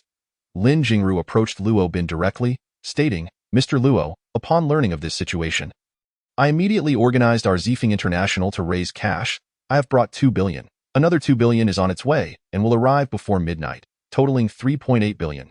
Bai Yunfeng observed the stunning women from a distance, unsure of what to say. What kind of colossal figures had Shi Shengdi attracted today, leaving Jindanjiang Bank in such disarray? He believed that with this kind of momentum, the bank could be utterly destroyed. Meanwhile, in the bustling lobby of Jindanjiang Bank, a spectacle of cash repayment was unfolding. In the central area of Ningchuan, at the Chunyang Grand Hotel, Shen Yaoyao, Cheng Si, and Su Wenhai were gathered for a sumptuous dinner after completing the transfer procedures for the southern city block. Shen Yaoyao overheard numerous discussions about Jindanjiang Bank and, curious, opened her phone. The top trending news immediately caught her attention. It was about the cash repayment involving Jindanjiang Bank and Luobin.at that moment. Cheng Si also noticed the news. After understanding the context, she let out a cold laugh. Luo Bin is a true troublemaker. It seems he cannot find his sense of self-worth without stirring up controversy. This kind of person thrives on creating astonishing spectacles. Even though Hongtian Building has lost all its value, he somehow managed to make the Xiao family bear such a worthless burden. I cannot fathom what Miss Xiao sees in him to keep him by her side. I firmly believe that the Xiao group will one day be thoroughly tormented by Luo Bin. Su Wenhai chuckled. Incompetent people always have such volatile tempers. Jindanjiang Bank rejected Luo Bin's repayment transfer and prepared to seize Hongtian Building. Yet he, unwilling to submit, intends to repay with 3.8 billion in cash. The man is simply not using his brain. As he sipped his red wine, he continued to mock. Shen Yaoyao shot them both a disapproving glance. "See, you both should actually be grateful to Luo Bin. At least he resolved your immediate crisis. I have also invested billions for your sake." Cheng Si shook her head. "Shen Yaoyao, even though I sold the land to Luo Bin and resolved my crisis, I do not owe him any gratitude. This man is merely trying to curry favor with me, playing the fool. I truly look down on him. Even if he paid 5 billion for my southern land, I still perceive him as nothing more than a low-level thinker. What can a man like that accomplish? Look at him, throwing a tantrum over such trivial matters. He has offended the bank. How will he survive in Ningchuan after this? So shallow, so ignorant." Shen Yaoyao, unwilling to listen to Cheng Si's musings any longer, focused intently on the live broadcast, where she noticed a line stating that Xiao Yudi, Lin Jingru, and Qi Yuhu had also gathered at Jindanjiang Bank. What were they up to? Just then, news relating to Jindanjiang Bank and Luo Bin suddenly vanished from the internet. Shen Yaoyao hesitated for a moment, realizing that a powerful figure had intervened to delete it. She then stood up, saying, "Si, Wenhai, continue your meal. I must step out to see how Luo Bin is faring at Jindanjiang Bank." Chapter 0130. Are you out of your mind? In the Ningchuan Municipal Government's office, Secretary Liu Jigang promptly reported the current state of Jindanjiang Bank to Mayor Li Zongqing. "Mayor Li, I have already reached out to Vice Mayor Pan Jiangzhua as per your instructions." Vice Mayor Pan was infuriated to learn that his assistant, Huang Anzhong, participated in the business disputes at Jindanjiang Bank in an official capacity. He sent the relevant materials concerning Huang Anzhong's misconduct to the city's disciplinary inspection department, and an investigation has already commenced. Li Zongqing nodded, surprised at Vice Mayor Pan's keen awareness. What is the current situation with the police? Lu Jigang retrieved the recorded notes and replied, Mayor Li, upon receiving your directive, I immediately informed and conveyed it to Vice Mayor Fang Yiming, who oversees legal affairs. 10 minutes ago, Vice Mayor Fang ordered Police Chief Xiao Weipeng to personally lead a team, mobilizing over half of Ningchuan's police force to maintain order at Jindanjiang Bank's lobby. Excellent. That puts my mind at ease, Li Zongqing nodded. With such a large sum of cash and a crowd gathered, incidents can easily occur. With Vice Mayor Fang personally directing the police, I feel reassured. By the way, what is the situation on Luo Bin's side? How far have they progressed? Seeing Li Zongqing pleased with his work, Lu Jigang continued, Mayor Li, according to the information I currently possess, the Xiao family, Zifeng International, and Qi Yuhu have each raised around 1 billion, bringing a total of 5 billion in cash to the lobby of Jindanjiang Bank. Additionally, they have more cash en route to Ningchuan. Li Zongqing nodded. I cannot believe Luo Bin has managed to gather 3.8 billion already. Lu Jigang paused slightly before agreeing. Luo Bin indeed fulfilled his promise. It is nothing short of a miracle. Remarkably, it took less than half an hour. No one in Ningchuan's history has accomplished such a feat clearly. Shi Xingdi and the others underestimated the Xiao family's influence. Li Zongqing internally acknowledged that it wasn't merely the Xiao family's strength but rather Luo Bin's formidable connections. Very well, we need not overanalyze this matter. Secretary Lu, with such a significant amount of cash appearing at once, it is crucial to remain vigilant. Please keep a close watch on Jindanjiang Bank and coordinate with Vice Mayor Fang regarding the situation. Ensure that we maintain public order and safeguard these funds. Additionally, instruct the relevant parties to promptly delete all videos and news concerning Jindanjiang Bank. This matter must not be allowed to escalate. Immediately disperse the crowd gathered outside Jindanjiang Bank to prevent any stampede or potential sabotage by ill-intentioned individuals. I want updates on the security situation outside the bank at all times. Furthermore, the dealings between Jindanjiang Bank and Luo Bin are standard business operations. Despite the large transaction amounts and associated impacts, they do not violate any laws. The police force of Ningchuan City was merely tasked with maintaining social order during this operation. It was explicitly communicated to Pan Jiangzhua, Deputy Mayor Fang Yiming, and Director Xiao that they must refrain from interfering in their regular business dealings. Our police were only to operate on the periphery of the bank to uphold public safety, strictly prohibited from entering the bank itself, so as to avoid any unnecessary misunderstandings. Understood. I will convey your message clearly to them. Lu Jigang solemnly nodded, fully aware of Li Zongqing's intent.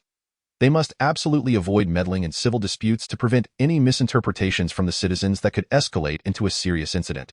Following the issuance of the municipal government's orders, 80 of Ningchuan's police force had gathered at the perimeter of the Jindanjiang Bank's main operating department. Deputy Mayor Fang Yiming was present at the scene, while Director Xiao Weipeng led the team, directing the dispersal of the onlookers gathered outside the bank. Simultaneously, the police's cyber monitoring center activated special measures, mandating all online platforms in Ningchuan to promptly delete any information regarding Jindanjiang Bank's cash repayment tonight to prevent further escalation of the situation. The arriving crowd, eager to witness the thrilling spectacle of cash repayment, found themselves thwarted as the police set up a cordon, prohibiting anyone from approaching the bank's lobby. Nevertheless, the sight of luxury cars amassed outside was enough to leave them in awe. After emerging from the Chunyang Hotel, Shen Yaoao was soon followed by Cheng Si and Su Wenhai. Yaoao, wait. We also want to see Robin's performance tonight. Cheng Si caught up with Shen Yaoao, her eyes brimming with schadenfreude. This incident had spiraled out of control, and it seemed unlikely to conclude smoothly. Even if the Xiao family wished to intervene on his behalf, they could hardly produce such a vast sum of cash in an instant. Shen Yaoao wanted to inform her that Xiao Yudi, Lin Jingru, and Qi Yuhu had already arrived at the bank. Even if Robin couldn't procure 3.8 billion in cash right away, the presence of these prominent figures from Ningchuan would surely mitigate any potential fallout. No matter how formidable Jindanjiang Bank was, they had to consider various relational dynamics unless they intended to withdraw from Ningchuan altogether. However, upon hearing Cheng Si's derisive remarks about Robin, Shen Yaoao chose not to elaborate further. Cheng Si scoffed, "What a close call. Thankfully, before this situation arose, Robin purchased the Chengnan project from us. Otherwise, those plots would have languished in our hands. Robin deserves this. If he gets abandoned by the Xiao family, the little money he has left was spent on our Chengnan plots. He can just dream of becoming wealthy through those lands." At this juncture, Cheng Si halted and said, "Yao Yao, I must tell you. Robin mentioned that the money you provided him was a loan. You must not accept anything less than cash for the land, understand?" Shen Yaoao pouted, unwilling to respond. At that moment, she felt truly sorry for Cheng Si. Perhaps one day, when she learned of Robin's true identity, she would realize just how foolish she had been. Even women like Xiao Yudi and Lin Jingru regarded Robin with respect. What was Cheng Si even worth? What right did she have to look down on him? Alas, the tragedy of a clown lies in their ignorance of their own folly. Su Wenhai chimed in, teasing, "See, if you had accepted his marriage proposal back then, you would have been trending in Ningxuan's news now, a big star. Ha ha ha." Cheng Si playfully kicked Su Wenhai, "Get lost. I would never be interested in a shallow man like him. Such men only seek to attract attention and are egotistical. They lack any substantial depth and are bound to stumble sooner or later." Shin Yaoyao sighed. "See, can't you adopt a different mindset and reevaluate Robin? You're blinded by certain biases and fail to see clearly." "Enough. Don't sing praises for that disgusting man in front of me." Cheng Si interrupted, unwilling to hear more. "Yao Yao, you always find excuses for him. I don't know what spell you've fallen under to be enchanted by such a crude man." Shin Yaoyao shook her head helplessly. All right, I won't discuss Robin with you anymore. Okay? Just remember, when you regret it later, don't blame me. I've said all I needed to say." Cheng Si scoffed derisively. "Me? I will never regret breaking off my engagement with Robin. My dream is to become Lin Jingru." All right, you, Cheng Si, are a queen-level woman, and Lin Jingru is your idol. Is that satisfactory?" Shin Yaoyao chuckled and shook her head, thinking to herself that Cheng Si could never fathom that the idol she revered, Lin Jingru, was but a mere maid in Robin's presence. The three chatted idly as they soon arrived at the perimeter of Jindanjiang Bank's main operating hall. Upon their arrival, they discovered that the Ningxuan police had already established a cordon around the bank. No onlookers were permitted to enter the restricted area. Shin Yaoyao attempted to explain that she was a friend of Robin's and sought to enter the bank, but her request was denied. They had no choice but to observe from a distance. The entrance to the bank lobby was filled with luxury vehicles, and they could only glimpse the activities within through narrow gaps. Unable to discern the individuals inside, the bank's lobby was brightly lit, exuding an air of both tranquility and busyness. Shin Yaoyao sent a WeChat message to Robin. "Robin, what's your situation right now? Do you still need cash?" "I might only have around 100,000 in cash," he replied. "Had I known you needed money, I wouldn't have bought the Chengnan land this afternoon. I would have converted it all to cash for you." Robin felt a warmth in his heart as he read Shin Yaoyao's message. Although what she said had no bearing on the repayment of 3.8 billion in cash, the sentiment was sufficient. This woman, seemingly carefree and jovial, was deeply loyal and principled. He responded, "You don't need to worry about that 100,000. However, it's commendable that you thought of it. The money is already gathered, so no need for concern. Just ensure the transfer procedures for the Chengnan plots are handled." Shin Yaoyao replied immediately, "You're still thinking about the Chengnan plots? Are you out of your mind? Su Wenhai and Cheng Si don't even appreciate your kindness." "Robin, I don't understand what you intend to gain by purchasing the Chengnan plots from them." Robin sent a smiley face. "I'm in it for profit. What do you think I'm after?" Shin Yaoyao sent a disdainful expression. "You mean for your fiancée, Miss Cheng, right?" Robin was at a loss for words. "Think what you will. I don't have time to chat now." Shin Yaoyao angrily sent a furious emoji. Robin responded with a pig emoji.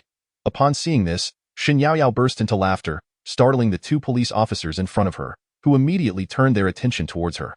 Shin Yaoyao quickly stifled her laughter, muttering to herself, "What s with you? So sensitive. I laugh a little, and you're all on high alert."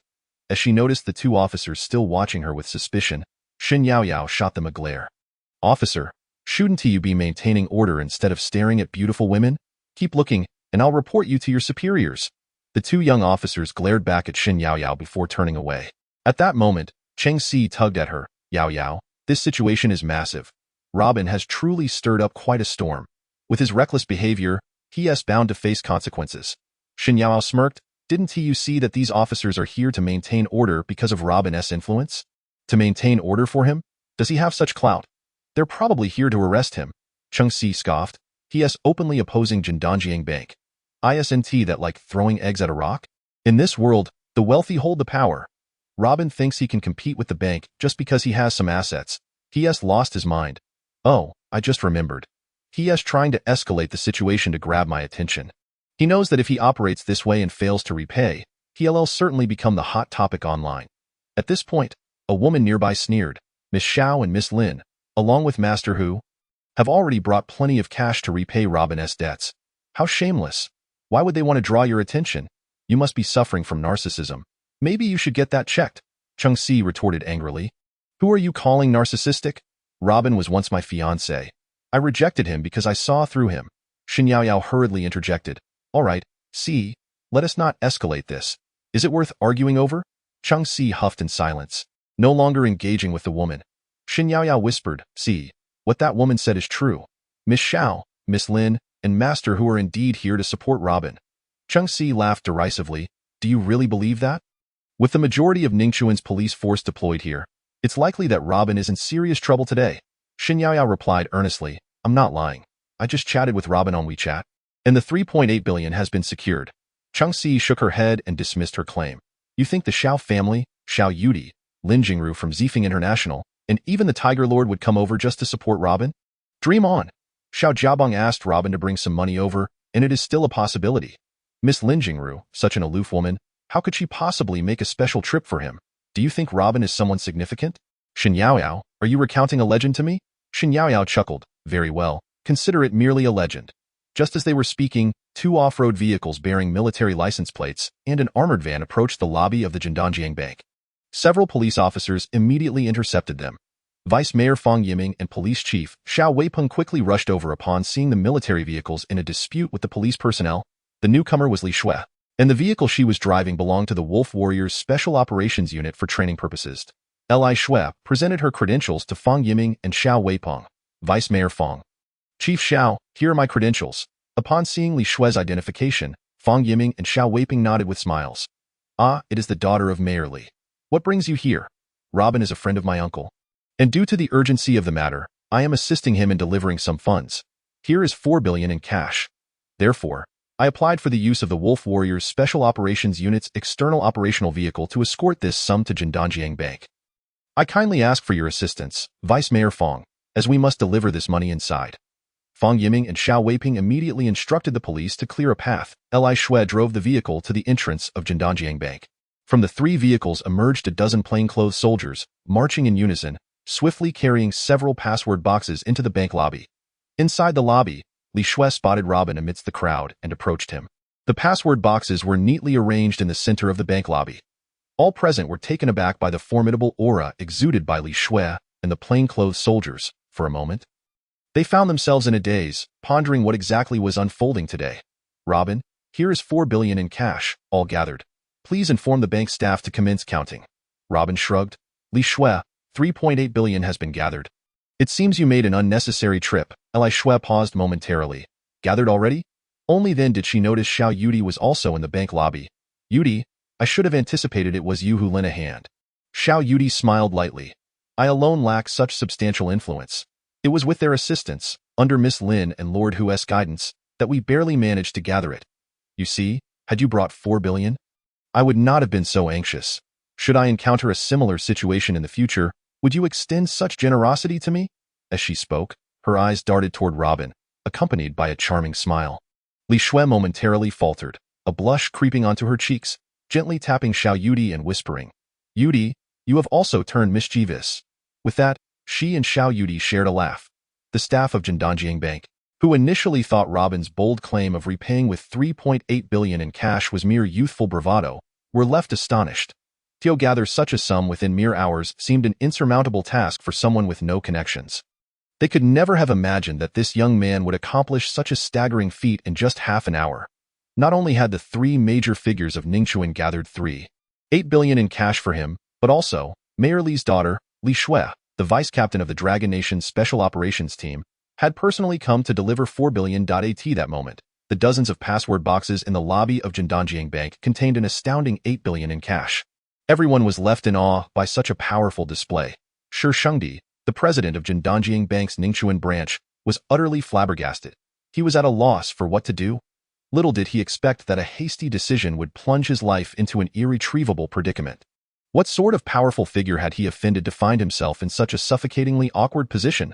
Bai Yunfeng, the vice president of Jindanjiang Bank's headquarters, along with his public relations team, appeared to be mere bystanders at that moment. They observed the scene in silence, unable to utter a single word. Originally, they had come with a mandate from the headquarters president to negotiate matters with the Xiao family, hoping to ensure that all financial dealings of the Xiao family would continue to be managed by Jindanjiang Bank. However, the current situation left them utterly helpless. The public relations team from Jindanjiang Bank, renowned as the elite of the public relations marketing field in the Dragon Nation, had crafted no fewer than 10 public relations proposals regarding the Xiao family's issues prior to arriving in Ningxuan. The head of the public relations department, Xiao Hongying, had assured the headquarters president, Wu Shenghua, that they would certainly restore cooperation with the Xiao family. Yet, upon arriving at the Ningxuan branch of Jindanjiang Bank, they realized the reality was far from that. The opposing aura was so overpowering that they could barely speak. Ultimately, the two sides were not on the same level. How could they negotiate? Jindanjiang Bank, having arrogantly rejected the Xiao family's request to negotiate the repayment of 3.8 billion, had foolishly closed the repayment channel. Yet, within half an hour, they had brought in 8 billion in cash for repayment, with another 4 billion on the way. With nearly 10 billion in cash laid before the bank. Was there really a need for further discussion? Their approach was polite and respectful, leaving no room for argument. The root of the issue lay in the bank's misjudgment of its own position. After careful consideration, Bai Yunfeng ultimately abandoned the notion of facing this situation alone. He recognized that with his limited influence, he could not alter the facts at hand. He must report this information to the headquarters president. Wu Shengbo.at that moment. Wu Shengbo was convening an urgent meeting when he learned that not only had the Xiao Group completely severed ties with Jindanjiang Bank, but also that Zifeng International and the Demon King's Nest in Ningxuan had made similar decisions, notifying Jindanjiang Bank accordingly. Furthermore, over 90 of enterprises and institutions associated with the aforementioned three had responded similarly. What infuriated the shareholders of Jindanjiang Bank even more was that Li Zongliang, the wealthiest individual in Jiangnan province, had also made such demands. With the termination of their relationship already in progress in less than an hour, Jindanjiang Bank had lost over half of its major domestic clients. The shareholders' meeting of Jindanjiang Bank resolved that after this incident, the arrogant actions of Shi Xingdi and others must be severely punished.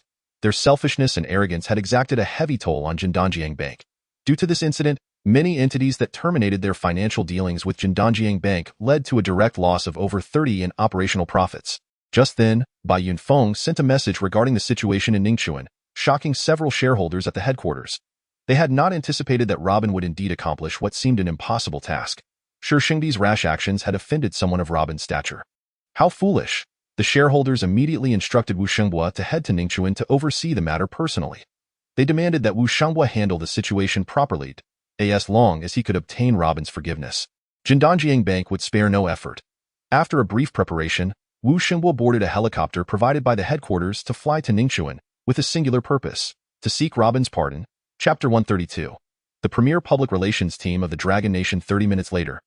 Wu Shenghua's helicopter landed at Ningxuan International Airport. As he exited the terminal, a white Mercedes-Benz van pulled up before him. From within the van emerged a tall, young woman, smiling lightly. President Wu, greetings. I am Chu Cece, the lead manager of the Tianying team from the Kyoto Crisis Public Relations Group. The Kyoto Public Relations Group is the foremost professional crisis public relations organization within the Dragon Nation. As part of its Tianying team, which is hailed as the leading crisis public relations team in the Dragon Nation, I can assure you that my team and I will adeptly manage the service crisis at Jindanjiang Bank's Ningxuan branch. Wu Shenghua regarded the ambitious women before him with a slight furrow of his brow. Did the major shareholders of Jindanjiang Bank truly entrust another public relations team? Was this a sign of their distrust in me? Or were they simply overly anxious? At that moment, a public relations assistant approached. President Wu, the shareholders meeting just sent a message that to ensure the effective handling of this crisis, they have specifically invited the nation's top crisis public relations team, the Tianying team, to assist us in addressing the affairs in Ningxuan. Wu Shenghua, upon hearing this, glanced at the women before him, a flicker of displeasure crossing his eyes. Sensing his hesitation, Chu Cece, visibly displeased, remarked, President Wu, do you doubt our Tianying team's capabilities? The reason we are recognized as the premier crisis public relations team in the Dragon Nation is not mere rhetoric. The Tianying Public Relations Team is a group of elite professionals that I, Chu Cece, have personally cultivated. Over the past 3 years, as the leading public relations manager in the industry, I have led my Tianying team through over 500 marketing crisis cases, achieving a flawless record. I handle an average of 1 crisis public relations assignment every 3 days. I have witnessed countless crisis cases, both large and small. The case involving Jindanjiang Bank, as I have encountered in my experience with crisis public relations, can only be classified as rather straightforward. Upon assuming responsibility for the marketing crisis faced by your bank, I meticulously analyzed the entire process of this case along with the interests of all parties involved. It is quite simple, presenting minimal difficulty. In my previous experiences, I have encountered numerous situations akin to yours. I can assure you that once we enter the public relations negotiation process, We will resolve the issue within half an hour. Wu Xingbo glanced at the woman before him, Chu Cece, who appeared to be around 25 or 26 years of age. Every aspect of her demeanor exuded an air of overwhelming pride.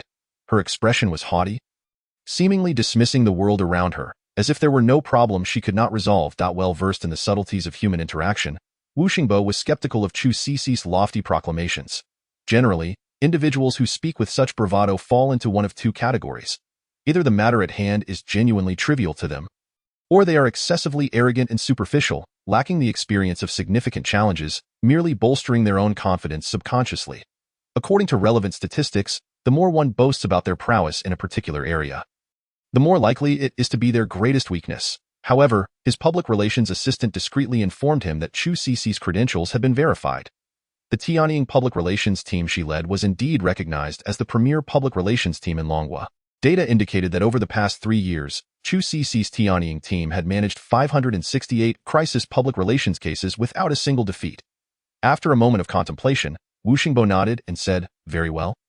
Please provide a brief overview of how we will operate at the Ningchuan branch, as my 2 public relations assistants will fully cooperate with you." Chu Cece cast a dismissive glance at the 2 public relations assistants behind Wu Xingbo and replied, "Director Wu, I will detail my public relations strategy and operational process in the car shortly. However, my intention in sharing this is merely to familiarize you with the entire operational procedure of our Tianying team. Your cooperation is not required. Remember, during the execution of our crisis public relations, no one from your team is permitted to interfere. Any disruption could jeopardize the entire process, leading to the failure of this crisis management effort." Wu Xingbo felt displeased by Chu Cece's assertions and retorted coldly, "Are you suggesting that no one from our bank should participate in this crisis management process? If there is a deviation in information or core public relations strategy, it will be exceedingly difficult to implement a second round of crisis management. My stance is that our bank should be involved, with your Tianying team taking the lead while we assist." Chu Cece replied with disdain, "Director Wu, are you implying that you do not fully trust our team? That is perfectly understandable. Once you observe our team managing the situation firsthand, you will truly comprehend why the Tianying team from the Kyoto Crisis Public Relations Group is regarded as the foremost crisis public relations team in Longhua, and why I, Chu Cece, am referred to as the leading crisis public relations manager. In summary, once I take over this crisis case, everything must adhere to my arrangements. I have never allowed an individual lacking professionalism to partake in my crisis public relations work unless your bank terminates its agency agreement with us." Wu Xingbo hesitated momentarily but ultimately relented. After all, this crisis public relations agency had been engaged by the shareholders' meeting of the headquarters, and he had no authority to dissolve the agency relationship. "Very well. Miss Chu, let us discuss this further in the car. Please elaborate on the crisis public relations plan you have devised." Chu Cece nodded. "All right, Director Wu, we shall converse in the vehicle." However, she internally questioned whether this so-called Tianying team could genuinely manage the crisis effectively. In his 30 years of banking experience, he had never encountered anyone who could confidently assert that there was no crisis they could not handle. Once inside the business car, Chu Cece retrieved her tablet and presented her crisis management plan, along with various specialized analytical charts and relational diagrams laid out before Wu Xingbo. "Director Wu, I will now introduce you to the entire public relations process that our Tianying team will undertake regarding the crisis at Jindanjiang Bank's Ningchuan branch. In analyzing the sudden termination of business cooperation by several major clients with Jindanjiang Bank, we have identified the crux of this crisis. Robin is the instigator of this incident, and his backing comes from the Xiao Group. I noticed that your bank's public relations department previously focused on Robin in their crisis management plan, which is a mistake. The Xiao Group was the first to announce the complete cessation of its partnership with Jindanjiang Bank, which subsequently prompted other clients to follow suit. Therefore, Xiao Yudi of the Xiao Group is the focal point of this crisis public relations effort. She is also the key figure in instigating this crisis." Wu Xingbo was momentarily taken aback, wanting to interject that Robin was indeed the key problem. However, Chu Cece did not afford him the opportunity to speak, continuing her monologue. "Through extensive data analysis, we have determined that our primary target in addressing this situation will be Xiao Yudi of the Xiao Group.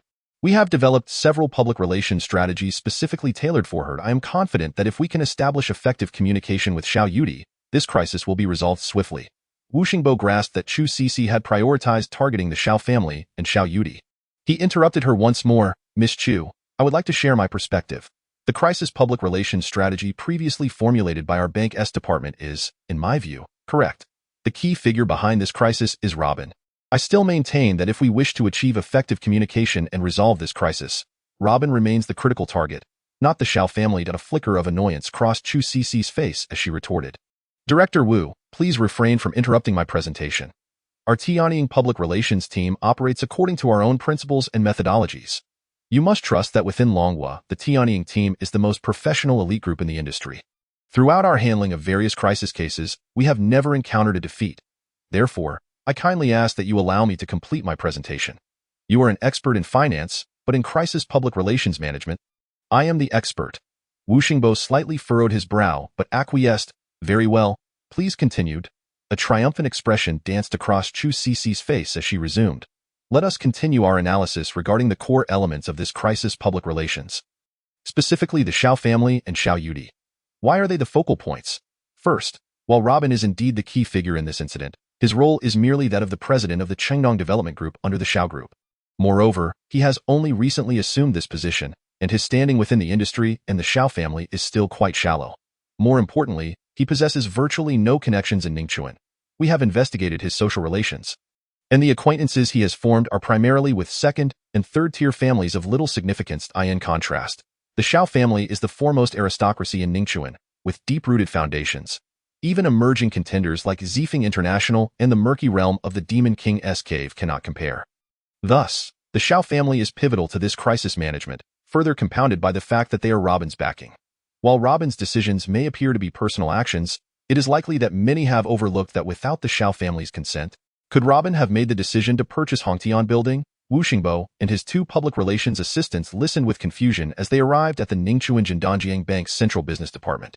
Despite having mentally prepared themselves, the sight of the bustling scene outside the bank still startled them.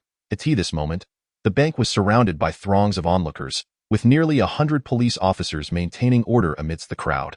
A cordon had been established around the bank. Wu Xingbo took a moment to regain his composure and remarked, Miss Chu, do you see? This is not the minor crisis you imagined.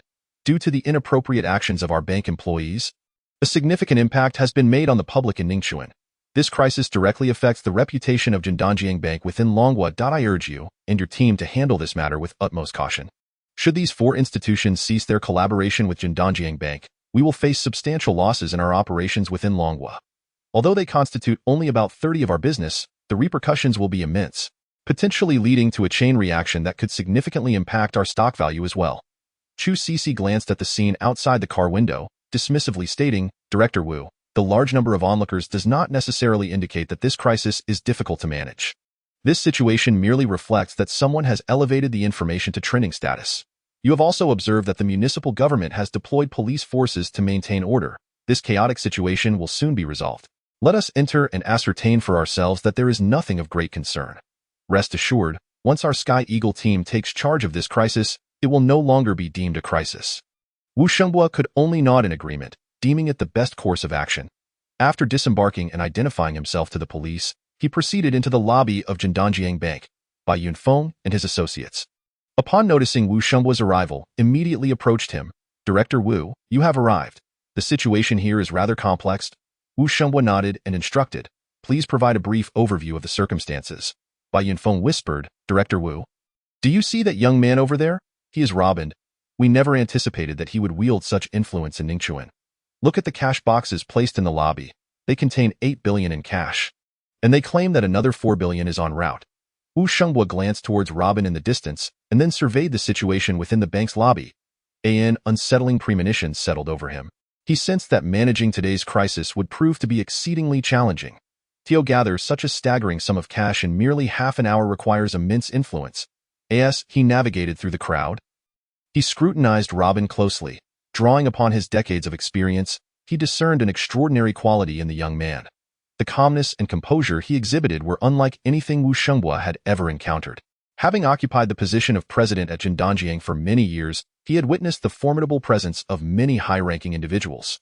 Yet, he had never encountered someone like Robin, who instilled a sense of awe in him from the very first glance.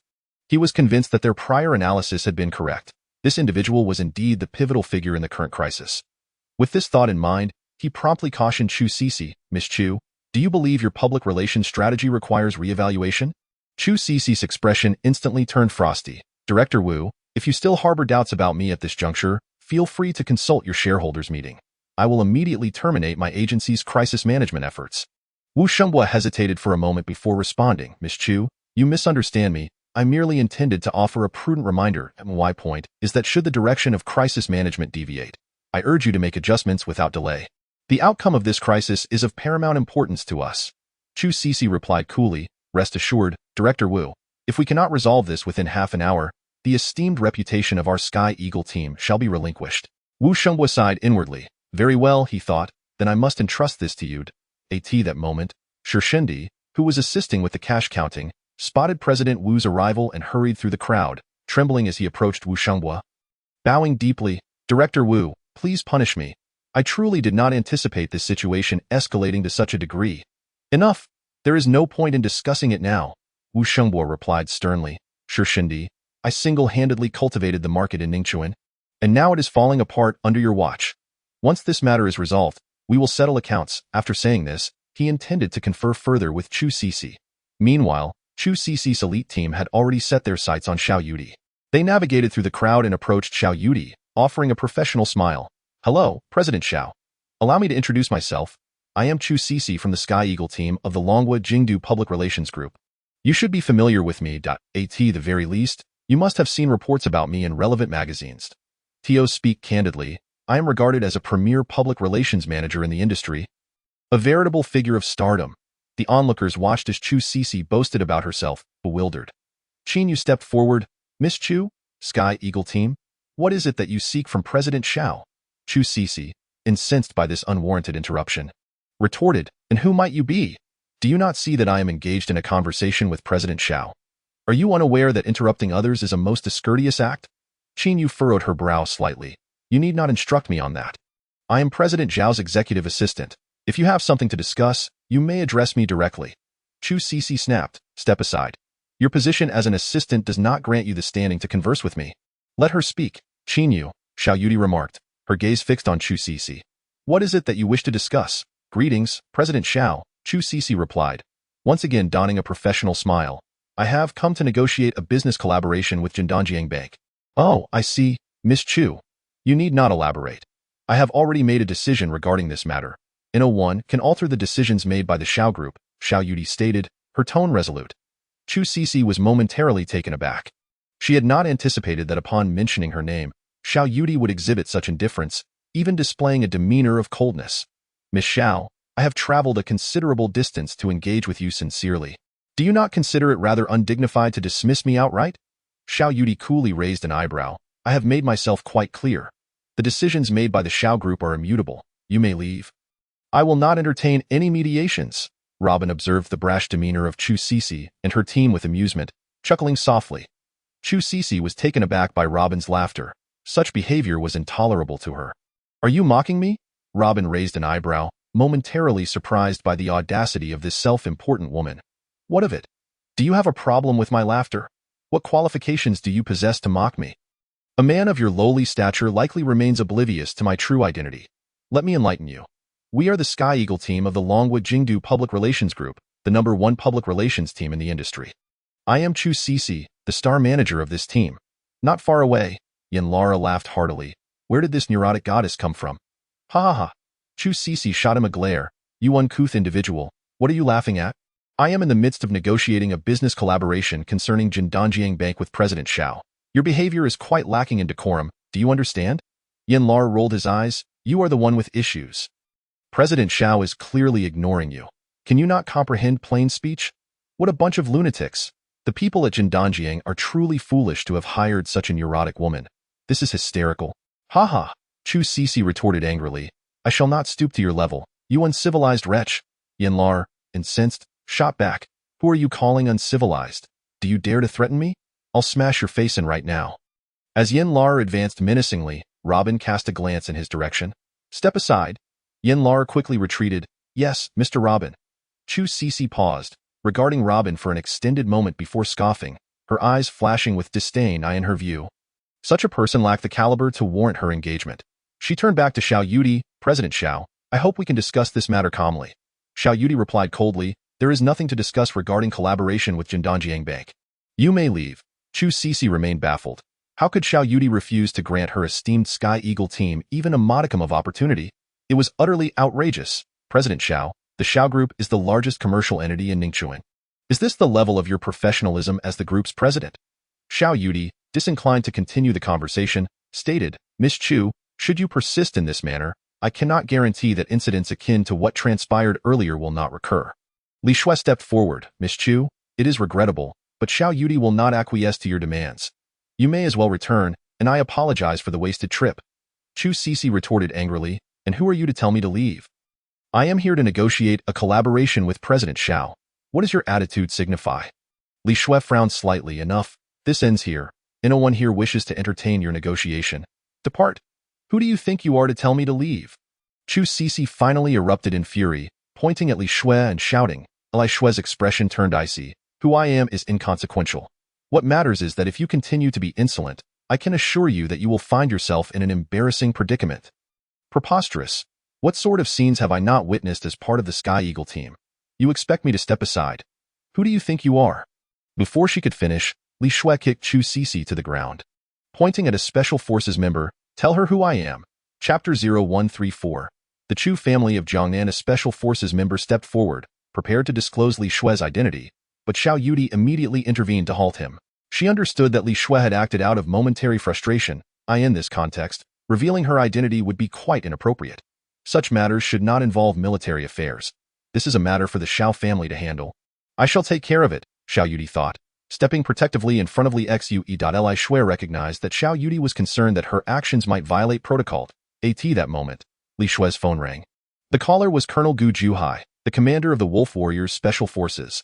Deputy Captain Li, arrive at the corpse disposal site in Xishan's chaotic Gray Valley in 15 minutes. Rain D. Robin, please assist me in handling the 40 billion cash.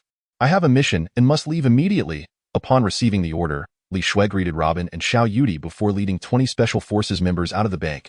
Stop right there. You think you can just walk away after hitting me? It's not that easy. Chu Cece, having risen from the ground, stood defiantly before Li Shui, reprimanding her with indignation. Li Shui furrowed her brow slightly. I don't have time to argue with you right now. If you're unhappy, go find me at the Li family in Jiangnan. Enough already? Will you never quit? Robin interjected, positioning himself between Chu Cece and Li Shui, while Li Shui swiftly exited the bank hall. Furious, Chu Cece shouted, Robin, right? I didn't want to bother with you, but you jumped in to stir trouble. Dio, you know who I am. Robin shrugged dismissively.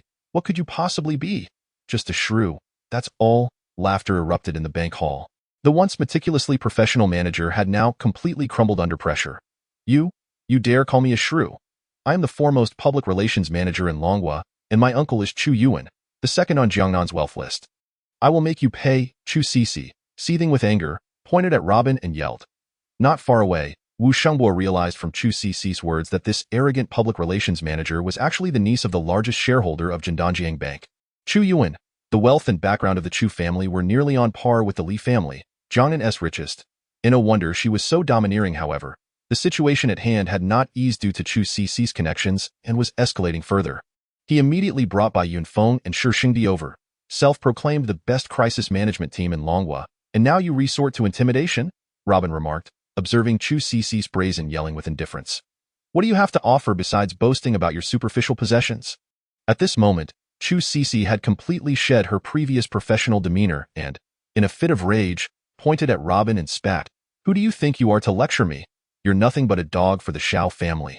Slap! A resounding slap landed on Chu Cece's face as Lin Jingru exclaimed, Dare to disrespect Mr. Luo, and I will end you.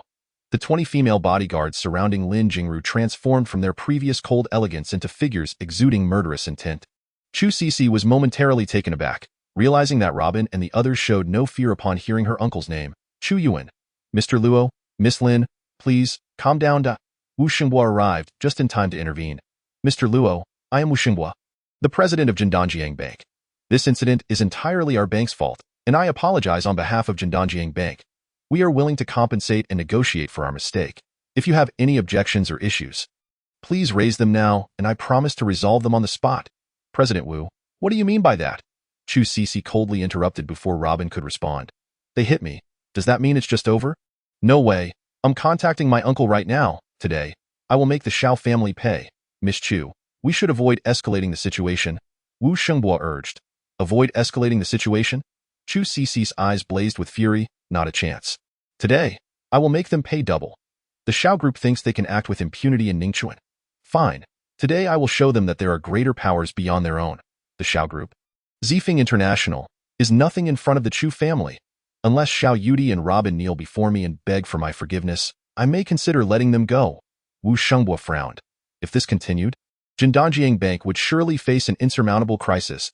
He couldn't understand why Chu Yuan would send this reckless woman to Ningchuan to handle the Xiao family's issues. Xiao Yudi attempted to speak, but Robin stopped her, saying coldly, "All right, I intended to let this matter rest, but it seems the arrogance and rudeness of Jindanjiang Bank have deep roots.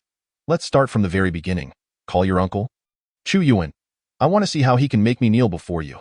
With a cold snort, Chu Cici picked up the phone and dialed Chu Yuan's number. Uncle, I intended to negotiate with the Xiao family amicably, but they hit me. I want the Xiao family dead. At that moment, Chu Yuan and the 4 other major shareholders of Jindanjiang Bank were scheduled to meet the Andy family inspection team at Jiangnan Grand Hotel. In the evening, they suddenly received a call from Andy Ruth's assistant, informing them that their meeting would be relocated to Ningchuan. Consequently, Chu Yuan and the 4 shareholders rushed from the provincial capital to Ningchuan. As Cici was on the phone, Chu Yuan and the others had just arrived in Ningchuan City. "Cici, your uncle will be there shortly," Chu Yuan said in a deep voice. The Chu family was a prominent clan in Jiangnan, on par with the Li family, each possessing profound foundations. Jindanjiang Bank was a financial group jointly established by the Chu family and several other prominent Jiangnan families. After much effort, they finally established contact with the Andy family earlier this year and secured an investment opportunity. Today was the final day for the Chu family to sign a cooperation agreement with the Andy family.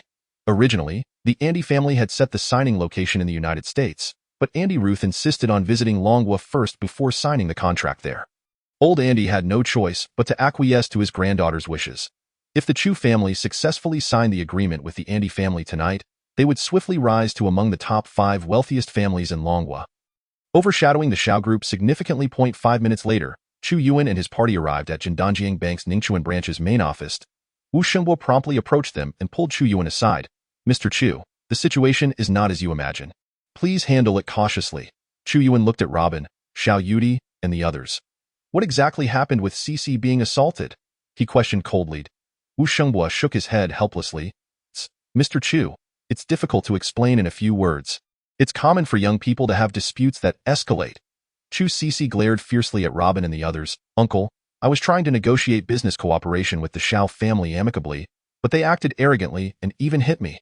I want the Xiao family to be annihilated. Miss Chu, please remain calm and objective. Do not mislead Mr. Chu." Wu Shenghua urged anxiously. "Mr. Chu, please reconsider." Chu Yuan glanced at the time. There was less than 30 minutes until his meeting with Andy Ruth. He looked at Robin and Xiao Yudi, saying coldly, "You better provide me with a reasonable explanation for this matter today. Otherwise I, Chu, would rather forfeit any opportunity for negotiation or cooperation." Xiao Yudi replied indifferently. "Mr. Chu, I am Xiao Yudi, the president of the Xiao Group. Your bank has handled the loan issue concerning Hongtian building in an extremely unfriendly manner, treating Mr. Luo and Mr. Feng with baseless ridicule and disdain. Mr. Luo's method of repayment was also out of necessity. The Xiao Group has the right to choose not to continue cooperation with such an uncooperative bank. The Xiao Group has a principle. Once a decision is made, it is never changed. Thus, I refuse mediation. Your niece resorted to foul language when negotiations failed, and my friend hit her in anger. That's how it is. I can represent my friend in apologizing to your niece and offer appropriate compensation. However, the Xiao Group will not continue to cooperate with Jindanjiang Bank." Chu Yuan hesitated slightly, but before he could speak, Chu Cici furiously exclaimed, "Absolutely not. Uncle, I don't want their compensation unless Xiao Yudi kneels before me and slaps herself 100 times. Otherwise, let us destroy the Xiao family." Chu Yuan's elder brother had died young, and he had always regarded his brother's daughter as his own. Seeing that Chu Cici could not quell her anger, he said sternly, "President Xiao, I do not wish to escalate this matter further. How about this? There is no need for slapping, but you should kneel and apologize to my niece, and we can consider this matter settled. Otherwise, I cannot guarantee that your Xiao family can withstand the wrath of the Chu family. As for cooperating with you, it is not a significant matter." Everyone in the hall gasped in shock. The actual leader of the Chu family, Chu Yuan, had the audacity to say such a thing. Was it possible that Xiao Yudi, the young lady of the Xiao family, would truly have to kneel tonight? "Damn, old man, do you have any sense of reason?" Before Xiao Yudi could respond, Robin scoffed derisively. You think just because you have a bit of money, you can act like someone important? Nonsense. Chu Yuan was instantly enraged. Kid, in this world, those with strength are the ones with reason. Since you want to test that, let me show you the harsh reality. With that, he instructed his assistant, call the Chu family's headquarters, mobilize all resources, and deliver a devastating blow to the Xiao family in Ningchuan. Xiao Yudi clenched her fists, yet her eyes held no trace of panic. Miss, Qin Yu said anxiously, I'll call the old master of the Xiao family. Xiao Yudi coldly glared at Chu Yuan, saying to Qin Yu, no need. The Xiao group stands by its decisions, and we never regret them. Soon after, both Qin Yu and Xiao Yudi's phones were inundated with negative news about the Xiao group. Chapter 0135. The tragic solitude. Qin Yu held her breath, gazing at her phone as the news continued to report unfavorable developments regarding the Xiao group. She nervously glanced at Xiao Yudi. Several times she was impulsively tempted to call Xiao Tianlong privately to inform him of the unfolding events. However, upon witnessing Xiao Yudi's unwavering indifference, she refrained from doing so. She understood that in the current situation, even informing Xiao Tianlong would be futile. At that moment, the lobby of Jindanjiang Bank was suffocatingly silent. Everyone was acutely aware that, under the overwhelming force of capital, the Xiao group was being annihilated by the full-scale assault of the Chu family. Lin Jingru of Zifeng International furrowed her brow slightly, casting a glance at Xiao Yudi and then at Robin. She had confidence that Robin would not remain idle. Yet, she was unaware of what actions this formidable man might take. Lin Jingru was well aware that, given the strength of Zifeng International, they were powerless against the Chu family's sanctions on the Xiao group. Qi Yuhu hesitated for a long moment before coldly stating, Chu Yuan, do you think that because you are wealthy and powerful, you can act recklessly in Jiangnan province? I advise you to back off now. Otherwise, you will pay a heavy price. Chu Yuan scoffed. Qi Yuhu, I know how you built your empire, and I also know that in Ningchuan, you are called the Underground King, to whom everyone shows respect. However, what you possess is utterly worthless before the Chu family. You would do well to keep your foul mouth shut. Otherwise, my Chu family would not mind extinguishing another den of devils. Qi Yuhu understood that Chu Yuan's words were not mere bluster. The strength of the Jiangnan Chu family was far beyond that of the Devil's Den. The Chu family was not only one of the wealthiest families in Jiangnan province, but also possessed a criminal underworld influence that dwarfed that of Qi Yuhu's domain. If Qi Yuhu thought to employ underworld tactics against the Chu family, it would be a delusion. With a single command, Chu Yuan could turn the Devil's Den into a target for the entire underworld. Qi Yuhu glanced at Robin, his lips twitching as he gritted his teeth and declared, Chu Yuan, do not be so arrogant. Even if your Chu family is powerful, my brothers from the Devil's Den are willing to fight you. Yin Lauer, gather all the brothers, destroy all of the Chu family's assets in Jiangnan province.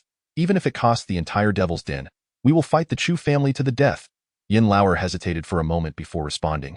Yes, Tiger Lord, I will execute your command immediately. Chu Yuan burst into laughter, an ant attempting to shake a tree. Qi Yuhu, how absurd. To think you could contend with the Chu family with your meager resources is to seek death. And I shall grant you that wish. Having said this, Chu Yuan's assistant began mobilizing forces. Soon, Qi Yuhu and Yin Lauer's phones rang incessantly. The calls were from the entertainment enterprises under the Devil's Den, all of which were thrown into chaos at the same time. Qi Yuhu broke into a cold sweat. Previously, he only knew of the Chu family's formidable strength in the underworld. He had not anticipated that much of the Devil's Den's enterprises were also under the Chu family's influence. Seeing the unfolding chaos, Xiao Yudi remarked, Tiger Lord, you need not involve yourself in this mess. The matters of the Xiao family do not require your entanglement. Qi Yuhu thought to himself, why would I risk my life for your Xiao family when we have no connection? I merely wish to impress Robin. Hopefully, he will take action before the Devil's Den is destroyed. Otherwise, my life's work will be in vain. Yin Lauer, looking at the barrage of messages, had bloodshot eyes and exclaimed, Tiger Lord, we must think of a way, or the Devil's Den will be finished. Qi Yuhu, stepping on Yin Lauer's foot, suddenly erupted with the ferocity of 20 years past. Shut your mouth, damn it, I've licked blood off a blade for decades. What have I not seen? Even if the entire Devil's Den is destroyed today, I will take a piece of flesh from the Chu family. Qi Yuhu's roar shook the entire lobby. Who in Ningchuan did not know that the title of Tiger Lord was earned through bloodshed?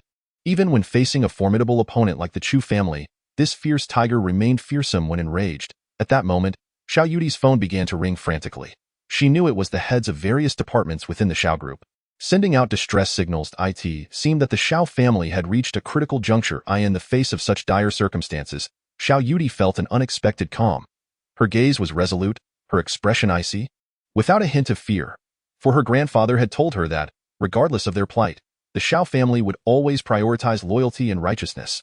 This time, the conflict between Robin and Jindanjiang Bank had led the Xiao group to sever ties in anger. Resulting in the current dire situation, she had no regrets. Chu Cece observed the Xiao group and the Devil's Den, both reduced to a state of utter disarray by the Chu family within mere minutes. She laughed heartily. Xiao Yudi, they say you are the esteemed young lady of the Xiao family, the goddess of Ningchuan. Today, as the Xiao family faces tremendous disaster, I truly wish to see what pride and poise you possess without the backing of the Xiao family's strength. Ha ha ha, if you kneel before me now and slap yourself 100 times, I might speak to my uncle and persuade him to spare your Xiao family. Xiao Yudi, do you not realize that if the Xiao family collapses, you will be worth nothing? Your pretty face will no longer bring you admiration, wealth, or accolades, but rather disaster. Ha ha ha. Chu Cece laughed maniacally. Xiao Yudi looked at her coldly, saying indifferently, you are truly pathetic. Chu Cece sneered. Xiao Yudi, your defiance is meaningless. In the face of power, I advise you to bow your head. Do you really believe that your pitiful pride and poise can stand against the esteemed Chu family of Jiangnan? How absurd. I fail to understand how the Xiao group has the audacity to terminate all cooperation with Jindanjiang Bank. Have you forgotten that in the eyes of the major shareholders of Jindanjiang Bank, your Xiao family is but an ant? Now, you must be experiencing the bitter taste of wealth equating to power. Our Chu family's wealth could easily bury the Xiao group and reduce it to ashes. Chu Cece's words instantly elevated the emotions of the Jindanjiang Bank employees, who were counting cash. As employees of Jindanjiang Bank, they suddenly felt their worth had dramatically increased. In that moment, each Jindanjiang Bank employee felt superior to the goddess of Ningchuan. Xiao Yudi. They cast disdainful and contemptuous glances at Robin and Xiao Yudi. Before long, some bank employees at the counter began to whisper among themselves, I thought the young lady of the Xiao family had significant influence. In front of our boss, she is nothing. They think they can intimidate us with 100 billion in cash. How ridiculous. The Xiao group has such limited power. What right do they have to terminate their partnership with us? They truly overestimate themselves. Wu Xingbo, who had remained silent, furrowed his brow. Despite the Chu family's ability to defeat the Xiao family in a fit of rage, such actions would ultimately lead to significant self-harm for the Chu family. This approach was merely a low-level act of spite. For a true businessman, it held no significance. Thus, after much deliberation, he approached Chu Yuan and quietly said, Mr. Chu, it would be wise to cease hostilities. I merely wish to teach them a lesson. Allowing the Xiao family to understand your strength is sufficient. There is no need to annihilate them completely. Although the Xiao group was insignificant before the Chu family, it was still a prominent clan in Ningchuan. Should the Xiao family be forced to retaliate, it could inflict tremendous damage on the Chu family. Additionally, it would spark a chain reaction of negative consequences throughout Jiangnan province. The reputation of Jindanjiang Bank would suffer greatly, potentially resulting in the loss of domestic business altogether. Chu Yuan laughed coldly. Given the current situation, what if we were to abandon all domestic business? What of it? Chu Yuan deliberately raised his voice so that the entire lobby could hear. Since we are on the subject, let me announce some good news to our employees. Our Jindanjiang Financial Group will soon establish a strategic partnership with the Andy family. This collaboration with Andy will allow our Jindanjiang Financial Group to expand its business globally. In due time, Jindanjiang Financial Group will hardly care about the meager market in Longhua. Domestic business will be of little consequence. As soon as Chu Yuan finished speaking, the employees of Jindanjiang Bank erupted in cheers. The fact that Jindanjiang Financial Group was about to partner with the Andy family, one of the so-called 5 major financial clans of the world, meant that Jindanjiang Financial Group would become an international powerhouse. Once the partnership with the Andy family was formally established, it would not take long for profits to soar. The Chu family would thus become the foremost family in Longhua. With a wealthy family like the Andy family as their backing, Jindanjiang Bank would certainly look down upon domestic business. What did it matter if the Xiao family, Zifeng International, the Devil's Den, or even the Jiangnanli family severed ties with them by that time? These individuals could only gaze up from afar as the Jindanjiang Bank showcased its prowess on the global stage. Listening to the excited discussions among the bank's employees in the lobby, Qin Yu felt a surge of panic. She glanced at the plummeting market share of the Xiao group on her phone and quietly remarked, Mr. Xiao, should we contact Miss Li Shui and ask her uncle, Mr. Li, to mediate? Xiao Yudi shook his head. The Xiao family does not wish to involve anyone else in our affairs. At that moment, A glimmer of tragic desolation flickered in Xiao Yudi's eyes. She understood that the Xiao family was struggling to navigate through this crisis. It was merely a regret that, in the face of the formidable Chu family, the Xiao family could not provide Robin with a satisfactory resolution. Xiao Yudi glanced helplessly at Robin and offered a bitter smile. Conveying that she had exhausted all options, the Xiao family had done all it could. Chapter 0136. The most esteemed friends of the Andy family. Robin offered a detached smile, recognizing the rare loyalty displayed by the Xiao family. Old man, your dreams are indeed beautiful, but alas, what a pity. Chu Yuan cast a scornful glance at Robin, shaking his head with a smirk. Kid, even at death's door, you still talk tough. In this world, strength is forever revered. The successful collaboration between the Jindanjiang Financial Group and the Andy family made them unbeatable within the Dragon Kingdom. Ha ha ha, Robin replied with indifference. The Andy family would never ally with a morally bankrupt enterprise like yours. Ha ha ha, Chu Yuan laughed heartily. Kid, it's useless to talk tough. The facts are right here. The delegation from the Andy family, led by Andy Lucy, has already arrived in Ningchuan. After we conclude matters here, we will hold a signing ceremony at the Ningchuan Grand Hotel. Chu Cici's eyes sparkled with excitement. Uncle, I want to see too. Please introduce me to Miss Lucy. If she knows I am the top public relations manager in the Dragon Kingdom, she will surely invite me to be the public relations consultant for the Andy family. In that case, the Andy family will be on the brink of bankruptcy, Robin casually remarked. Laughter erupted in the lobby. You? Ha! Apart from spouting irrelevant remarks, what else can you do? Chu Cici glared angrily at Robin. Robin shrugged. Rest assured, the Andy family will not sign a contract with you. Andy Lucy would never hire a lunatic as her public relations consultant. Who are you calling a lunatic? Chu Cici yelled. Uncle. Chu Yuan sneered. Kid, you're speaking nonsense. Be careful not to bite your own tongue. I don't have time for you today. Once I sign the contract with Andy Lucy, I will deal with you. Robin's lips curled into a dismissive smirk.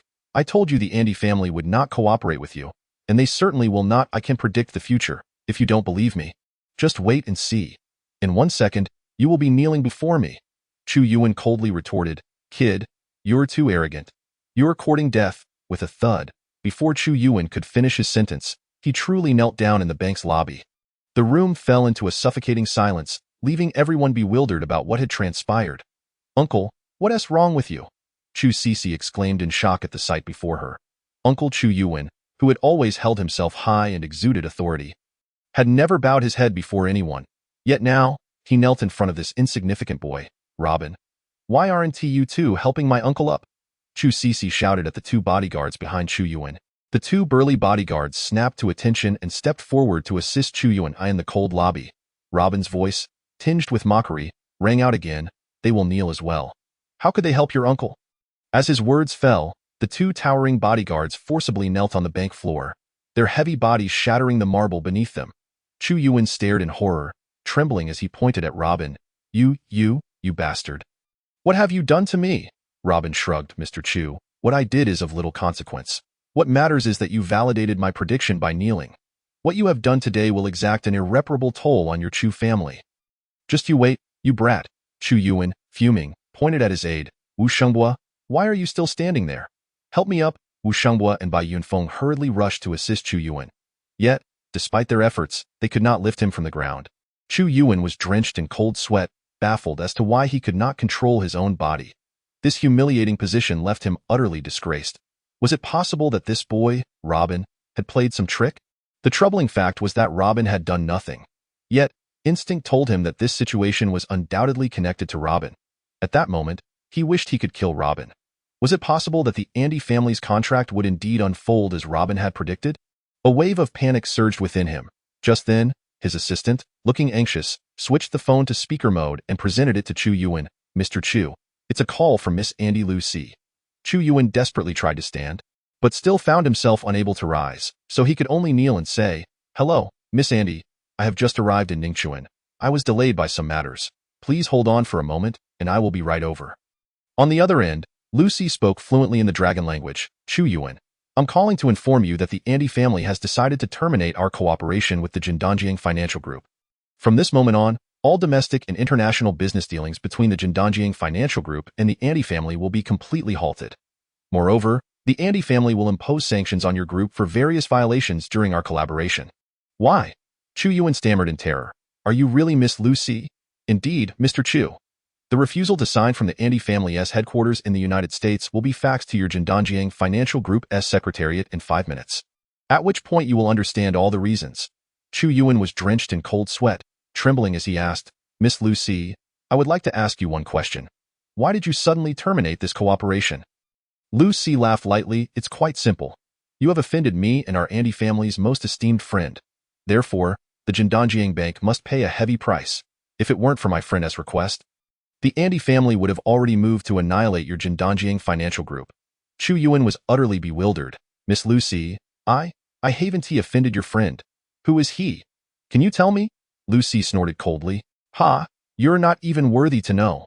In any case, without him, neither the Andy family nor I would exist today. Offending my esteemed friend means becoming an enemy of the Andy family. Chu Yuan's face turned ashen, and he felt dizzy. What on earth was going on? When had he ever offended the Andy family's most esteemed friend? Desperately, he racked his brain to remember if he had crossed anyone, but he realized he had done nothing recently. He had not even quarreled with any prominent figures. Who could this person be, to be regarded as the Andy family's most esteemed friend? The power to turn the tides at will in a mere 5 minutes. The entire situation had undergone a shocking reversal. Inside the Jindanjiang Bank lobby, everyone was stunned by this bizarre scene. Just moments ago, Chu Yuan had been arrogant and domineering, seeming to believe that his Chu family's strength could crush everything in the world. Now, however, he knelt pitifully in the center of the bank lobby, his face pale and body trembling. In an instant, Chu Yuan felt as though his hair had turned white. Had the Chu family encountered an even mightier adversary? Everyone was in shock. The power capable of defeating the Chu family could only be imagined. From Chu Yuan's words, they gleaned an extremely important piece of information. The Andy family had rejected the signing with the Jindanjiang Bank because Chu Yuan had offended one of the Andy family's most esteemed friends. This esteemed friend had once saved the Andy family. Enraged, the Andy family had punished the Jindanjiang Financial Group, permanently severing ties with them. Wu Shenghua felt a chill run down his spine upon hearing this news. For the Jindanjiang Bank, this revelation was catastrophic. Suddenly, the panicked shout of Chu Yuan's assistant shattered the dreadful silence of the lobby. Mr. Chu, it's bad. The Jindanjiang Financial Group's stock is plummeting rapidly. We have already incurred a direct loss of 300 billion. If we cannot control this in time, we will go bankrupt. Chu Yuan was drenched in cold sweat. He had no idea what had just transpired. What had happened in that fleeting moment? Who was the person that Andy Lu Si had referred to? Why was he punishing the Chu family? Could it be the Jiangnan Li family? Impossible. Absolutely impossible. The Li family lacked the strength to instantly turn the Andy family against the Chu family. Could it be the Shao family? Or Zifeng International? Or the Demon King's cave? None of those seemed plausible. Who on earth had Chu Yuan offended to such an extent? The employees of the Jindanjiang Bank, who had been celebrating moments ago, now felt as though they had fallen into an abyss of despair. They knew that tomorrow would mark the day they faced unemployment. The expansive bank lobby fell into a hellish silence. Miss, the crisis of our Shao Group has been resolved. Qin Yu glanced at the message on her phone, momentarily lost in ecstasy, as she excitedly grasped Xiao Yudi's arm and shook it vigorously. Miss, look, the crisis of our Shao Group has been averted. Xiao Yudi stared in astonishment at the favorable news regarding the Shao Group displayed on her phone screen. She was utterly dumbfounded. Who could possibly be aiding the Shao Group from behind the scenes? Instead of suffering significant losses due to the Chu family's interference, the Shao Group had unexpectedly turned misfortune into fortune. In this brief period, the scale of the Shao Group had remarkably ascended to a new level. Immediately following, Yin Er exclaimed with exhilaration, Tiger, the danger of our Demon King's den has been lifted. Chi Yuhu raised his hand, signaling him to cease further remarks. He gazed at Robin's silhouette, feeling a profound sense of relief. It must be this gentleman who had acted behind the scenes. At that moment, he broke out in a cold sweat, grateful that he had not faltered at such a crucial juncture. Had he, Chi Yuhu, shown cowardice then, the Demon King's den would have been utterly doomed tonight. Lin Jingru and Chu Chu looked at Robin's chiseled features, their eyes radiating with pride. This was the inviolable power of the dragon's assassin. Chu Yuan could never have anticipated that their family's arrogance and superficiality would lead to such dire consequences. Following this devastating blow, the Chu family would be permanently erased from the ranks of Jiangnan's elite. Just then, Robin's phone rang. Robin, I am waiting for you in room 3001 at Ningchuan Hotel. Missing you. Lucy. Chapter 0137. It turns out he is the true big shot. Upon receiving the message from Andy Lucy, Robin checked the time. It was already 10 o'clock in the evening. He stretched lazily, concluding that the events of the night should come to an end. Shishengdi, hurry and complete the loan settlement procedures. I must return now. This matter shall conclude here. Shishengdi was still in a daze, uncertain about the events that had transpired throughout the evening. However, one thing he knew for certain was that the Chu family was finished. After hearing Robin's command, he immediately reprimanded Sulina. Immediately assist Mr. Luo with the loan settlement procedures, but there are still 2 large boxes of cash that haven't been counted. Sulina stammered. Not counted? What a bunch of fools. Mr. Luo is repaying. Each box of money has the same figures. What is there to count? Quickly initiate the settlement process, Shishengdi scolded. Sulina hesitated for a moment before hastily summoning 2 employees from the credit department to bring the seal, completing the loan settlement for Feng Jinghong. Robin patted Shishengdi's shoulder. I recall you mentioned that if I could repay the 3.8 billion loan by midnight, you would kneel and apologize to me. Hasn't he, President Sure, forgotten? With a thud, Shishengdi dropped to his knees. Robin chuckled lightly and turned to walk towards the main hall exit. Feng Jinghong promptly followed closely behind him. Thank you so much, Mr. Luo. Today, you saved my entire Feng family.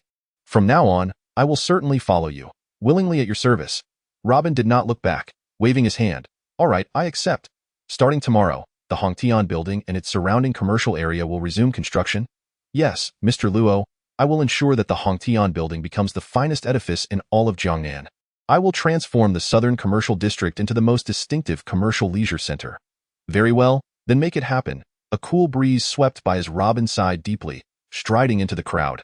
Xiao Yudi, Qin Yu, Lin Jingru, Chu Chu, along with Chi Yuhu, Yin Er, and others swiftly processed the excess cash in the main hall. Following Robin outside at that moment, major online media outlets in Ningxuan began to inundate the airwaves with the same message. The president of Jindanjiang Bank, Shishengdi, was found to be maintaining a mistress, embezzling, and other scandals involving senior executives of Jindanjiang Bank. In an instant, customers across the nation demanded an explanation regarding this incident and called for a complete cessation of all business dealings with the Jindanjiang Financial Group.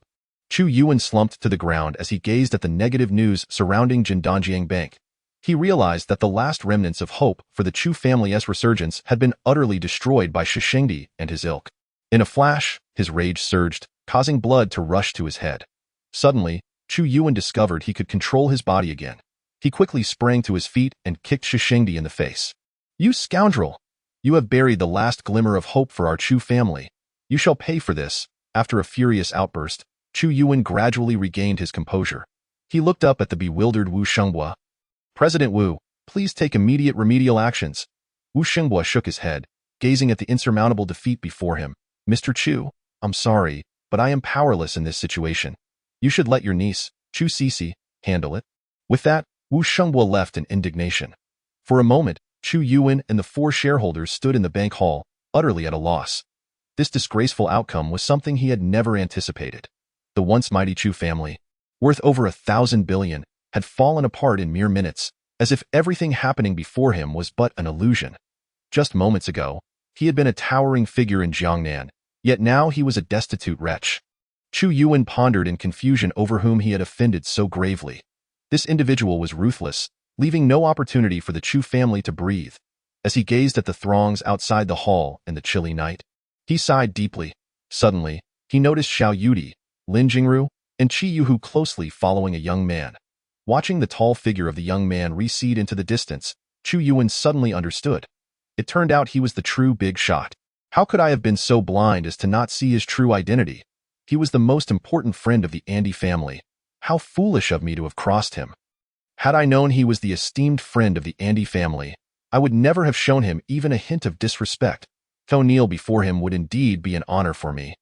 Chu Yuan, quick! There may still be time. If I sincerely repent before him, perhaps he will consider my sincerity and allow the Chu family to rise again. Just a gesture from him could revive the Chu family. With this thought, Chu Yuan hurriedly dashed towards the exit of the hall. Chu Cece blocked his path. Uncle, why are you in such a rush? I just realized that there may be some misunderstandings between Andy Lucy and us. Uncle, I will bring my Sky Eagle team with you to find Andy Lucy. I will handle crisis PR and surely turn the situation around. Slap. Chu Yuan struck Chu Cece across the face. You are insane. Where is this Sky Eagle team? Where is this top gold medal manager? Those were mere fabrications I had the media inflate for you, and you actually believed it? My Chu family has been ruined because of you. Get out of my way with that. Chu Yuan kicked Chu Cece to the ground and swiftly pursued the young man. Chu Cece could not comprehend it was through her years of effort that the media had heralded the Sky Eagle team as the #1 PR team in the world. Moreover, she had secured over 500 crisis cases herself. How could it be that he had orchestrated it all? I refuse to accept this. I, Chu Cece, am the #1 crisis PR manager in the world. An assistant of Chu Yuan sighed. Miss Chu Cece, those 500 crisis cases were all set up by the Chu family. Mr. Chu did that purely to indulge your whims. Did you really take them seriously? You have completely botched this situation, so act accordingly. Chu Cece shoved the assistant aside, shouting, No. I am the #1 PR manager in the world, and no one can erase my past glory. As she passed by, Wu Shenghua coldly scoffed, You are insane. Women like you are born to bring disaster. Go handle your own crisis PR. Xiao Yudi hastily caught up with Robin. Wait a moment. I want to ask you. Was this all you're doing? Robin shrugged. Perhaps it was. Xiao Yudi gazed at Robin's enigmatic smile, unable to decipher the truth behind his words. Tomorrow morning, you and President Feng should come to the headquarters of the Xiao Group for the board meeting. Are you available? Robin nodded. Sure. I have some matters to attend to now. I must take my leave. Xiao Yudi wanted to say more to Robin, but he had already swiftly navigated through the throng. Heading towards the exit, she halted, watching Robin's retreating figure with a sense of emptiness. How could Robin possibly have such deep connections with the Andy family? It was inconceivable. Qin Yu whispered, Miss, do you really think this is all due to Mr. Luo? Xiao Yudi shook her head.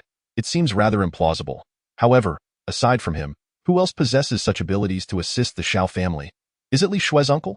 Qin Yu pondered. Perhaps. Xiao Yudi shook her head again.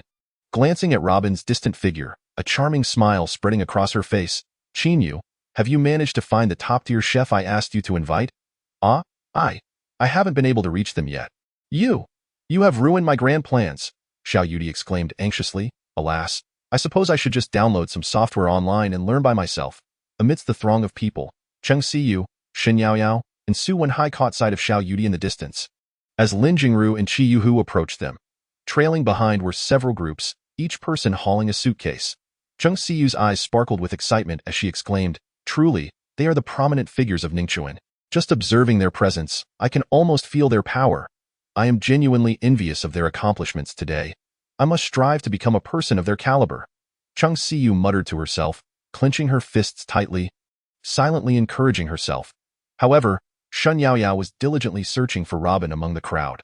After a prolonged search, she still could not find him. I wonder why Robin hasn't come out yet. She mused quietly. She edged forward. Watching as Xiao Yudi, Lin Jingru, and Qi Yuhu entered their respective cars, the luxurious convoy gradually departed from the entrance of the Jindanjiang Bank. Still, there was no sign of Robin, causing her heart to race with unease. It seemed that the events had concluded. Why hadn't Robin emerged? Noticing Shen Yaoyao's agitation and her searching gaze, Cheng Siyu smirked and said, Yao Yao, you appear quite anxious. Are you searching for that fellow Robin? After causing such a ruckus today, do you truly believe he can still show his face? The Chu family is a prominent clan in Jiangnan, holding a status comparable to the Li family of Jiangnan. Robin, in his ignorance, dared to challenge the Jindanjiang Bank of the Chu family. Wasn't that courting disaster? Even with the support of figures like Miss Lin from Zifeng International and Lord Hu from the Demon King's cave, it would be impossible for Robin to extricate himself unscathed. The Chu family would undoubtedly impose severe repercussions. Let us depart. He will not be coming out. Chapter 0138. Robin, at last, we meet. Shen Yaoyao looked displeased at Cheng Siyu's gloating expression. Siyu, I fail to understand why you harbor such disdain for Robin. To my recollection, he has never harmed you or your family's interests, even if you look down upon him for his humble background and refuse to marry him. He bears no ill will. In fact, he has even aided you. It is one thing to lack gratitude, but to harbor hatred towards him, wishing for his misfortune, is perplexing. I truly do not comprehend your mindset. At the very least, Robin and your family share a historical connection, a form of fate. Even if you cannot become a family, you should wish him well, not curse him. Cheng Siyu shook her head and scoffed. Why should I bless a man who constantly seeks attention and stirs up trouble? He is shallow and vulgar. His assistance was merely an attempt to prove himself before me, hoping to salvage our broken engagement. How naive of him to forget that we are not of the same echelon. I hold him in utter contempt. Each time he creates such a spectacle, I feel embarrassed for him. a man of little capability.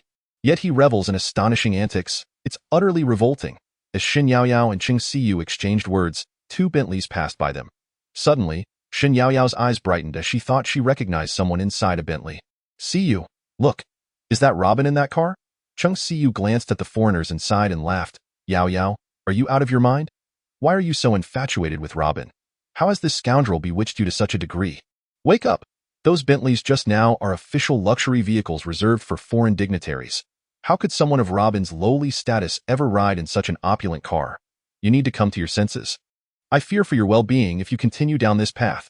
Ignoring Qing Siyu's mockery, Shin Yaoyao pulled out her phone and dialed Robin's WeChat. Soon, Robin's voice came through the line. Why are you calling so late? Shin Yaoyao retorted angrily. Robin, I want to know your current situation. Are you not at all touched that a beautiful woman is calling to check on you at this hour? Robin could almost envision Shin Yaoyao's furious expression. He chuckled. Where are you that you care about me? I want to ask you the same question. I'm in the car heading to Ningchuan Hotel. Robin yawned. Weren't you at the bank? Shin Yaoyao felt a weight lift off her chest. No, I left the bank a while ago. Are you in a Bentley? How do you know I'm in a Bentley? Are you following me? Following you? Nonsense. Shin Yaoyao scoffed. What is the matter? Speak. Robin pouted, sensing Shin Yaoyao's tension.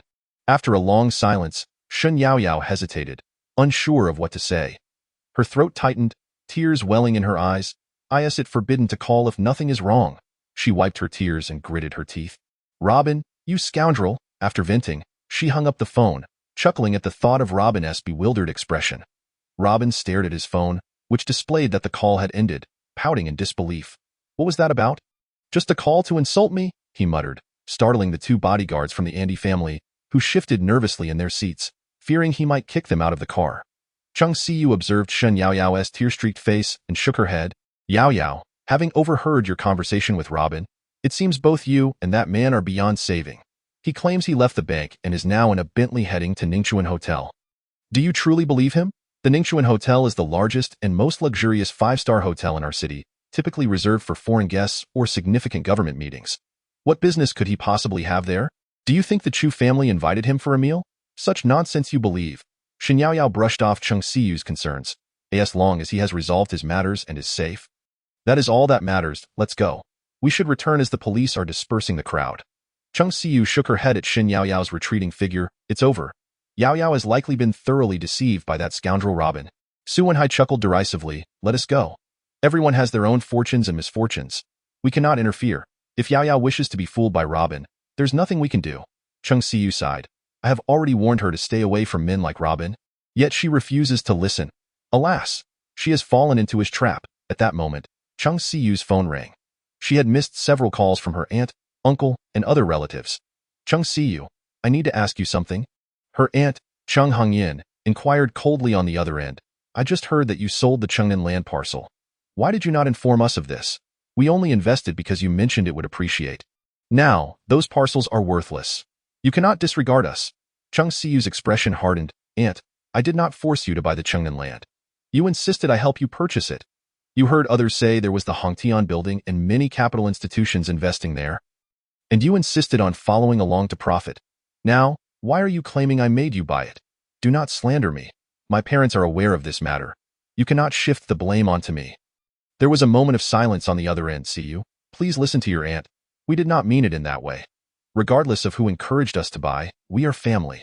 You cannot just watch as these lands lose all value in our hands. Today, you sold your Chengnan land parcels, albeit at half price. At least you did not incur a loss. Could you help your aunt and sell my land too? I heard that Robin assisted in selling yours. Right? Your aunt is asking if you could check with Robin to see if the Shao family could purchase our Chengnan parcels as well. They surely aren't lacking in funds. Buying our land won't harm them. Dream on. Do you think the Shao family are fools? There is no way they would spend so much on your Chengnan land. See you. We are family. Please, ask Robin tomorrow to help us sell our land. Even if it's at half price. Can you do that for me? We currently possess land valued at nearly 2 billion. If we could recover 1 billion of our investment, we would be immensely grateful. See, could you kindly inquire about this tomorrow? Your aunt will not treat you unfairly. If possible, during the shareholders meeting of the Chung Group, we shall nominate you as the chairman. Your aunt will surely cast her vote for you. Rest assured, as long as you assist me in selling the southern land, our relatives will stand by your side. At that point, you will be firmly established in your position as chairman of the Cheng Group. This plan should suffice, don't you think? Cheng Si pondered for a moment and replied, all right, I will ask tomorrow. However, I cannot guarantee that the sale will be successful. A billion is, after all, a significant sum. Even if the Xiao family is affluent, they would not casually purchase mere wasteland, and why previous success was merely a coincidence. It was Robin who sought to please me that led to the acquisition. I will inquire tomorrow and get back to you. Ningxuan Hotel Point 2 attendants escorted Robin to the door of the 3001 presidential suite. Upon pressing the doorbell, cheerful footsteps echoed from within. Robin, we finally meet. The door swung open, revealing a young woman with golden hair and large, expressive eyes, who excitedly leaped into Robin's embrace. He gently patted her back and slowly pushed her away, saying, all right, you're going to suffocate me. Andy Lucy clung tightly to Robin's neck, her blue eyes gazing at him with longing as she murmured, Ah Bin, why are you always so cold towards me? I truly like you. Enough, Lucy. If you continue like this, I will leave. Andy Lucy shot him a reproachful glare, reluctantly loosening her grip. Robin, why can't you just accept me? Robin shrugged, stating simply, I dislike feeling restrained. It's as simple as that. Very well. Andy Lucy sighed in exasperation, handing Robin a glass of red wine. You always have an abundance of reasons. I know the old ghost mentioned that you have important matters to attend to. That you cannot? Robin raised an eyebrow and clinked his glass with hers. Let's not discuss such matters. You have done me a favor, and it seems I owe the Andy family a debt of gratitude. Andy Lucy chuckled. The dragon assassin must never claim to owe anything to the Andy family. The Andy family has stated that as long as you, Robin, are willing, our doors will always be open to you. She downed her glass of red wine and embraced her long-lost savior tightly. Chapter 0139.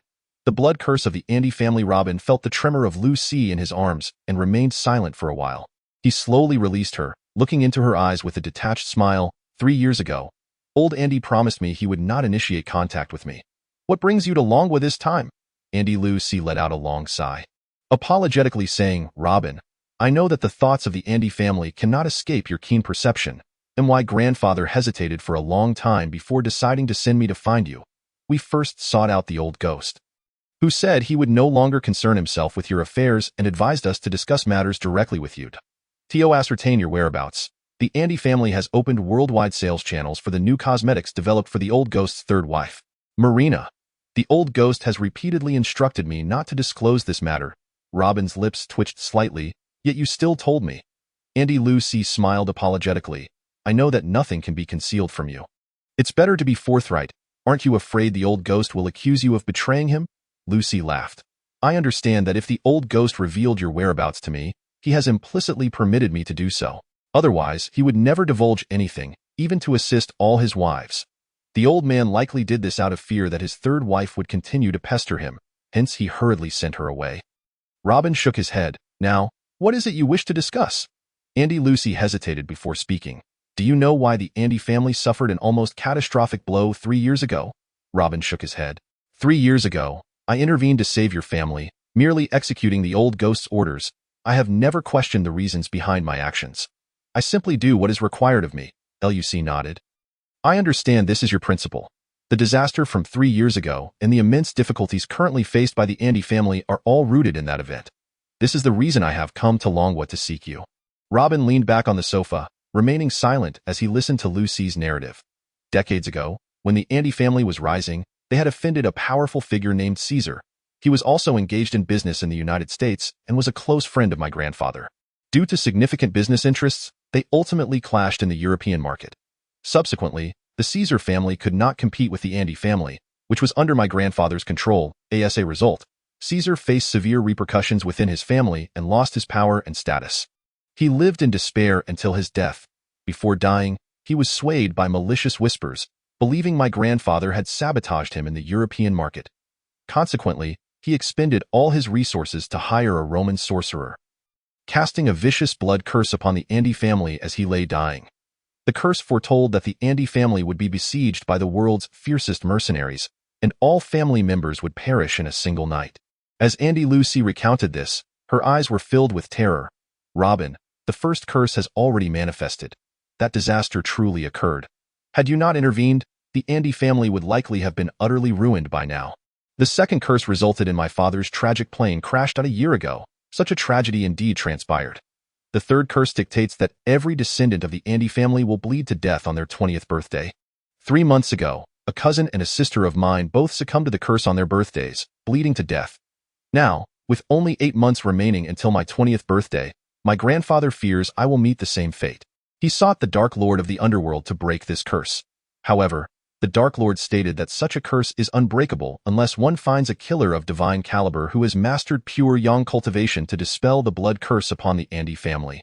In desperation, my grandfather turned to the old ghost for assistance in locating such an individual. The old ghost said, You are the person we seek, Mr. Luo. The Andy family is willing to expend all our resources. Please, Robin raised his hand. Andy Lucy, I cannot agree to this matter at this time. Please return for now. Andy Lucy shrugged, shaking her head in resignation. Very well, my grandfather has stated that you have already saved the Andy family. We will not impose upon you, Robin. May I request this? On my birthday in 8 months, could you come to see me one last time? Robin's lips twitched slightly as he stood up. I cannot make any promises, Lucy. Take care. I must return. Andy Lucy smiled ruefully, embracing Robin. It truly brings me joy to see you. I will miss you. Robin gently removed her arms, offering a faint smile as he turned to leave the living room. Upon reaching the door, Robin paused, glancing back at the tearful Andy Lucy, and smiled. Perhaps things are not as dire as you imagine. Before your birthday, I will pay a visit to that old fellow, Andy Fohn, and tell him to take good care of himself. Farewell. Andy Lucy watched Robin's retreating figure, a joyous smile breaking through her tears. Dear one, thank you. I will be waiting for you, dressed to the nines. At the headquarters of the Andy family, after exiting Ningxuan Hotel, Robin chose not to have Andy Lucy's bodyguards drive him back. Opting instead to walk to Lijiang Apartment.as, he strolled under the cool night breeze along the tranquil streets. Everything felt refreshingly pleasant. While relishing the solitude, he raised his eyes to see a luxurious Mercedes-Benz blocking his path on the deserted street. 3 men emerged from the vehicle. Chu Yuan and 2 imposing bodyguards. Chu Yuan quickly approached Robin and, with a thud, knelt before him. Mr. Luo, I was blind to your greatness and have offended you. I deserve the gravest punishment. Today's events are entirely of my own making. I implore you, Mr. Luo, to show mercy and grant the Chu family a reprieve. Robin raised an eyebrow. I have not wronged your family. Your pleas are futile. Chu Yuan crawled forward a step. Mr. Luo, I understand that the Andy family abandoned their cooperation with the Jindanjiang Financial Group due to your influence. I have dealt with Shi Shengdi and the others. They are the real scoundrels. Robin interjected coldly. Enough, there is no need to reiterate. What is done is done. Dwelling on the past serves no purpose. YWN knelt on the ground, pleading, Mr. Luo, do you truly intend to bring the Sechi family to ruin over such trivial matters? Luo Bin shrugged indifferently and retorted, do you think an elephant contemplates the reason behind crushing an ant?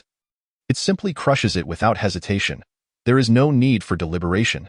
Did you not previously proclaim that in this world, strength is paramount, and that those who possess it are justified? Since you have dared to provoke someone more powerful than yourself, you must bear the consequences. YWN shook his head in bitter despair. Mr. Luo, I implore you to forgive me this once. If you can spare the family, I assure you, all that we possess will be yours. Luo Bin smiled dismissively. Do you believe I desire such a thing? You have always adhered to the notion that this world is devoid of reason, so I shall play my part accordingly. Therefore, there is no need for you to beg.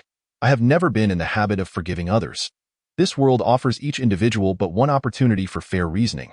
Once it has passed, it is irrevocable. Fool, with that, he strode past YWN, who suddenly sprang to his feet, a cold, fierce glint in his eyes. Stop right there. The Sage family was forged through blood and steel. Luo Bin, since you offer me no avenue for survival, I shall ensure your demise. Sage YWN roared, as 2 burly bodyguards lunged at Luo Bin with their blades. Luo Bin did not turn, sighed deeply, and flicked his wrist, sending 3 silver needles flying. YWN and the 2 formidable bodyguards collapsed to the ground, convulsing violently, their pupils dilated in terror, lost in confusion. Upon returning to the Lijiang apartment, it was already 11 o'clock at night. As Luo Bin stepped into the elevator, an irksome voice echoed from behind him.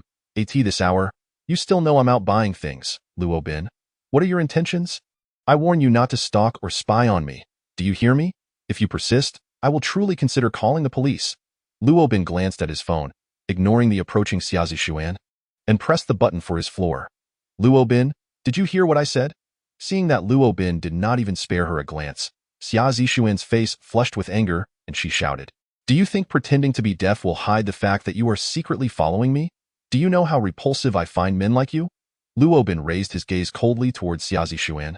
"If you continue to prattle on, do you believe I won't slap you into silence? You." Xia Zixuan fell silent at the sight of the fierce glint in Luo Bin's eyes, observing his indifferent demeanor. She realized that if she continued to provoke him, he might truly harm her. At this hour, there were only the two of them in the elevator. Once the elevator reached the 20th floor, Luo Bin exited and returned to his room. Xia Zixuan waited a moment before hastily rushing home from the elevator. Upon entering her room, she quickly shut the door. Soon after, she peered through the peephole, glancing at Luo Bin's door. After a prolonged vigil, seeing that it remained shut, she let out a long sigh. This bastard must be a pervert. Zhao Yin, noticing Xia Zixuan's anxious demeanor, inquired, "Zixuan, what are you looking at?" "Zhao Yin, I went out for a milk tea and ran into Luo Bin." "What does that signify?" "It indicates he is observing my every move and could be stalking me now. I wonder if he is waiting for me to enter my room before opening his door to spy on me." Chapter 0140. Luo Bin, you are such a tragic fool. Xia Zixuan exclaimed, pressing her face against the peephole to peer into Luo Bin's room once more. Zhao Yin, perplexed, replied, "Zixuan, are you overthinking this? Brother Luo is not that type of person. Besides, does he really need to lurk outside our door to spy on you?" Xia Zixuan retorted angrily, "Enough. Every time I mention Luo Bin, you counter me. I know you have fallen under that scoundrel's spell. I've seen many men like him. He would go to any lengths just to catch my attention. The fact that he is stalking me is utterly revolting." Zhao Yin shook her head in exasperation. "Zixuan, you are truly overreacting. I believe we should try to get along with Brother Luo. Perhaps we could become good friends. We work in the same company and live so close. We could look out for each other." Before Zhao Yin could finish, Xia Zixuan interjected irritably, "Enough. Men like him are a dime a dozen. Lacking a family background, solid connections, what future could I possibly have with him?" After a moment's pause, Zhao Yin stated, "Zixuan, I've heard that Brother Luo might be a senior executive at the Shao Group. What I mean is, if you continue this way, it may not bode well for you." Xia Zixuan was taken aback for a moment before bursting into laughter. "Zhao Yin, do you really believe such rumors? Ha ha ha, this must be a ploy concocted by that rascal Luo Bin. He wants me to realize how high his status is within the Shao Group, hoping to win my favor. Such tactics are so juvenile." Zhao Yin smiled bitterly. "Zixuan, your prejudices run deep." Xia Zixuan scoffed. If he were indeed a senior executive at the Shao Group, would he be commuting on foot or riding a shared bicycle? How absurd. By his demeanor and attire, does he even resemble an executive? "Zhao Yin, there's something I haven't told you. Senior Lu is currently investigating Luo Bin on behalf of Vice President Zhou. It is said that he bribed Assistant Qin to curry favor with President Xiao and higher-ups within the Shao Group, apparently manipulating many situations. Senior Lu mentioned that he has gathered some incriminating evidence against Luo Bin, which he is now reporting to Vice President Zhou. Did you know? Luo Bin deceives women from affluent families to achieve his aims. I suspect that the young lady from the Shin family fell for his tricks, which is why she is with him. That man is nothing but a fraud. To gain the trust of the upper echelons of the Shao Group, he must have employed some devious means to win Assistant Qin's confidence. Zhao Yin, I advise you to steer clear of him. He is not the benevolent older brother you imagine him to be. From the beginning, his rescue of you was merely a means to approach me, for he saw that I would become a prominent white-collar elite. His intense desire to possess me stems from wanting to rise to the upper echelons alongside me. Is that so? You have given this quite a bit of thought." Zhao Yin was momentarily stunned, taken aback by Xia Zixuan's peculiar imagination, akin to that of a novelist. As Xia Zixuan continued, her eyes gleamed with excitement. "Every time I encounter him, he never dares to meet my gaze, always pretending to be engrossed in his phone. Ha ha ha, I know he is purposely acting that way to draw my attention." Xia Zixuan curled her lip, her face a mask of disdain. In truth, he has misjudged the situation. I can see through the thoughts of men like him. I am destined to be the woman he looks up to. Why would I ever be interested in a man of such little capability? Perhaps he is simply intimidated by my formidable presence, making him too afraid to look up. Zhao Yin listened to Xia Zixuan's monologue, utterly speechless. All right, Zixuan, if you are convinced of this, then so be it. Zhao Yin did not wish to continue discussing such fantastical topics and turned to leave. However, Xia Zixuan grasped her arm. Zhao Yin, I must tell you. Regarding your recent job application, there will be some developments soon. I overheard Senior Lu mention that the customer service department of the Shao Group has reported the outcome of that matter to the board of directors. An explanation will be provided in the coming days. Zhao Yin felt a surge of anxiety. Xia Zishuan, do you genuinely hope for me to be dismissed from the Xiao Group? I assure you. There is no hidden agenda between me and anyone at the Xiao Group, nor are there any of the sordid undercurrents you might imagine. Zishuan, we are classmates. You are far more capable than I. I have always admired you and regarded you as a good friend. I beg you, please do not continue to pursue this matter. If this were to touch upon some high-ranking individual at the Xiao Group, not only would I lose this lucrative job, but you could also find yourself in serious trouble.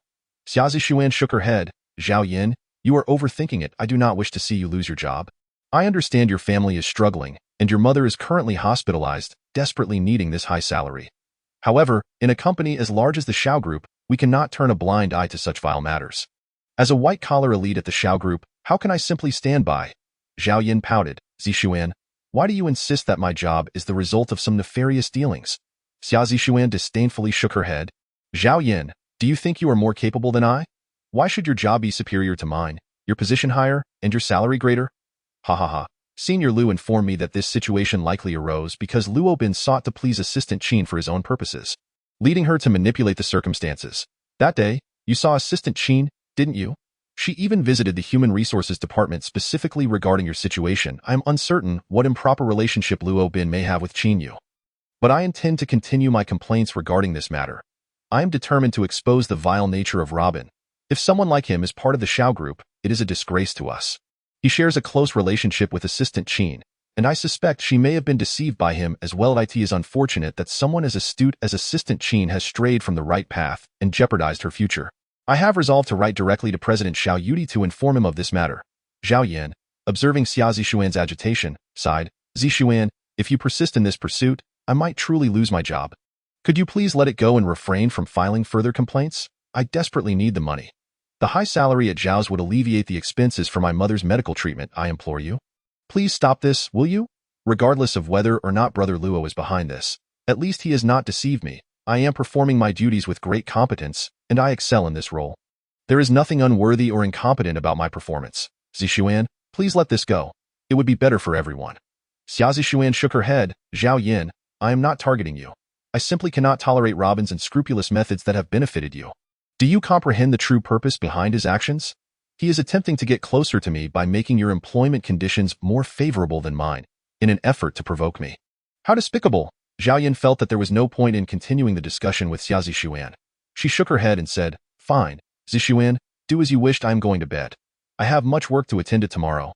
Xia Zishuan stood in front of Zhao Yin earnestly. Zhao Yin, my suggestion is for you to resign on your own accord as soon as possible. This way, it will not be so awkward later.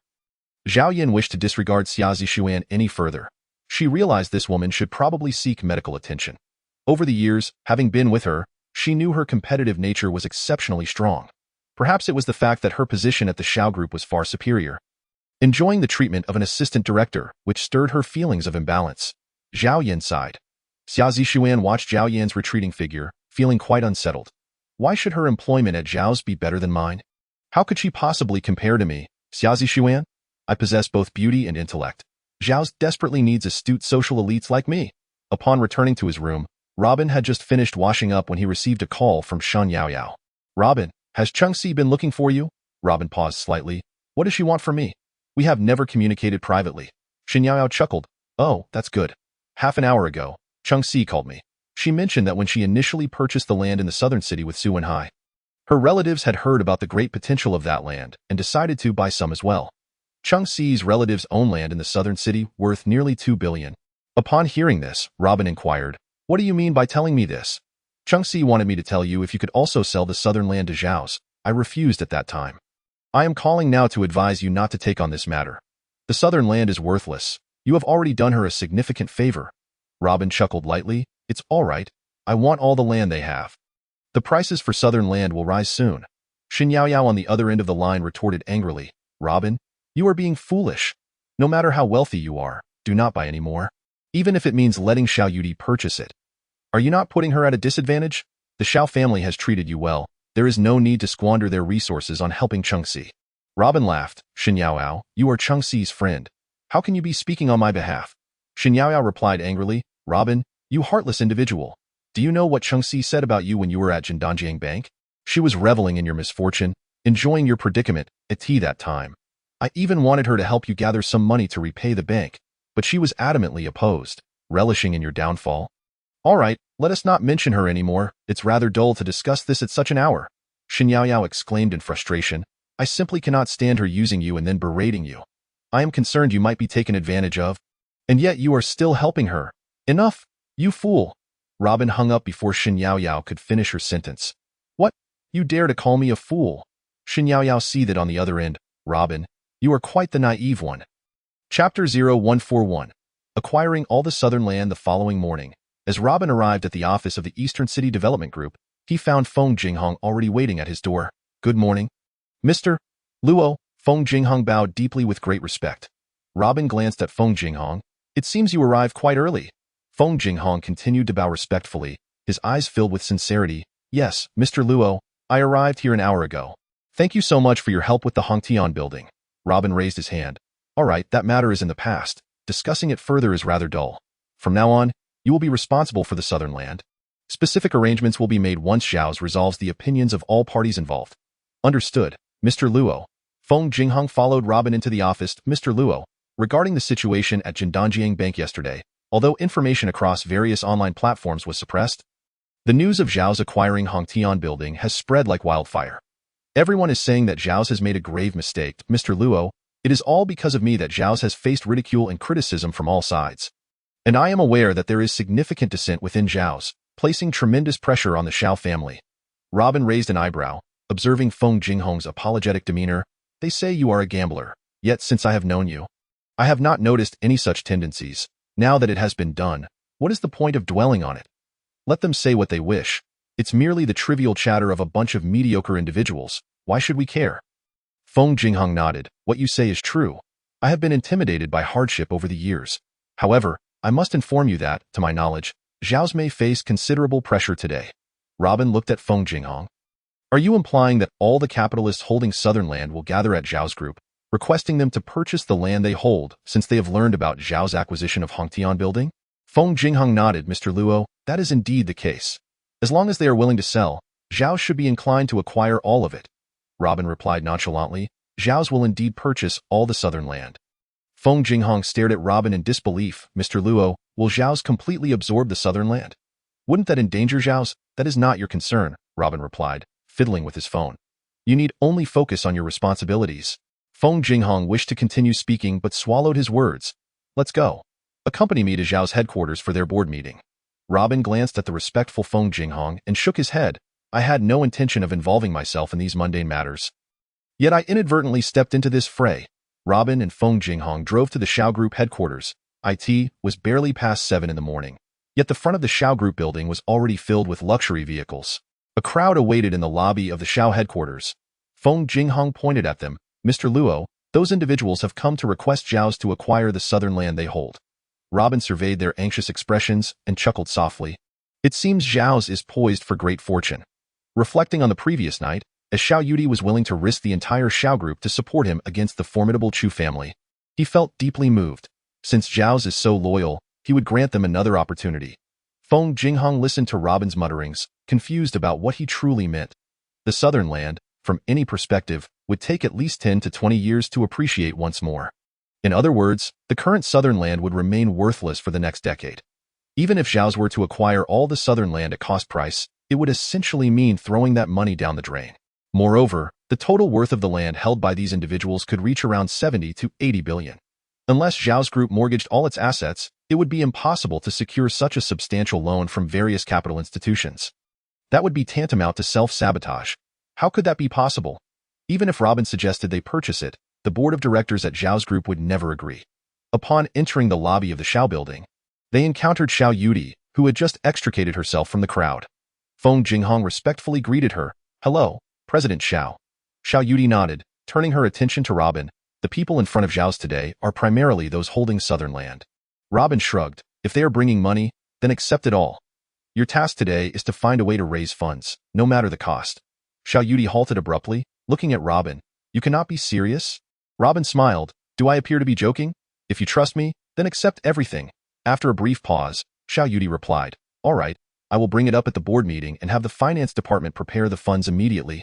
Although she harbored some doubts regarding the acquisition of the Chengnan land, she decided to heed Robin's words, who insisted that the entirety of the Chengnan land should fall under the Shao family. The events of last night, when the Jindanjiang financial group was obliterated in an instant, left her profoundly shaken. Despite the fact that the force behind the defeat of the Chu family was one of America's 5 major conglomerates, the Andy family, she speculated that the true mastermind behind the Andy family was likely Robin. Now, with Robin's unwavering insistence on acquiring the Chengnan land, he must have his reasons. As she approached the elevator, Chung Siyu walked over, greeting her with, "Hello, General Manager Shao." Xiao Yudi glanced at Chung Siyu, nodding expressionlessly before stepping into the elevator. Chung Siyu quickly interjected, "Robin, wait a moment. I have something important to discuss with you." Xiao Yudi furrowed her brow slightly and said, "Shall I go in first?" Robin initially intended to ignore Chung Siyu and stepped into the elevator. Chung Siyu hurriedly exclaimed, "Robin, I have something crucial to tell you." Robin cast a glance at Xiao Yudi and said, "You go ahead. I will join you shortly." Xiao Yudi shot a cold glare at Chung Siyu and pressed the elevator button. At that moment, Shen Yaoyao rushed over from behind, asking, "Siyu, are you really going to let Robin acquire all the land from your aunt and uncle?" Chung Siyu interrupted Shen Yaoyao, stating, "Yaoyao, don't concern yourself with this matter. I will explain it to you later. I am left with no other choice. Robin, I sought you out regarding the Chengnan land." Before she could finish, Robin interjected, "I can acquire the Chengnan land your family holds at cost price. So if there are no objections, please bring the paperwork before noon today." "Yaoyao, I need another favor from you today." "No, I have no money." Shen Yaoyao retorted angrily upon hearing that Robin intended to buy the Chengnan land from Chung Siyu's relatives. Robin shrugged and replied, "Fine. If you do not wish to help, I will seek someone else." Chung Siyu, upon hearing Robin's agreement to take over the Chengnan land, exclaimed excitedly, "Robin, is what you said true?" Robin raised an eyebrow and replied, "Whether I buy or not is entirely your choice." Chung Siyu's lips curled into a smug smile. After calming her excitement, she asked, "Robin, is this for my sake?" Robin's mouth twitched. "You are overthinking it. I am purchasing the land to make a profit. If you wish to sell, hurry and bring the paperwork. If not, that is also fine." "Okay, my documents are in the car. I will get them right away." Chung Siyu turned and headed toward the lobby, feeling disdainful. It was evident that he was trying to please her while pretending to be aloof, which was truly laughable. "Robin, I know your intentions. If you didn't like me or didn't want to impress me, why would you accept such worthless land?" Although the Shao family was not in need of 10 billion, it was no easy feat to demand that Xiao Yudi purchase this worthless land. Shen Yaoyao, observing Chung Siyu's excited yet disdainful expression, angrily pointed at Robin, saying, "You fool! Xiao Yudi treats you well, yet you are helping Chung Siyu by allowing her." Robin chuckled lightly, "Borrowing some cash from you to buy it for myself? If you don't want to help, then so be it. Robin, you are a scoundrel." Shen Yaoyao fumed. You plan to buy it yourself? And still want me to provide the funds? How despicable." All right, wait a moment. Come with me to sell the Gu family's shares to help your fiancée buy her worthless land. I will facilitate you too." Robin nodded. "Ah, how could I forget? The Gu family shares in your hands are indeed meaningless. In a little while, the Gu family might just collapse, so converting it into cash would be wise. Wait a moment, I will accompany you back. Let Yin Lauer assist you in converting it to cash. Then, please help me handle Chung Siyu's transfer paperwork." Shen Yaoyao was on the verge of losing her mind. How could Robin utter such outrageous words? "I will not assist your fiancée with the Chengnan land. Robin, I despise you. You are a scoundrel." Robin watched Shen Yaoyao storm off in anger, muttering, "You scoundrel. This woman always insults me." "You are the scoundrel." Feng Jinghong, observing Robin's current demeanor, was momentarily taken aback. "What are you still doing? Come, follow me upstairs to attend the Shao family board meeting." Yes, Mr. Robin." Feng Jinghong quickly followed Robin into the elevator. After entering Xiao Yudi's office, she relayed Robin's insistence on the acquisition of the Chengnan land to Xiao Tianlong. After pondering for a while, Xiao Tianlong said, "Yudi, you must heed Mr. Robin's advice, grandfather. Are you not concerned that this gamble could bring ruin to the Xiao family?" Xiao Yudi tentatively inquired. Xiao Tianlong chuckled. "Yudi, where is the courage you displayed last night at the Jindanjiang Bank? Rest assured, Mr. Robin will not deceive you. He is presenting the Xiao family with an opportunity to soar. Yudi, remember, regardless of the obstacles at today's shareholders meeting, we must acquire all the Chengnan land." Chapter 0142. This home is my mother's legacy. Robin and Feng Jinghong arrived at Xiao Yudi's office. At that moment, Xiao Yudi was signing off on the financial reports regarding fund movements. "Please, take a seat," she invited them, instructing her secretary to prepare a pot of tea. "Robin, The finance department has roughly estimated that acquiring all the Chengnan land will require nearly 1 trillion. Such a colossal sum of money would be procured through signing contracts across various branches of the Shao family. I have discussed it with my grandfather, and the Shao family will fully mobilize to gather these funds. Currently, aside from the 500 billion that can be accessed from the various branches of the Shao family, we plan to use all fixed assets of the Shao family, along with the shares held by my grandfather, father, and myself, as collateral to borrow 500 billion from 5 banks. We can notify the major branches of the Shao family to sign by 10 o'clock this morning. The signing and transfer procedures are quite simple, totaling 30 entities, and will be completed swiftly. By the end of the workday tonight, we will have finalized all signing and remittance processes. Feng Jinghong was taken aback by Xiao Yudi's declarations. The Shao family's gamble was truly monumental. Their substantial capital infusion into the Chengnan land could potentially attract further investment. However, for the vast Chengnan district, this still seemed rather insufficient. This approach relied solely on the Shao family's strength to spur the development of the Chengnan area, but short-term benefits would likely be minimal. Perhaps, after 10 or 20 years, some returns could be seen. Any wise investor would refrain from making such a choice. Previously, his request for the Shao family to purchase the Hongtian building was largely driven by self-interest. He believed that if the Shao family acquired it for 100 billion, they would not suffer significantly, treating it as a long-term investment. However, now that the Shao family intended to deploy over 1 trillion in capital into the entire Chengnan area, they were gambling with their future. There was a real risk that the Shao family could collapse as a result. He contemplated advising Xiao Yudi and Robin against this venture, but it felt peculiar to voice such words. Perhaps it was best to wait and see. Undeniably, the vision and connections of the upper echelons of the Shao family far surpassed his own. Their trust in Robin's proposal was not a reckless whim. Very well, Yudi, I need to attend to some personal matters, but I will return shortly. Feng Jinghong, remain here to assist the general manager with the Chengnan land matters. After drinking a cup of tea, Robin bid them farewell and left Xiao Yudi's office in the lobby of the Shao building. Shen Yaoyao was sitting, angrily berating Robin. That scoundrel is truly foolish. You woman, do you often insult me behind my back? Robin tapped Shen Yaoyao's head playfully. Unyielding, Shen Yaoyao retorted, Robin, you are despicable. Cheng Siyu is just using you. All right, take me to your home to retrieve the Gu family's shared documents for liquidation. I have already contacted Yin Lauer, and he will assist you. Then, he will accompany you to purchase the Chengnan land from Cheng Siyu's relatives, transferring everything into your name. What? Shen Yaoyao shook her head helplessly. Robin, you are really something. Are you trying to use your fiancé to manipulate me? You are actually buying a heap of worthless Chengnan land in my name. You are a scoundrel. Fine, the Gu family shares are yours anyway. I will return them to you. Come, let us go to my home and you can have them back. Once in the car, Shen Yaoyao angrily ignored Robin. Observing her fury, Robin picked up his phone and dialed Qi Yuhu. Have someone take over all the entertainment businesses of the Chu family in Jiangnan. On the other end, Qi Yuhu remained silent for a moment, clearly taken aback. He then excitedly responded, Mr. Robin, can I handle so much? The Chu family's foundation is much more robust than mine. Even if they fall, they are still more formidable than my own domain. Am I capable of taking this on? Yes, you can take it on. Just send someone over. All the procedures are already in place. Already done? Upon hearing this, Qi Yuhu instantly realized, yesterday, due to his remarkable performance at the Jindanjiang Bank, Robin intended to bestow a generous reward upon his domain, the Demon King's lair. The entire nightlife business of the Chu family had been subdued by an underground organization. Thank you, Mr. Luode. At this moment, Qi Yuhu felt fortunate for having made the wisest decision the previous night. And one more thing, have Yin Lao come to the Shun residence immediately to await my arrival? Yes, Mr. Luo, I will summon Yin Lao at once. The wealthiest family in Jiangnan, the Chu family, had seemingly vanished overnight. Shen Yaoyao gazed at Robin in astonishment. She could hear Qi Yuhu's respectful tone clearly over the phone.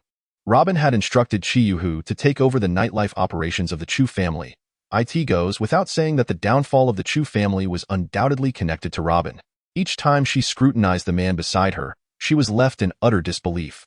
What extraordinary power must one possess to obliterate a family worth hundreds of billions with such nonchalance?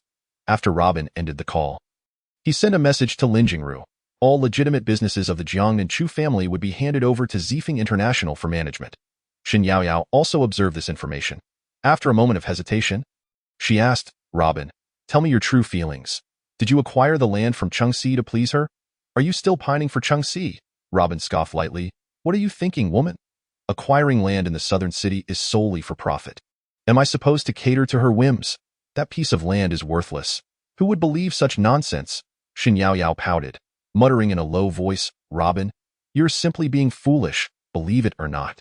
After Robin spoke, he glanced at Shen Yaoyao, who was grumbling to herself, and frowned. This woman must be secretly cursing me. Shen Yaoyao, are you cursing me? I've noticed my ears have been burning lately. Shen Yaoyao shot him a glare, her cheeks flushed with a hint of crimson. What of it? I'm cursing you. You are indeed foolish. Do you know what Cheng Si says about you behind your back?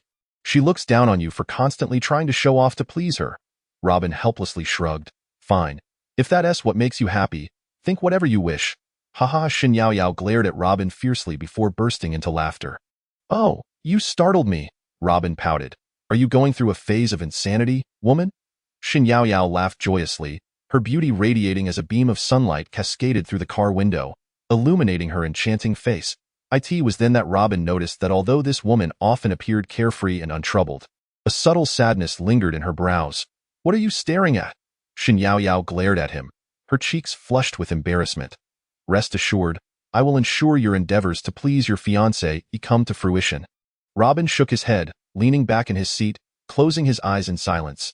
Their journey continued in silence, and 20 minutes later, they arrived at the Shun family villa. Shen Minghai and his young wife, Hu Lijing, were preparing to leave for work. Hello, Mr. Luo. Is there something you need today? Shen Minghai's eyes sparkled, thinking Robin had come to discuss the Xia family's contract for the eastern city. It's nothing. I'm just passing by with Shen Yaoyao, Robin replied indifferently. Shen Yaoyao pulled Robin directly upstairs. Hu Lijing shot them a glance. What is this?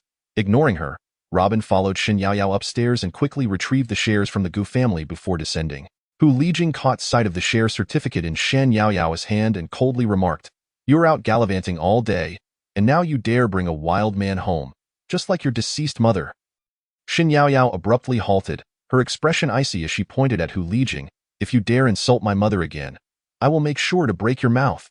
Hu Lijing scoffed derisively. So you've brought a wild man home today. Feeling emboldened now? I've said it before, your mother was nothing but a shameless vixen. Lin Shaoqing, no matter how proud she was cast out by the Lin family, and she became worthless. Ha! Shen Minghai angrily reprimanded. Hu Lijing, can't you hold your tongue for once? Why should I? You scoundrel, were bewitched by Lin Shaoqing, and you abandoned me. She was nothing but an indecent woman, using her looks to lure you away from me. Just look at her daughter. She's turned out the same. Always mingling with unsavory characters, a vixen is a vixen, and her daughter cannot escape her disgraceful nature. Shen Yaoyao spun around and slapped Hu Lijing across the face. You insult my mother. I will not spare you. Hu Lijing was stunned, her anger flaring as she raised her hand to strike Shen Yaoyao. But Robin seized her wrist, declaring, to insult a deceased person is despicable. You are no better. You're a good-for-nothing rejected by the Cheng family. What right do you have to lecture me? Hu Lijing retorted angrily, pointing at Shen Yaoyao. This shameless woman knows nothing of her worth. Just like her late mother, deceived by men without a clue. Oh, you think I don't know why you're with her? You just want to swindle her shares of the Shun family. Smack! Robin slapped Hu Lijing across the face. If you wish to die, it's quite simple. You dare hit me? Hu Lijing screeched in a frenzy, raising both hands to claw at Robin. He grabbed her hair. What of it? He promptly threw Hu Lijing out into the hall. Shen Minghai's expression shifted dramatically. Robin, what on earth are you doing? Robin sneered. I'm doing nothing. If you can't manage your woman, then I shall discipline her. You're being outrageous. Shen Minghai seethed, signaling the bodyguards to move in. And what of it? Robin coldly regarded Shen Minghai, kicking the approaching bodyguard out the door. Shen Yaoyao tugged at Robin. Let us go. It's disgusting to argue with these trashy individuals. Shen Minghai shouted at Shen Yaoyao's retreating figure. Get out and never come back. Shen Yaoyao halted. This home is my mother's legacy. It is you who should leave. Shen Minghai, remember this. One day I will reclaim what belongs to my mother. Chapter 0143.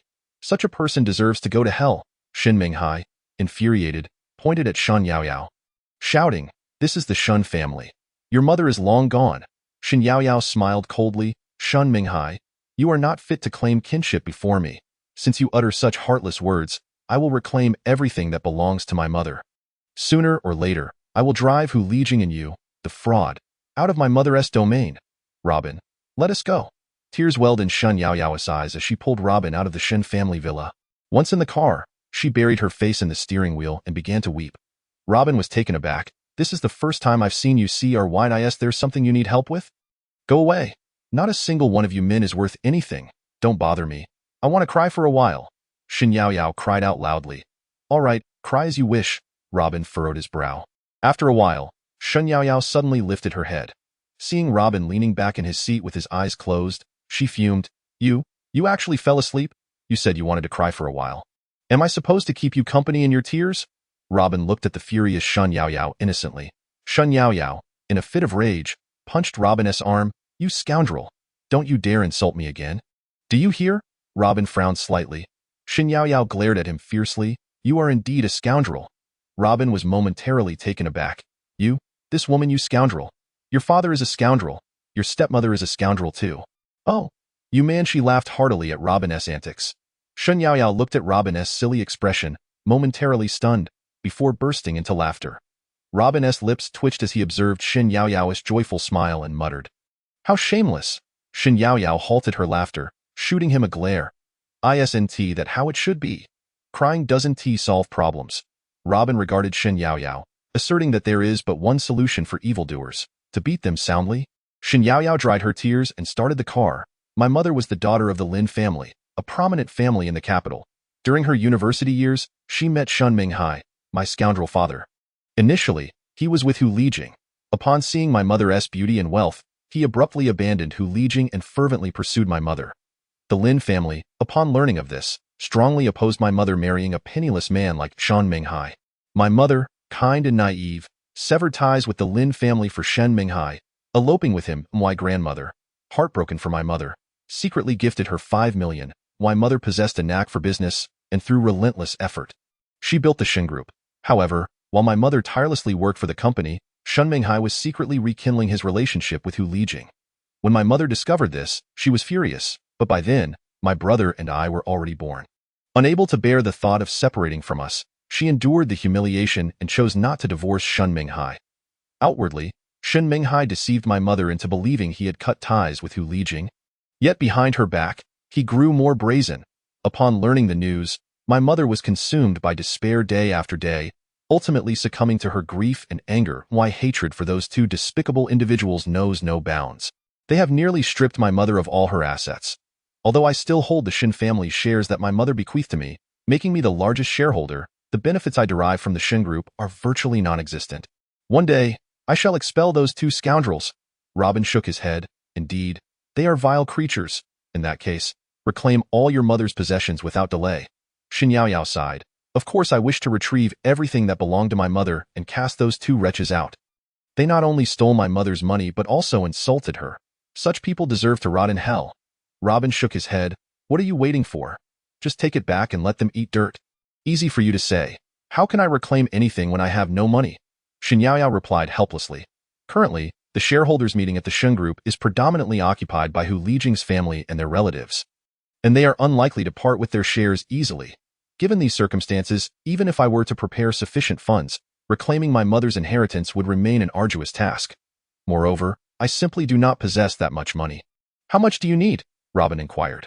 Shen Yaoyao forced a bitter smile. My mother started with 5 million and, in a short span, amassed a conglomerate worth billions, nearly rivaling the Shao family at that time. Based on the current scale of the Shen Group, to fully reclaim it would require nearly 5 billion. Such a staggering sum feels astronomical to me. Robin casually remarked, it's not an insurmountable task. Once you liquidate your Gu shares, purchasing the Chung family's land in the southern district will soon yield enough profit to cover that amount.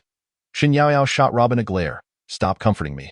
The southern land is currently worthless. I know you still have feelings for Chung Siyu, so buying the Chung family's southern land is a way to assist her. I will facilitate your endeavors. Furthermore, Siyu is facing considerable difficulties within her family and desperately needs support. Regardless, I have no use for this money. The Gu shares in my possession serve me no purpose, so consider it an opportunity for both of you. Robin chose not to elaborate further. Yin La was already waiting at the intersection ahead. Robin handed the Gu shares to Yin La. Liquidate these before noon today, and transfer all of the Chung family's southern plots to Miss Shen's name. At 10 in the morning, the signing hall of the Shao Group was bustling with activity. Major media outlets from Ningchuan and numerous investors eager to witness the event gathered here. They were there to witness the Shao Group's grand venture into the southern district. 30 capitalists holding southern plots were practically giddy with excitement, as the immense burden they had been carrying would finally be lifted today. Faced with such a significant acquisition by the Shao Group, they felt incredibly fortunate. Many attendees were filled with skepticism. Could it be that the municipal government was planning to reinvest in the southern district? Otherwise, why would the Shao Group suddenly gather such vast sums for acquisition?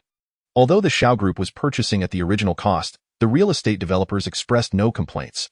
At least they weren't incurring significant losses. Now, holding the Shao Group's promissory notes, they were overjoyed. This was a pure stroke of luck. Many had already made arrangements to celebrate this evening, vowing to drink until they were inebriated. In the office of the president of Huanyu Group, Chen Shuliang found the news of the Shao Group's acquisition of the southern plot rather puzzling. Chen Fei, have you heard any rumors about the municipal government planning to reinvest in the southern district? Chen Fei shook his head. President Chen, I have not. Last year, the government clearly stated that their investment focus would be on the eastern district, a fact well known to the people of Ningxuan. Although there had been rampant speculation 3 years ago about the southern district possibly becoming a key investment project, nothing had ever materialized. For 3 years? No one mentioned it again, and recently, there has been no such news. All the capitalists holding southern plots have been desperately seeking to sell their projects. I suspect someone is secretly creating momentum to hype up the southern district before selling off their holdings. As you know, those with southern plots have been in dire straits for years. These parcels of land are essentially worthless, many having been purchased through loans. Now, with banks terminating loan contracts prematurely, many developers holding southern plots are left with no choice but to sell at a loss to repay their debts. Chen Shuliang nodded in agreement, indeed. Yet the Shao Group's actions today are quite strange. Chen Fei continued, it is rumored that yesterday, Xiao Yudi followed Robin's advice and acquired Hongtian building from Feng Jinghong, causing quite a stir. However, all reports regarding this information on online platforms have been deleted, leaving no trace for inquiry. Chen Shuliang furrowed his brow, rising to the floor-to-ceiling window to gaze at the dilapidated southern district. Haha, Robin is indeed a remarkable figure. He has managed to influence Xiao Yudi to lose her senses and purchase all the partially developed southern plots. Since Robin was rejected by the Cheng family and joined the Xiao family, Xiao Yudi's cautious demeanor has suddenly transformed into boldness. Is Xiao Tianlong also in a daze? If the Xiao family's gamble fails, the repercussions would be dire. This might just be an exceptional opportunity for the Chen family in Ningxuan. With this thought, Chen Shuliang began to smile. Our Chen family holds a 30 billion southern plot. Let us take advantage of this opportunity to sell it to the Xiao family. If the Xiao family wishes to do charity, let them see it through. Chen Fei, go to the Xiao Group immediately. Remember, the 30 billion southern plot cannot be sold for less than 15 billion. We must recover our costs. Chen Fei promptly took the documents for the southern plot to the signing hall of the Xiao Group. However, when he presented the information to the Xiao family, even at 15 billion, Xiao Yudi refused to sign. Chen Fei had no choice but to relay this information back to Chen Shuliang. For this reason, Chen Shuliang concluded that there was no imminent inclination from the government to invest in the southern plot. If such a tendency existed, even if Xiao Yudi harbored some resentment toward the Chen family, would the Xiao family not want to see such a bargain? A 15 billion plot could easily appreciate several times over once in their hands. Thus, he instructed Chen Fei over the phone to adopt a more circuitous strategy. Through alternative channels, sell the southern plot to the Xiao family. Whatever it takes, we must offload the southern plot, even if it means accepting a lower price. Chen Fei wandered around the signing hall of the Xiao Group for a while when he caught sight of Robin entering. Startled, he quickly turned to flee. Robin called out to him. Chen Fei, do you intend to run the moment you see me? What mischief have you been up to? Chen Fei hurriedly approached Robin, trembling as he spoke. Mr. Robin, it's not like that. I didn't see you just now. What do you have in your hands? Robin glanced at the documents Chen Fei was holding regarding the southern plot. Chen Fei quickly responded. This is the southern plot. President Shan wanted me to sell it to the Xiao family. However, President Xiao does not accept. Robin casually remarked, I understand, if the Xiao family doesn't want it. Sell it to me personally. Chapter 0144. Indulging in madness. Chen Fei was taken aback. Robin personally wishes to buy the Chen family's southern land. Robin took the documents regarding the southern plot from Chen Fei's hands. I'll offer you 5 billion. Chen Fei nearly collapsed in shock. Mr. Robin, 5 billion. I can't justify that when I return. Very well, if you won't sell, then get lost. Don't linger in the Xiao Group's signing hall. With me around, no one will buy your land. Chen Fei hesitated for a moment. Mr. Robin, I'll make a call to President Chen and see what his opinion is. President Chen, the Xiao family is unwilling to take over our southern land. However, there is one person interested in a private purchase. It's Robin. Robin, fine. As long as he has the money, sell it to him. Chen Shuliang on the other end of the line was quite surprised. However, Robin is only offering 5 billion. Impossible. Chen Shuliang immediately rejected. I have 30 billion worth of land. He can't just offer 5 billion. Robin could hear Chen Shuliang's words and directly stated. Tell Chen Shuliang that if he won't accept 5 billion, no one in the Shao signing hall will take it. Regardless of the channel you use, the Shao family will not take it. Furthermore, inform Chen Shuliang that the price of southern land will surge tomorrow, and holding on to it might yield a few times more. On the other end of the line, upon hearing Robin's words, Chen Shuliang burst into laughter. Chen Fei, sell it to him for 5 billion. 15 billion is nothing to our Chen family. We don't even care to earn that money. Just give it to him. Chen Fei was momentarily stunned. All right then, I'll proceed to transfer it to him for 5 billion. After hanging up, Chen Fei felt a wave of dizziness. He never imagined that Chen Shuliang would truly agree to sell the land for 5 billion. Robin glanced at Shin Yaoyao beside him. Call Yin Laer. You'll be purchasing this plot as well. Huh? Shin Yaoyao was momentarily taken aback. Besides the Qing family's land, you want me to buy the Qin family's too? Robin, are you specifically trying to set me up? Robin lazily lifted his eyelids and remarked, after the Ji family liquidates their shares, it should be sufficient. If we are to buy, let us purchase together. You might earn a little extra. Earn a little? The land in the south of the city is nothing but trash. Shin Yaoyao shot Robin a glare, pointing towards the throngs in the signing hall.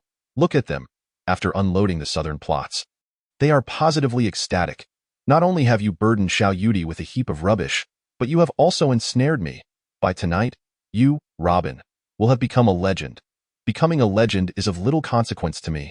What truly matters is that after you acquire these plots, you can fulfill your desires and reclaim what is rightfully yours, Robin said with indifference, observing the jubilant expressions of those who had sold the southern land. Very well, I shall indulge you in a moment of madness. At worst, we can cultivate the wastelands in the south. You are ridiculous. Shin Yaoyao picked up the phone to contact Yin Laer. Cheng's villa. Cheng Si presented the transfer contract and bank drafts procured from Yin Laer to her aunt Cheng Hongyin and her uncles and aunts. Here you are. The southern plots have all been sold at cost price. Cheng Hongyin and Cheng Si's relatives were instantly elated upon seeing the transfer agreements and bank drafts. See, you are truly remarkable. You managed to sell all the worthless land of our Qing family. Rest assured, Aunt will support your ambition to become the chairperson of the Cheng Group. See, your grandfather will return to Ningxuan from abroad tomorrow. We shall speak highly of you in his presence. We have complete faith in you taking over the Cheng Group. They laughed heartily. Cheng Si, observing their excitement, smiled with pride. As long as you are happy, there is no need to worry about the southern land rotting in our hands. Cheng Hongyin grinned broadly. See, did you convince Xiao Yudi to take it on? No, Robin purchased it directly. Cheng Si replied smugly. Everyone in the Qing family hall was taken aback. Robin bought it directly? How could he possibly have that much money to purchase your land? Cheng Si scoffed. How could he possess such wealth? He must have borrowed from Xiao Yudi, merely putting on a show before me. I understand his intentions. He does this to imply that he has aided me, hoping to curry favor and gain acceptance from our Qing family. Cheng Si's mother, Juliet, derided. Impossible. Our Qing family would never accept a pauper like Robin. Cheng Hongyin supported. See, do not be deceived by his antics. That was all purchased with Xiao Yudi's family money. Robin is nothing but a fraud. Cheng Si's eyes flashed with disdain. Fear not, aunt. How could I ever be interested in a coarse oaf like Robin? I have long seen through his petty tricks. Cheng Hongyin and others praised. Indeed, our Si is clever. She will surely become a figure like Lin Jingru and Xiao Yudi in the future. Juliet beamed as she heard her relatives laud her daughter. Hongyin, today Si has accomplished something so significant for you. You ought to express your gratitude. Cheng Hongyin replied excitedly. Certainly, today, thanks to Si's efforts in selling the southern land, let us each contribute a portion and celebrate at the finest hotel in Ningxuan. I know of a newly opened hotel called Baikal Lake. It is said that their dishes are air-freighted and exceptionally fresh. Let us dine there tonight. Juliet chuckled. Fine. We shall follow your arrangement. Let us go to Baikal Lake Hotel and celebrate properly. At 6 in the evening, Cheng Si and her family arrived at Baikal Lake Hotel. This establishment was opened last year by a major tycoon from the Northern Kingdom. The hotel's ambience, service, and cuisine all featured northern flavors. Upon entering Baikal Lake Hotel, they found it already filled with guests. Most of those dining that evening were capitalists who had sold their southern plots to the Xiao family. Cheng Si hesitated for a moment. There are too many people here. Perhaps we should choose another place. Just then, they overheard a few individuals discussing Robin, piquing Juliet and Cheng Jianfei's interest. See, let us hold our gathering here. It is quite lively. Very well. Cheng Si also wished to hear how these individuals were critiquing the Shao family's extravagant purchase of the southern land. The Cheng family settled into a central position within the hall. This group, reveling in their excitement post-sale, could not help but express their schadenfreude regarding the Shao family's foolishness. Today, the Shao family has become the biggest loser, purchasing the plots from our hands. What a stroke of luck. Ha ha ha. Shao Yudi and the Shao family actually sought the counsel of a fool like Robin, who proposed such a terrible idea. Just yesterday, I thought Feng Jinghong was finished, pressured by the bank. Little did I expect him to successfully sell Hongtian building to the Shao family, albeit for 20 billion, while we only received the cost price, BE content. Feng Jinghong was merely fortunate to encounter the world's biggest fool, Robin. Who would have thought we would also benefit? Ha ha ha, the crowd erupted in laughter. Perhaps tomorrow, shareholders in the Shao family will propose severing ties with them. Completely acquiring the southern plots is an utterly foolish move. The Shao family has no justification, no indication. Suddenly announcing their intent to purchase the southern plots is indeed suspicious. I suspect Robin is a spy sent by the Shao family's rivals. He aims to bring about their ruin. But the young lady of the Shao family has truly listened to Robin's advice. Sigh, did the Shao family receive some inside information? Have you heard that the municipal government plans to invest in the southern plots? No, my friend is in the municipal office. I have inquired several times. And they adamantly deny any information about redeveloping the southern plots. I have contacts within the provincial government of Jiangnan. When I asked them about this, they also flatly denied it. The investment in the southern plots would require substantial funds, and the municipal government is already heavily invested in both the eastern and western districts. How could they possibly invest in the south? That would be absurd. It appears the Shao family has acquired a heap of garbage. An investment in the billions could easily set the Shao family back to square one. Listening to the crowd's glee, several members of the Cheng family chuckled. Robin has certainly brought a calamity upon the Shao family. This is truly hilarious. Thankfully, the Cheng family never allowed this lunatic to marry our Si. Our decision was remarkably wise. Si, your choice was correct. Cheng Si smiled with pride. Robin is merely a commoner. How could he comprehend the intricacies of high society? Ha ha. I cannot fathom how such a shrewd woman as Xiao Yudi could fall for Robin's tricks. Cheng Hongyan laughed. Robin is nothing but a fraud. I recently heard he has been getting quite close to the eldest daughter of the Shin family, Shin Yaoyao. It seems she has also been utterly captivated by him. Cheng Si disdainfully shook her head. His approach to Shin Yaoyao is merely to relay messages to me. It is all about me. Recently, Shin Yaoyao has been incessantly mentioning Robin, as if he has instructed her to do so. Just the other day, she told me that the number 1 villa atop Zhixiao Mountain belongs to Robin. It is laughable. This scoundrel can conjure up anything just to win my favor. Such a man is beyond redemption. I cannot fathom what sort of spell he has cast over Xiao Yudi, leading her to believe in his intentions to purchase the southern plots. The Shao family is bound to be doomed by him. If this man were not so infatuated with me, how could you have managed to sell your plots? Using Robin, I feel utterly exhilarated. Just as she spoke, Cheng Si glanced up to see Shin Yaoyao and Robin descending from the second floor. Chapter 0145. I am the largest shareholder of the Shao family. Cheng Si's smug smile suddenly froze on her exquisitely beautiful face. Yaoyao. What are you both doing here? Shin Yaoyao coldly smiled, taking advantage of others' kindness without gratitude, while mocking them behind their backs. Does that feel good? Cheng Si was taken aback for a moment. Yaoyao, you misunderstand. I merely detest those who seek to please me through ostentatious means. As she spoke, her disdainful gaze flicked towards Robin. Shin Yaoyao shook her head. See, Robin has rendered you a tremendous service, and you dare to utter such words? Is that not a bit too ungrateful? Cheng Si sighed. Yaoyao, compared to you, my greatest virtue is my rationality. I will never be deceived by the false appearances created by certain individuals. Robin is helping me, but his motives are impure. His aim is to draw my attention, hoping I will accept him again so he can enter the Cheng family and become its son-in-law. Ha ha, Robin, I reiterate my stance today. The Cheng family and I will never accept you. Shin Yaoyao glanced at Robin and shook her head in resignation. Juliet also rose to chime in. Yaoyao, you are a dear friend of our family SCU'd. I've heard that you have been frequently by his side lately. Allow me to offer you a piece of advice. Steer clear of such a man. He will bring you to ruin. You have seen for yourself, the Shao family has become the laughingstock of the entire Ningchuan. All because of him. Such a man is nothing but a scourge. A deceiver. Shin Yaoyao chose to ignore Juliet, shaking her head helplessly. See you are being excessive. Cheng Siu looked at the expressionless Robin and chuckled. What is excessive about it?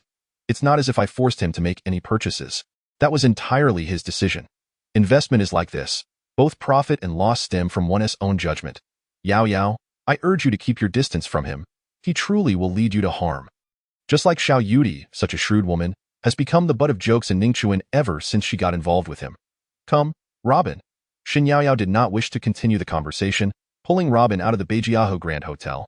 Upon reaching the car, she exclaimed in frustration, Robin, did you see that? You helped Cheng Siu's family, yet they still mock you like this. Don't you know what you're doing it for? Robin smiled indifferently. Do not be upset any longer. I am not assisting them. I am helping you achieve your wishes more swiftly by retrieving your mother's belongings. You are helping me? Xin Yaoyao was taken aback. You clearly helped Cheng Siu resolve her issues, yet you claim to be aiding me. Though you think I'm a fool? For you, I spent all my money on those worthless plots from the Cheng family. And you still say it's for my benefit? Just then, Robin's phone rang. Hello, Mr. Robin. This is the Secretary's office of the Xiao Group's shareholders meeting. I am notifying you that at 11 o'clock tonight, you are to attend the special shareholders meeting at the Xiao Group headquarters executive conference hall. Please arrange your schedule accordingly. As the call from the secretary's office ended, Xiao Yudi's call came in. Robin, if someone tells you to attend the Xiao shareholders meeting, ignore them and do not go to the venue. Robin paused for a moment. This matter originated because of me. I should go. Without waiting for Xiao Yudi to continue, Robin hung up directly. He looked at the still upset Shen Yaoyao and chuckled. Take me to the Xiao Group. I want tea. Shen Yaoyao glared at Robin. Damn it, just thinking about how the Cheng family treats you makes me uncomfortable. Robin, you're truly pathetic. Damn. Can you not compliment me even once? Robin feigned a gesture to exit the car. If you want tea, take me. I'll just hail a cab myself. Don't get out. Shen Yaoyao glared at Robin for a long while. I'll take you. Cursing herself inwardly. What a fool I am. The Porsche surged forward like an arrow. At 10:20 in the evening, in the Xiao Group's executive conference hall. Aside from Xiao Tianlong and Xiao Jinting who had yet to arrive, the shareholders of the Xiao Group were already present. They had been arguing all night about Xiao Yudi's extravagant decision to invest 100 billion in the southern urban area. In their view, her sudden and inexplicable investment was utterly reckless. This action was extremely imprudent. It was putting the Xiao Group in an irretrievable predicament. Xiao Yudi sat alone at the front, coldly observing the shareholders who were voicing their grievances without offering any explanations. Han Zhongxin remained silent for a long time. It was now 10:40, with 20 minutes until the shareholders meeting commenced. This time, Xiao Tianlong and Xiao Zhenting had still not arrived. He tapped his cane on the ground a few times, and the conference hall fell silent. Han Zhongxin cleared his throat, pointed at Xiao Yudi, and exclaimed angrily, Xiao Yudi, the Xiao Group that your grandfather and we established was built on our lives. We did not place you in the position of chairman of the Xiao Group for you to act recklessly. What do you think you are doing today, treating the foundation laid by our predecessors as trivial? If you cannot handle this position, then let someone else take over. Liao Dongwei chimed in, Yudi, you cannot blame Mr. Han for his harsh words. What you have done today is outrageous. We all watched you grow up. We are your elders. Such a massive investment in the southern urban area. Why didn't you consult us first? After all, your grandfather brought us together to build this territory. We have all contributed and shed sweat, and we have undeniable merits. The Xiao Group is also ours. For the sake of the southern urban area, you actually decided to invest 100 billion, putting the entire Xiao Group at stake. What are you trying to achieve? Tonight, you must give us an explanation. What is there to explain? It's just 100 billion. Why are you so anxious? Robin entered the conference hall, sitting beside Xiao Yudi, and said with a nonchalant smile, So you are Robin. Get out. What gives you the right to sit here? Han Zhongxin slammed his hand on the table, angrily pointing at Robin. The conference hall immediately fell silent. All eyes turned to Robin, filled with rage. Robin rhythmically tapped his fingers on the table, chuckling lightly. I am the largest shareholder of the Xiao Group. So of course, I have the right to be here. Xiao Yudi had intended to advise him not to engage in banter with these old-timers, but Robin pointed at Han Zhongxin and Liao Dongwei. Shaking his head, you old scoundrels think that just because Elder Xiao and Mr. Xiao Jinting have not arrived, you can act high and mighty. Deep down, you all know that today's purchase of the southern urban area was approved by Elder Xiao. You dare not question him, yet you vent all your frustrations on Xiao Yudi. Do you still have any shame left? How dare you take advantage of the wealth and prosperity Elder Xiao offered you for so many years? Han Zhongxin trembled with rage, pointing at Robin. It is known to all that the southern urban area is a wasteland. the city government is unlikely to make significant investments in the near future. Without the government's guidance and investment, no capital will enter the southern urban area. Even if the Shao Group invests 100 billion, it will not drive the economic development of the southern region. Rough estimates suggest that without investments exceeding 10 trillion, it is impossible to truly uplift it. Do you think it is feasible for just the Shao Group? The 10 trillion I just mentioned is merely a baseline. What effect would our 100 billion have? Are we not joking with the interests of all the shareholders of the Shao Group? We deserve an explanation. Is that unreasonable? As Han Zhongxin spoke, he pointed at Robin, questioning, Yudi, was it he who suggested the southern urban area? Yes, Mr. Han. Xiao Yudi nodded. Mr. Robin proposed it, and after discussing it with my grandfather and father, I made the decision and why decision-making process followed protocol. And all three major shareholders of the Shao Group have signed off on it. Xiao Yudi handed over the signed investment intention document for the southern urban area to Han Zhongxin and others for their confirmation. Han Zhongxin looked at Robin's signature on it, filled with indignation. I just want to ask, who exactly is this Robin? How did he come to hold 20 of the Shao Group's shares? Xiao Yudi replied indifferently, that question, Mr. Han, I see no need to explain to you. My grandfather directly allocated his shares to Mr. Robin as a gift. Liao Dongwei snorted, Humph, Robin? In Ningxuan, he is a laughingstock. I wonder how my grandfather was bewitched into this state. There are rumors all over Ningxuan that Robin is nothing but a lowly scoundrel who was dumped by the Qing family. I don't understand how he managed to penetrate the upper echelons of the Shao Group and deceive them into granting him 20 of the shares? Dongwei, do you have a problem with me? Just then, Xiao Tianlong and Xiao Jinting entered the conference hall. Zhongxin, do you think I'm losing my mind? Elder brother, I didn't mean it like that. Old man, Han Zhongxin, Liao Dongwei, and others hurriedly stood up and approached Xiao Tianlong. Elder brother, I will heed your words. Xiao Tianlong sat beside Robin. My apologies, Mr. Robin, for the embarrassment. Robin smiled indifferently. It's normal. Simple-minded people are naturally prone to agitation. Han Zhongxin and Liao Dongwei understood that Robin was referring to them, feeling infuriated. However, with Elder Xiao present, none dared to act recklessly. Xiao Tianlong scanned the room filled with shareholders and several Shao Group executives. Spotting Zhou Jiangdong sitting among the attendees, he pointed at him, You tell us, why did you incite our shareholders to oppose the investment in the southern urban area? Zhou Jiangdong was instantly at a loss.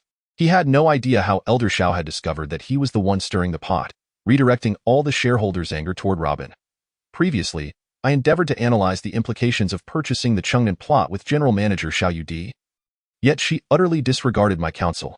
Xiao Yudi cast a frigid glance at Zhou Jiangdong, acutely aware of his vigorous involvement in this matter, which seemed entirely aimed at undermining Robin.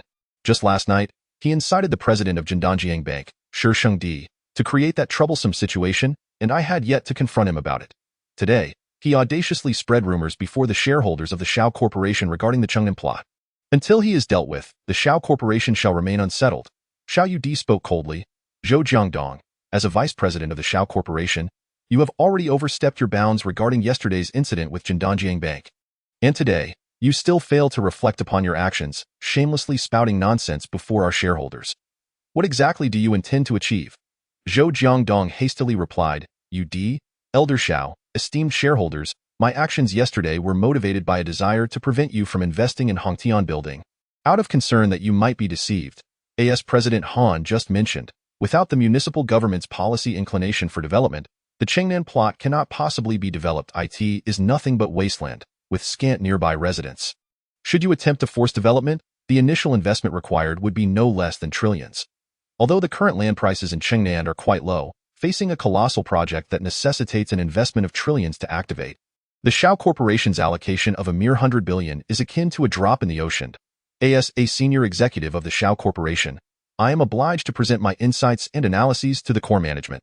I believe that General Manager Zhao's initiative is a hasty decision lacking rational consideration. Of course, there are reasons behind this. Since its inception, the Shao Group has navigated numerous storms through the relentless efforts of Elder Xiao and the shareholders.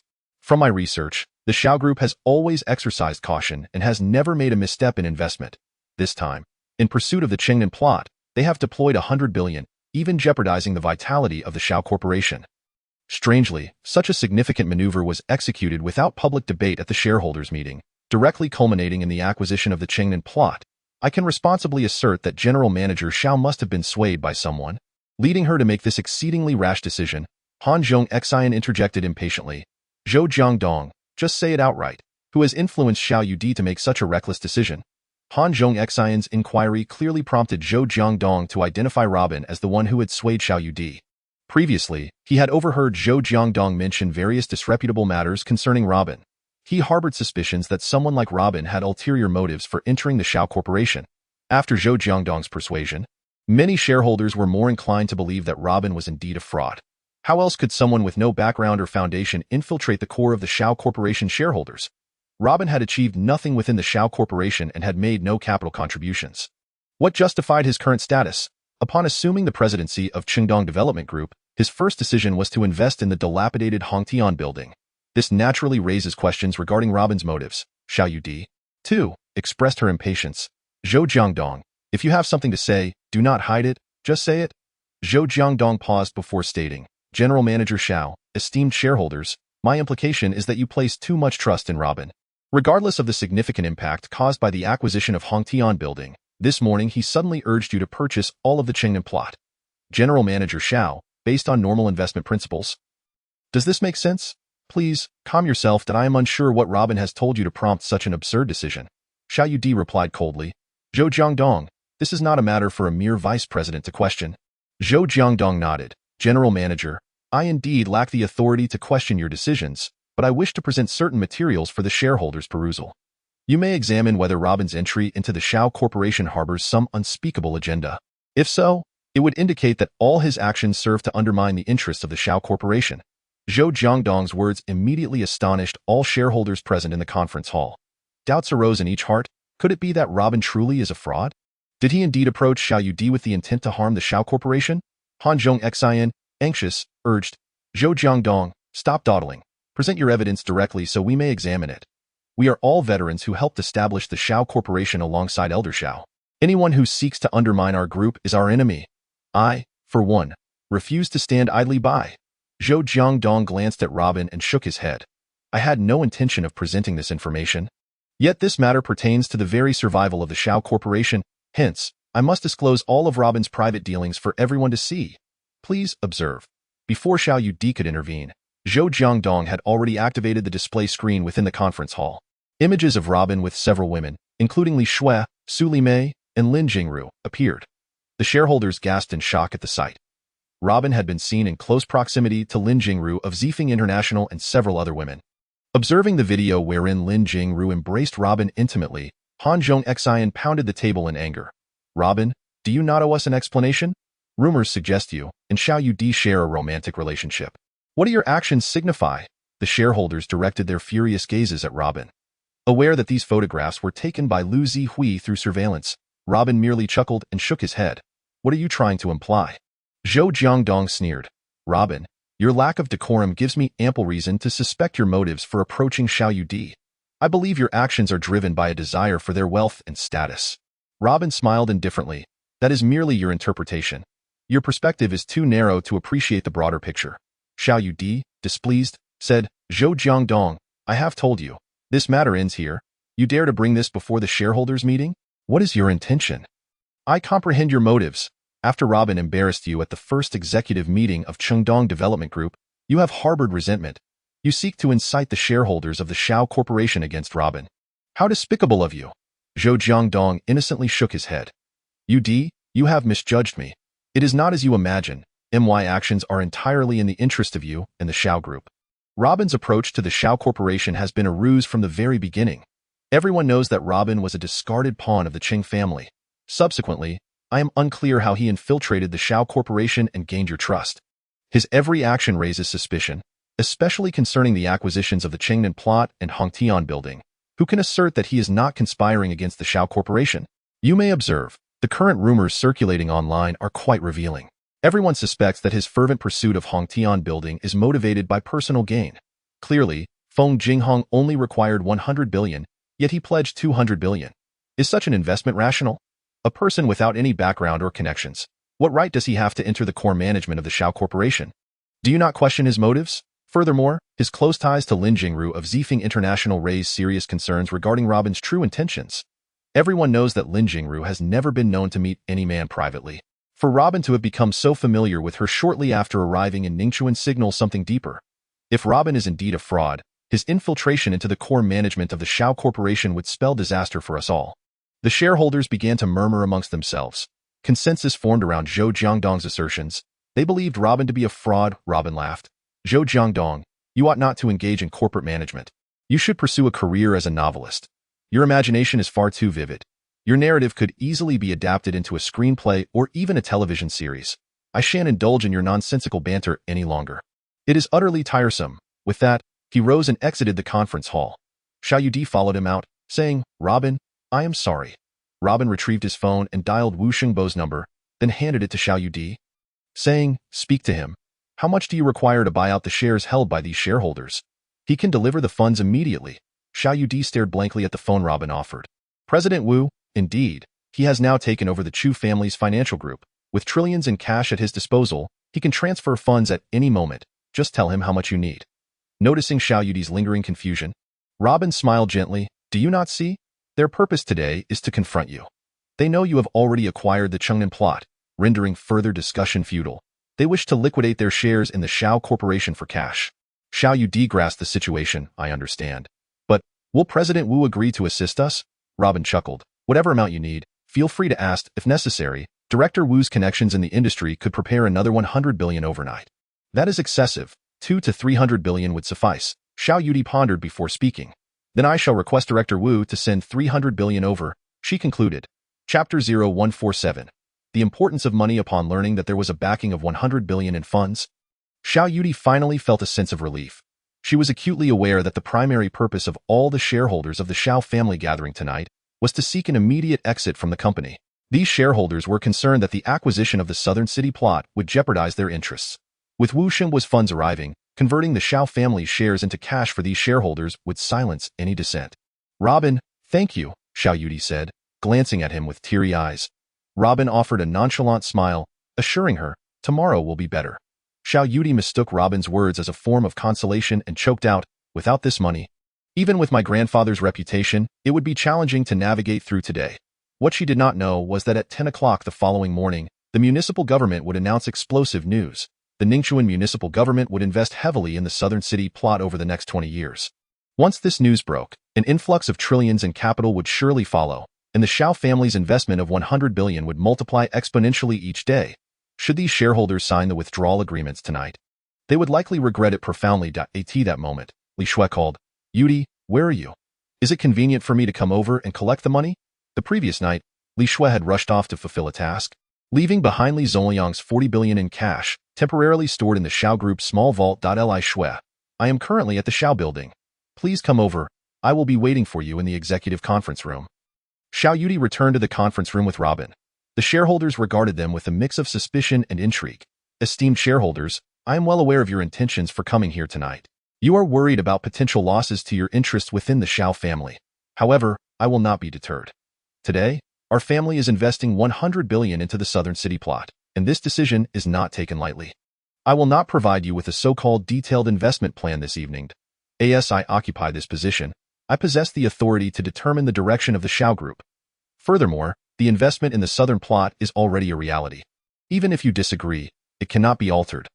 Han Zhongxin, infuriated, struck his cane against the ground several times, exclaiming, This is absurd. Our life's work has been squandered by you. If not for the respect I hold for your elder brother. Xiao Yudi calmly interjected, Mr. Han, you need not concern yourself with anyone's respect. Spare us the insincere rhetoric. Fuming, Han Zhongxin pointed at Xiao Yudi. How dare you speak to me like that? I have a bond with your grandfather. Without allowing him to finish, Xiao Yudi coldly replied, If you truly valued the camaraderie forged alongside my grandfather, you would not be here pressuring me and the Shao family in this manner. Han Zhongxin's face flushed with rage, trembling with indignation, yet he was rendered speechless. Xiao Yudi surveyed the conference hall and continued, If you have lost confidence in the Shao Group's substantial investment, you may withdraw your shares. My grandfather has already stated in yesterday's meeting that anyone wishing to exit the Shao Group will face no obstruction from the Shao family. Each of you present has contributed to the rise of the Shao family from humble beginnings to its current glory. Should you ever lose faith in us, feel free to request an exit. The Shao Group will redeem your shares at the highest market value without hesitation. In the current situation, discussing anything further would be futile. I have 20 transfer agreements for the shares. Any shareholder wishing to withdraw may sign them here and now. with immediate cash redemption. What? Immediate cash redemption? The room fell into stunned silence at Xiao Yudi's declaration. Converting all the shares held by the shareholders into cash would require at least 200 billion. Was Xiao Yudi truly going to offer cash? After investing 100 billion in the southern plot, could the Xiao family still afford such a sum? Was she merely attempting to intimidate them with this display? Xiao Tianlong was equally taken aback. Where would the Xiao family find such funds? He had come with Xiao Zhenting to support Xiao Yudi, fearing that Han Zhongxin and Liao Dongwei would use this situation to pressure her. Yet now, Xiao Yudi's words seemed to invite trouble. He intended to dissuade her, but it was too late. There was no turning back. At that moment, the conference hall was so silent that one could hear the heartbeat of each individual present. Han Zhongxin, Liao Dongwei, and the other elder shareholders could hardly believe that Xiao Yudi dared to make such a statement.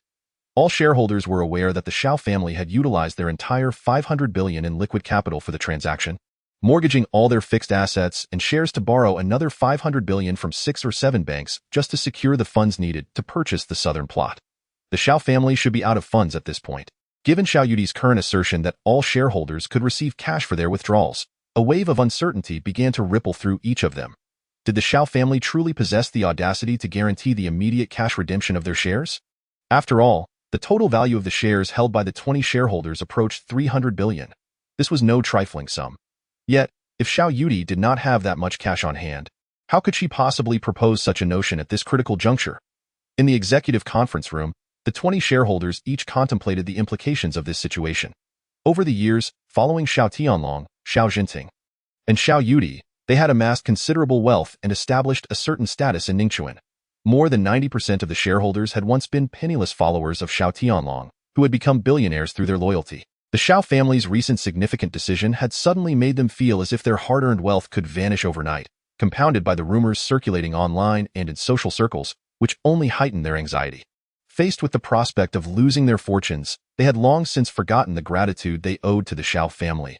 After a prolonged silence in the conference hall, Han Zhongxin sneered, "Yudi, what do you mean by this? Are you saying that we raise these concerns without needing an explanation and that you simply want us to withdraw our shares?" Everyone understood that Han Zhongxin's words were an attempt to shift the responsibility of leaving the Xiao Group shareholders meeting onto Xiao Yudi. Liao Dongwei quickly caught on and echoed, "Yudi, it has not been easy for us to reach this point alongside your grandfather. How can you now demand our withdrawal from the Xiao Group?" Xiao Yudi recognized that Han Zhongxin and Liao Dongwei were attempting to avoid the label of ingratitude. Thus, she coldly replied, "Since Mr. Han and Mr. Liao have expressed their unwillingness to withdraw their shares from the Xiao Group, so be it. Qin Yu, please take back their withdrawal agreements." "You?" Han Zhongxin and Liao Dongwei stood up simultaneously. "I did not say that. I merely require a reasonable explanation." Robin chuckled. "You want to play both sides? But isn't that exhausting? If you wish to withdraw your shares, why not sign the agreements? You, impudent brat. How dare you insult me?" "I?" Han Zhongxin slammed the table and shouted in anger. "What is wrong with insulting you?" Robin replied with a nonchalant smile, slamming his palm down on the table. With a loud crash, the massive conference table shattered into pieces, sending Han Zhongxin tumbling to the ground, drenched in hot water from a toppled cup. The entire conference hall fell into a suffocating silence once more. Disheveled and furious, Han Zhongxin wiped the tea leaves from his face, intending to unleash a tirade. However, when he caught sight of Robin's enigmatic smile, he swallowed his words. At that moment, he recalled the rumors about the enforcers under Qi Yuhu being left battered and bruised by this young man. It was clear that Robin was not to be underestimated. The conference table of the Xiao family was crafted from a dense and durable hardwood known as blackwood and yellow sandalwood. Robin's strike had rendered it into mere splinters. Should Han Zhongxin dare to provoke him further, he could easily find himself on the receiving end of Robin's formidable strength. Han Zhongxin no longer concealed his intentions, tearing away the FAAD and coldly stating, "The shares I hold are worth at least 80 billion. Yudi, you promised immediate cash redemption for withdrawals, and it must be done tonight." Xiao Yudi, with an icy demeanor, pointed to the agreements. "Esteemed shareholders, anyone wishing to withdraw may sign now." Han Zhongxin took up a pen, then suddenly caught sight of Xiao Tianlong seated at the back and awkwardly remarked, "Elder brother, that was not my intention. My family business has grown significantly over the years, and there are many areas that require funding." "If," Xiao Tianlong nodded with a smile, "it's all right, Zhongxin. You have been following me for decades. When we first set out barefoot to build our empire, we were driven by passion and camaraderie, not money. After all these years, it seems that approach may need reconsideration. We must also acknowledge the importance of financial matters. That it's fine. You may withdraw your shares. Han Zhongxin let out a long sigh. Elder brother, I apologize. There is no other choice for me. Liao Dongwei also stood up, saying, Elder Master Xiao, it is not that I lack compassion. I too.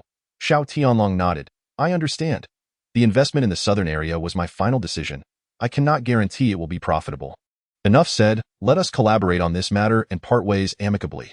Han Zhongxin and Liao Dongwei, along with the other shareholders, could not be troubled with excessive discourse and simply affixed their signatures to the withdrawal agreement. Upon witnessing the two veterans sign, several other shareholders promptly followed suit. However, 10 shareholders remained hesitant, observing the unfolding scene with trepidation. Han Zhongxin cast a glance at them and inquired, What are you still hesitating for?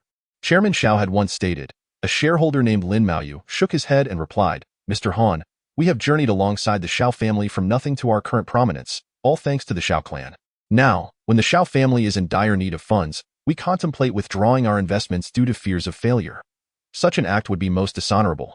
Ha, Mr. Han, you were among the earliest pioneers alongside the old Master Xiao. You should be the last to act in this manner. This is indeed excessive. In any case, I shall not withdraw my shares. Chapter 0148. I could kill you right now. Humph. Han Zhongxin let out a cold snort, choosing not to engage further with Lin Maoyu, and directly handed the signed equity transfer agreement to Qin Yu. Meanwhile, Xiao Zhenxuan, who had been lurking among the crowd, dared not speak up and quietly signed the withdrawal agreement before passing it over. Xiao Yudi's voice turned icy as she addressed him, Uncle, have you given this enough thought? Once you withdraw, the fate of the Xiao group, whether in glory or decline, will no longer concern you. Be cautious not to regret this later.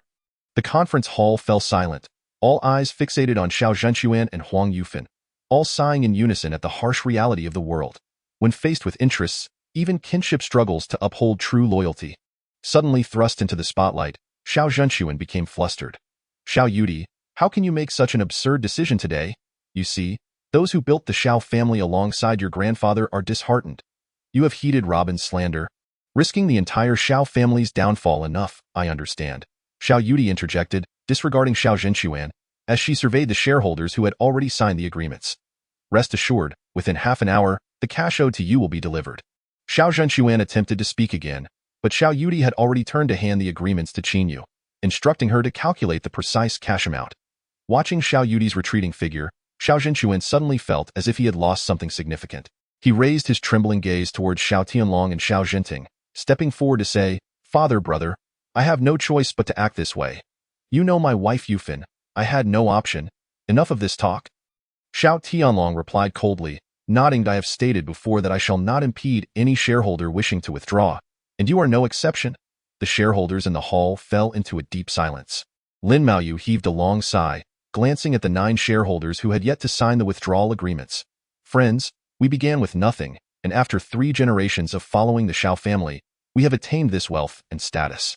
If we withdraw now, it would be akin to delivering a fatal blow to the Xiao family from behind. In summary, we must not withdraw our shares at this critical juncture.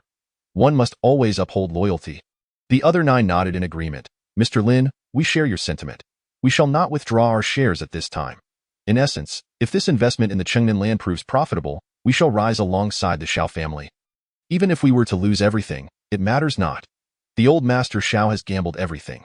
What are we in comparison? We started with nothing, and in the worst case, we can rise again alongside the old Master Xiao. Very well, old Master Xiao, we 9 shall not withdraw. Xiao Tianlong smiled and nodded, remaining silent. The 10 shareholders returned the agreements to Xiao Yudi. Xiao, rest assured, you are the president of the Xiao family. We support your decisions. We believe that for such a significant investment, the Xiao family must have conducted thorough research before deciding. Over the years, you have made numerous crucial decisions, all of which have proven successful. We trust this one will succeed as well. Xiao Yudi, pursue your plans boldly. It is of no concern. At worst, we shall help the Xiao family establish a new legacy. Xiao Yudi nodded. Very well, Uncle Lin. The Xiao family shall not disappoint you. Xiao, Miss Li Shui has arrived. At that moment, Secretary Qin Yinyan entered the conference hall. Upon seeing the scene within, Li Shui was astonished. Grandfather Xiao, Uncle Xiao, Yudi, what has transpired here? Xiao Yudi replied with a detached smile. Some shareholders of the Xiao family lack confidence in our investment in the Chengnan land and have decided to withdraw. Li Shui looked at the 10 withdrawal agreements on the table, her brow furrowed. Yudi, I heard you invested heavily in the Chengnan land, mortgaging the entire Xiao family. What is happening? Nothing to worry about. This matter cannot be explained in just a few sentences. Xiao Yudi handed over the financial documents to Li Shui. The paperwork for the 4 billion cash has been completed. Have your people. Before she could finish, Zhou Jiangdong pointed at Li Shui and said, "Esteemed shareholders, do you see? She is the woman in the photo with Robin." "What do you mean?" Li Shui was taken aback, not grasping the situation. All the shareholders turned their gazes toward her. Zhou Jiangdong sneered, "What do I mean?" He opened the video again, and the photo of Li Shui with Robin appeared on the large screen in the conference hall. "We are discussing how Robin's poor advice has led the Xiao family to this precarious state. The shareholders suspect that you and those dubious women are colluding to deceive Xiao Yudi." Li Shui was instantly bewildered. "You dare to spy on me? You dare to tarnish my reputation? Do you wish to die?" Zhou Jiangdong trembled slightly at the sight of the murderous glint in Li Shui's eyes. However, considering she was merely a woman, he continued, "You must explain your relationship with Robin today. What do you intend to achieve by getting close to Xiao Yudi?" "Impudent!" Li Shui shouted furiously. Two members of her accompanying elite special forces team immediately restrained Zhou Jiangdong.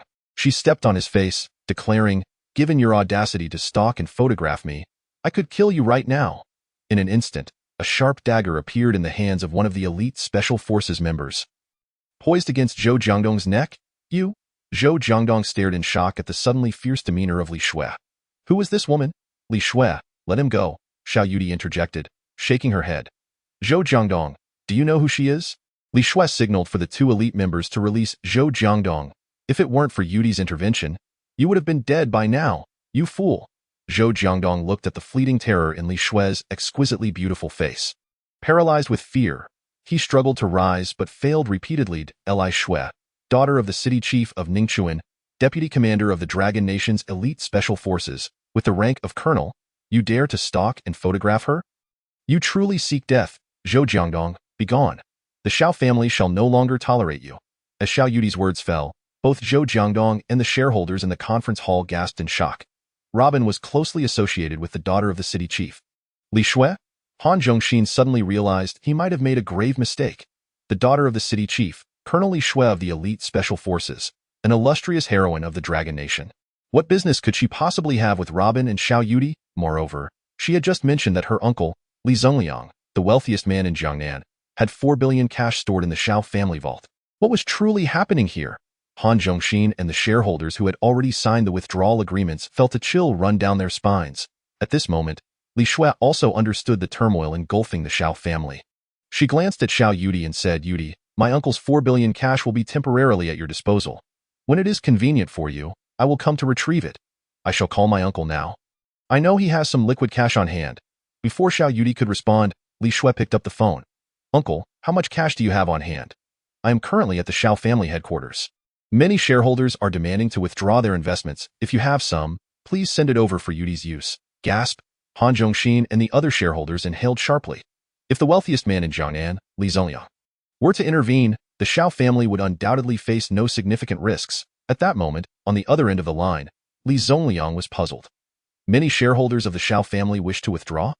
What kind of foolishness would lead them to make such a rash decision at this juncture? The Xiao family was set to ascend to greater heights, and the stocks held by all shareholders would multiply in value. To withdraw now would be akin to throwing money away. After briefly describing the current situation at the Xiao family headquarters, Li Zongliang chuckled. "I see, Li Shui. Ask old Master Xiao if I may use my nearly 7 billion cash, along with my 4 billion, to acquire some of the shares being withdrawn by the shareholders of the Xiao family. I am willing to buy the original shares of the Xiao family immediately." Li Shui relayed Li Zongliang's message to Xiao Tianlong. Xiao Tianlong broke into laughter. "Li Shui, if Li Shoufu is inclined to favor my Xiao group, I would certainly welcome it." On the other end of the line, Li Zongliang chuckled to himself, thinking that his brother was concerned about his potential abuse of power in acquiring the land in South City, which might affect him. Now, with my purchase of the original shares of the Xiao family, surely no one would utter a word of dissent. "Ha ha ha, Li Shui. Tell old Master Xiao that I have nearly 10 billion ready to invest entirely in the additional shares of Xiao Group that are available tonight. I will buy as much as I can."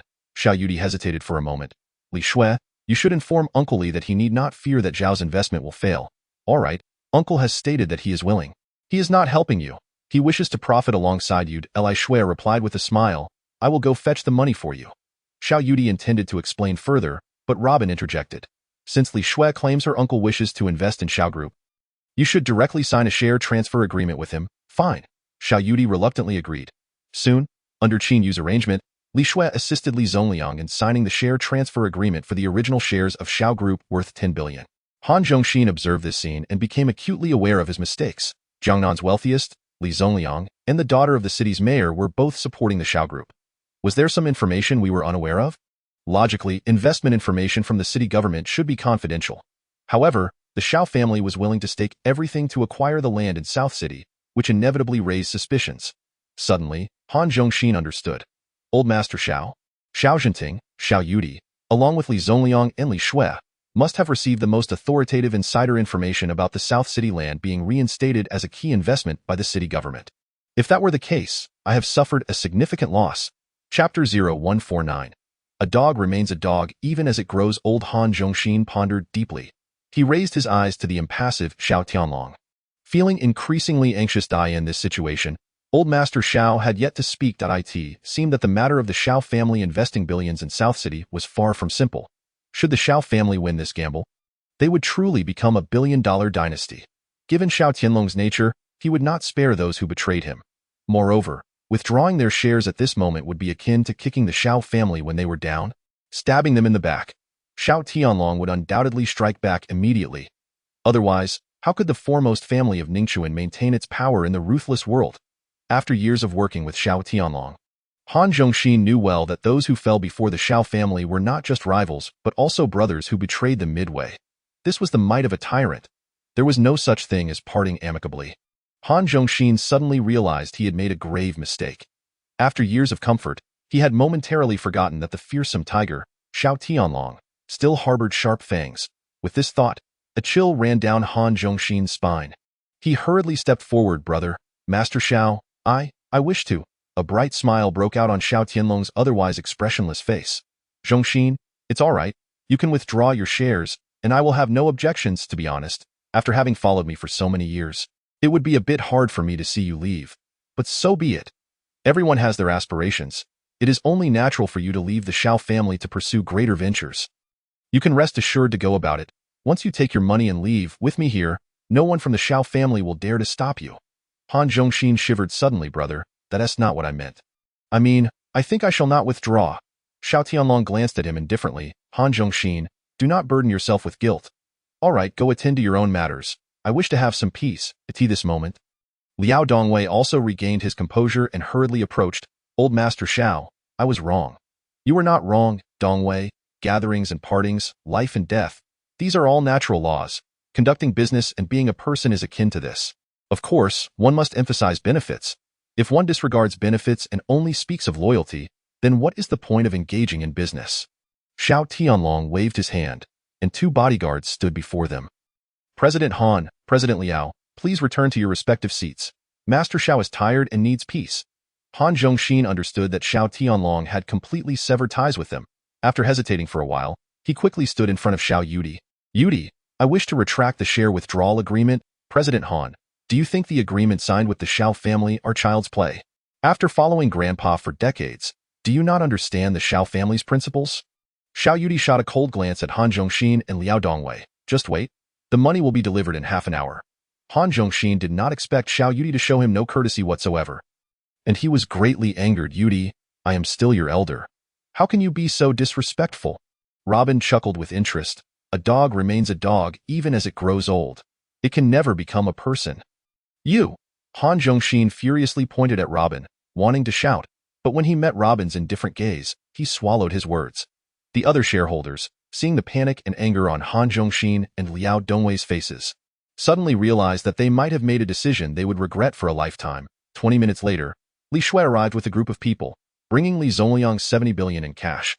Placing it in the hall of the Xiao family, Qin Yu immediately arranged for financial personnel to count the money on site, cashing out the shares of Han Zhongxin, Liao Dongwei, and the other shareholders who had signed the withdrawal agreement. At midnight sharp, Wu Shanghua urgently transferred 280 billion in cash from several branches of Jindanjiang Bank in Ningchuan, all of which were delivered to the hall of the Xiao family. Han Zhongxin, Liao Dongwei, and the shareholders who had already signed the withdrawal agreement were stunned by the shocking scene before them. The Xiao family could mobilize such a vast amount of capital in such a short time. This situation made them immediately realize that the Shao family's connections and foundation were far beyond what they had imagined.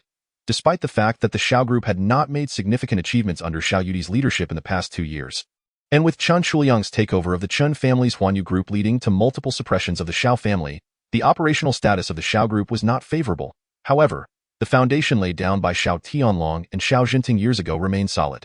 Even with rumors circulating that the Shao group's investment of billions in the South City land was a gamble made while in a state of deficit, rendering it impossible to mobilize substantial funds again. What was the situation with the cash before them now?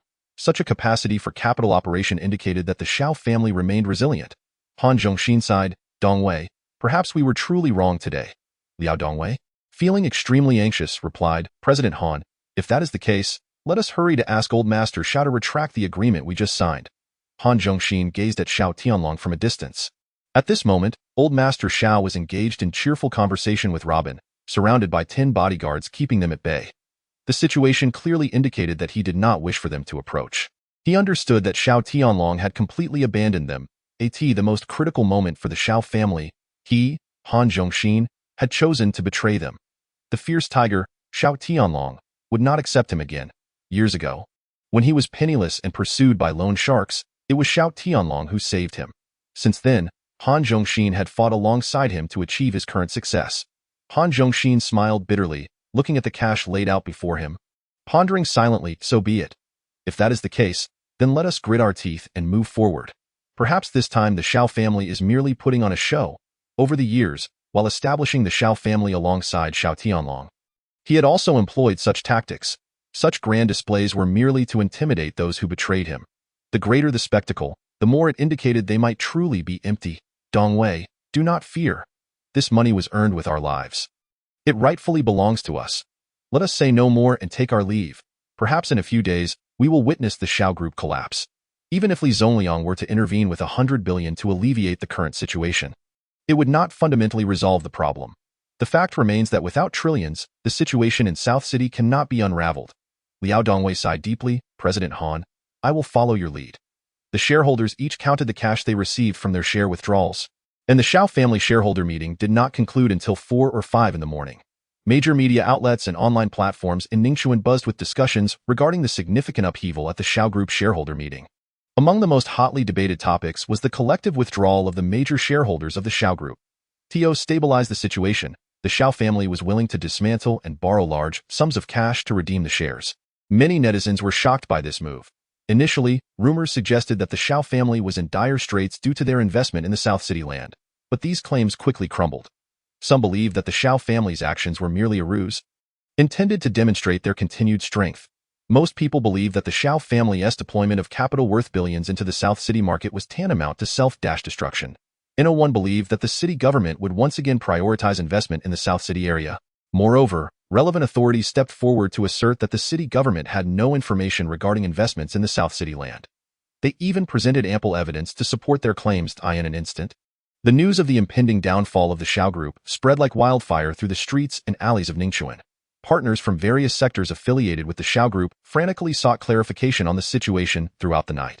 They demanded a reasonable explanation from Shao, for without it, they would contemplate suspending their collaboration. The following morning, Han Zhongxin awoke past 9 o'clock, roused by the incessant ringing of his mobile phone.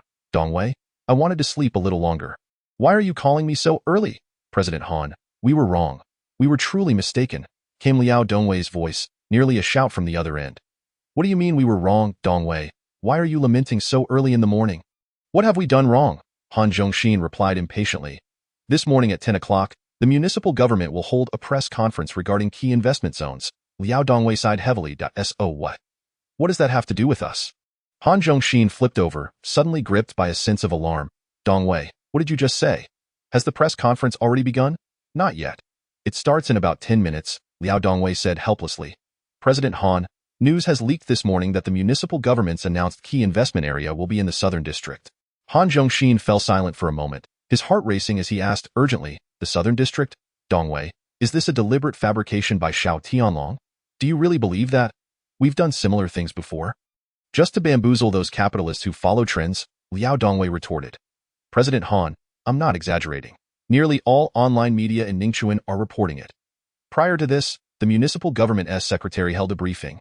indicating decisions about adjusting investment directions. To expedite development, the Ningchuan municipal government is considering leveraging the geographical advantages of the Haizhou Economic Special Zone to accelerate Ningchuan's economic growth.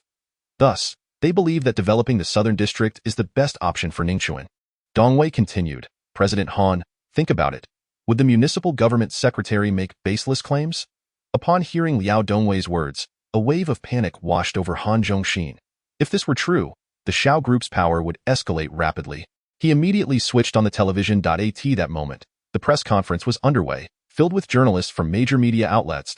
At precisely 10 o'clock, Mayor Li Zongqing announced that Ningchuan's investment focus for the next 20 years, aside from the ecological zone in the eastern district, would gradually shift towards the southern district's development. The aim was to integrate with the adjacent Haizhou Economic Special Zone, accelerating the economic elevation of Ningchuan under its influence. This announcement sent shockwaves throughout Ningchuan. News of the Shao family's colossal investment in the southern district had stirred intense discussion for a day and night, which was beginning to cool down. However, following the municipal government's announcement, the topic of the Shao family surged back to the top of trending discussions. Those businesses that had previously threatened to sever ties with the Shao family urgently reached out through various channels to plead for continued collaboration. Investors who had retreated from the southern district were now filled with regret, actively seeking ways to re-enter the investment circle of the southern district. In this high-stakes gamble, the Shao family emerged as the ultimate victor. With their market value skyrocketing exponentially, everyone understood an undeniable truth. From that moment on, the Shao family's market value and influence in Ningchuan would become unparalleled. Without another investment opportunity like that of the southern district, they would forever be unable to catch up with the Shao group. The Shao family once again claimed their rightful place as the foremost family in Ningchuan. This wager, which appeared destined for failure, had not only spared the Shao group from collapse, but had also led to a dramatic increase in their market value within a single day. Almost all capital began to flock to the southern district, transforming the Shao group into a magnet for investment. The headquarters of the Shao group was besieged by capitalists eager to pour money into the enterprise. The 10 major shareholders of the Shao group, who had previously hastily divested, now regretted their actions.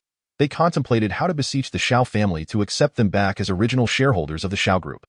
Consequently, some shareholders convened at the Shao group headquarters. Ningchuan Bank held its breath. Had they acted with the same rigidity as Jindanjiang Bank in threatening Feng Jinghong, they might have ended up like Jindanjiang Bank, losing everything in this gamble. Fortunately, at a critical juncture, they chose to trust the Shao family, inadvertently hitching a ride on the colossal ship that was about to set sail. Now, for any capital seeking to enter the southern district, the process was no longer straightforward. They would have to pass through the threshold set by the Shao family, often paying several times, or even tenfold the original price to secure a slice of the southern district's lucrative pie. Even so, capitalists eagerly awaited at the gates of the Shao group, all with a singular request: to have the Shao family accept their investments. They wished to re-establish themselves as investors in the southern district, becoming part of the first wave of financiers sharing in the imminent windfall. Han Zhongxin was filled with regret upon seeing such news. The Shao family had triumphed in the southern district, while they had been relegated to the sidelines. More critically, Shao Tianlong now possessed an advantageous position in the southern district. Even if he refrained from pleading for Shao Tianlong's forgiveness, Han Zhongxin knew well that, given Shao Tianlong's nature, he would never overlook any betrayal. After careful consideration, he immediately called Liao Dongwei. Dongwei, this time we are truly finished. We must go and kneel before Shao Yi, hoping he will grant us another chance. Considering our shared efforts in establishing the Shao family, after conferring with Liao Dongwei, Han Zhongxin hastily made his way to the Shao family's mansion on Jiangjun Mountain. At Ningchuan International Airport, all core members of the Cheng Group, upon receiving news from Cheng Xi's grandfather, Cheng Lihuang, also learned of the municipal government's announcement regarding the southern district. Cheng Xi's uncles, aunts, and cousins relentlessly inquired about Cheng Lihuang's health. The commotion continued from the airport to the Cheng family villa. Cheng Xi's aunt, Cheng Hongyan, was the first to voice her grievances. Cheng Xi, look at the mess you've created. I suspect you knew all along that the municipal government would reinvest in the southern district, which is why you deceived us into selling our projects to Robin. Tell us, how much profit did you pocket in this process? Cheng Xi, taken aback, responded, Aunt, what are you talking about? If I had known the municipal government would release this information, would I have sold the southern district land to Robin at cost? Cheng Hongyan huffed disdainfully. I don't care. Regardless, you handled this matter, and you must retrieve the southern district land from Robin at the original price. We purchased the southern district for less than 5 billion, and now it has appreciated to nearly 20 billion. Given the current momentum, see, You've cost us tens of billions in less than 24 hours. You've put us in a dire situation. If you don't get that land back, don't even think about becoming the chairman of the Qing family. Dream on. Our relatives will be the first to object. Cheng Xi's uncles and aunts joined in, clamoring for her to reclaim the southern district land. Cheng Li Huang, bewildered, asked, "What is all this commotion about? Are you all upset that I returned?" Cheng Hongyin and the others finally quieted down. "Dad." Cheng Hongyin began to weep. "Look at your precious granddaughter and the treachery she has committed, selling the southern district land we own to the Xiao family. This time, our Cheng family has suffered a tremendous loss.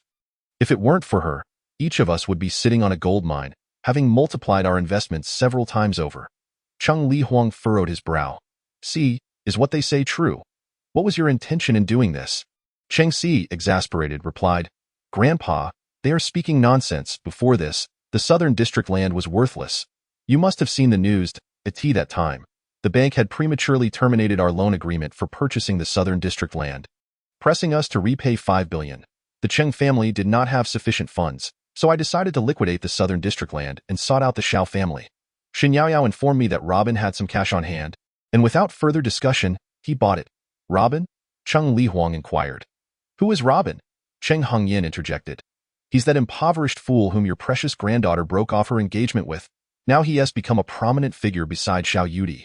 A flicker of surprise crossed Cheng Li Huang's eyes. "Robin joined the Xiao family? See, do you still have contact with him?" Cheng Xi sighed. "Grandpa, although I broke off the engagement with Robin, I know he still harbors feelings for me. Recently, he has been seeking opportunities to get close to me, hoping that our Cheng family would accept him, but I have continuously rejected him. Selling the southern district land to him was a last resort. I understand that Robin used Xiao Yudi's funds to make the purchase." Upon learning this, Cheng Xi's aunts all sought her out, urging her to sell their land to the Xiao family as well. They believed the Xiao family would not be concerned with such a trivial amount. Cheng Li Huang's frown deepened. "The Xiao family trusts Robin that much?" Cheng Jianfei chimed in. "Dad, Robin is nothing but a swindler. Xiao Yudi must have lost her mind to be fooled by him. This matter is known to every resident of Ningchuan." Cheng Li Huang nodded. "Ce, please continue." Cheng Xi shook her head.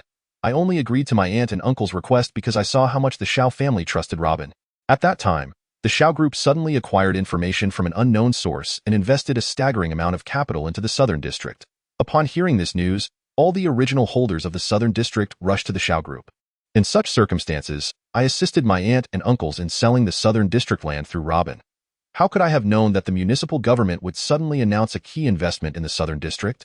Not only I, but also they, along with all the original investors of the southern district, suffered significant losses. Grandfather, they actually came to seek compensation from me, believing that I deceived them. Don't you see that this is not sincere?" Cheng Li Huang, with a stern expression, replied, "Hong Yin, you are the elders. How can you bully Ce like this?" She was unaware that the southern district would transform overnight from worthless to invaluable. "It was your own decision at the time. How can you blame Ce?" Seeing that the old man held this view, Cheng Hongyin had no choice but to remain silent. After a lengthy pause, she said, "Dad, are we really going to let go of the fact that we've lost tens of billions? You have worked tirelessly for decades, yet you haven't earned as much in a day as we did with the southern district. Are we just going to watch as the Xiao family takes our money? That is our Cheng family's fortune." Cheng Li Huang suddenly clutched his chest, feeling a pang of heartache. If one were to calculate, the southern district sold could now be valued at least 4 to 5 billion based on today's market value. Moreover, this momentum continues to rise. If Cheng Ce could once again utilize Robin to retrieve the southern district at the original selling price, the Cheng family would be on the brink of becoming a 100 billion dynasty. This had been his dream for decades.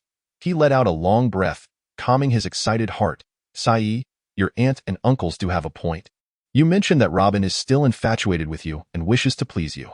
This is a positive sign, indicating that he still holds feelings for you and shows that our Ce possesses great charm." Cheng Ci's cheeks flushed. "Grandfather, what are you saying?" Cheng Li Huang chuckled. "Since Robin still likes you so much, it is only natural for him to assist you with some matters." "Grandfather, what do you mean?